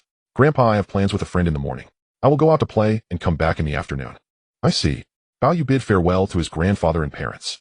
Originally, Chen Jihao was supposed to drive the luxurious Benz, as usual, to take Bao Xiaoyi out. Unexpectedly today, Bao Yu drove the Ferrari himself. Jihao, I haven't driven in a long time. He'll drive today, you all just follow behind. With Huang Xiaoying and Daisy watching, Bao Yu drove his red Ferrari away from the hillside villa in Deepwater Bay towards Victoria Park. Guan Jiahui, dressed in a white spaghetti strap dress and wearing a white hat, had been waiting at the park entrance for half an hour, walking in high heels. During this time, she attracted the attention of many passers-by and tourists. At 8 a.m., a red Ferrari stopped not far from Guan Jiahui. Guan Jiahui had been waiting for Bao Xiaoyi to arrive. When she saw a familiar yet unfamiliar young man take off his sunglasses and step out of the car, she recognized him immediately. It was indeed Bao Xiaoyi, whom she had met at the entrance of the television station that day. Guan Jiahui cautiously walked over in her high heels. Seeing Guan Jiahui dressed in a white spaghetti strap dress, one had to admit her aura was distinctly different. From this perspective, Guan Jiahui, who had grown up accustomed to the lifestyle of a wealthy young lady, was indeed incomparable to Zhong Chuhong in terms of her attire. Now that Guan Jiahui's parents were divorced, she had never worried about living issues since her birth, enjoying a lifestyle above that of the middle class in Xinjiang. On the other hand, Zhong Chuhong, who had been at the bottom of Xinjiang, worried about living expenses every month, was indeed different. Of course, in Bao Yu's eyes, both of their beauties had their own unique characteristics. Bao Xiao. Guan Jiahui sweetly walked over. Bao Yu opened the passenger door. Guan Jiahui got, although she had never ridden in a sports car before, she had been in other luxury cars. Bao Yu fastened the seatbelt for Guan Jiahui, then put on his sunglasses and drove away. At her age, it was evident that Guan Jiahui loved nothing more than to drive around with someone she liked. In this regard, Zhong Chuhong was indeed different. Guan Jiahui let down her hair, and her long black hair, like a waterfall, immediately flew in the wind. Bao Yu drove the Ferrari ahead. Chen Jihao and the other bodyguards followed behind in luxury cars. They left Victoria Harbor near Causeway Bay and headed towards Chaiwan. Arriving in Chaiwan, Bao Yu reversed his car and left, passing through the most bustling central district of Xinjiang, reaching the seaside at Belcher Bay. Bao Yu remembered coming here with Zhong Chuhong once before.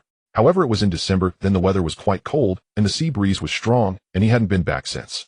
Now, nearing the warmth of early April, the morning sunshine in Xinjiang felt very pleasant. He just sat in the car, enjoying the feeling of the Ferrari's wind. Guan Jiahui felt a happiness she had never experienced before. After getting out of the car, Bao Yu noticed that Guan Jiahui's expression was very good, though her face seemed to be blushing like a peach blossom. Jiahui, have you done this before? When I was a child, my dad and mom took me and my brother out like this in the car. Recalling the past when her parents' relationship was good, her father Guan Bo-wei also took her and her brother along with their mother for drives. 3 years ago, when her parents divorced and her mother took her brother far away to M country, she hadn't experienced the feeling of a drive since. Bao Yu stood by the sea, feeling the sea breeze and looking into the distance. His mood was very good. The last time he brought the beauty Zhong Chuhong here. This time he brought the beauty 13 Ani here. They were enjoying the sea breeze together. 10 minutes later, Bao Yu and Guan Jiahui got back into the car. Neither Bao Yu nor Guan Jiahui had had breakfast yet, so they left this place and headed towards a Western restaurant near Victoria Park. Near Victoria Harbor in Causeway Bay, there is a high-end Western restaurant. Bao Yu and Guan Jiahui are seated. It is morning, and they are being served Western-style morning tea. There are various delicate pastries, including red tea and coffee. These are Guan Jiahui's favorites. When the young waitress brought their order, Bao Yu, having skipped breakfast, felt a bit hungry and began to eat the pastries. And after enjoying the pastries and feeling full, Bao Yu sat there watching Guan Jiahui eat slowly. It was just after 9 in the morning. Guan Jiahui savored the pastries of the morning tea. She called the waitress to settle the bill, and Bao Yu took out a check, filled it out, and then they both left. Today is the last day of March. The daytime temperature in Hong Kong is already quite comfortable, around 20 degrees. After coming out of the upscale restaurant, Bao Yu and Guan Jiahui strolled along the nearby seaside. Chen Jihao and the other bodyguards, wishing not to disturb Bao Yu while also considering Bao Xiao's safety, could only watch vigilantly from a distance. Looking at the smiling Guan Jiahui beside him, Bao Yu asked, "What were you doing at the TV station the other day?" "Bao Xiao, I went to ask my father for living expenses." This reminded Bao Yu that 3 years ago, after Guan Jiahui's parents divorced, her mother took her younger brother to M country, while Guan Jiahui stayed with her father Guan Bo-wei. Although Guan Bo-wei is now quite well known in Hong Kong's film industry and produces many films each year, he is handsome and very romantic. Even though Guan Jiahui is with him, she finds it difficult to know where her father usually is.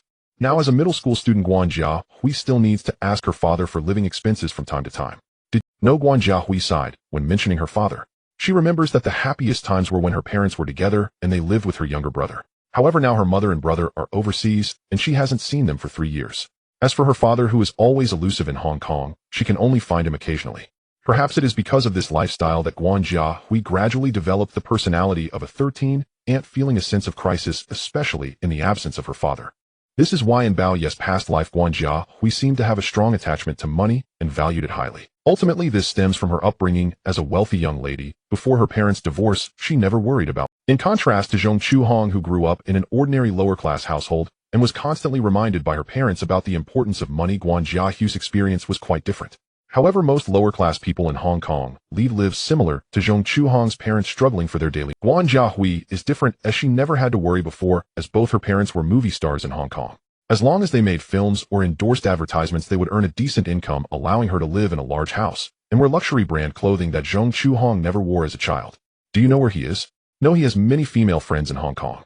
Guan Jiahui learned from her mother long ago that her father has many female friends in Hong Kong, some of whom he met while filming and others outside. Guan Bo-wei, being handsome and wealthy from film, naturally has numerous relationships with women. Conversely, after marrying Guan Bo-wei Zhang Bing, she focused on family, occasionally acting in films, but her husband was often caught up in the glamorous world outside. After numerous disappointments, Zhang Bing, she became completely disillusioned with her husband, leading to their divorce. To avoid seeing Guan Bo-wei, she took Guan Jiahu's younger brother to M country. What about your living expenses? I borrowed from a classmate. When I see my father and get the money, you'll pay my classmate. Since her classmates can afford to attend an elite girls' school, they are naturally from well-off families. Although Guan Jiahui was sent to the girls' school by her father, she often feels neglected. As they walked and talked facing Bao Yu, the esteemed young master of the Bao family whom she admires and finds unattainable, she shared a lot. Bao Yu turned his gaze to the distance, and then asked Guan Jiahui, what year are you in school now? Bao Xiao, I am in Form 4. In the context of Hong Kong secondary schools, Form 4 and Form 5 correspond to high school, followed by preparatory exams, while Form 6 and Form 7 are preparatory stages for university admission. After Form 7, to enter university, one must take the Hong Kong Advanced Level Examination. Only students with good exam results can be admitted to Hong Kong universities. Some wealthy individuals arrange for their children to attend prestigious schools overseas during this time, allowing them to gain international experience and polish their resumes.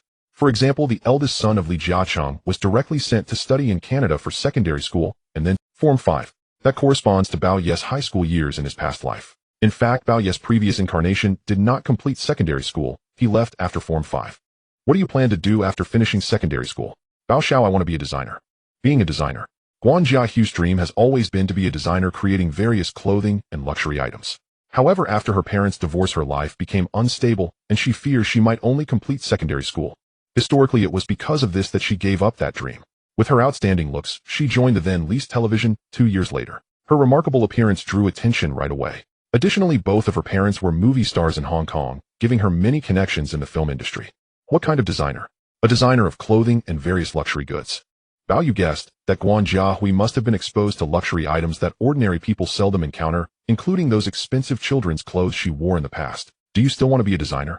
Bao Xiao, I don't dare to think about it now. Now even living expenses require her to ask her father, and Guan Jiahui wonders if she can even finish secondary school. Bao Yu understands that Guan Jiahu's upbringing is different from Zhong Chuhong's. Their experiences diverge in some ways, but are similar in others. Before meeting him, Zhong Chuhong's parents hoped she would start working early to relieve family pressure. Guan Jiahui didn't need that, but now it seems her parents are oblivious to her situation. Bao Yu looked at the watery-eyed Guan Jiahui and held her hand for the first time. Guan Jiahui felt shy, but didn't pull her hand away. At that moment, Guan Jiahui felt her heart racing. Don't you want your parents to reconcile? To live together with her younger brother and have a perfect family? This is undoubtedly Guan Jiahu's greatest wish. I do. Guan Jiahui is now in the 5th year of secondary school, and under normal circumstances, she would graduate in 2 years, either entering the workforce or continuing her studies at university. However, getting into a university in Xinjiang is quite difficult. If she wants to continue her studies, she must study abroad. What surprised Guan Jiahui was that young Master Bao actually suggested that her parents reconcile. Is that even possible? Guan Jiahui knew that this young Master Bao was no ordinary person. He seemed only slightly older than her, yet he is currently the richest Chinese tycoon in Xinjiang. Young Master Bao, is that true? Guan Jiahui asked. Others may not be able to do it, but I believe it shouldn't be a problem. The two chatted as they walked along the seaside. This instilled an inexplicable sense of security and dependence in Guan Jiahui towards Bao Yu. At noon, Bao Yu and Guan Jiahui enjoyed a lavish Western lunch at a high-end restaurant. These were seafood dishes that Guan Jiahui had not eaten for a long time. After finishing their meal, Bao Yu settled the bill, and they exited the restaurant. Once in the car, he asked, "Where do you live? Let me take you home first." The address Guan Jiahui mentioned was the apartment where her parents lived before their divorce, located on the Kowloon side. Bao Yu drove to the location Guan Jiahui specified personally, dropping her off a short distance from the building. Before she left, Bao Yu wrote her a check. "You want me to ask your father for living expenses anymore?" Young Master Bao. Bao Yu pressed the check into Guan Jiahui. After getting out and watching Bao Yu and his bodyguards drive away, Deepwater Bay hillside villa. After Bao Yu returned, he went straight upstairs to rest.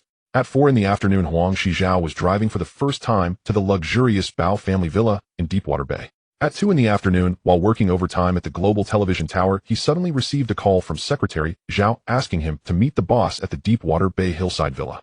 Huang Shizhao came over. Since Bao announced his takeover of Lee's television station on Tuesday and rebranded it as Global Television Station, Huang Shizhao's workload had increased considerably. He was almost working from dawn till dusk. Besides firing those complacent white executives, there were only a few white staff members left. It was evident that Global Television Station was truly beginning to transform into a Chinese television station. Gaining the attention and trust of young master Bao, Huang Shizhao initiated extensive reforms at Global Television Station. He started to rely more on young Chinese talents.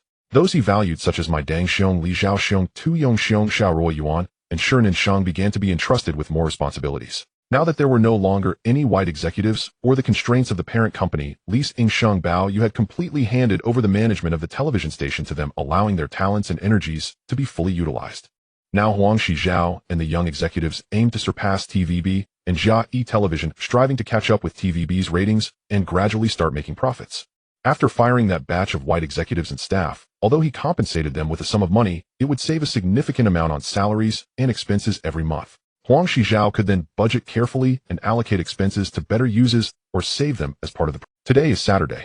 Under normal circumstances, he would be resting at home with his wife, but now he was working as usual at the television station. He understood clearly that the boss young master Bao meant it when he said the station would be profitable within a year. If he couldn't achieve that, he would have to step down. Looking at this hillside mansion in front of him, he knew it was the luxurious residence of Bao Chuan Wang and his son in Deepwater Bay. Huang Shizhao pressed the doorbell.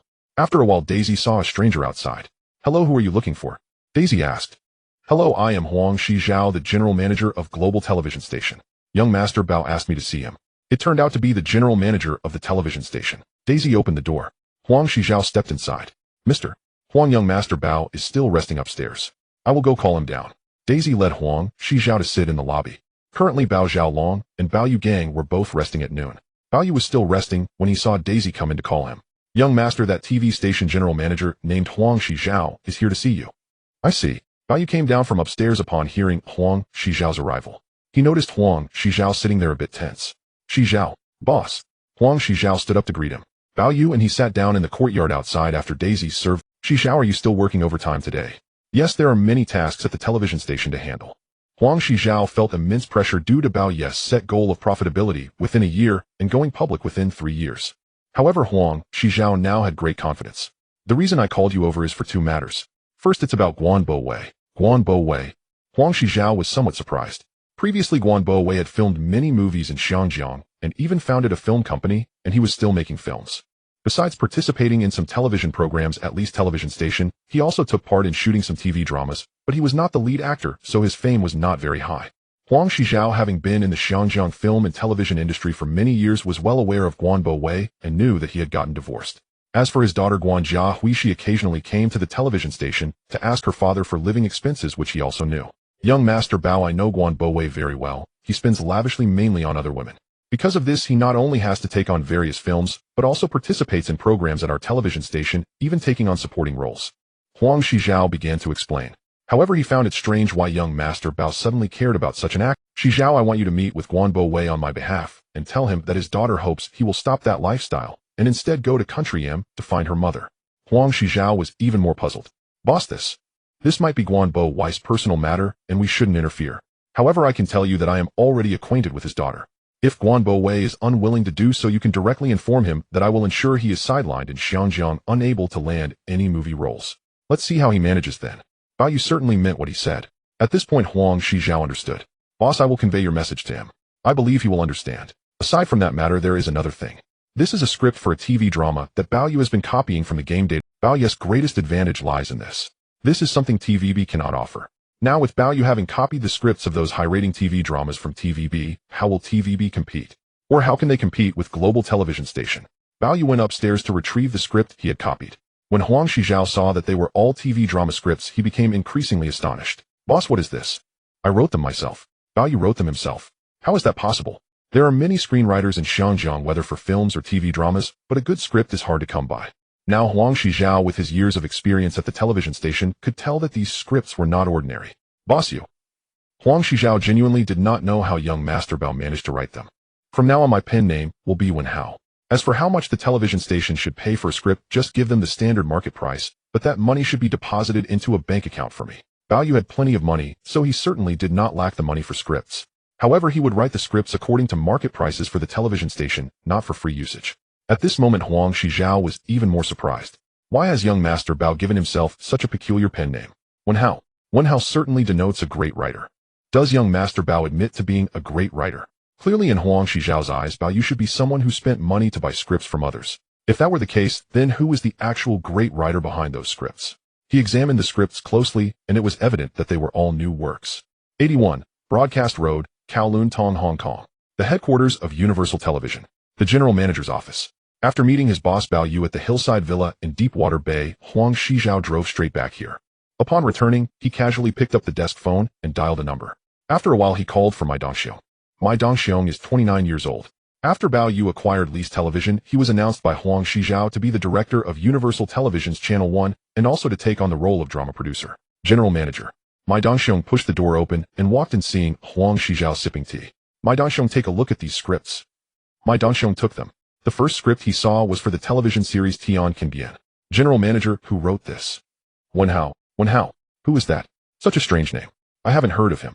He is a mysterious writer. General manager, these scripts are first class. If produced, the ratings will be incomparable to both TVB and take them back to study and get the project started.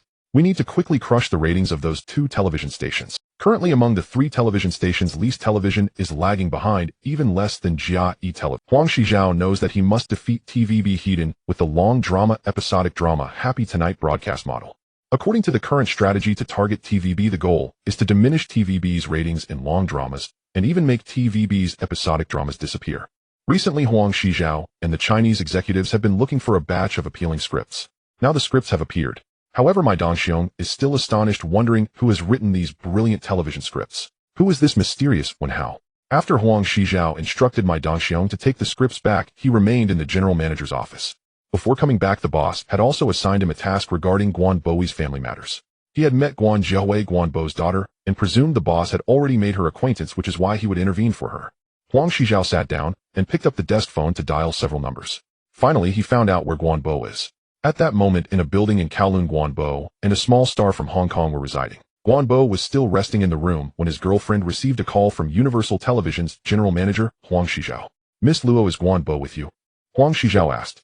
As the general manager of Universal Television, he is someone in the Hong Kong film industry that cannot be easily provoked.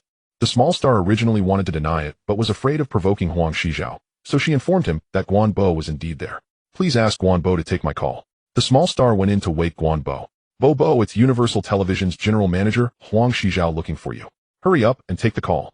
Upon hearing Huang Zizha's name, Guan Bo immediately woke up. Currently, many of his television programs, and even supporting roles in dramas, are with Lee's Television, and as the general manager of Universal Television, he is not someone to be trifled with. Guan Bo stepped out and picked up the desk phone, saying, General Manager, Huang, this is Bo. How did you find me here? Come to the television station, I need to discuss something with you. Guan Bo wanted to say something more, but Huang Shizhao had already hung up. 30 minutes later, dressed in a suit, Guan Bo drove to the downstairs of Universal Television. As he directly went up, he arrived at the general manager's office and knocked on the door. General Manager Huang, you were looking for me. Guan Bo knocked and entered. Now 45 years old, Guan Bo, dressed in a suit, looked quite handsome. No wonder he attracted so many young stars. Huang Shizhao did not know whether to envy Guan Bo for having such a beautiful daughter or to think that he should not provoke Bao Xiao. General Manager Huang, do you have a good drama to introduce to me so I can play the male lead? Still wanting to be the male lead? Huang Shizhao chuckled. A few days ago, your daughter came here asking for living expenses. Your daughter? Guan Jiahui. Guan Bo almost forgot. He could not remember the last time he gave his daughter living expenses. It seems he truly has not seen his daughter for some time. General Manager Huang will go find her later. At this moment, Guan Bo noticed Huang Shizhao was still staring at him, which made him feel uneasy. I can tell you clearly you have a good daughter. Your daughter is already acquainted with Bao Xiao. What Bao Xiao? When Guan Bo realized this, he was taken aback. The Bao Xiao mentioned is none other than the legitimate son of the shipping tycoon who has not only absorbed the assets of Kowloon Warehouse and Hutchison Whampoa, but recently acquired Lee's Television and has now become Huang Zizha's boss. General Manager Huang, I was not aware of this matter. Of course he was unaware. However, I must remind you, Bao Xiao asked me to convey to you that your daughter does not want you to continue living a lavish life outside. She hopes you will go to M country to bring your wife and son back to Hong Kong to live together. Otherwise you will have no dramas to shoot in Hong Kong. No dramas to shoot. What does that mean? It essentially means being blacklisted. Guanbo relies on filming to make a living. Apart from acting, he really cannot do anything else, and does not know what else he could do. At that moment Guanbo suddenly, he never imagined that his daughter would dare to say such things to Bao Xiao. Guanbo is well aware that a capital tycoon like Bao Xiao is not someone he can provoke. If he truly does not allow him to shoot, then he would indeed be left without any work, and he would have no means to live. Guanbo, do you understand what I am saying? Seeing the changing expressions on Guanbo's face, Huang Shizhao, it appears that he does not need anyone else, just this general manager Huang in front of him, with a single word, could make it so. He has nothing to film at Universal Television. Moreover, that Bao Xiao is likely even more formidable. Under such circumstances, he might truly have no dramas to shoot in Hong Kong, and would only be able to film in Nanyang or Taiwan. General Manager Huang, did Bao Xiao really say that? What do you think? I got it down. Huang Shizhao. Guanbo walked out. Once in the car, he felt as if he were dreaming. He could only take out a pack of cigarettes from the car, light one, and sit in the car deep in thought. Initially, he was very angry about why his daughter would provoke Bao Xiao, and even privately mentioned family matters. Since his divorce from his wife 3 years ago, he has lived freely for the past 3 years with no one to control him. The problem is now his daughter actually wants him to fly to M country to bring back Zhang Bingxi and their son. This seems very difficult. Even if Zhang Bingxi agrees, he fears he will no longer be able to live the same carefree life he once had. April 21st, 1978. Friday, 9:30 a.m. Hong Kong Kai Tak International Airport. An international flight from Tokyo Haneda International Airport has safely landed. Tourists are disembarking from the plane. A tall, middle-aged Caucasian man in a suit and sunglasses is Ma Li Si, who went to the East a month ago to investigate the arcade market and scout talent. Ma Li Si pulls his wheeled suitcase and joins other passengers at the airport pier boarding the ferry to cross over to Queen's Pier in Central. In less than 15 minutes, the ferry has safely arrived at Queen's Pier. This is much faster than taking a taxi through the Hung Hom Tunnel from the airport. As Ma Li Si steps out from Queen's Pier, Chen Jihao is already waiting for him. Mr. Ma Li Si, Bao Xiao asked me to wait for you here. Thank you for your trouble. Once in the car, Ma Li Si heads back to the Global Investment Center. 10 minutes later, at the Global Investment Center 21st floor, Bao Yu is waiting for Ma Li Si to return. A knock is heard at the door. Zhao Xiuzhen opens it and finds Ma Li Si standing there. Boss, I'm back. Ma Li Si, you've worked hard this month. Not at all, boss. For Ma Li Si, this month felt more like a vacation in the East. After sitting down, Ma Li Si opens his suitcase and pulls out a stack of documents. Ma Li Si begins to share the situation in the East. Among them, Bao Yes' brother-in-law Du Shini Lang is indeed just an ordinary businessman in the East, but he is a genuine citizen of the East. During this month, Ma Li Si established several companies in the East registered under Du Shini Lang, which made things. On the other hand, Ma Li Si did not expect Bao Yu to have so many subsidiaries, branch companies, and partner companies in the East with Global Shipping Group. It is precisely because of these companies that he found it very easy to accomplish many tasks this month. Boss, after arriving in the East, I immediately investigated the Tai Dong Company and the game machine Space Invaders. It turns out it's just as you said. Currently, the arcade developed by Tai Dong Company, although only established for a few years, has seen great popularity with the newly released Space Invaders at the beginning of this year. Among them, Ma Li Si also met the owner of Tai Dong, Mikhail Kogin, a Russian Jew, the gaming genius designer Nishikaku Tomohiro, the marketing genius Nakanishi Akio, and their product genius Matsushita Masato. These three are equivalent to the 3 pillars of Tai Dong Company. Under the leadership of Mikhail Kogin, these three have developed an arcade machine that sold 30,000 units in previous years. This year, under the leadership of Nishikaku, the Space Invaders was developed and immediately became a hit in the arcade markets of the East and M country. As Ma Li Si speaks, Bao Yu listens intently. In Bao Yes' game information package, he has detailed information about the owner of Tai Dong and his 3 pillars. Ma Li Si established a recruitment company under the name of Bao Yes' brother-in-law, Du Shini Lang, which is essentially a headhunting company specifically created to find arcade game talent needed by Bao Yu. Before Ma Li Si returned to Hong Kong, this headhunting company had already recruited dozens of such arcade game talents for Bao Yu and Global Gaming Company. These individuals will also be moving from the East to Hong Kong. Ma Li Si, you really have worked hard. With Ma Li Si's capabilities, as long as he takes the lead, these tasks are indeed not challenging. Boss, the game talents you requested will be arriving one by one in Hong Kong over the next few days. Ma Li Si arranged their accommodations. When they arrive, I will meet them, and we at Global Gaming Company will start developing our first arcade game. Now, Space Invaders has been developed by Tai Dong Company and has already been launched in the East and M country. Bao Yes' gaze is fixed on the second most popular arcade game in global history. After finishing the conversation with Ma Li Si, Bao Yu intends to return to Victoria Peak to see his family. As Ma Li Si prepares to leave, Bao Yu asks, Ma Li Si, how are my sister and brother-in-law adapting to life? They are adapting well. I see your brother-in-law really enjoys life in the East. I heard that after they returned, they traveled around and even invited me to visit Mount Fuji and see the cherry blossoms. It seems that arranging for his sister and brother-in-law to return to the East as his agents was indeed a suitable choice. After Ma Lisi left, Bao Yu sat down again. He began to draw on a piece of paper. That afternoon at 6 o'clock in the evening, Bao Yu returned home from work. Seeing that his grandfather and parents were already waiting for him, he said, "Dad, Ma Lisi returned from the East this morning. This means that Ma Lisi, whom Bao Yu sent to the East for market investigation, has returned after nearly a month. He said that my sister and brother-in-law are very happy since returning to the East and often go out to explore." After dinner, Bao Yu first went to the study to read the newspaper. With the maid Daisy attending to him, he took a hot bath.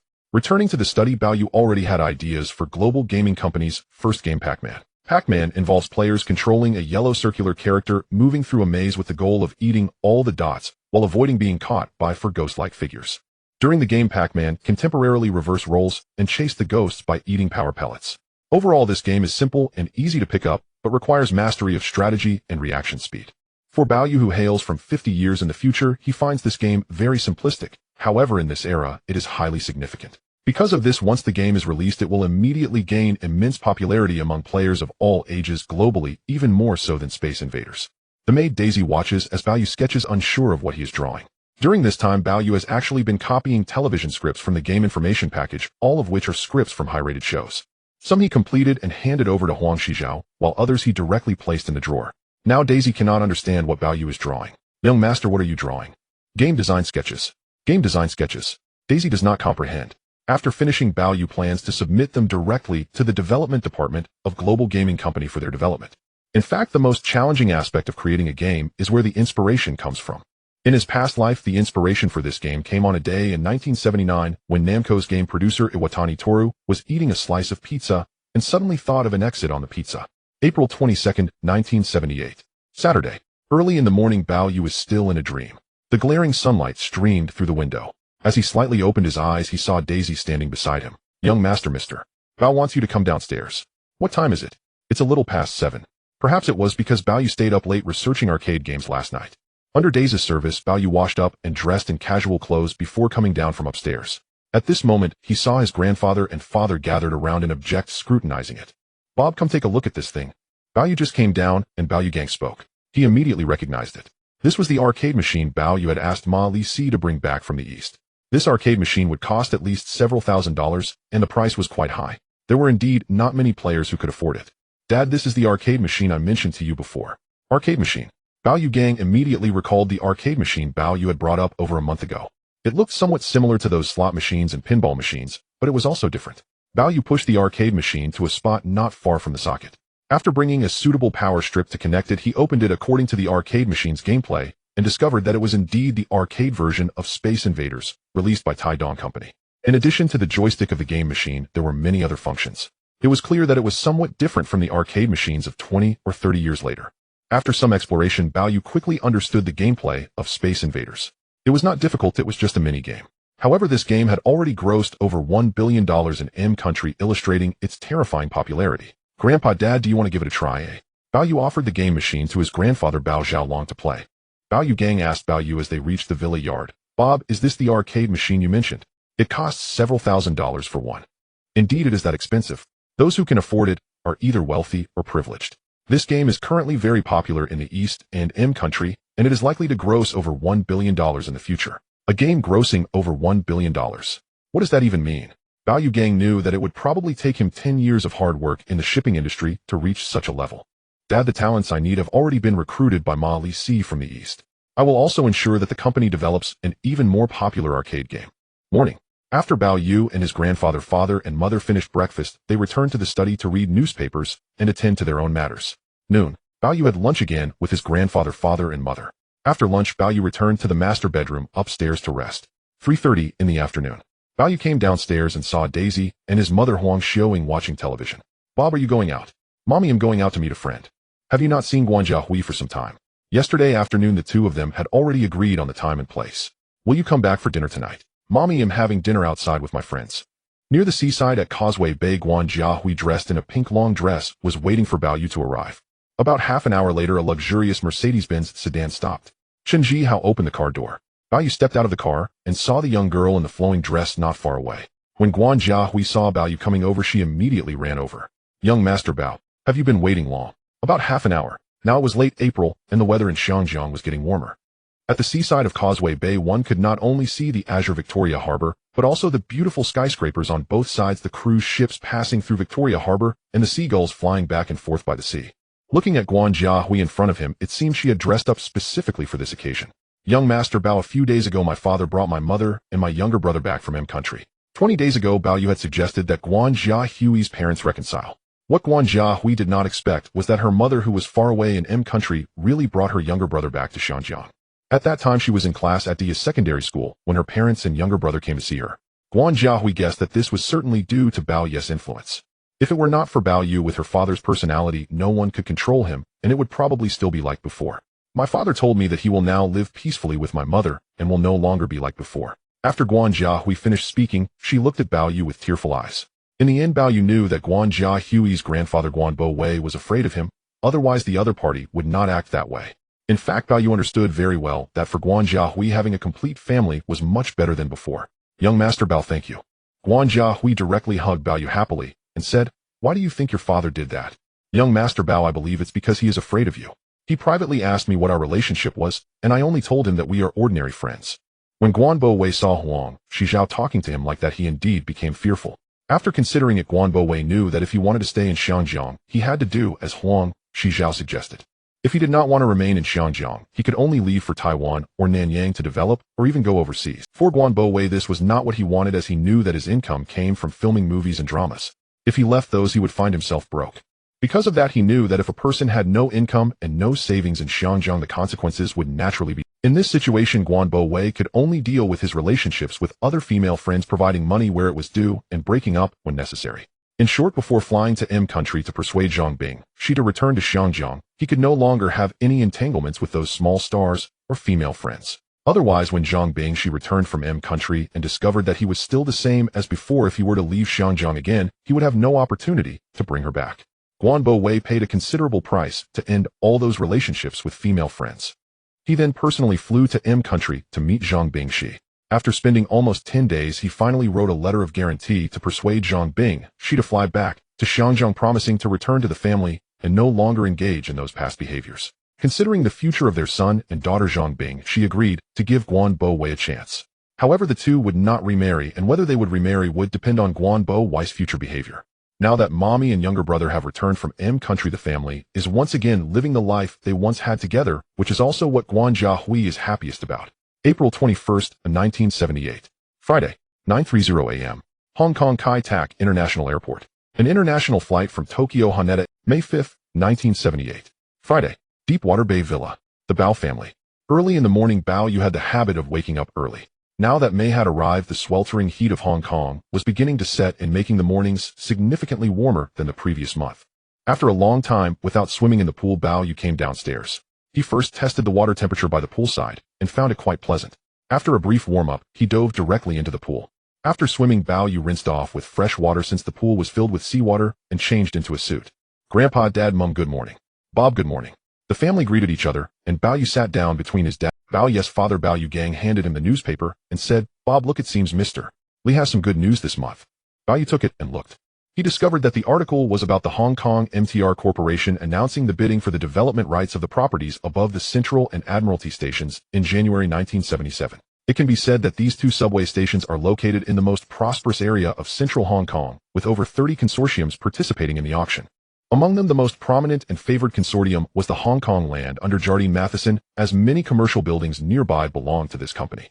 Li Jiaqing and Changxiang Industrial Group proposed an incredibly attractive bidding plan to the MTR Corporation, addressing their urgent cash flow needs, aligning the completion of the property with the subway's operational date. In this scenario, Li Jiaqing and Changxiang Industrial Group ultimately defeated over 30 consortiums led by Jardine Matheson, securing the development rights for the properties above the Central and Admiralty stations. This news can be considered the most sensational story in Hong Kong during the first half of 1977, causing a stir throughout the region, with Changxiang Industrial Group hailed as a significant milestone in expansion and the brilliance of the Chinese real estate sector. By May 1978, the newspapers had extensively reported that the properties above the Central Station, the Universal Building, were about to go on sale. In fact, Bao Yu didn't need to read the news. He already knew that this collaboration between Li Jiaqing and the Hong Kong MTR Corporation would not only yield substantial profits, but also enhance their status and reputation in the Hong Kong real estate sector. However, what did this mean for Bao? The location of the central station is excellent, situated in central Hong Kong with the subway station right below. Not to mention other investors, I would want to acquire some properties to invest in myself. With the rebound of the Hong Kong real estate market, prices were rising day by day.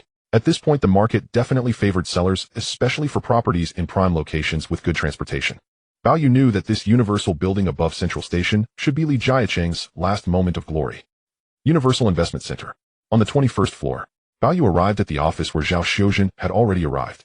Recently, the news about Li Jiaqing's collaboration with the Hong Kong MTR Corporation to build the Universal Building property, which was about to go on sale, had been overwhelming.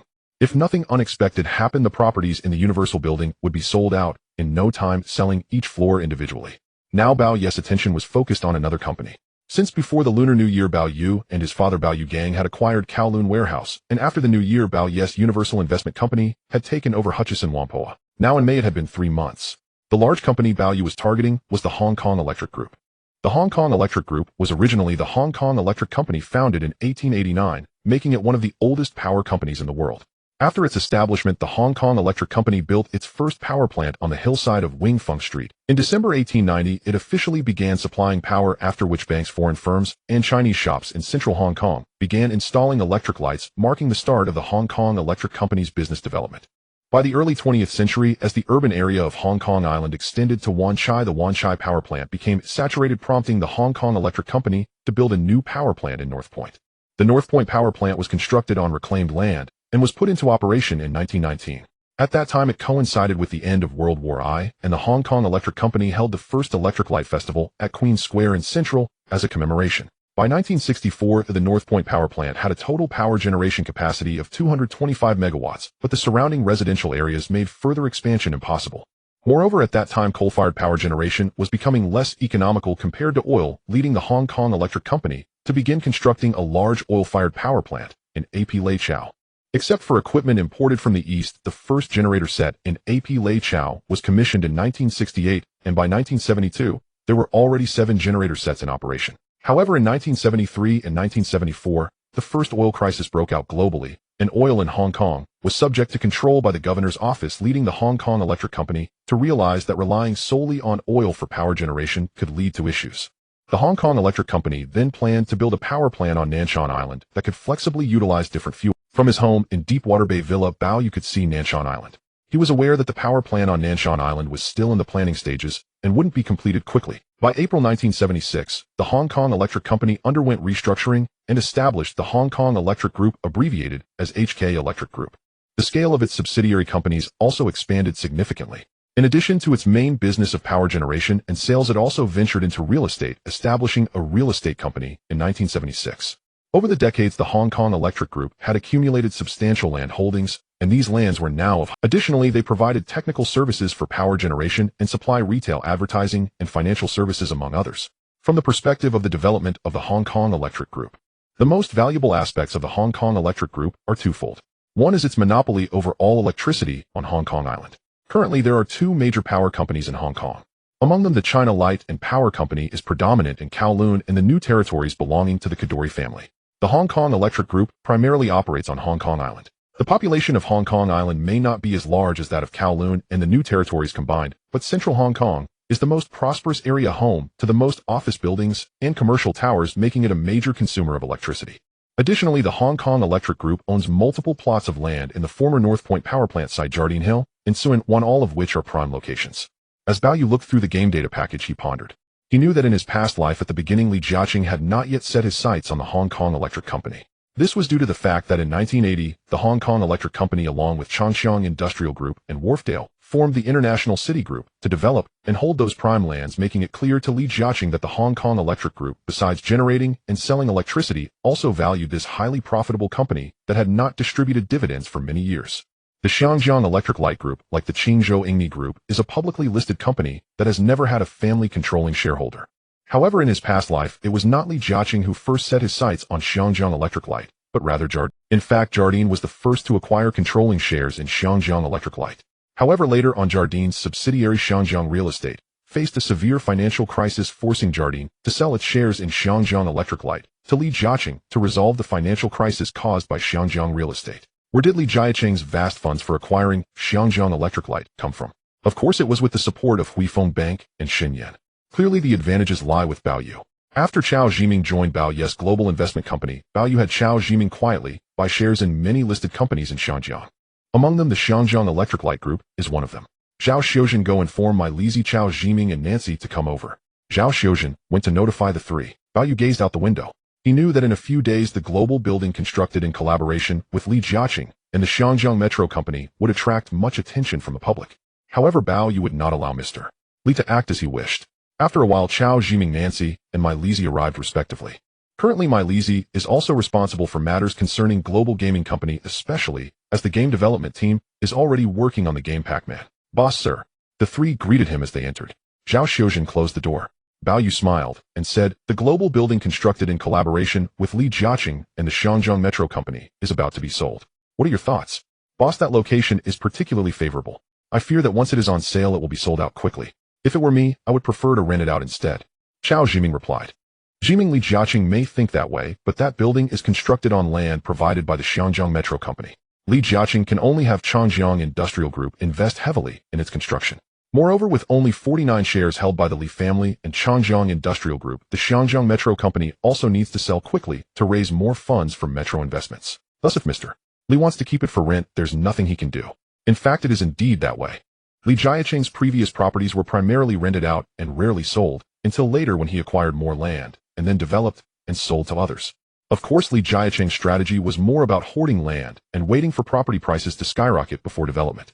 Boss, it seems Mr. Li may rise to fame again this time, Nancy remarked. Baoyu smiled and looked at my Lizi. My Lizi, what do you think? Boss, since Mr. Li has lost the support of Hutchison Whampoa Xinyan and Huifeng Bank, his chances of rising again are very low. It is evident that Li Jiaqing's greatest advantage was his close relationship with Xinyan. Unfortunately, after Baoyu intercepted these relationships, it is indeed difficult for Li Jiaqing to have such opportunities again. Let's not worry about Mr. Li for now. Let's discuss the Xiangjiang Electric Light Group. The Xiangjiang Electric Light Group. At this moment in the office, apart from Zhao Xiuzhen, the other three's eyes brightened at the mention. It is evident that Li Jiaqing's greatest advantage was his close relationship with Xinyan. Unfortunately, after Baoyu intercepted these relationships, it is indeed difficult for Li Jiaqing to have such opportunities again. Zhiming, what is the current market value of the Xiangjiang Electric Light Group? How many shares do we hold? Boss, since the end of last year, the market value of the Xiangjiang stock market has generally been rising, especially due to your acquisitions of Kowloon Warehouse, Qingzhou Ingmi, and Hutchison Whampoa.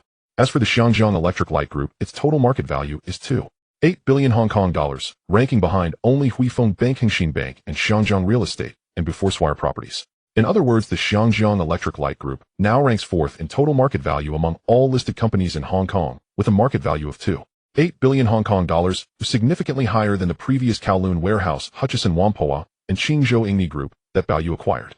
Boss, since the end of last year, I have had people quietly buy shares in the Xiangjiang Electric Light Group. So far, we have acquired about 25 of the shares. 25 of the shares in the Xiangjiang Electric Light Group. That would make us the largest shareholder in Xiangjiang. In fact, the Xiangjiang Electric Light Company has never had a family controlling shareholder, primarily consisting of ordinary retail investors or some regular large holders. Now Baoyu and Global Investment Company hold 25 of the shares in the Xiangjiang Electric Light Group, truly making them the largest shareholder. Since the end of last year, the stock price of the Xiangjiang Electric Light Group has risen somewhat, but the increase is not significant, as others did not expect that Baoyu would have so much capital to covertly buy shares in the Xiangjiang Electric Light Group. In total, Chao Zhiming spent about 700 million Hong Kong dollars to acquire 25 of the shares in the Xiangjiang Electric Light Group. Now Baoyu realizes that he is merely one step away from swallowing the Xiangjiang Electric Light Group. How about this? Tomorrow morning, I plan to meet Xinyan, and the day after tomorrow on Sunday evening will be our action to acquire the Xiangjiang Electric Light Group. After finishing the discussion with my Lizi, Chao Zhiming, and Nancy, the three left. Zhao Xiuzhen, bring me the information on the Xiangjiang Electric Light Group and China Power. Yes, boss. At this moment, Zhao Xiuzhen was also somewhat excited. 3 months later, Baoyu and Global Investment Company would launch another large-scale acquisition. Zhao Xiuzhen went to find the information about the two power companies. Baoyu thought that compared to the global buildings sold by Li Jiaqing and the Xiangjiang Metro Company, his upcoming acquisition of the Xiangjiang Electric Light Group was nothing. In the afternoon of the same day, Zhao Xiuzhen brought the information about the Xiangjiang Electric Light Group and China Power to him. This information was up to date as of early 1978. From the information on these two power companies, Baoyu found it identical to what he learned from the game data package. However, the subsequent information was different. This was because later Jardine Li Jiaqing and even Qin Songqing from Jining Group successively intervened in the Xiangjiang Electric Light Group, eventually causing the Xiangjiang Electric Light Group to fall into Li Jiaqing's hands, becoming the most valuable listed company for Li Jiaqing, bringing him a continuous flow of funds. But now, Bao Yu couldn't help but smile. Aside from China Power, which is controlled by the Kadoorie family in his past life, there was a third power company in Xiangjiang. The third one is called Asia Power. However, this power company had not yet emerged, as during Bao Ye's past life, it was a power station invested by Hu Yingxiang in Guangdong province, which later became a listed power company in Xiangjiang. This time Bao Ye's early acquisition of the Xiangjiang Electric Light Group was not merely aimed at Li Jiaqing and Jardine, but naturally also included the Kadoorie family's China Power. He knew that soon the Bao family and the Kadoorie family would compete in the power sector. Boss now Kowloon and the new territories are both monopolized by the Kadoorie family's China Power. Do you intend to acquire China Power as well? Zhao Xiuzhen asked in disbelief. Zhao Xiuzhen, that is simply impossible. The only significant family shareholder of China Power is the Kadoorie family. Unless the Kadoorie father and son are willing to sell China Power, no other capital can acquire it. In this regard, as long as there are family monopolistic companies, the probability of other capital trying to intervene. Taiping Shan Villa. Shenyan's home. 6 o'clock in the evening. A Rolls Royce pulls up. The car door opens. The person stepping out is none other than Shan Yin, just off work. Mrs. Shen, the new butler, and the new maid come out to greet him. Since he dismissed the old butler and maid, Shen Yin has hired new staff from countrywide. Sir, this afternoon young Master Bao sent over an invitation. Bao Yu sent an invitation. During this time, he hasn't been in much contact with Bao Yu. However, Shen Yin has been keeping an eye on Bao Yu's news, knowing that Bao Yu recently bought all the shares of Li's television held by Li, even rebranding it as Global Television. Unexpectedly, now young Master Bao has sent an invitation. Have you seen it? Bao Yu asked Mrs. Shen and the butler. No. Since dismissing the old butler and maid, even Mrs. Shen has been somewhat fearful of Shen Yin. It is clear that Shen Yin disliked those two leaking too much information to outsiders, which is why he dismissed them. Shen Yin was quite pleased and took the invitation. From the invitation, he learned that tomorrow morning the Bao father and son invite Shen Yin and his wife to play golf at the Deepwater Bay Golf Course. The temperature in Xiangjiang is over 20 degrees Celsius in the morning, which is still suitable for golf, but exceeds 30 degrees in the afternoon, making it no longer suitable. Especially entering June, July, and August, it is basically not suitable for golfing during the day in Xiangjiang. It's the Bao father and son inviting us to play golf tomorrow morning. I guess so, Shen Yin surmised. This should not be merely about playing golf. As he went upstairs to the study with the invitation in hand, Shen Yin was still very excited. In his view, Bao Yu was indeed a rare business genius. Judging from the recent surge in international gold prices, Bao Yu's predictions were not wrong. The second international oil crisis should erupt soon. Apart from Bao Yu recently selling off a large number of super tankers to buy more gold, he also received a solid gold ingot worth 100 million Hong Kong dollars as a gift during the Spring Festival. Over the past 2 to 3 months, its value has likely increased by over several million Hong Kong dollars. Such a young master of the Bao family, how could he not like him? Deepwater Bay Hillside Villa. Bao family. Bob, are you really playing golf with Shen Yin and his wife tomorrow morning? Yes, Dad, Bao Yu answered. Relationships, of course, need to be nurtured. Besides, Shen Yin possesses something that Bao Yu. As Bao Yu and Bao Yu Gang went upstairs, Bao Yu Gang said, Bob, I fear it's not as simple as just playing golf, right? Dad, you guessed it right this time. Dad, actually, I have already instructed Chao Zhiming to acquire 25 of the shares of the Xiangjiang Electric Group. After meeting with Shen Yin, our next step is to swallow the Xiangjiang Electric Group. Bao Yu intends to swallow the Xiangjiang Electric Group. Bao Yu Gang was truly surprised at this moment. He knew that Bao Yu had made quite a bit of money from London Gold and New York Gold last year, and had spent a lot on acquiring Kowloon Warehouse, Hutchison, Whampoa, Changchao English Clay, and the newly built Chinese bank building, even acquiring shares of Li's television. He did not expect that he would now have enough funds to acquire the Xiangjiang Electric Group. At this moment, Bao Yu Gang was genuinely shocked. Dad, the Xiangjiang Electric Group not only monopolizes all the electricity on Hong Kong Island, but it's also a publicly listed company with very abundant cash flow. It earns a significant amount of funds each year, yet has never issued dividends, and the old power plant sites accumulated over decades are now also very valuable properties. Bob, you are correct, but I am surprised, how did you suddenly take an interest in the Xiangjiang Electric Group? Now, the total market value of the Xiangjiang Electric Group ranks fourth in Xiangjiang, indicating that it has a very high market value. However, currently only Bao Yu is genuinely interested in this publicly listed company. Suddenly interested, Bao Yu couldn't help but laugh. This is certainly related to Li Jiaqing. In his past life, the Xiangjiang Electric Group was one of Li Jiaqing's core industries and one of his most important sources of cash flow. If Li Jiaqing did not have the continuous cash flow provided by the Xiangjiang Electric Group, would he have aspired to become the richest man in Xiangjiang in his past life? Bao Yu would not speak of this to his father. Dad, the companies I have Chao Zhiming acquire are not limited to the Xiangjiang Electric Group. There are other companies. Once the timing is right, I will swallow them too. That evening after dinner, Bao Yu comfortably lay in the bathtub soaking. Daisy was beside him, giving him a soothing after a night of rest. Early the next morning, Bao Yu got up early. Today Bao Yu did not swim, but instead had breakfast with his grandfather, father, and mother before taking a car to the nearby Deepwater Bay golf course. When Bao Yu and Bao Yu gang stepped out of the Rolls Royce, the staff at the golf course were already waiting. Usually Li Jiaqing enjoys playing golf here in the mornings, evenings, or at other times, sometimes alone, sometimes with partners. Originally, Li Jiaqing planned to play golf here today. The staff had already informed him that Mr. Bao and his son had booked the golf course in advance, and if Li Jiaqing wanted to play, he would have to wait until the afternoon or tomorrow. Mr. Bao, Mrs. Bao, young Master Bao. After Bao Yu gang and his wife greeted Bao Yu and the staff, after a while Mike arrived by car. Mike stepped out of the car and greeted Bao Yu and Bao Yu gang. At 8:30 in the morning, a Rolls Royce stopped. Stepping out of the car were none other than Shun Yin and his wife. The Shun couple greeted the Bao Yu gang couple. Bao Yu, Mrs. Shun and Huang Xiaoying usually do not enjoy playing golf alike at the Shaokai Country Club. The two of them sat down to drink red tea and enjoy morning tea. Bao Yu gang, Shun Yin, and Mike changed into their golf attire and began playing golf not far away. Since they were here, they started off by playing golf. After playing and working up a sweat, everyone stopped, especially while the caddy was picking up the balls in the distance. Bao Yu gang, Shun Yin, and Mike gathered together. Young Master Bao, you didn't invite me here just to play golf. Mr. Shin, playing golf is one aspect. Secondly, there are certainly very important matters to discuss. Important matters. As expected, Shun Yin looked at Bao Yu gang, and even Mike. Mr. Shin, yesterday, before the four major exchanges in Xiangjiang closed, I and Global Investment Company already held 25 of the shares of the Xiangjiang Electric Group. Next, we are preparing to swallow this company. What? Bao Yu and Global Investment Company already hold 25 of the Xiangjiang Electric Group shares. Bao Yu intends to swallow the Xiangjiang Electric Group. Shin Yin was truly surprised. The current market value of the Xiangjiang Electric Group is less than 3 billion Hong Kong dollars. Even holding a quarter of the shares requires several hundred million Hong Kong dollars. This involves several $100 million, not just tens of millions of Hong Kong dollars. Since Bao Yu started acquiring Kowloon warehouse, he has basically been spending money. Apart from the private gift worth 300 million Hong Kong dollars, he gave him the other acquisitions of Kowloon warehouse, Hutchison, Whampoa Chung, Chow English Clay, and even the shares of the newly built Chinese bank building and leased television all require a lot of money. Moreover, after acquiring Hutchison Whampoa, although it has made profits, it has not issued dividends. This means that Bao Yu has not touched the dividends of those companies after the acquisitions. Shen Yin knows that Bao Yu has made significant profits from investing in London Gold and New York Gold, but in the long run this money will surely be spent. Young Master Bao, King of Shipping Bao, I must congratulate your family again on swallowing another big group, Shen Yin said. The Xiangjiang Electric Group is certainly a company with great potential. Shen Yin and Huifeng Bank are also very optimistic about it. However, Huifeng Bank is a bank primarily dealing with deposits and loans, and it is absolutely not allowed for Huifeng Bank to use depositors' funds to invest or acquire other companies.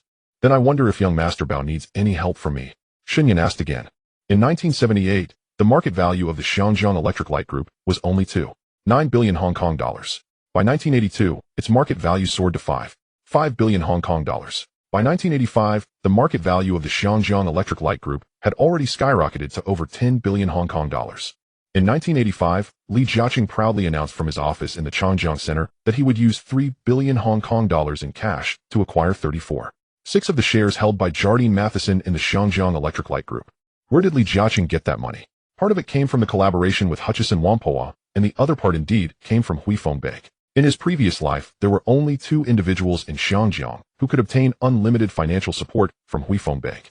One was the shipping magnate Bao Yu Gong. The other was Li Jiaqing.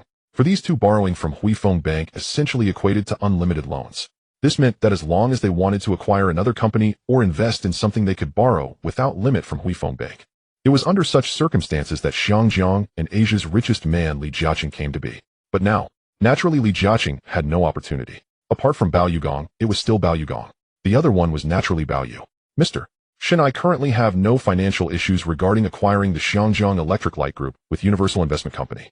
However, if Huifeng Bank can provide loans, I would also want that.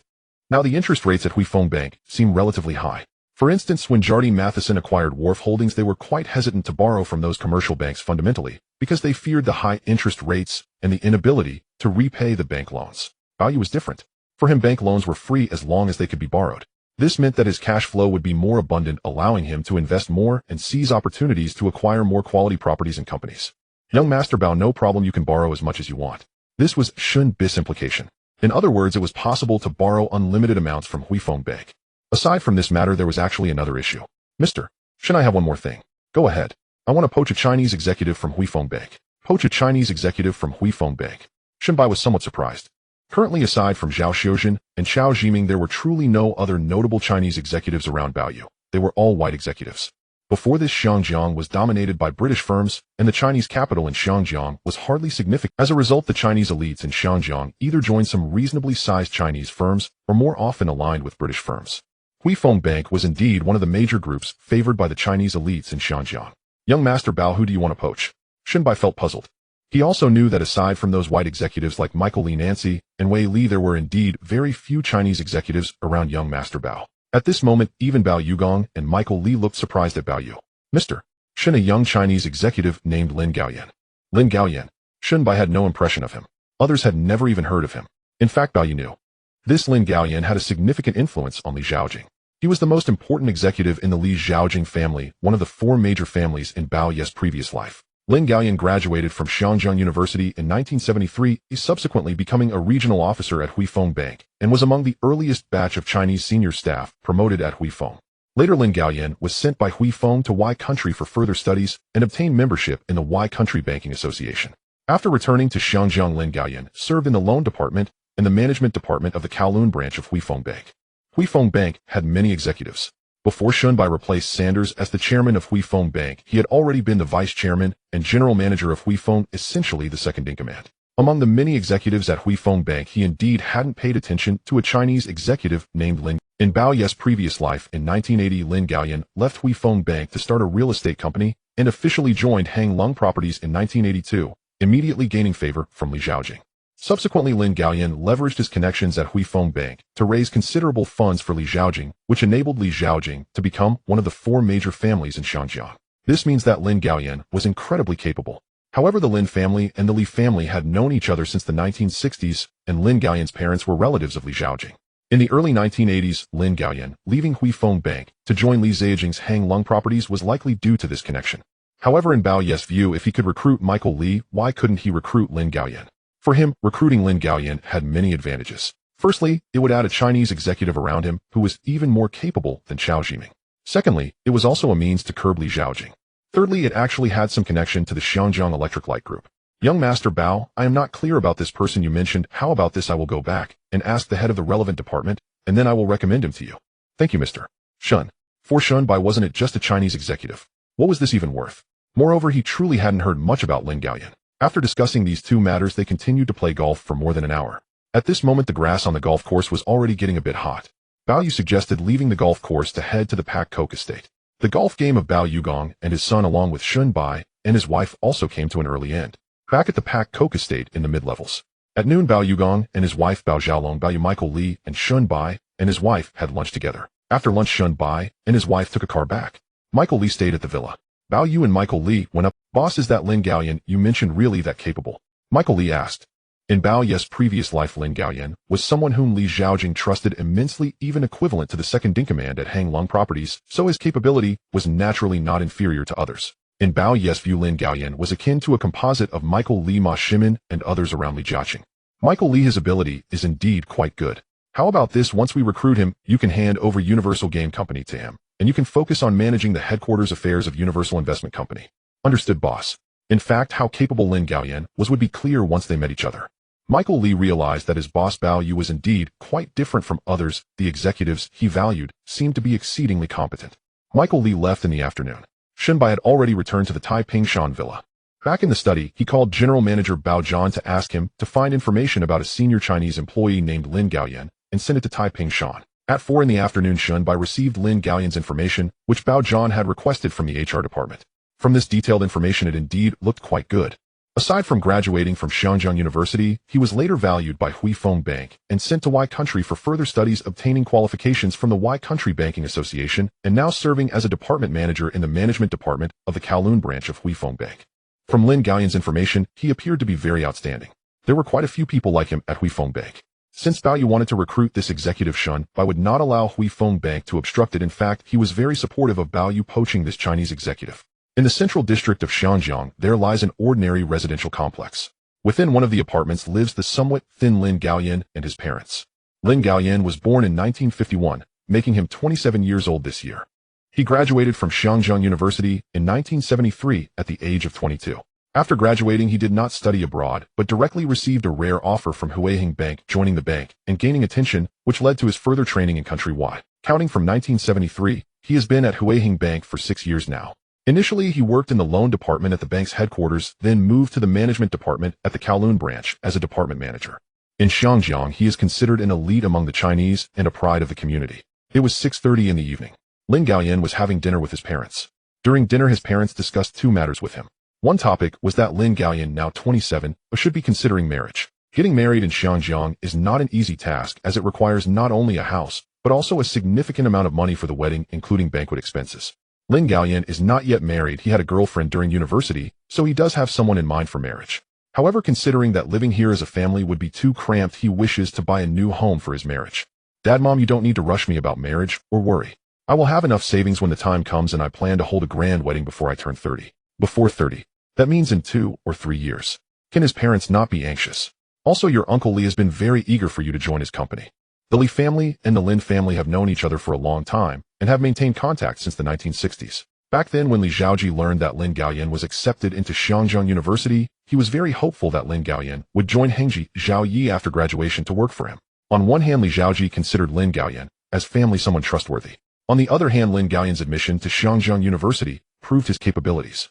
Moreover, Lin Gaoyan's opportunity for further training at Huiheng Bank demonstrates that his abilities are indeed. Thus, during festivals, whenever Lin Gaoyan's parents visited the Li family, Li Zhaoji always hoped Lin Gaoyan would. Every time Lin Gaoyan's father mentioned this, Lin Gaoyan would ponder it.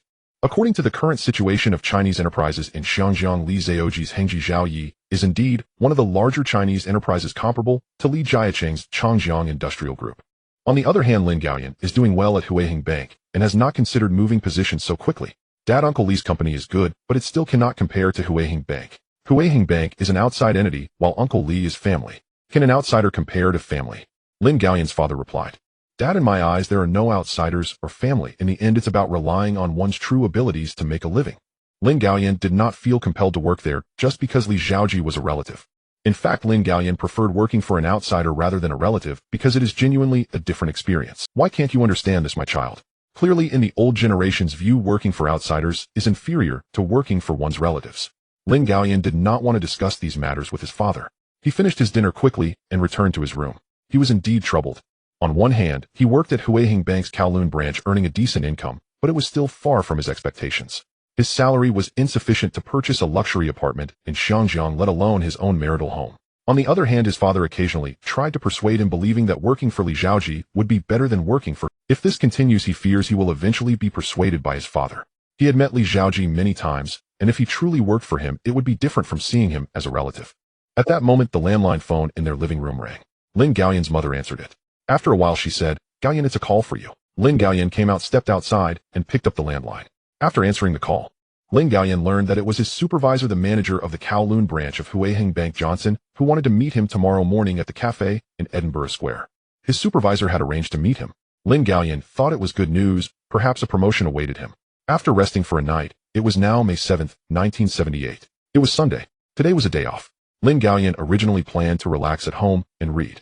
Remembering that his supervisor Johnson had invited him to meet at the cafe in Edinburgh Square near Queen's Pier, Lin Gaoyan changed out of his casual clothes and into formal attire. Dressed in a suit and wearing glasses, Lin Gaoyan not only appeared refined but also quite handsome. "Dad, Mom, I won't have breakfast with you. My supervisor is meeting me in Edinburgh." His father wanted to say something, but Lin Gaoyan came down from upstairs and drove to the area near Edinburgh Square. He got out of the car and quickly found the cafe in Edinburgh Square. As he approached, he saw his supervisor Johnson, the manager of the Kowloon branch of Huiheng Bank. "Manager, did you want to meet me for coffee?" Lin Gaoyan smiled as he walked over. "Gaoyan, there's good news." Last night, the manager of Huiheng Bank, Bao Johnson, had already spoken to Johnson, saying that the owner of global investment company, Bao Yu, wanted to recruit Lin Gaoyan to work for him, and that they were meeting here today.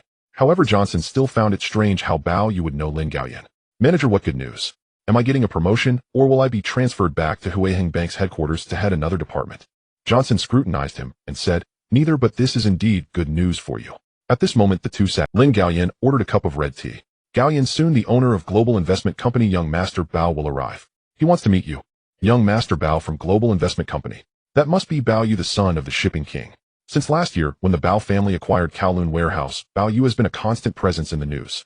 This means Bao Yu has never met Lin Gaoyan before, but Lin Gaoyan has seen this young shipping king's son multiple times in the news and on television. Lin Gaoyan was quite surprised that the person he was about to meet was actually young Master Bao, the son of the shipping. Johnson, the general manager of the Kowloon branch of Huifeng Bank, was watching Lin Gaoyan, who was pondering why Bao Yu, whom he did not know, suddenly wanted to meet him.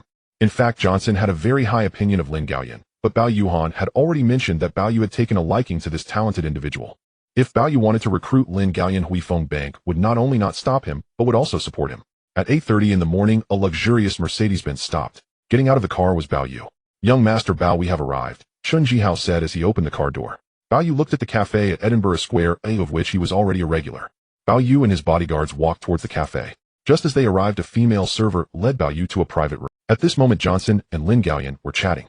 There was a knock on the door of the private room, which opened to reveal Bao Yu, who saw a Caucasian man and a young Chinese man. "Young Master Bao." "Hello, Mr. Johnson." Bao Yu and Johnson shook hands. Lin Gaoyan looked at the young Chinese man in front of him with surprise. It was clear that the person in front of him was Bao Yu, the legitimate son of the shipping king.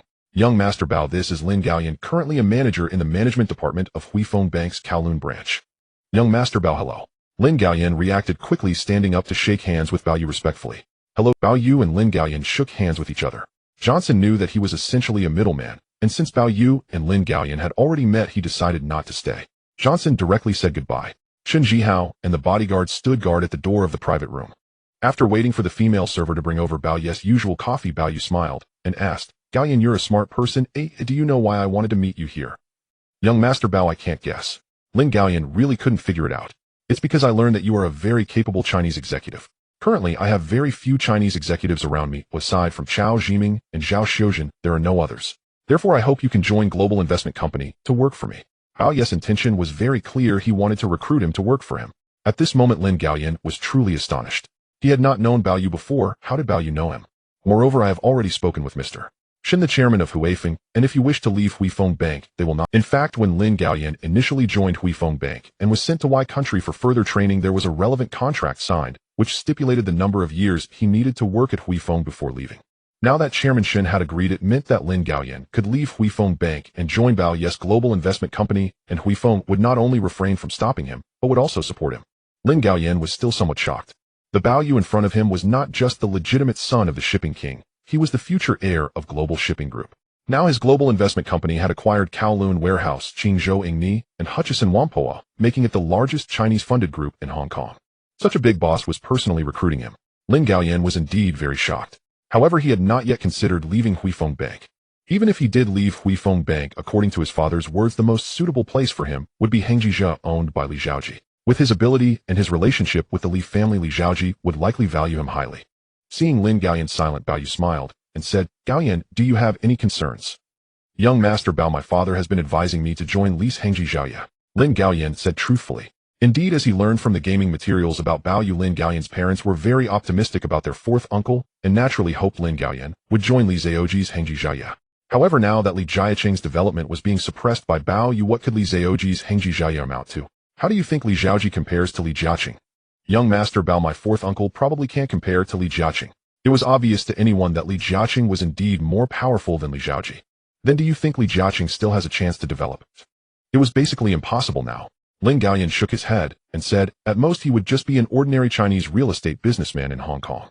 "Then do you think switching to Li Zhaoji's company is more promising than coming to mine?"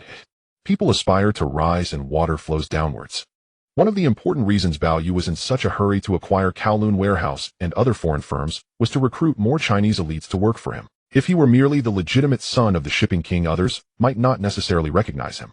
On the contrary, if he had enough companies under him, then for those Chinese elites, there would be no better place than Bao Yu. "Currently, there aren't many Chinese executives around me, so you should know that joining my company is better than going to Li Zhaoji's company." "Young Master Bao, I need to go back and think about it." "No problem."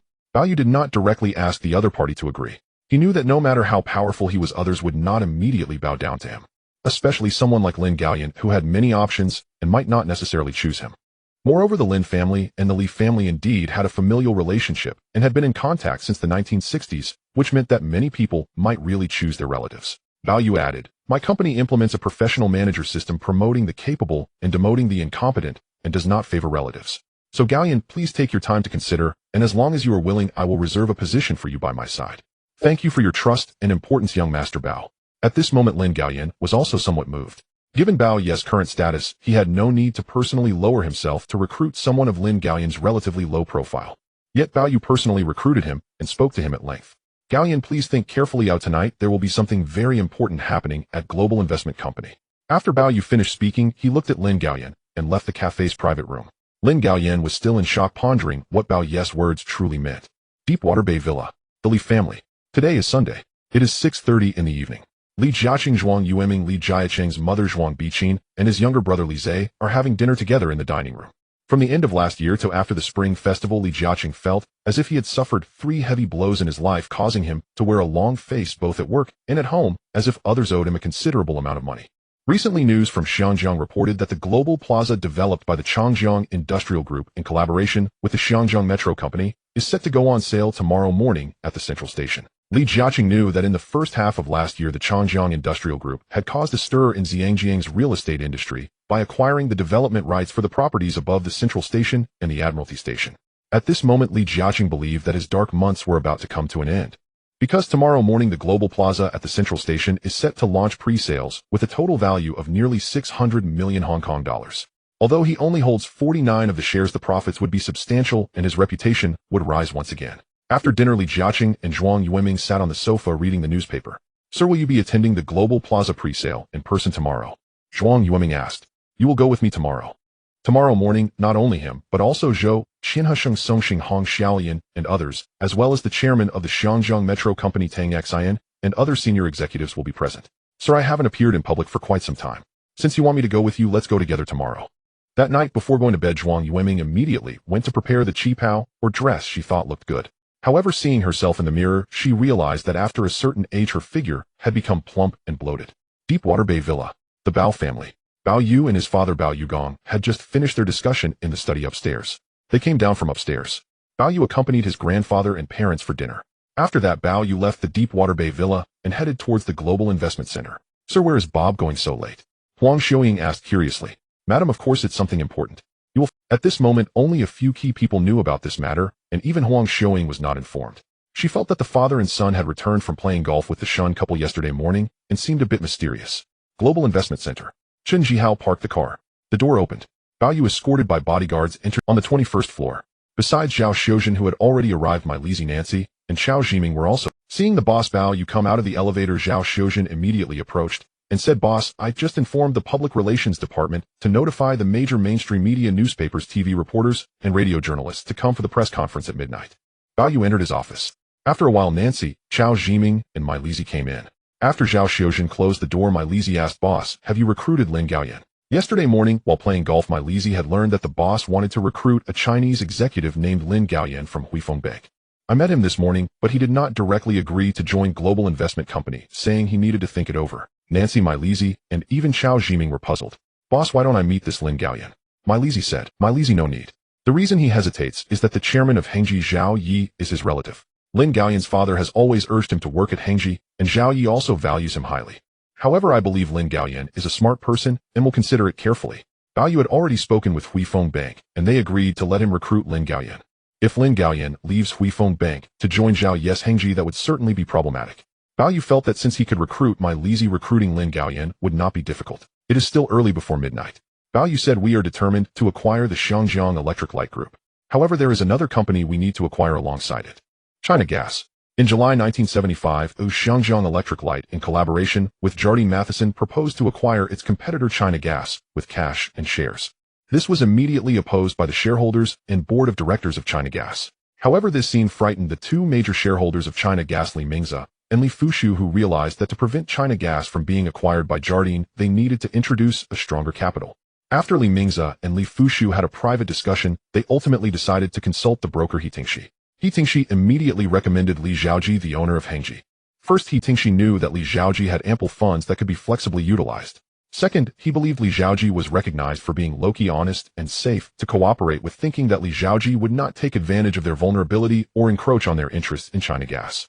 In reality, Li Zhaoji was certainly not simple. That was all merely a facade. Li Mingze and Li Fushu believed that by introducing Li Zhaoji, they could prevent China Gas from falling into the hands of capital like Jardine. In fact, in Bao Ye's past life, China Gas ultimately was swallowed by Li Zhaoji. Initially, Li Xiaoji held a small stake, and he appeared quite humble. Li Mingze continued to serve as chairman, but by 1983, when Li Mingze died, China Gas naturally fell into the hands of the Li family. After being introduced to China Gas by the Li family and Li Fushu, Li Xiaoji continued to acquire shares in China. From the number of shares issued by China Gas, it can be seen that there were only 7.9 million shares, of which the three controlling shareholders together held only about 30. This means that the three shareholders together owned 37 million shares. In this case, if China Gas did not face other capital's covetousness, it would certainly be safe. If they were targeted by those shareholders, they would be in danger. However, Bao Yu found it amusing that from an outsider's perspective, this fourth uncle appeared honest and straightforward. In reality, being ranked second among the four major families in Xinjiang was certainly not simple. Honesty and straightforwardness were merely superficial. When these two families sought out Li Xiaoji, he conveniently intervened in China Gas. In Bao Yu's past life, China Gas fell into the hands of the Li family under such circumstances. Of course, it was still early. Bao Yu knew that when he announced the acquisition of the Xinjiang Electric Light Group, Li Mingze, Li Fushu, and Li Xiaoji, the three major shareholders of China Gas, would certainly be worried about being swallowed by other capital. In other words, if Bao Yu wanted to acquire the Xinjiang Electric Light Group, then acquiring China Gas at the same time would be the most appropriate move. However, Li Mingze, Li Fushu, and He Ting's actions were merely inviting the wolf into the house. Jiming, how many shares of China Gas have we bought? Boss, about 18 of the shares, which is around 1.4 million. This means that Bao Yu and Global Investment Company's shares in China Gas were merely about 12 less than those of the three joint shareholders. Still not enough. However, we will first swallow the Xinjiang Electric Light Group, and then it will be China Gas next. May 8, 1978. Monday, just past midnight. The Global Investment Center building.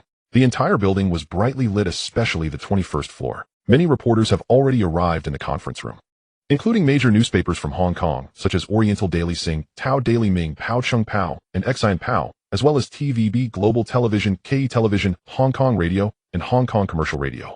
They all received a sudden call from the Public Relations Department of Global Investment Company around 8 in the evening, stating that there would be an important announcement at midnight. As a result, many reporters who were resting at home hurried to the conference room after receiving this call. In the conference room, apart from drinking tea, while waiting, they hoped to gather some useful information from their peers, but everyone seemed to be asking one another without getting any leads. Why is Global Investment Company holding a press conference at midnight? A young-looking reporter asked. Who knows? No one had an answer.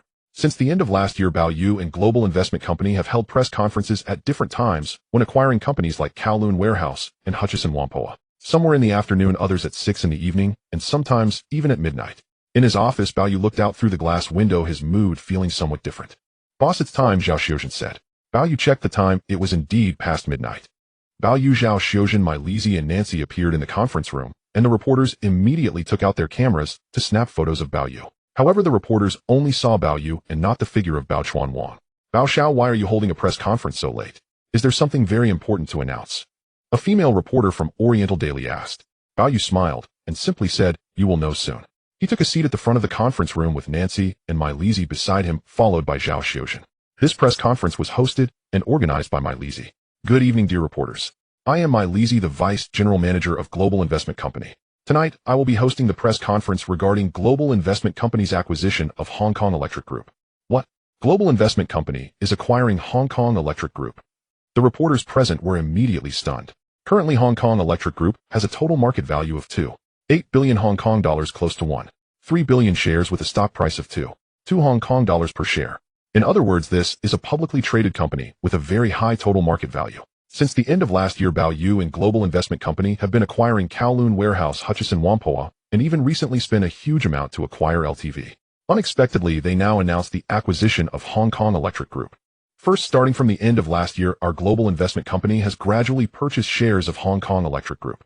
As of last Friday's trading day, we held 3.25 billion shares, which is approximately 25 of Hong Kong Electric Group shares. Currently, Global Investment Company is the largest and only major shareholder of Hong Kong Electric Group. To protect the interests of the Bao family and Global Investment Company, we hereby officially announce that we will further increase our holdings in Hong Kong Electric Group by acquiring an additional 24 of the shares, meaning we will purchase 3.12 billion shares. As for the price per share, it will be 3.5 Hong Kong dollars, involving funds of 1.092 billion Hong Kong dollars, and this will be handled by Hutchison Securities and the subsidiary of Huifeng KE Company. According to the current market price of Hong Kong Electric Group at around 2 Hong Kong dollars per share, purchasing at 3.5 Hong Kong dollars per share is approximately 159 of the original price. This price is neither low nor high. Most importantly, Bao and Global Investment Company are already the largest and only major shareholders holding 25 of the shares. It will be difficult for other shareholders or capital to compete with Bao for Hong Kong Electric Group. Now, by acquiring another 24 of the shares, the total will be 49, which does not trigger the final acquisition. The reporters present were astonished that according to the previous acquisition of 25 of the shares by Global Investment Company, if based on 2 Hong Kong dollars per share, it would involve 15 billion Hong Kong dollars. Next, if Global Investment Company buys an additional 24 of the shares at 5 Hong Kong dollars per share, it would involve 92 billion Hong Kong dollars. Combined, it would amount to 18 billion Hong Kong dollars. This is undoubtedly a substantial sum in any. The reporters were indeed shocked. Both Bao and Milezi were very confident that they could acquire 24 of the shares from the market, as no matter how one analyzes it, this time Bao intends to take over Hong Kong Electric Group, and other capitals coveting for Hong Kong Electric Group would likely be impossible. Mr. Milezi, may I ask where Global Investment Company obtained so much funding to buy shares of Hong Kong Electric Group? This is an amount close to 1 billion Hong Kong dollars. In 1978, this amount is nearly the price of a Golden Gate building. It is still very valuable. Bao and Global Investment Company naturally have funds, but the 1 billion Hong Kong dollars for acquiring shares of Hong Kong Electric Group was borrowed from Huifeng Bank. On Saturday, Bao had already discussed this with Shen Yan. Huifeng Bank is willing to support Bao's acquisition of Hong Kong Electric Group without limits. In this situation, even if the bank's interest rate is high for Bao, it is better than using so much of his own liquid. In Bao's view, compared to Li Jiaqing's acquisition of Hong Kong Electric Group in the 1980s using 3 billion Hong Kong dollars, it is much less. Milezi smiled and said, the funds for this acquisition of the electric group were sourced by ourselves. Milezi did not mention that it was borrowed from Huifeng Bank. With Bao's current connections, not only does he have his father's global group, but his own company is also so large, and his relationship with Huifeng Bank is very good. For Bao, utilizing 1 billion Hong Kong dollars to increase his holdings in Hong Kong Electric Group is hardly a big deal. Many reporters were still inquiring. Milezi said, tomorrow morning trading in Hong Kong Electric Group will be suspended. Therefore, to the investors of Hong Kong Electric Group, I advise you to immediately go to KE Company or Hutchison Securities to register and sell your held stocks. Once Global Investment Company finishes its acquisition of Hong Kong Electric Group, we will no longer buy other shares of Hong Kong Electric Group at this high price. Initially, the Bao family used this model for increasing their holdings in Kowloon warehouse. Those who sold early benefited, while those who sold late may not be able to sell at all, and losses will fall on ordinary shareholders like them. Morris announced the end of tonight's press conference, and many reporters surrounded him for interviews. Bao and Zhao Xiuzhen were preparing to leave the conference room and return to their offices. At this moment, a reporter from Global Television approached. Bao is now the largest shareholder of Global Television, having absolute control over it, which means he is their boss. Young Master Bao, is there something you need? Bao paused to ask.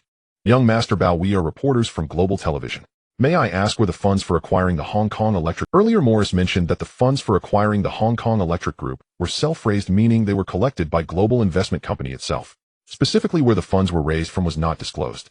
Let me put it this way, part of the funds comes from Global Investment Company's own capital, and nearly 1 billion Hong Kong dollars is from a loan from Huifeng Bank. This means that Bao's acquisition of the Hong Kong Electric Group was funded through a loan from Huifeng Bank. At this moment, the reporter from Global Television immediately reacted. Bao and Zhao Xiuzhen returned to their office. Meanwhile, in the conference room, reporters had learned that part of the funds used by Bao and Global Investment Company for the acquisition were their own, while another part was borrowed from Huifeng Bank. At this point, they understood why Global Investment Company had so much capital. The reporters hurried back to their own publications to write their articles, while reporters from other radio and television stations also rushed back. Deepwater Bay Villa. The Li family. It is now 1230 a.m. The villa was quiet both inside and before going to bed. Zhuang Yueming was still discussing with Li Jiaqing about what color dress or qipao she should wear when she appears at the global building sale at the Central Station tomorrow morning. Although Zhuang Yueming as a housewife rarely appeared in public, she did hope to represent the Li family and make a public appearance. Clearly, tomorrow's opportunity was quite fitting. Li Jiaqing was not concerned about what his wife would wear. He was more worried about how he would respond when the reporters interviewed him. It was obvious that Li Jiaqing knew he also needed to make an appearance to enhance his and Changjiang Industrial Group's status and influence in Hong Kong. At this moment, the Li couple had already fallen asleep. Suddenly, the shrill ring of the landline phone in the study broke the silence. Li Jiaqing woke up at the sound, and Zhuang Yueming quickly heard the ringing of the phone from the study. Zhuang Yueming got up, turned on the lamp, and saw that it was 1230 a.m. She found it strange that someone would call it. Sir, should I go check what happened? Zhuang Yueming put on her coat, went to the study, picked up the landline, and answered. Hello, this is Zhuang Yueming. Mrs. Li, this is Zhou Qianha. Just half an hour ago, global investment company suddenly held a press conference at the Global Center Tower announcing the acquisition of more shares in the Hong Kong Electric Group. A sudden press conference by global investment company in the middle of the night. This left Zhuang Yueming somewhat bewildered. When she processed the information, she realized. Zhuang Yueming learned that the young master Bao had secretly purchased 25 of the Hong Kong Electric Group's shares some time ago and intended to announce that they would acquire a controlling stake of 49 at midnight. In other words, Bao Yu and global investment company utilized nearly 1.8 billion Hong Kong dollars to acquire the Hong Kong Electric Group, and from Zhou Qianhe, she learned that about 1 billion Hong Kong dollars was borrowed from Huifeng Bank. After finishing the call, Zhuang Yueming didn't know what to say. Qianhe, I understand. I will inform the sir shortly. Zhuang Yueming hung up the phone. She was unsure how to tell Li Jiaqing. Tomorrow, the global building, in collaboration with the subway company, would officially go on sale, potentially bringing in nearly 600 million Hong Kong dollars. This was originally good news. However, now the Bao family had announced that the funds used to acquire the Hong Kong Electric Group far exceeded the Li family's expectations. Zhuang Yueming sat in the study, and Li Jiaqing had already woken up. Madam, was that Qianhe on the phone? Sir, Qianhe just mentioned that half an hour ago Bao Yu and global investment company suddenly held a press conference at the Global Investment Center announcing that Bao Yu would use 1.8 billion Hong Kong dollars to acquire more shares of the Hong Kong Electric Group. Bao Yu and global investment company want to acquire the Hong Kong Electric Group. Li Jiaqing was somewhat shocked and found it hard to believe. He certainly knew that the Hong Kong Electric Group was now valued at nearly 3 billion Hong Kong dollars. Where did Bao Yu find so much capital for the acquisition? Madam, how could the Bao family have so much capital to acquire the Hong Kong Electric Group unless Huifeng Bank assisted them? Sir, it is indeed as such. From Zhou Qianhe, I learned that young master Bao used 700 million Hong Kong dollars for the acquisition and borrowed an additional 1 billion Hong Kong dollars from Huifeng Bank for the purchase. Zhuang Yueming noticed that Li Jiaqing's expression was not good and chose not to say anything further. Li Jiaqing naturally guessed that this was due to Huifeng Bank's unlimited loan support for the Bao family. During the Sanders era, Sanders provided unlimited loan support to Bao Chuanwang and Global Shipping Group. Although the interest was relatively high, being able to borrow from the bank so easily was something Li Jiaqing envied for a long time. Unexpectedly, now it was Bao Ye's turn, who also received unlimited loan support from Huifeng Bank. Under such circumstances, how could the Bao family not swallow the Hong Kong Electric Group? The Hong Kong Electric Group is indeed a good company. Previously, there was no family-owned major shareholder holding it. The Hong Kong Electric Group monopolized the entire electricity supply on the island and owned high-quality land accumulated over the years. At this moment, Li Jiaqing truly felt envious. Why had he never thought of acquiring the Hong Kong Electric Group? But what could he do now? Where would he find such massive funds? Li Jiaqing stood quietly by the window, noticing the Bao family's villa was brightly lit in the distance. Sir, we have important matters tomorrow, so let's go to sleep first. Zhuang Yueming was a bit annoyed at Zhou Qianhe for calling so late, as it might disturb Li Jiaqing's rest. However, Zhuang Yueming also knew that if Zhou Qianhe hadn't called, Li Jiaqing might have blamed him for not informing him of such an important message. This was destined to be another sleepless night. The news about Bao Yu and global investment company acquiring the Hong Kong Electric Group had not yet been announced through the media. However, the first to report it were actually Hong Kong Radio and Hong Kong Commercial Radio, which had many listeners at night, some of whom might not have gone to bed and were still listening to the broadcasts. Now Hong Kong Radio and Hong Kong Commercial Radio respectively interrupted their programs to broadcast the news that Bao Yu was planning to acquire more shares in the Hong Kong Electric Group, which undoubtedly had already spread. 10. Summer Palace Road, Central Xiangjiang. The headquarters of Hysan Securities Company is located. Investors holding shares of Xiangjiang Electric Light Group, particularly ordinary retail investors, learned that Bao Yu and Universal Investment Company have purchased a 25 stake and are now buying an additional 49. This means they need to buy 312 million shares from Xiangjiang investors.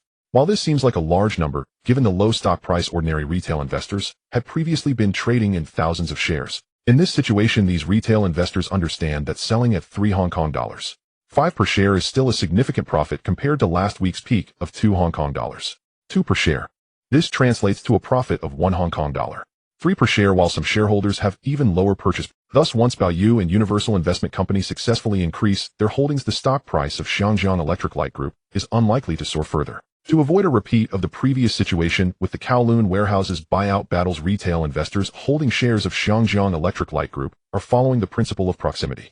Ordinary retail investors living near Hysan Building might even bring their families and queue up with their stocks to purchase more shares. Hysan Securities Company opens at 9 a.m. And it is still just past 3 a.m., so there is still time. However, for retail investors, arriving late could result in significant losses. Many security guards at Hysan Building have noticed numerous citizens of Xiangjiang, some of whom are still in their pajamas or nightgowns. Some individuals also appeared disheveled if they weren't aware that Bao Yu and Universal Investment Company were increasing their holdings at Hyson Securities. The guards might think something unusual had happened. On the other side, the office headquarters of Hoi Feng's Wadaoli Company is almost identical to the headquarters of Hyson Securities below Hyson Building. At the Deepwater Bay Villa Bao's residence, Bao Yu finished attending a press conference and left the Universal Investment Center at 12:45 a.m., arriving home at 1:30 a.m. At this time, his grandfather, Bao Xiaolong, father and mother were all waiting for him to return. Hearing the sound of a car outside, Daisy realized Bao Yu was back. As he opened the door, Chen Jihao drove in. Upon getting out of the car, he saw his grandfather and parents still waiting for him. "Grandpa, Dad, Mom, are you still awake? You child, you went out after dinner thinking you were going to meet some pretty girl, but it turns out you really were up to something big."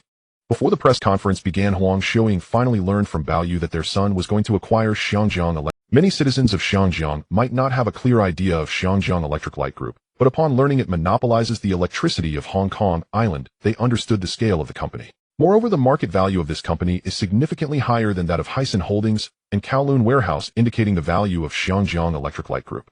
"Mom, from now on the electricity we use at home will be from our own company," Bao Yu said as he sat beside his father. "Bob, will your mom still have to pay for the electricity?" Huang Xiuying asked with a smile. "Mom, you don't have to pay. Let me handle it. After all, it's just money moving from one pocket to another. Ultimately, it ends up in the Bao family's pocket." This made Grandpa Bao Xiaolong and his parents very happy. Bao Yu had not taken a shower yet, so he went upstairs. As Daisy helped Bao Yu with a bath and massaged his head, she asked, "Young master, do you mean that everyone using electricity in Xiangjiang will have to pay you?" "Not everyone, just Hong Kong Island and some nearby islands. The new territories in Kowloon are under China Power, which belongs to the Kadori family. The Kadori family also lives in Deepwater Bay Villa, not too far from the Bao family, but they usually have no contact. If it weren't for Bao Yu's acquisition of Lease Television, where an extraordinary shareholders meeting was held, he might not have met Roland Kadori." "Kadori family. Young master is at the villa not far from us." "That's right."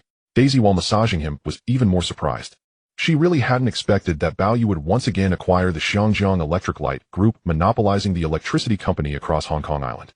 Although the new territories in Kowloon belong to the Kadori family's China Power, Daisy believes that the most prosperous area in Xiangjiang is central Xiangjiang, where the most electricity is consumed.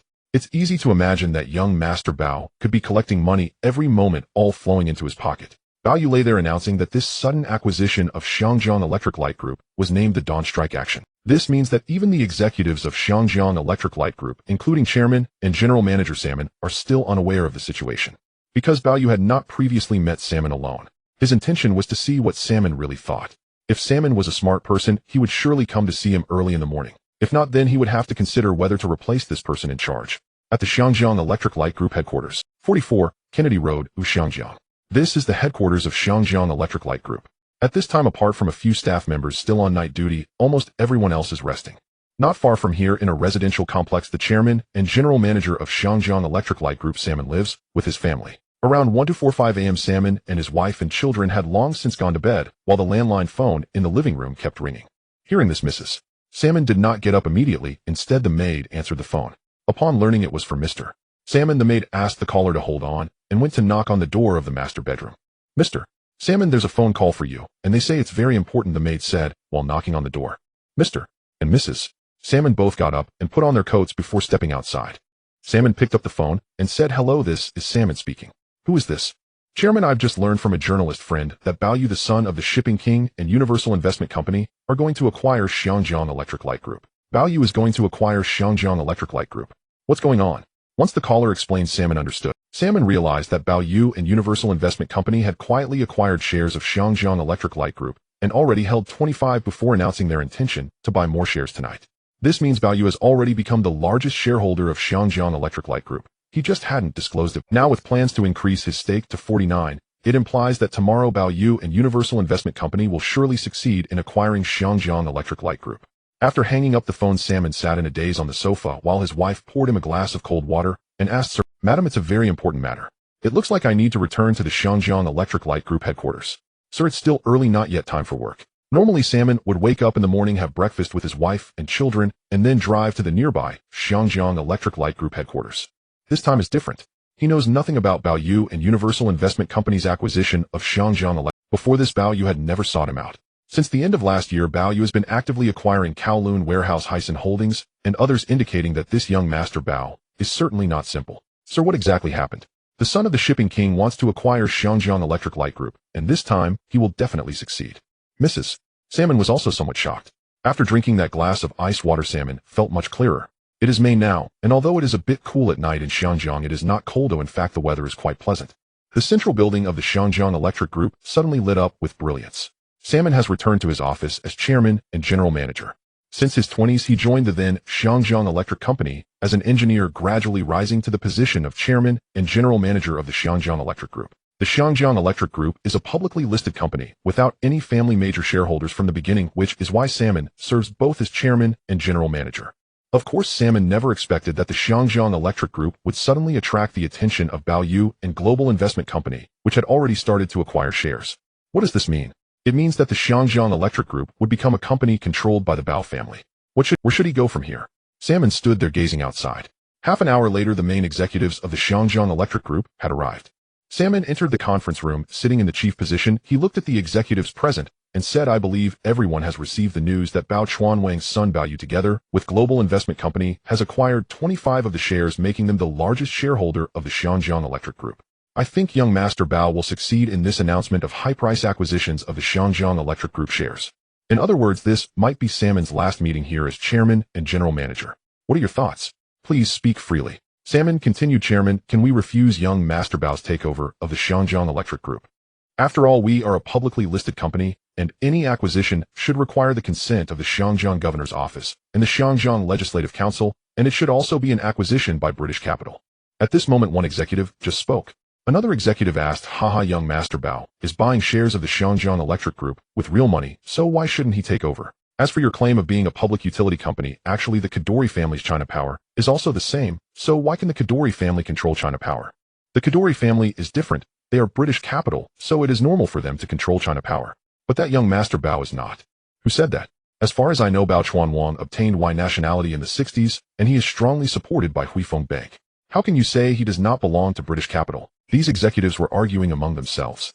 Everyone's opinion was that if they could prevent young Master Bao from taking over the Xinjiang Electric Group, that would be the best. However, if there was no way, then Baoyu would hold 49 of the Xinjiang Electric Group shares, making him the largest and only shareholder. They could not stop Baoyu from taking over the Xinjiang Electric Group. In other words, at this moment, they had only two paths left. First, stay, but they must gain young Master's approval to remain. Second, they could immediately resign from the Human Resources Department, or wait until tomorrow when young Master Bao arrives here to resign. Whether they resign now or tomorrow, it is the same. The Xinjiang Electric Group offers the best salary and benefits, so if they voluntarily resign now, all their years of hard work at the Xinjiang Electric Group would be in vain. Not only would they lose a well-paid job with excellent benefits, but they might even miss out on the generous pension after retirement. Under such circumstances, who would be willing to voluntarily resign from such a good position? With Baoyu and Global Investment Company's strong influence, it is feared that once young Master Bao takes over the Xinjiang Electric Group, immediate personnel changes will occur. On the other hand, they also knew that Baoyu's acquisitions of Kowloon Warehouse, Hutchison Whampoa, and even Qingzhou Ingni had not resulted in much personnel change, if any. Whether to stay or go, I cannot decide. But I can tell you I will stay. Hearing the executives argue for such a long, Salmon ultimately left this sentence in the conference room, leaving the other executives looking at each other. Salmon returned to the chairman's office. He just sat there. Deepwater Bay Mid-Levels Villa. The Bao family. Early in the morning. Baoyu was still in a deep sleep. Last night Baoyu went to bed too late, so he did not wake up early. It was only when the sunlight streaming through the window became glaring that he opened his eyes and realized it was already after 8 in the morning. Baoyu got up. He directly came down from upstairs in his pajamas, went to the swimming pool, tested the water temperature, and then dove into the pool. The salty seawater entered Baoyu's mouth and nose, making him feel a bit uncomfortable. In the villa's living room, apart from Bao Xiaolong and Bao Yugong, who were already up, the couple had a habit of waking up early. They did not let Daisy wake Baoyu, but waited there reading the morning newspaper. They discovered that today's news was entirely about Baoyu and Global Investment Company's acquisition of the Xinjiang, the most important financial newspaper in Xinjiang. The Sing Tao Daily wrote this.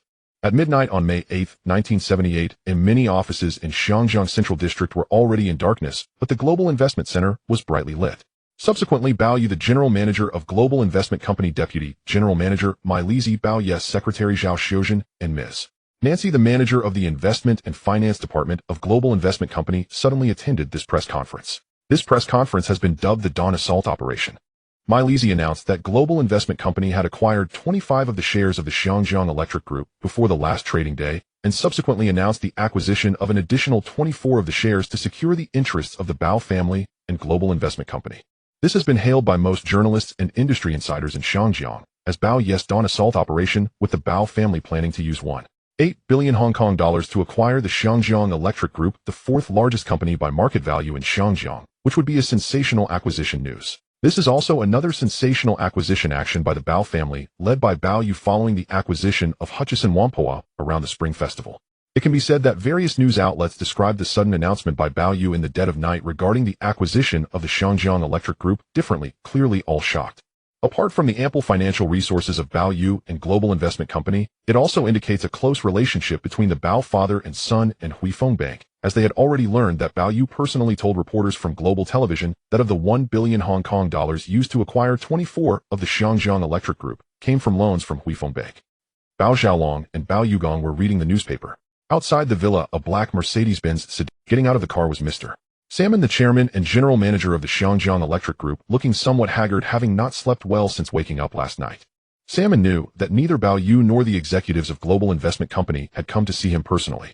If he wanted to continue staying at the Xinjiang Electric Group, he would have to meet this young master Bao, who might be his new boss. Dressed in a suit and wearing glasses, Salmon, who came from an engineering background, appeared somewhat serious. As Salmon rang the doorbell outside the door, he stood there admiring the surrounding scenery. It was still early in the morning, and the villa was quiet, but the weather was nice, allowing for clear visibility. "Hello, who are you?" Daisy asked through the iron gate.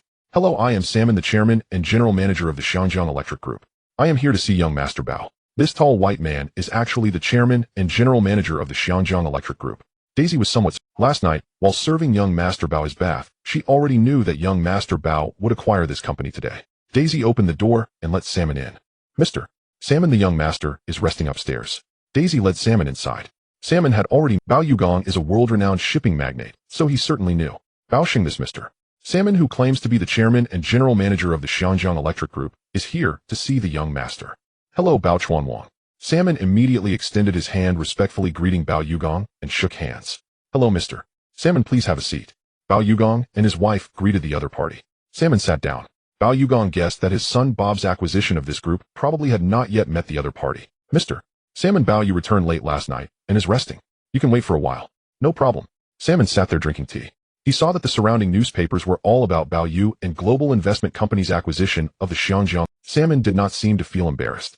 After all, he was a professional manager hired by the Xinjiang Electric Group. He was not a shareholder of the Xinjiang Electric Group, let alone a major shareholder. In this situation, what was there for him to feel awkward about regarding Bao Yes' acquisition? On the contrary, from another perspective, just as the Chinese say, the student surpasses the teacher. Bao Chuanwang has already been very formidable in Xinjiang. Unexpectedly, Bao Chuanwang's son seems to be even more impressive than his father. Bao Yu was swimming there. Daisy approached and said, "Young master, half an hour ago, Mr. Salmon, the chairman and general manager of the Xinjiang Electric Light Group, arrived. He is chatting with Bao Sheng, waiting for you." "Mr. Salmon is here." Bao Yu thought he would have to go to the Xinjiang Electric Light Group's headquarters to meet him. "I am preparing to see him." Bao Yu got out of the swimming pool, went upstairs to rinse off, and changed into a suit before coming down. He greeted his grandfather, father, and mother, and saw a tall white man in his 50s wearing glasses. This man was none other than Mr. Salmon, the chairman and general manager of the Xinjiang Electric Light Group. Bao Yu had his profile in his game data pack, and Zhao Xiuzhen had also prepared information on the company for him. In his past life, Li Jiacheng successfully swallowed the Xinjiang Electric Light Group and never saw news of Salmon again, either because the latter had retired or was driven away by Li Jiacheng. Li Jiacheng could tolerate some white executives, but could not stand others. For instance, he could not control Wei Li of Hutchison Whampoa and the other three executives, so he naturally could not tolerate them.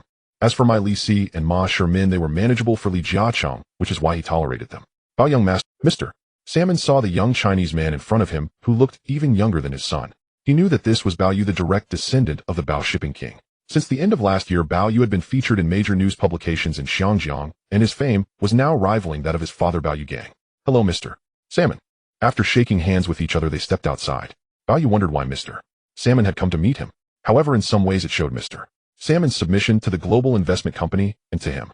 It was still not yet 9 o'clock in the morning. The doors of Hutchison Securities and the headquarters of Huiduo Li Company had not yet opened, so those investors holding shares of Xinjiang Electric Light Group could not register their stocks for sale to Bao Yu. Barring any surprises, those investors would surely sell the Xinjiang Electric Light Group shares they held. "Mr. Salmon, may I ask why you came to see me?"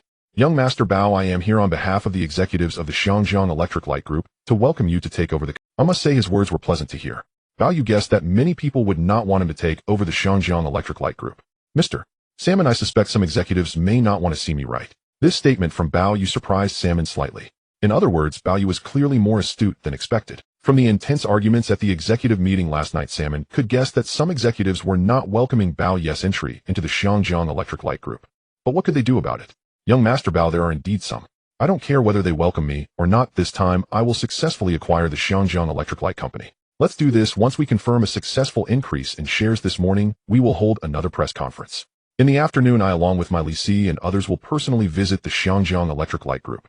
Young Master Bao, we will be waiting for you at the Xiangjiang Electric Light Group building. Bao Yu smiled and said, Salmon, you need not worry. If you are willing to work for me, the position of General Manager of Xiangjiang Electric Light Group still belongs to you. Look at how I acquire those companies, whether it is Brook of Qingzhou Ingmi or Mr. Whaley of Hutchison Whampoa, their positions remain largely unchanged. Thank you for your trust, young Master Bao. Look over there. Bao Yu pointed into the distance. From here one could actually see several kilometers away to Lama Island. Especially on a clear day like this, it was easy to see that the main power plant of the Xiangjiang Electric Light Group would be built on Lama Island. Naturally, Salmon also saw the direction Bao Yu was pointing. One day I stood here and saw Lama Island. Upon learning that the Xiangjiang Electric Light Group was going to build a power plant there, I thought I wanted to acquire this listed company. Bao Yu's words left Salmon uncertain of their truth, yet he was indeed shocked. It was as if with a mere finger Bao Yu could acquire anything instantly, pulling out enormous funds to buy it. And this was not relying on his father, the Bao Shipping King, but on himself. How could such a young Master Bao not astonish him?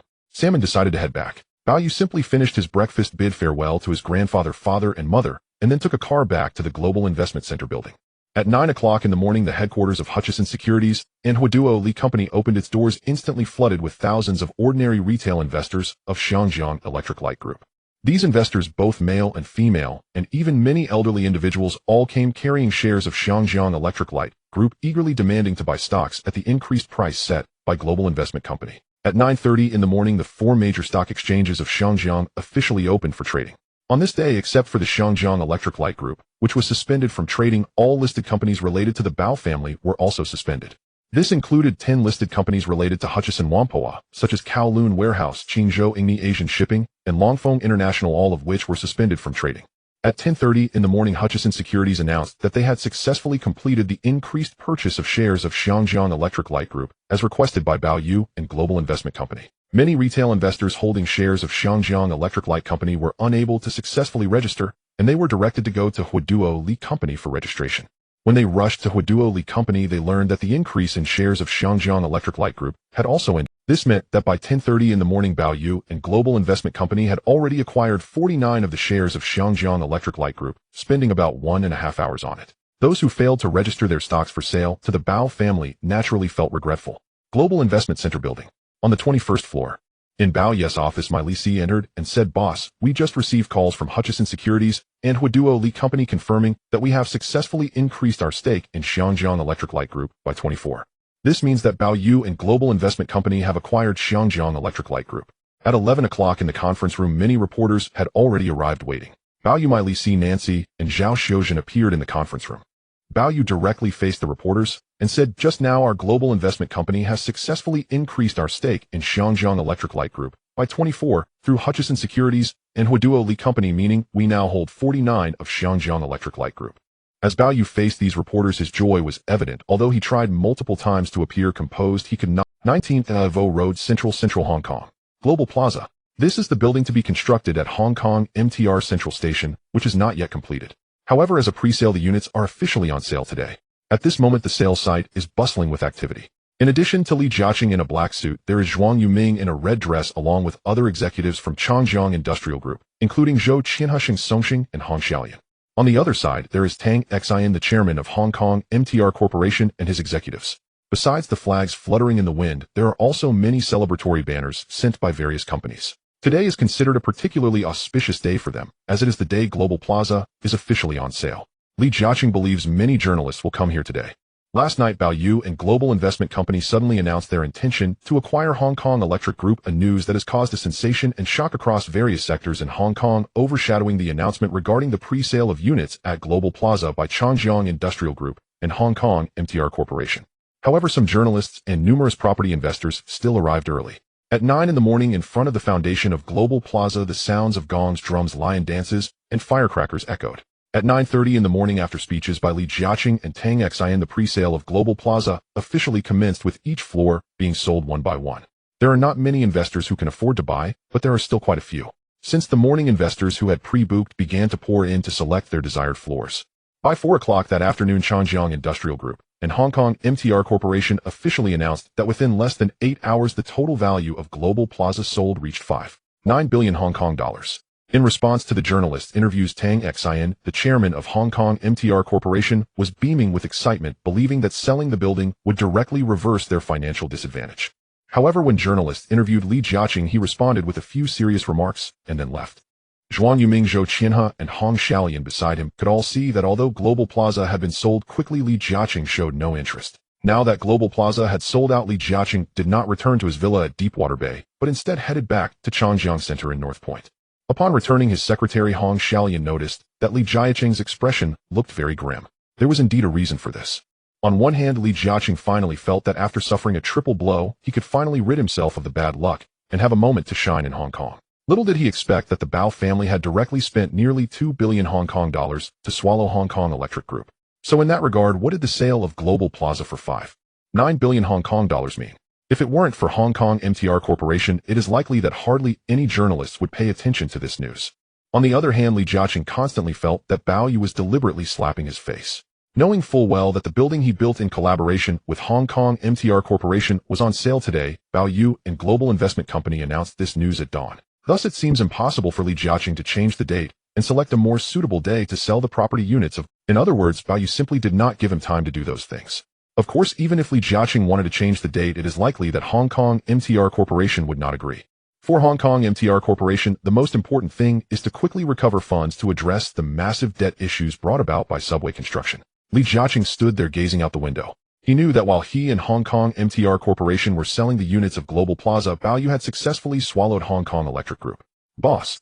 After an unknown amount of time, Secretary Hong Xiaolian remarked, "Boss, it's already after working hours." Li Jiaqing did not expect that he had been standing here for so long. Xiao Liango informed Qianhe and Sheng Songxing to come over. Hong Xiaolian went to notify them. When they knocked and entered the office, Li Jiaqing looked at them and said, "The feng shui here at Changjiang Center is pretty good. It's still just North Point. I hope to move the headquarters of Changjiang Group to Central."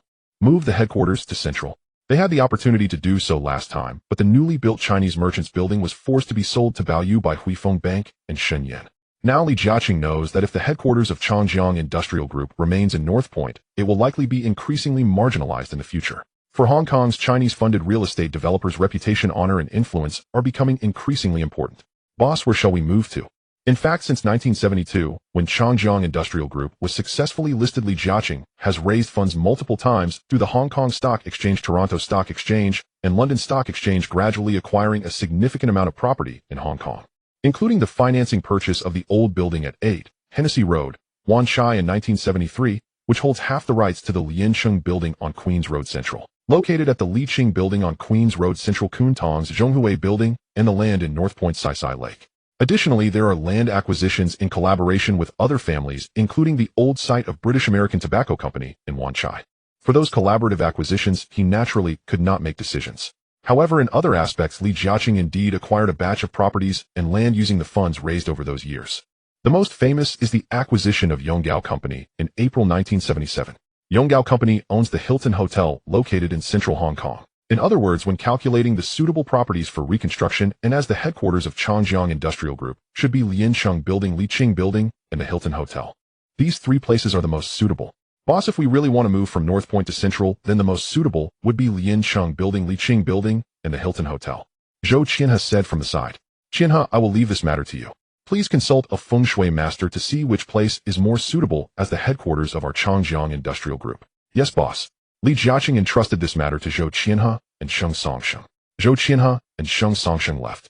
Li Jiaqing remained seated, feeling an inexplicable sense of powerlessness.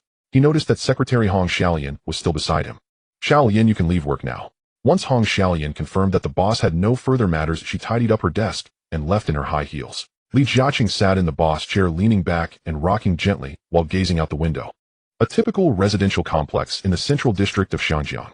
Yesterday morning, Lin Gaoyan met with the heir of the shipping magnate Bao Yu through the introduction of his boss Johnson, the manager of the Kowloon branch of Huifeng Bank. Lin Gaoyan felt quite different about Bao Ye's initiative to dig into his past work experiences. However, he really hadn't decided whether he wanted to join Bao Ye's global investment company. Ultimately, it was because he still had the option of his fourth uncle's Hengji Jia company. Now Huifeng Bank had essentially sold him to Bao Yu, and it seemed difficult for him to remain at Huifeng Bank. Before leaving yesterday, Bao Yu had said something to Lin Gaoyan that he did not understand. It was Monday morning. Still dreaming, Lin Gaoyan was awakened by his mother as usual. After getting up, he first washed up, then went to the living room to read the newspaper, waiting to have breakfast with his parents before returning to work at the Kowloon branch of Huifeng Bank. Today, Lin Gaoyan had just picked up a newspaper. The headlines suddenly read, "In the early hours of today, Bao Yu, the owner of Global Investment Company, announced the formal acquisition of Xiangjiang Electric Group." Lin Gaoyan was truly astonished. Yesterday morning, Bao Yu had told him that something very important would happen that evening, but at the time, he did not know what it was. Looking at the news now, Lin Gaoyan realized that Bao Yu was about to swallow another large publicly listed company, Xiangjiang Electric Group. Currently, Xiangjiang Electric Group ranks fourth in total market value in Xiangjiang, and its scale is indeed considerable. Lin Gaoyan looked at other newspapers, and most of them were related to this news. Although there were some reports about the new Universal Building being launched today, constructed in cooperation with Xiangjiang Metro Company and Li Jiacheng's Changxiang Industrial Group. Compared to Bao Ye's acquisition of Xiangjiang Electric Group, this news was not significant. Lin Gaoyan's father looked at his son, who was staring in shock at the newspaper. "Gaoyan, what's wrong?" Lin's father asked. "Dad, it's nothing." Right now, Lin Gaoyan's internal feelings were indeed, with Bao Ye's current status, he was not only the heir to the future massive Universal Shipping Group, but had also successively acquired Qingzhou Ingni Kowloon Warehouse Hysan Lease Television and now Xiangjiang Electric Group. How could he hesitate when such a big boss was personally recruiting him? "Gaoyan, hurry up and eat breakfast, we need to head back to work soon." Lin Gaoyan put down the newspaper and had breakfast with his parents, but he seemed a bit burdened with thoughts while eating. After breakfast, Lin Gaoyan, dressed in a suit, left the complex, as usual, driving through the Hungham Tunnel to the Kowloon branch of Huifeng Bank on the opposite Kowloon Peninsula. Lin Gaoyan arrived at the office as normal. Not long after returning to his office, before he could even pour himself a glass of water, Johnson's secretary called for him. Lin Gaoyan had no choice but to put down his cup and go to the manager's office. "Good morning, manager." "Gaoyan, you're still coming to work today?" Johnson asked curiously. He thought that Lin Gaoyan had already settled things with Bao Yu yesterday morning, and that Lin Gaoyan would resign from the Huifeng Human Resources Department to join Global Investment Company. "Manager, where else would I go if I don't come to work?" "Did Bao Yu not talk to you yesterday?" "Manager, I'm still considering. This surprised Johnson a bit. Johnson also knew that Lin Gaoyan was different from others, so he reminded him, "Gaoyan, since Huifeng has agreed to let Bao Yu recruit you, I suggest you think carefully about it." "Thank you for the reminder, manager." Returning to his office, Lin Gaoyan had originally planned to continue working at Huifeng Bank until the contract period was over before considering a new job. However, according to Johnson's statement, even if he wanted to stay at Huifeng Bank, it was no longer possible. This meant he only had two paths before him now. The first was to leave Huifeng Bank and join Bao Ye's Global Investment Company, as Johnson suggested. The second was to refuse the offer from Bao Ye's Global Investment Company and join his fourth uncle Li Zheoji's Hengji Jia, but this would require him to pay a substantial penalty to Huifeng. From Lin Gaoyan's perspective, although his fourth uncle Li Zheoji was a relative of the Lin family, he was far from being comparable to Bao Ye's Global Investment Company in terms of asset scale and other aspects, and he likely couldn't even compare to Bao Ye's Universal Shipping Group. Given this situation, would joining his fourth uncle Li Zheoji's Hengji Jia really be better than joining Bao Ye's Global Investment Company? Most importantly, he could tell that Bao Yu valued him, otherwise there would have been no need for Bao Yu to personally ask Huifeng Bank for him, let alone meet him personally. Additionally, Bao Yu had told him that he was currently surrounded by mostly white executives, and among the Chinese executives besides the rather mysterious Chao Zhiming, there was only the female secretary Zhao Xiuzhen. It was clear that Bao Yu lacked capable Chinese executives by his side, and now that he was going to work for Bao Yu, he would indeed have a place. Lin Gaoyan paced back and forth in his office. Whether he wanted to stay at Huifeng Bank or not, he knew that the contract he signed with Huifeng Bank upon graduating from college meant that if he hadn't worked there for enough years, he wouldn't be able to leave without paying a hefty sum. Now, however, if he joined Bao Ye's Global Investment Company, Huifeng Bank would let him leave amicably. Ultimately, it was because Huifeng Bank and the Bao family had a close relationship. Thinking of this, Lin Gaoyan had already realized which path he should choose. He sat down and took out a resignation letter from his desk, personally writing it out. He did not submit it to the Human Resources Department, but instead went directly to hand it to Johnson. "Manager, I've made my decision. I am preparing to work for Bao Ye's company." "Gaoyan, congratulations. Your future will not be inferior to mine." Johnson was somewhat surprised to see how quickly Lin Gaoyan had made up his mind. Bao Ye's Global Investment Company was undoubtedly impressive, and anyone who was chosen by Bao Yu was certainly special. "Thank you for your blessings, manager." He handed the resignation letter to Johnson and then began to pack up his personal belongings from the office, including books and some supplies. Lin Gaoyan left. Johnson picked up the office desk phone and immediately called the manager's office at Huifeng Bank. Johnson informed the manager of Huifeng Bank, Bao Yuhan, about Lin Gaoyan's voluntary resignation to join Bao Yes Global Investment Company. After learning this, Bao Yuhan also went to inform Chairman Shen Fan. Lin Gaoyan continued to pack his things. Johnson and the female secretary personally escorted Lin Gaoyan. Huifeng Bank has many branches and sub-branches in Xiangjiang, with the most important ones being the Central District branch and the Causeway Bay branch, but the most significant one is the Kowloon warehouse branch. Now looking at the Kowloon branch of Huifeng Bank, Lin Gaoyan knew that his work there had come to an end. Johnson shook hands with Lin Gaoyan. Lin Gaoyan got into the car preparing to head home first. Portland Center 44, Kennedy Road, Hong Kong. Headquarters of the Hong Kong Electric Group. Many journalists from various newspapers have already arrived outside. At 10:30 a.m. at the headquarters of global investment company McLeish has publicly announced the successful acquisition of 24 of the shares of Hong Kong Electric Group, meaning that global investment company now holds 49 of the shares of Hong Kong Electric Group. Not only is it the largest shareholder of Hong Kong Electric Group, but also the sole shareholder. In the afternoon, those journalists knew that Bao Yu would definitely come to the headquarters of Hong Kong Electric Group. In the morning, Salmon, chairman and CEO of Hong Kong Electric Group, faced the reporters' interviews.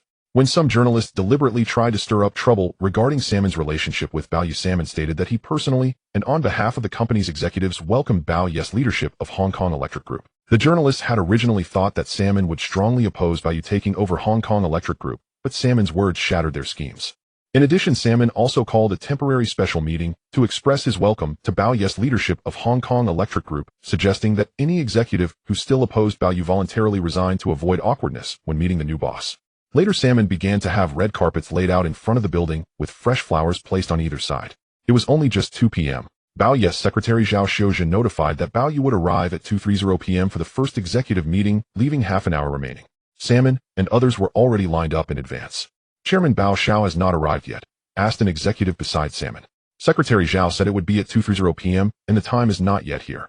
Salmon glanced at his Rolex. At 2:30 p.m. a luxurious Mercedes-Benz sedan arrived, followed by 7 or 8 luxury cars. The journalists already knew. It's Bao Xiao who has arrived. The door of the luxury sedan opened. Bao Yu, Chen Ziheo's bodyguards immediately got out. Behind Bao Yu were Nancy Zhao Xiuzhen McLeish and several high-level representatives from Global Investment Company. Bao Yu looked at the Portland Center building in front of him. This was the old Portland Center building, not very tall, only a few stories. Later he remembered that after Li Jiacheng's acquisition, he had someone demolish it, and then rebuilt a taller and more iconic Portland Center. Bao Xiao welcomed to the headquarters of Hong Kong Electric Group. The person leading the welcome was Salmon, the chairman and CEO of Hong Kong Electric Group, whom Bao Yu had already met. "Hello, Mr. Salmon." Bao Yu and Salmon shook hands. Looking around, Bao Yu noticed that the executives of Hong Kong Electric Group were all. It could be said that Hong Kong Electric Group was a monopoly in the public utility sector in Hong Kong Island. Apart from high salaries and benefits, senior positions have always been dominated by whites, making it almost impossible for other Chinese to access important positions. Only some hardworking electrical engineers and maintenance engineers still had a few Chinese engineers. Even among engineers, whites still predominated. Salmon was introducing these white executives to Bao Yu. Indeed, Bao Yu had some information in his game data pack, and additionally Zhao Xiuzhen had already provided him with the personnel data of Hong Kong Electric Group in advance. Bao Yu knew that as a Chinese investor suddenly taking over Hong Kong Electric Group would inevitably cause some discontent among the executives. However, what could be done? Amid the applause of those executives and the interviews from the journalists, Bao Yu appeared surrounded by McLeish, Nancy, and Salmon. They all proceeded into the conference room of Hong Kong Electric Group. At the chief position, Salmon directly offered his seat to Bao Yu. Bao Yu sat down with McLeish, Nancy, Zhao Xiuzhen, and other representatives from Global Investment Company on his left, and Salmon and other executives from Hong Kong Electric Group on his right. "Mr. Salmon, have all the main executives of Hong Kong Electric Group arrived?" "Boss, except for a few overseas, everyone else is here." "In that case, the executive meeting of Hong Kong Electric Group officially begins today." When everyone looked at Bao Yu, he said, "Since the end of 1977, my global investment company has been buying shares of Hong Kong Electric Group, and as of last Friday's trading day, we held 25 of the shares of Hong Kong Electric Group. This morning, to protect the interests of the Bao family and global investment company, we purchased an additional 24 of the shares of Hong Kong Electric Group at a high price." At 10:30 a.m., our company successfully acquired, through Guajuoli Company and Hyson Securities, meaning we now hold 49 of the shares of Hong Kong Electric Group. Bao Yu spoke slowly. The executives below were all very shocked. According to the newspaper, Bao Yu spent nearly 1.8 billion Hong Kong dollars on the acquisition of Hong Kong Electric Group. This is a large sum of money.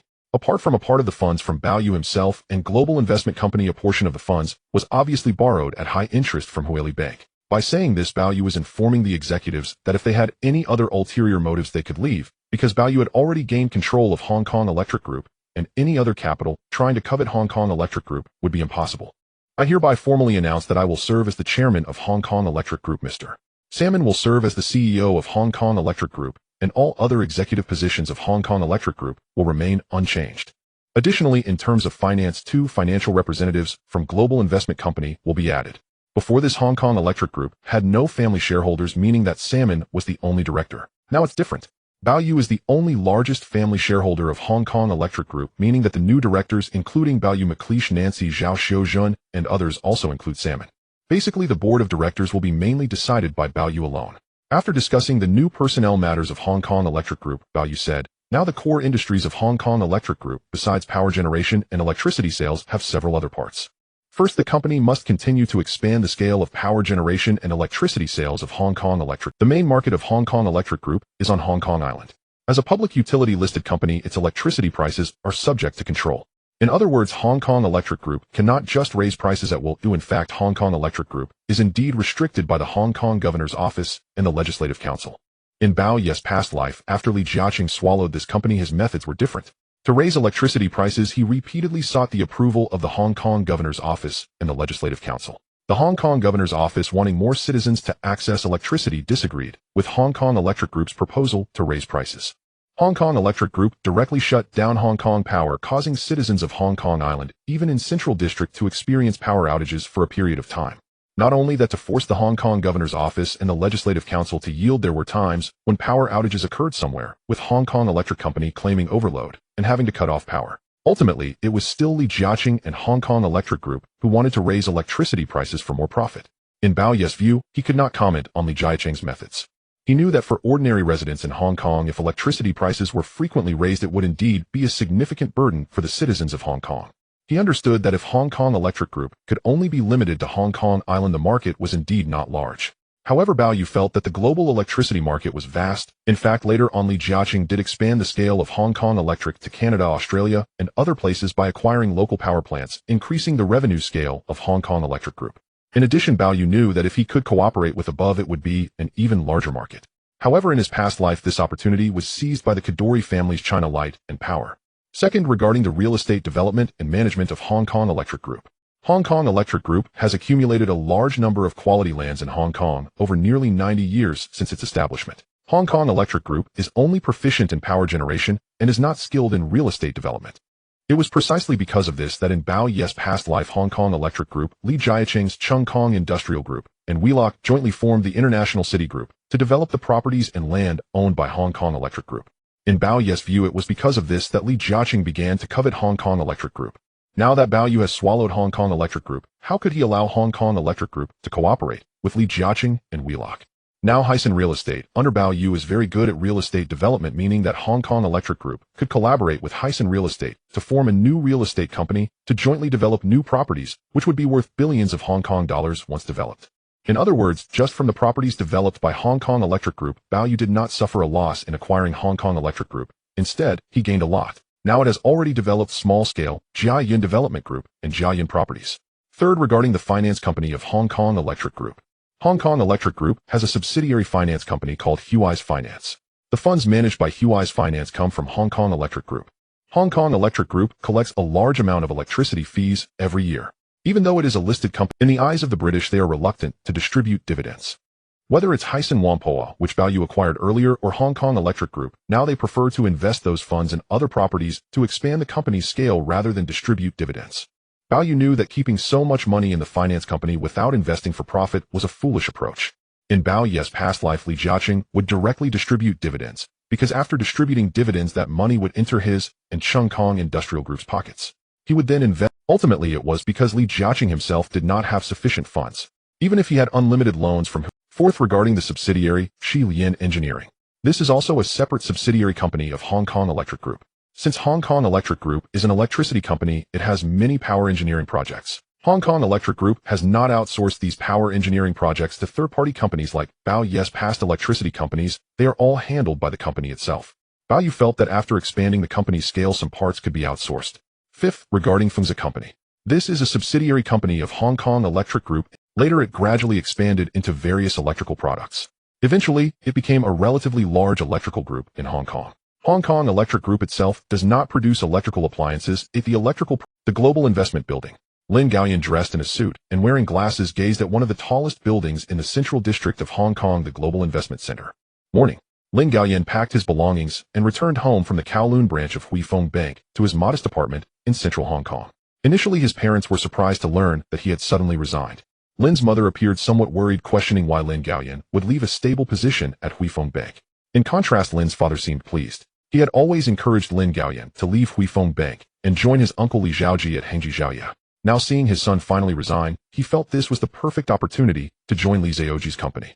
So much so that Lin's father wanted to call Li Zhaoji immediately. Lin Gaoyan hurriedly stopped him. "Dad, I don't want to join Uncle's company."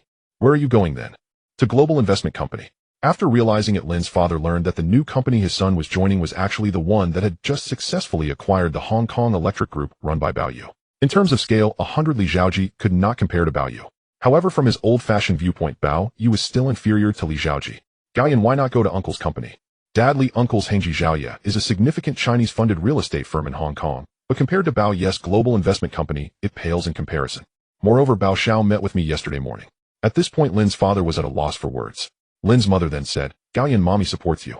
No matter how good that uncle is, how can he compare to Bao Xiao now?" At 2:30 p.m. Lin Gaoyan arrived at the Global Investment Center. When he took the elevator up, he did not meet Bao Yu, but encountered the front desk staff and the enigmatic Xiao Zhiming. Xiao Zhiming greeted Lin Gaoyan, saying, "Gaoyan, the boss and Mr.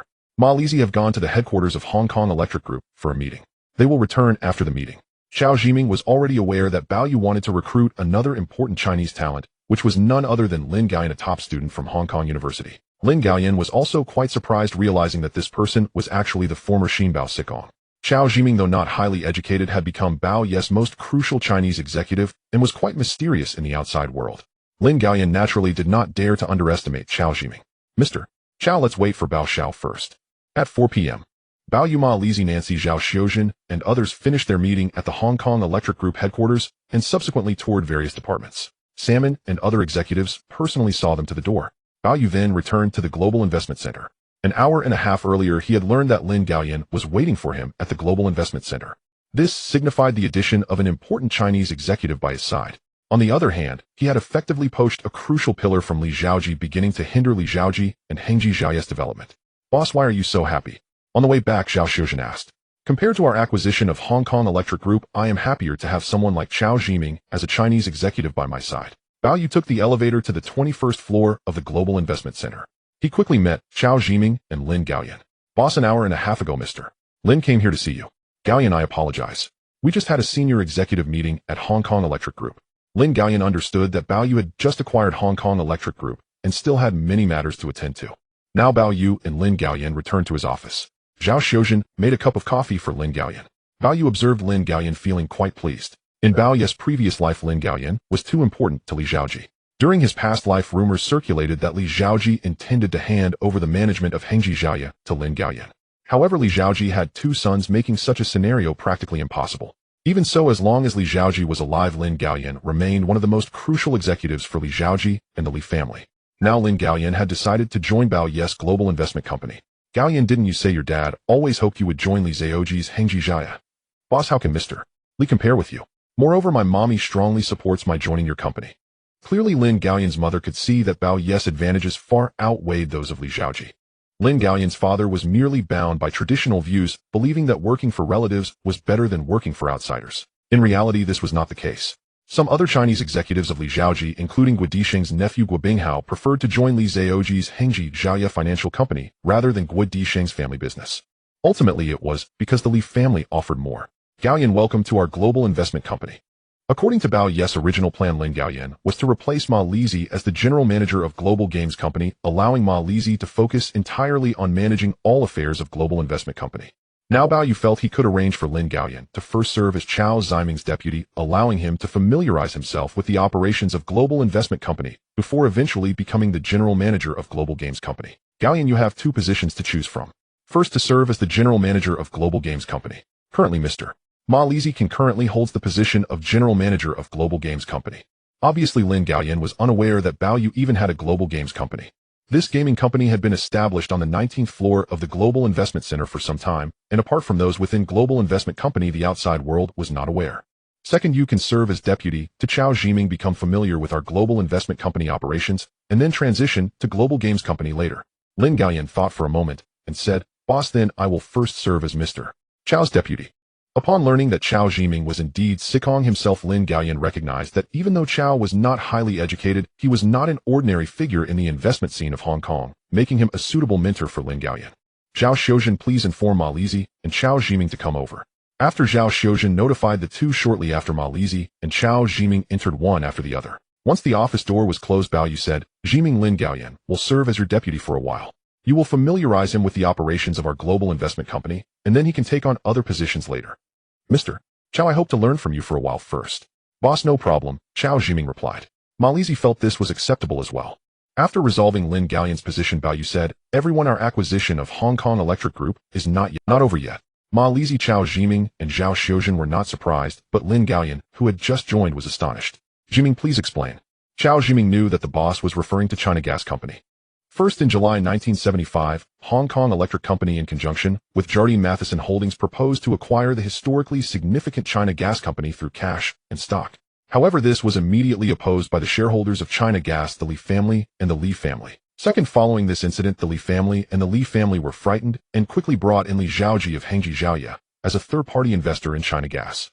Third, due to this incident, Hong Kong Electric Group began retaliating against China Gas Company, intensifying competition with China Gas, hoping to replace gas water heaters with electric water heaters while increasing electricity sales in those areas. This incident had not garnered much attention in Hong Kong. Now, as Chao Zhiming spoke, Lin Gaoyan indeed recalled a time when Hong Kong Electric Group and China Gas were in fierce competition. Of course, none of this is trivial, because the hope of Hong Kong Electric Group to acquire China Gas in 1975 has already raised the vigilance of the two major shareholders of China Gas and brought in Li Zhaoji. On another note, the three main shareholders of China Gas currently held only about 30 of the shares, while our global investment company already held 18 of China Gas shares, with the remaining shares primarily held by individual investors. At this point, Lin Gaoyan seemed to infer something. Bao Yu looked at Lin Gaoyan and asked, "Gaoyan, what do you think?" "Boss, are you implying that you want to acquire China Gas immediately after acquiring Hong Kong Electric Group?" "That's about the gist of it. However, I can tell you that our sudden acquisition of Hong Kong Electric Group by the Bao family will likely make the three major shareholders of China Gas even more alert to other capital's interest in China Gas. Therefore, I speculate that the three major shareholders will certainly resist other capital to protect their position and interests in China Gas." A building on Jiahua Road in North Point, Xianjiang, headquarters of the China Gas Company. Inside the office, the chairman Li Mingze is working. The Li family is one of the four major comprador families in early Xinjiang, also known as the Kings of Copper Liu Bei. One of them is Li Mingze. After inheriting the family business of his father Li Xixin, Li Mingze's enterprises now encompass over 20 companies spanning real estate, trade, textiles, tourism, hotels, shipping, banking, trusts, gas, oil, telecommunications, and even the semiconductor industry. Among them, the core industries of the Li family, apart from Li Xixin's real estate, are China Gas. Li Mingze serves as a director for nearly 60 companies, but the truly core industries are only a few. As for the other influential member of the Li family, it is Li Xiaohua, who currently serves as the chairman of Xianjiang TVB and is also Li Mingze's third younger brother. Li Mingze gazed at the news reports from Xianjiang, which were all about the son of the shipping king Bao Yu acquiring the Xianjiang Electric Light Group. This indeed surprised Li Mingze. Bao Yu, the son of the shipping king, is already considered one of the most formidable figures among the Chinese. To his astonishment, Bao Yu had quietly spent nearly 1.8 billion Hong Kong dollars to take over the Xianjiang Electric Light Group in a short period. This made Li Mingze envious, and he began to worry. After all, in July 1975, the Xianjiang Electric Light Group, in collaboration with Jardine Matheson, nearly acquired China Gas, only to be rejected by him and Li Jia's Li Fushu and his son. Otherwise, now, as Bao Yu swallowed the Xianjiang Electric Light Group, he might have also taken over China Gas.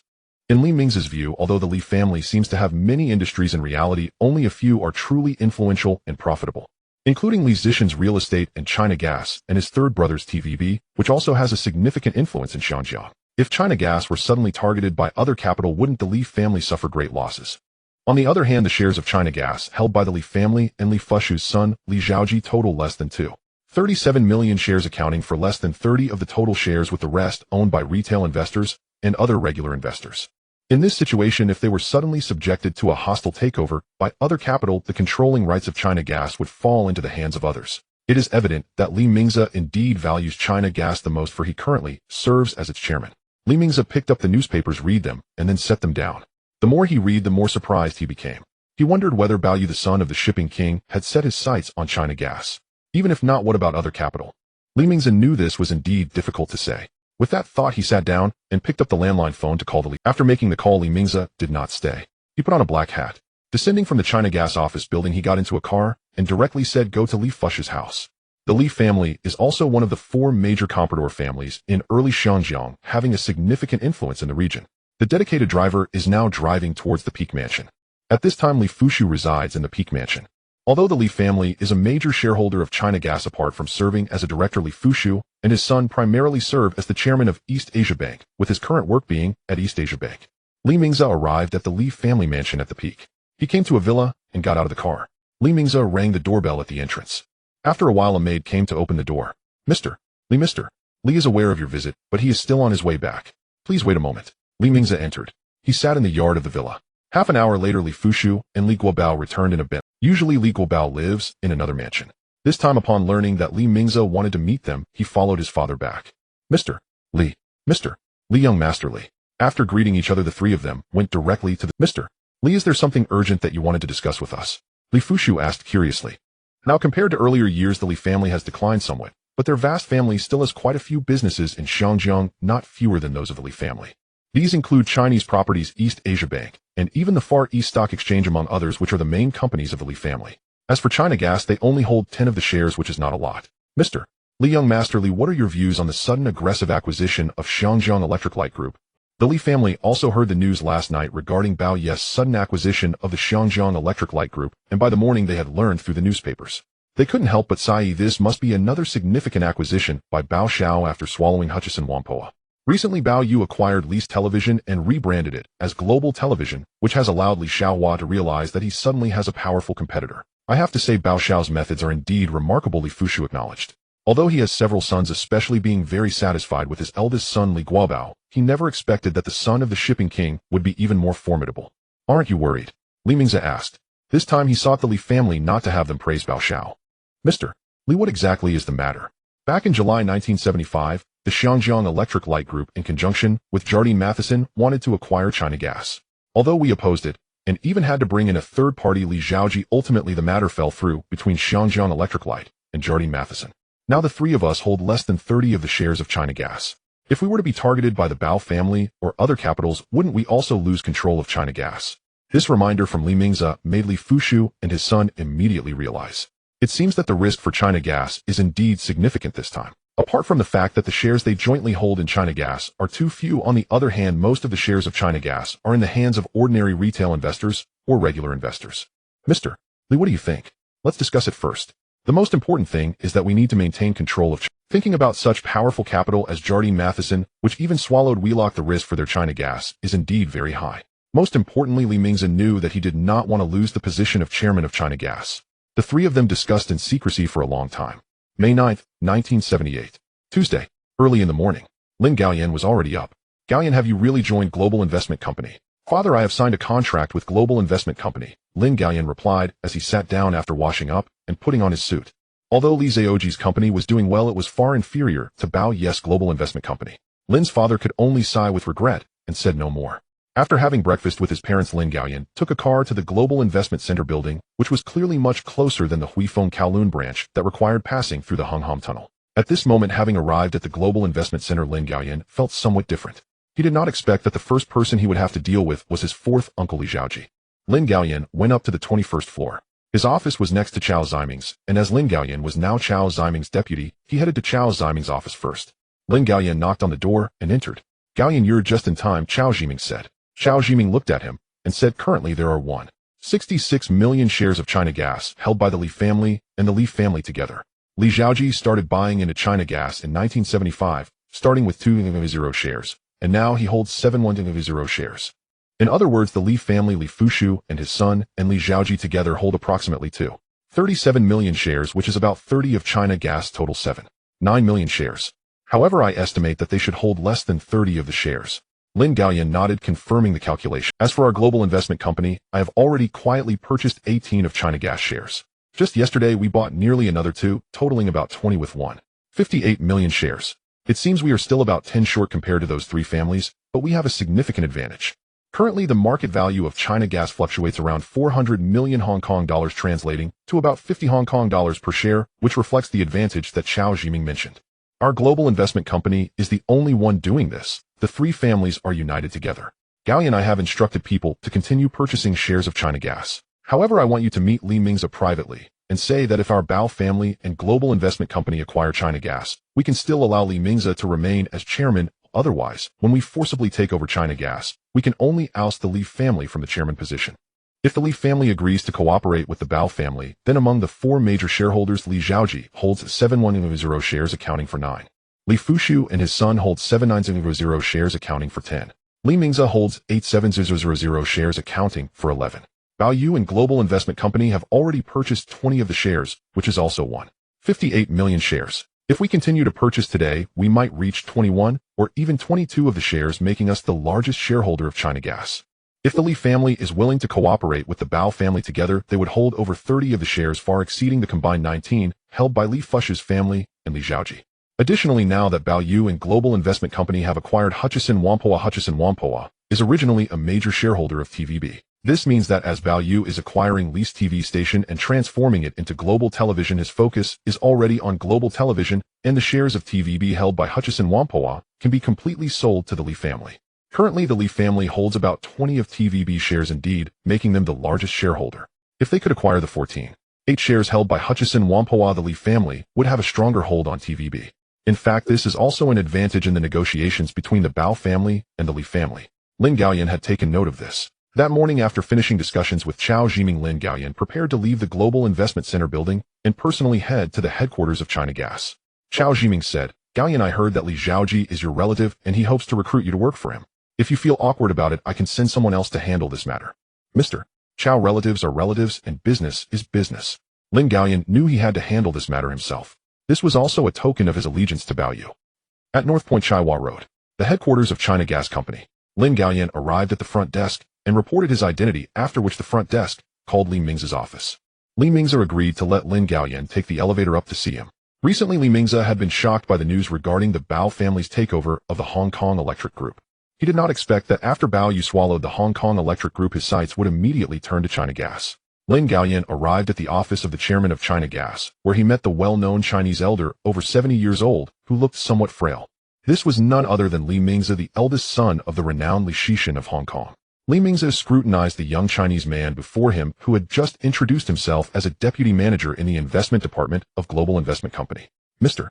Li, let me introduce myself. I was once a department manager at the Kowloon branch of Huifeng Bank, and now I am a deputy manager in the investment department of Global Investment Company. A department manager at Huifeng Bank Kowloon branch. That was quite a respectable position. After all, it was challenging for a Chinese to hold a key position at Huifeng Bank." What surprised Li Mingze even more was that Lin Gaoyan had now joined Global Investment Company. "Mr. Lin, what brings you to see me?" Li Mingze asked curiously. "Mr. Li, I am here to seek your cooperation on behalf of the Bao family and Global Investment Company." On behalf of the Bao family and Global Investment Company, Li Mingze was somewhat surprised. Suddenly he thought, could it be related to China Gas? "Mr. Li, first of all, our Bao family and Global Investment Company have already acquired over 20 of China Gas shares, and we should now be the largest shareholder of China Gas." The largest shareholder? How could this be possible? The Li family, the Li Fushu family, and the Li Zhaoji family together hold about 30 of the shares. How could your Bao family possibly be the largest shareholder? Li Mingze did not expect that after Bao Yu swallowed the Hong Kong Electric Group, his sights would indeed turn to China Gas. "Mr. Li, you should understand that you are three families united together holding this share. If counted separately, our Bao family is indeed the largest shareholder. I am here to negotiate on behalf of the Bao family and Global Investment Company. First, if you support cooperation with the Bao family, we are willing to support you to continue serving as the chairman of China Gas. Second, if your Li family is willing to cooperate with the Bao family, we are willing to sell the TVB shares held by Hutchison Whampoa to your Li family at a low price, allowing your Li family to gain more control over TVB shares. Third, you can refuse to cooperate with the Bao family. I believe the Bao family and Global Investment Company will soon launch a strong acquisition of China Gas." Lin Gaoyan looked directly at him. Li Mingze was genuinely shocked. In 1975, he had evaded the attacks from the Hong Kong Electric Group and Jardine Matheson against China Gas, even having to bring in the third-party capital of Li Zhaoji. He did not expect that 3 years later he would still attract the covetous gaze of the Bao family. Li Ming's expression changed several times, and he pointed at Lin Gaoyan momentarily speechless. Mr. Li, I hope you can consider this carefully. Lin Gaoyan looked at Li Ming's naturally knowing that Li Ming's identity was not simple. However, compared to the Bao's now, what could Li Ming's be? Just now Li Ming's expression was grim. He never expected to be threatened by such a young man. No matter what, I absolutely cannot cooperate with the Bao family. Li Ming's already knew that Bao Yu was even more ruthless than the Hong Kong Electric Company and Jardine Matheson in 1975. Lin Gaoyan had already probed the Li family's attitude. He did not stay any longer. Lin Gaoyan drove back to the Global Investment Center. He went up to report to Mr. Chow. I just met with Li Ming's, but he completely dismissed the idea of cooperating with the Bao family. Li Ming's directly rejected cooperation with the Bao family. This was expected by Bao Yu and Chow. The Li family placed too much importance on China Gas. If it weren't for Li Ming's suddenly dying from heart disease, Bao Yu in his previous life, and Li Xiaoji would not have been able to swallow China Gas directly. Gaoyan, did he not even consider it? No. It seems you have already probed his attitude. Since that's the case, our cooperation with the Li family to acquire China Gas at a low price is probably impossible. Chao Jiming and Lin Gaoyan went directly to Bao Yu's office. Bao Yu was drinking coffee. Boss Gaoyan just met with Li Ming's, and he directly rejected cooperation with the Bao family. Chao Jiming said from the side. Jiming, this was expected. Bao Yu looked at Lin Gaoyan and said, Gaoyan, it seems this has put you in an awkward position. This time Bao Yu intended to swallow China Gas. Li Xiaoji, who was not only Lin Gaoyan's uncle, but also a relative, was a shareholder of China Gas. Moreover, Bao Yu knew that Li Xiaoji had been planning to swallow China Gas. However, this conspiracy had not been detected by Li Ming's and his son Li Fushu. Boss, the Li family will know sooner or later. Lin Gaoyan's decision to join Bao Yu's global investment company meant he had given up joining his uncle Li Zheoji's Hysan Development Company. Of course, Lin Gaoyan personally meeting Li Ming's also indicated that he had truly begun to work for Bao Yu. Lin Gaoyan had just left. In the office of the chairman of China Gas, Li Ming's was very angry. He could not help but pick up the cup on the table and throw it out, startling the female secretary nearby. Li Ming's, like Li Xiaohong, had congenital heart disease and generally could not be subjected to excessive stimulation. Now, with Li Ming's grim expression and suddenly being stimulated by Lin Gaoyan, he began to feel a faint pain. Quick warm water, Li Ming's shouted, holding his chest. The female secretary hurriedly went to prepare a cup of warm water for Li Ming's. Li Ming's quickly fumbled in the drawer of the desk and retrieved a bottle of Western medicine for heart disease, his hands trembling slightly. After taking 2 pills for his heart condition, he felt that his heart was no longer as uncomfortable as before, and the stabbing sensation was gradually fading. Now Li Ming's was trying to control his emotions. Once he calmed down, he remembered the young man who had introduced himself as Lin Gaoyan. He sat down again. This time, he directly dialed the office phone of the chairman of East Asia Bank, asking for Li Fushu's secretary to answer. After Li Fushu took the phone, he informed Li Ming's that he and his son Li Guobao would come over shortly. In addition to calling Li Fushu. Located at 4 Dufu Road, with Central Hong Kong. Standard Chartered Bank Building. Hysan Development Headquarters. In the chairman's office of Hysan Development Headquarters, there was a Chinese man in his 50s dressed in a suit of... This middle-aged man was known as Si Shu in Hong Kong, Li Xiaoji. Besides being tall, the most striking feature was his sharp eyes resembling those of an eagle, along with a prominent, hooked nose. Basically, many men with hooked noses are either rich or noble. The hooked nose is quite common among Western Caucasians, but less so among Chinese. As a result, many people have a deep impression of men with hooked noses. At this moment, Li Xiaoji was signing some documents. During this time, Bao Yu, the legitimate son of the shipping king, had been wreaking havoc in Hong Kong, successively acquiring Ching Chung English Clay, Hutchison Whampoa, and Wharf Holdings, as well as the recently acquired Hong Kong Electric Company. This made Li Xiaoji envious. He thought the shipping king was already impressive, but unexpectedly the son he raised was even more remarkable. For some unknown reason, just as he was about to sign a contract, the pen tip suddenly broke, causing him to mess up. He initially wanted to scold the female secretary for buying such a defective pen. However, he also knew that this matter had little to do with her.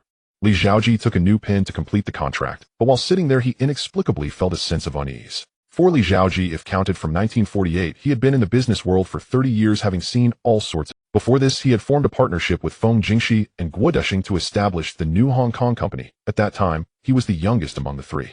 For him, his most proud achievement was acquiring the Sha Tin Reclamation Area in 1975 in collaboration with 3 other prominent Chinese families. Over the years, he had built a considerable scale among Chinese real estate developers in Hong Kong. Just then the phone on his... The female secretary answered the phone. Chairman, it's a call from Mr. Li, the chairman of China Gas. Li Ming. Hello, Mr. Li, it's me, Li Xiaoji said as he picked up the phone. Mr. Li, you need to come to the headquarters of China Gas immediately. There is something very important to discuss with you. Immediately go to the headquarters of China Gas. It's very important. Li Xiaoji did not ask further and simply said, Mr. Li, I will come right away. Li Xiaoji hung up the phone, got up from his seat, tidied his suit a bit, called his driver, and got into his black luxury Mercedes to the headquarters of China Gas. Traveling from central Hong Kong to North Point was not far, taking nearly half. Li Xiaoji's driver had already driven to the building where China Gas headquarters was located. The driver respectfully opened the car door. Li Xiaoji stepped out of the car, adjusted his suit again, displaying his usual kind demeanor, looking harmless. As soon as Li Xiaoji arrived at the front desk, the receptionist at China Gas headquarters said, "Hello, Mr. Li, the chairman is waiting for you upstairs." Li Xiaoji took the elevator up, and as soon as he stepped out, he saw Li Mingze waiting for him. "Mr. Li, why were you in such a rush to call me over?" Li Xiaoji was somewhat puzzled. Li Mingze led him to the office. Li Mingze immediately said, "Do you know who I don't know," Li Xiaoji replied. "Lin Gaoyan." Lin Gaoyan. Li Xiaoji thought he might have misheard. However, considering that there are 400 to 500 million people in Xinjiang, it was not unusual for someone to share the same name. Li Mingze, is still angry, said, "I've lived for over 70 years, and it's the first time I've encountered such an arrogant young man who would speak to me in that tone. At that moment I was so furious that I nearly had a heart attack." Li Mingze had a heart condition, which many in Xinjiang knew, and Li Xiaoji was surprised that someone had dared to anger Li Mingze to such an extent. At that moment Li Xiaoji was still pondering whether this Lin Gaoyan was indeed the young man he had in mind. "Mr. Li, what is the background of this young man?" He introduced himself as a manager from the Kowloon branch of Huifeng Bank, and now he is an assistant manager in the investment department of Global Investment Company, a manager from Huifeng Bank's Kowloon branch. The more Li Xiaoji listened, the more he felt it matched the identity of the Lin Gaoyan he knew. However, he had not heard that the other party had left Huifeng Bank to join Global Investment Company. What was going on? At this point, Li Xiaoji couldn't ask those questions. However, he could simply call Lin Gaoyan's parents to inquire whether he had left Huifeng Bank to join Global Investment Company. Li Xiaoji felt that when Lin Gaoyan had just enrolled in Xianjiang University, he had hoped that this capable relative would come to work for him.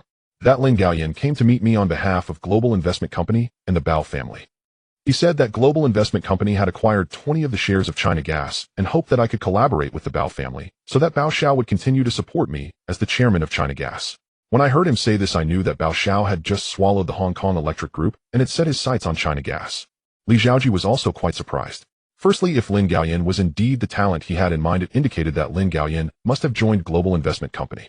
Secondly, Li Xiaoji had long been eyeing China Gas, but in front of Li Mingze and Li Fushu he had refrained from mentioning that idea. He had always been waiting for the right opportunity to swallow China Gas.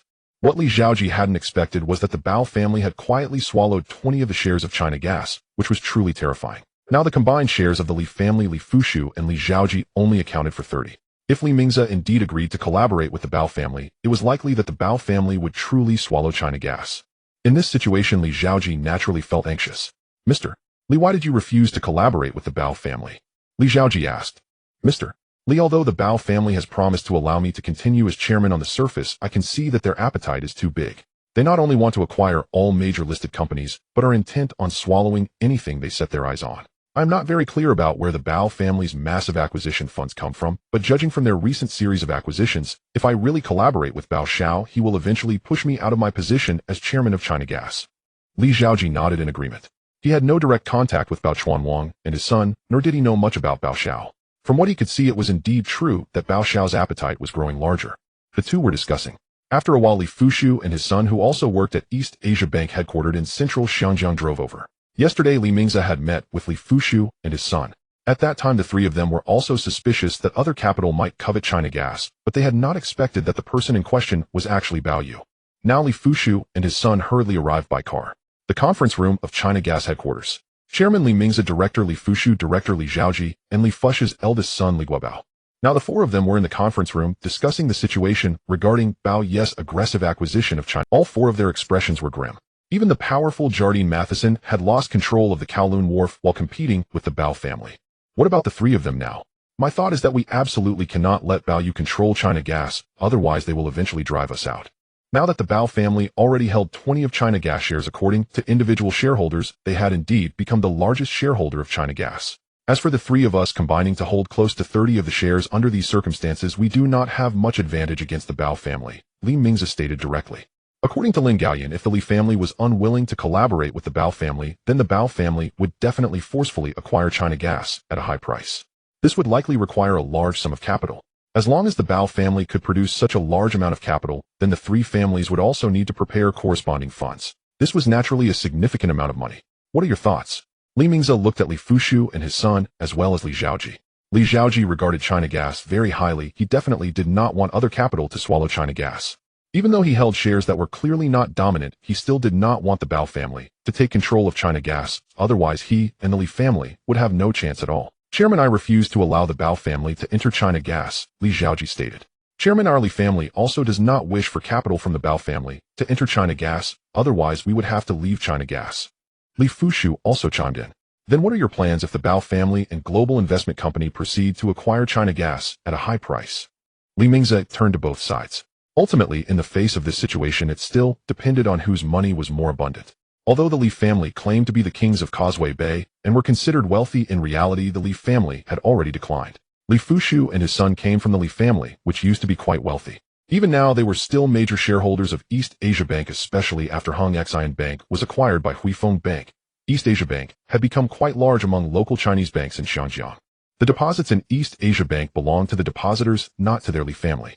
Did Li Fushu and his son dare to take out that money directly to invest in China Gas? Of course that was impossible. As for Li Xiaoji, after years of development, Hengji Xiaoya, especially after the Hong Kong property market declined in 1973, had developed quite well under Li Zheoji's leadership, now ranking right after Li Jiaqing in the Xinjiang Chinese real estate market. Chairman, I am firmly opposed to the Bao family's acquisition of China Gas. As for the funding issue, even if I have to sell everything I own, I will raise a sum of money to secure the interests of our three families in China Gas. Li Xiaoji declared directly. No. 3 Imaji Xianxia Dao Central District Xinjiang. Jiahui Garden Community. Li Xiaoji and Li Mingze, along with Li Fushu and his son, had just finished a secret discussion at the headquarters of the China Gas Company.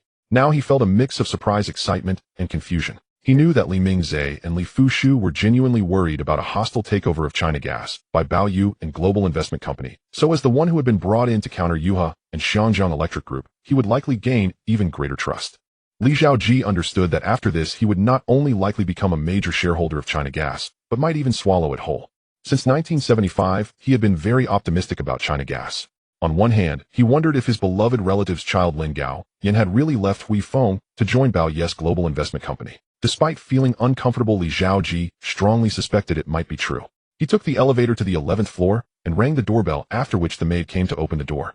Now he lived here with his wife Lu Huiwan and their second son Li Jiacheng, while their eldest son Li Jiajie attended a private elite school. Except for holidays, he usually wasn't home. As soon as he entered, his second son Li Jiacheng, who had just started attending an elite private primary school, ran over. Daddy, you're back. Jiacheng, Daddy is off work now. Every time he saw his son calling his name, he felt an indescribable sense of satisfaction, for there was a well-known Chinese real estate developer named Li Jiacheng in Xinjiang. His second son was also named Li Jiacheng, just with different characters, but the pronunciation was the same. When Li Jiacheng brought slippers for Li Xiaoji to change into, the maid hurriedly interjected, "No, young master, let me do that." Li Xiaoji didn't mind such matters. He thought it was appropriate for his son to do some chores. Now sitting on the sofa, he saw his wife Lu Huiwan return from work. Both he and his wife Lu Huiwan worked at the company. Lu Huiwan was considered a strong woman at work, but after each childbirth and confinement period, she returned to work, not wanting to be a housewife, like Li Jiacheng's wife Zhuang Yuming. Currently, Li Xiaoji and Lu Huiwan had a good relationship. Although there might be disagreements in company management, there were no other significant issues. "Sir, I heard that there are problems with China Gas." Lu Huiwan came over and said. She already knew that 3 years ago her husband had been recommended to Li Mingze and Li Fushu by broker He Tingxi, and since then he had been purchasing shares of China Gas. By now he should be the third largest shareholder. Li Xiaoji glanced at the maid busy in the kitchen. "Huiwan, I just came back from the headquarters of China Gas. Mr. Li told me that Bao Yu and Global Investment Company have their sights set on China Gas." "What? Is it Bao Xiao and Global Investment Company again?" "Sir, didn't Bao Xiao just acquire Xinjiang Electric Group?" "Who knows?" Li Xiaoji truly hadn't expected it. That Bao Xiao looked quite young, yet was so greedy. He had just swallowed Xinjiang Electric Group and was now aiming to acquire China Gas. Li Xiaoji envied the relationship between the Bao family and Huifeng Bank, which allowed them to obtain unlimited loans. In such circumstances, who wouldn't want to secure more loans from Huifeng Bank to buy quality properties and listed companies? Lu Huiwan went back to her room. Li Xiaoji sat on the sofa and casually picked up a newspaper which featured news about Bao Yu and Global Investment Company's recent acquisition of Xinjiang Electric Group. Additionally, the newspaper reported on rumors of Bao Yu and Global Investment Company intending to acquire China Gas. No wonder the stock price of China Gas had surged so quickly throughout the day. It seemed that by tomorrow the stock price of China Gas would have doubled compared to a few days ago. In other words, the market value of China Gas, which was originally just over 300 million Hong Kong dollars, might now become 6 or 700 million Hong Kong dollars. This was quite terrifying. Li Zhaoji felt annoyed, directly tossing the newspaper aside and heading to the large balcony, gazing at the distant central district of Xiangjiang and the far-off Victoria Harbor. This area was originally part of the mid-levels of Victoria Peak, and being on the 11th floor, the view was quite far. In Xiangjiang, many ordinary houses do not have balconies. Those with balconies are generally luxury homes. Moreover, this was a super large balcony, not only allowing one to enjoy the beautiful distant scenery, but also to enjoy the breeze and tea. Li Zhaoji suddenly thought of Lin Gaoyan. He had learned from Li Mingzhe that the arrogant young man was from Global Investment Company, and his name was indeed Lin Gaoyan. Although there were people with the same name in Xiangjiang, the probability was not low, especially coming from Huifeng Bank. With this in mind, Li Zhaoji returned to his study and dialed Lin Gaoyan's home. After a while, when the call connected, he found that it was Lin Gaoyan's father who answered. Lin Gaoyan's father was about the same age as Li Zhaoji, belonging to the same generation. Now Li Zhaoji had achieved great success in the Xiangjiang business world and was among the wealthiest Chinese. "It's me," Li Zhaoji said. Upon hearing that it was Li Zhaoji on the line, Lin Gaoyan's father felt somewhat awkward. He knew that Li Zhaoji, the fourth uncle of Xiangjiang, had always hoped that Lin Gaoyan would come to work for him, but now Lin Gaoyan had left Huifeng Bank and immediately joined Global Investment Company. "Zhaoji, I know it's you. Has Gaoyan finished work?" "Not yet. I've heard that Gaoyan left Huifeng Bank to join Global Investment Company," Li Zhaoji inquired. Lin's father hesitated for a moment, but still replied, "Indeed, he started working at Global Investment Company headquarters yesterday." Li Zhaoji had not anticipated that the Lin Gaoyan he valued so much had truly joined Global Investment. Li Zhaoji also knew that compared to his Hengji, Zhaoyi Bao Xiao's Global Investment Company was obviously. It was quite normal for Lin Gaoyan to leave Huifeng Bank and directly join Bao Yes Global Investment Company. After hearing Li Zhaoji's silence on the landline, Lin's father quickly added, "Zhaoji, it's like this. Gaoyan said he has a contract with Huifeng Bank, and now Bao Xiao personally poached him over, so it doesn't count as a breach of contract." When Lin Gaoyan had just graduated from Xiangjiang University, he joined Huifeng Bank as a junior officer, and Li Zhaoji guessed that he must have signed a long-term contract. "Perhaps I should persuade him when the time comes," Lin Gaoyan's father added. "No need. Gaoyan is a smart person, once he thinks of working at Global Investment Company, no one can persuade him otherwise." Li Zhaoji could see that Lin Gaoyan's father indeed valued the relationship between relatives. However, Lin Gaoyan was a smart person and might not think the same way.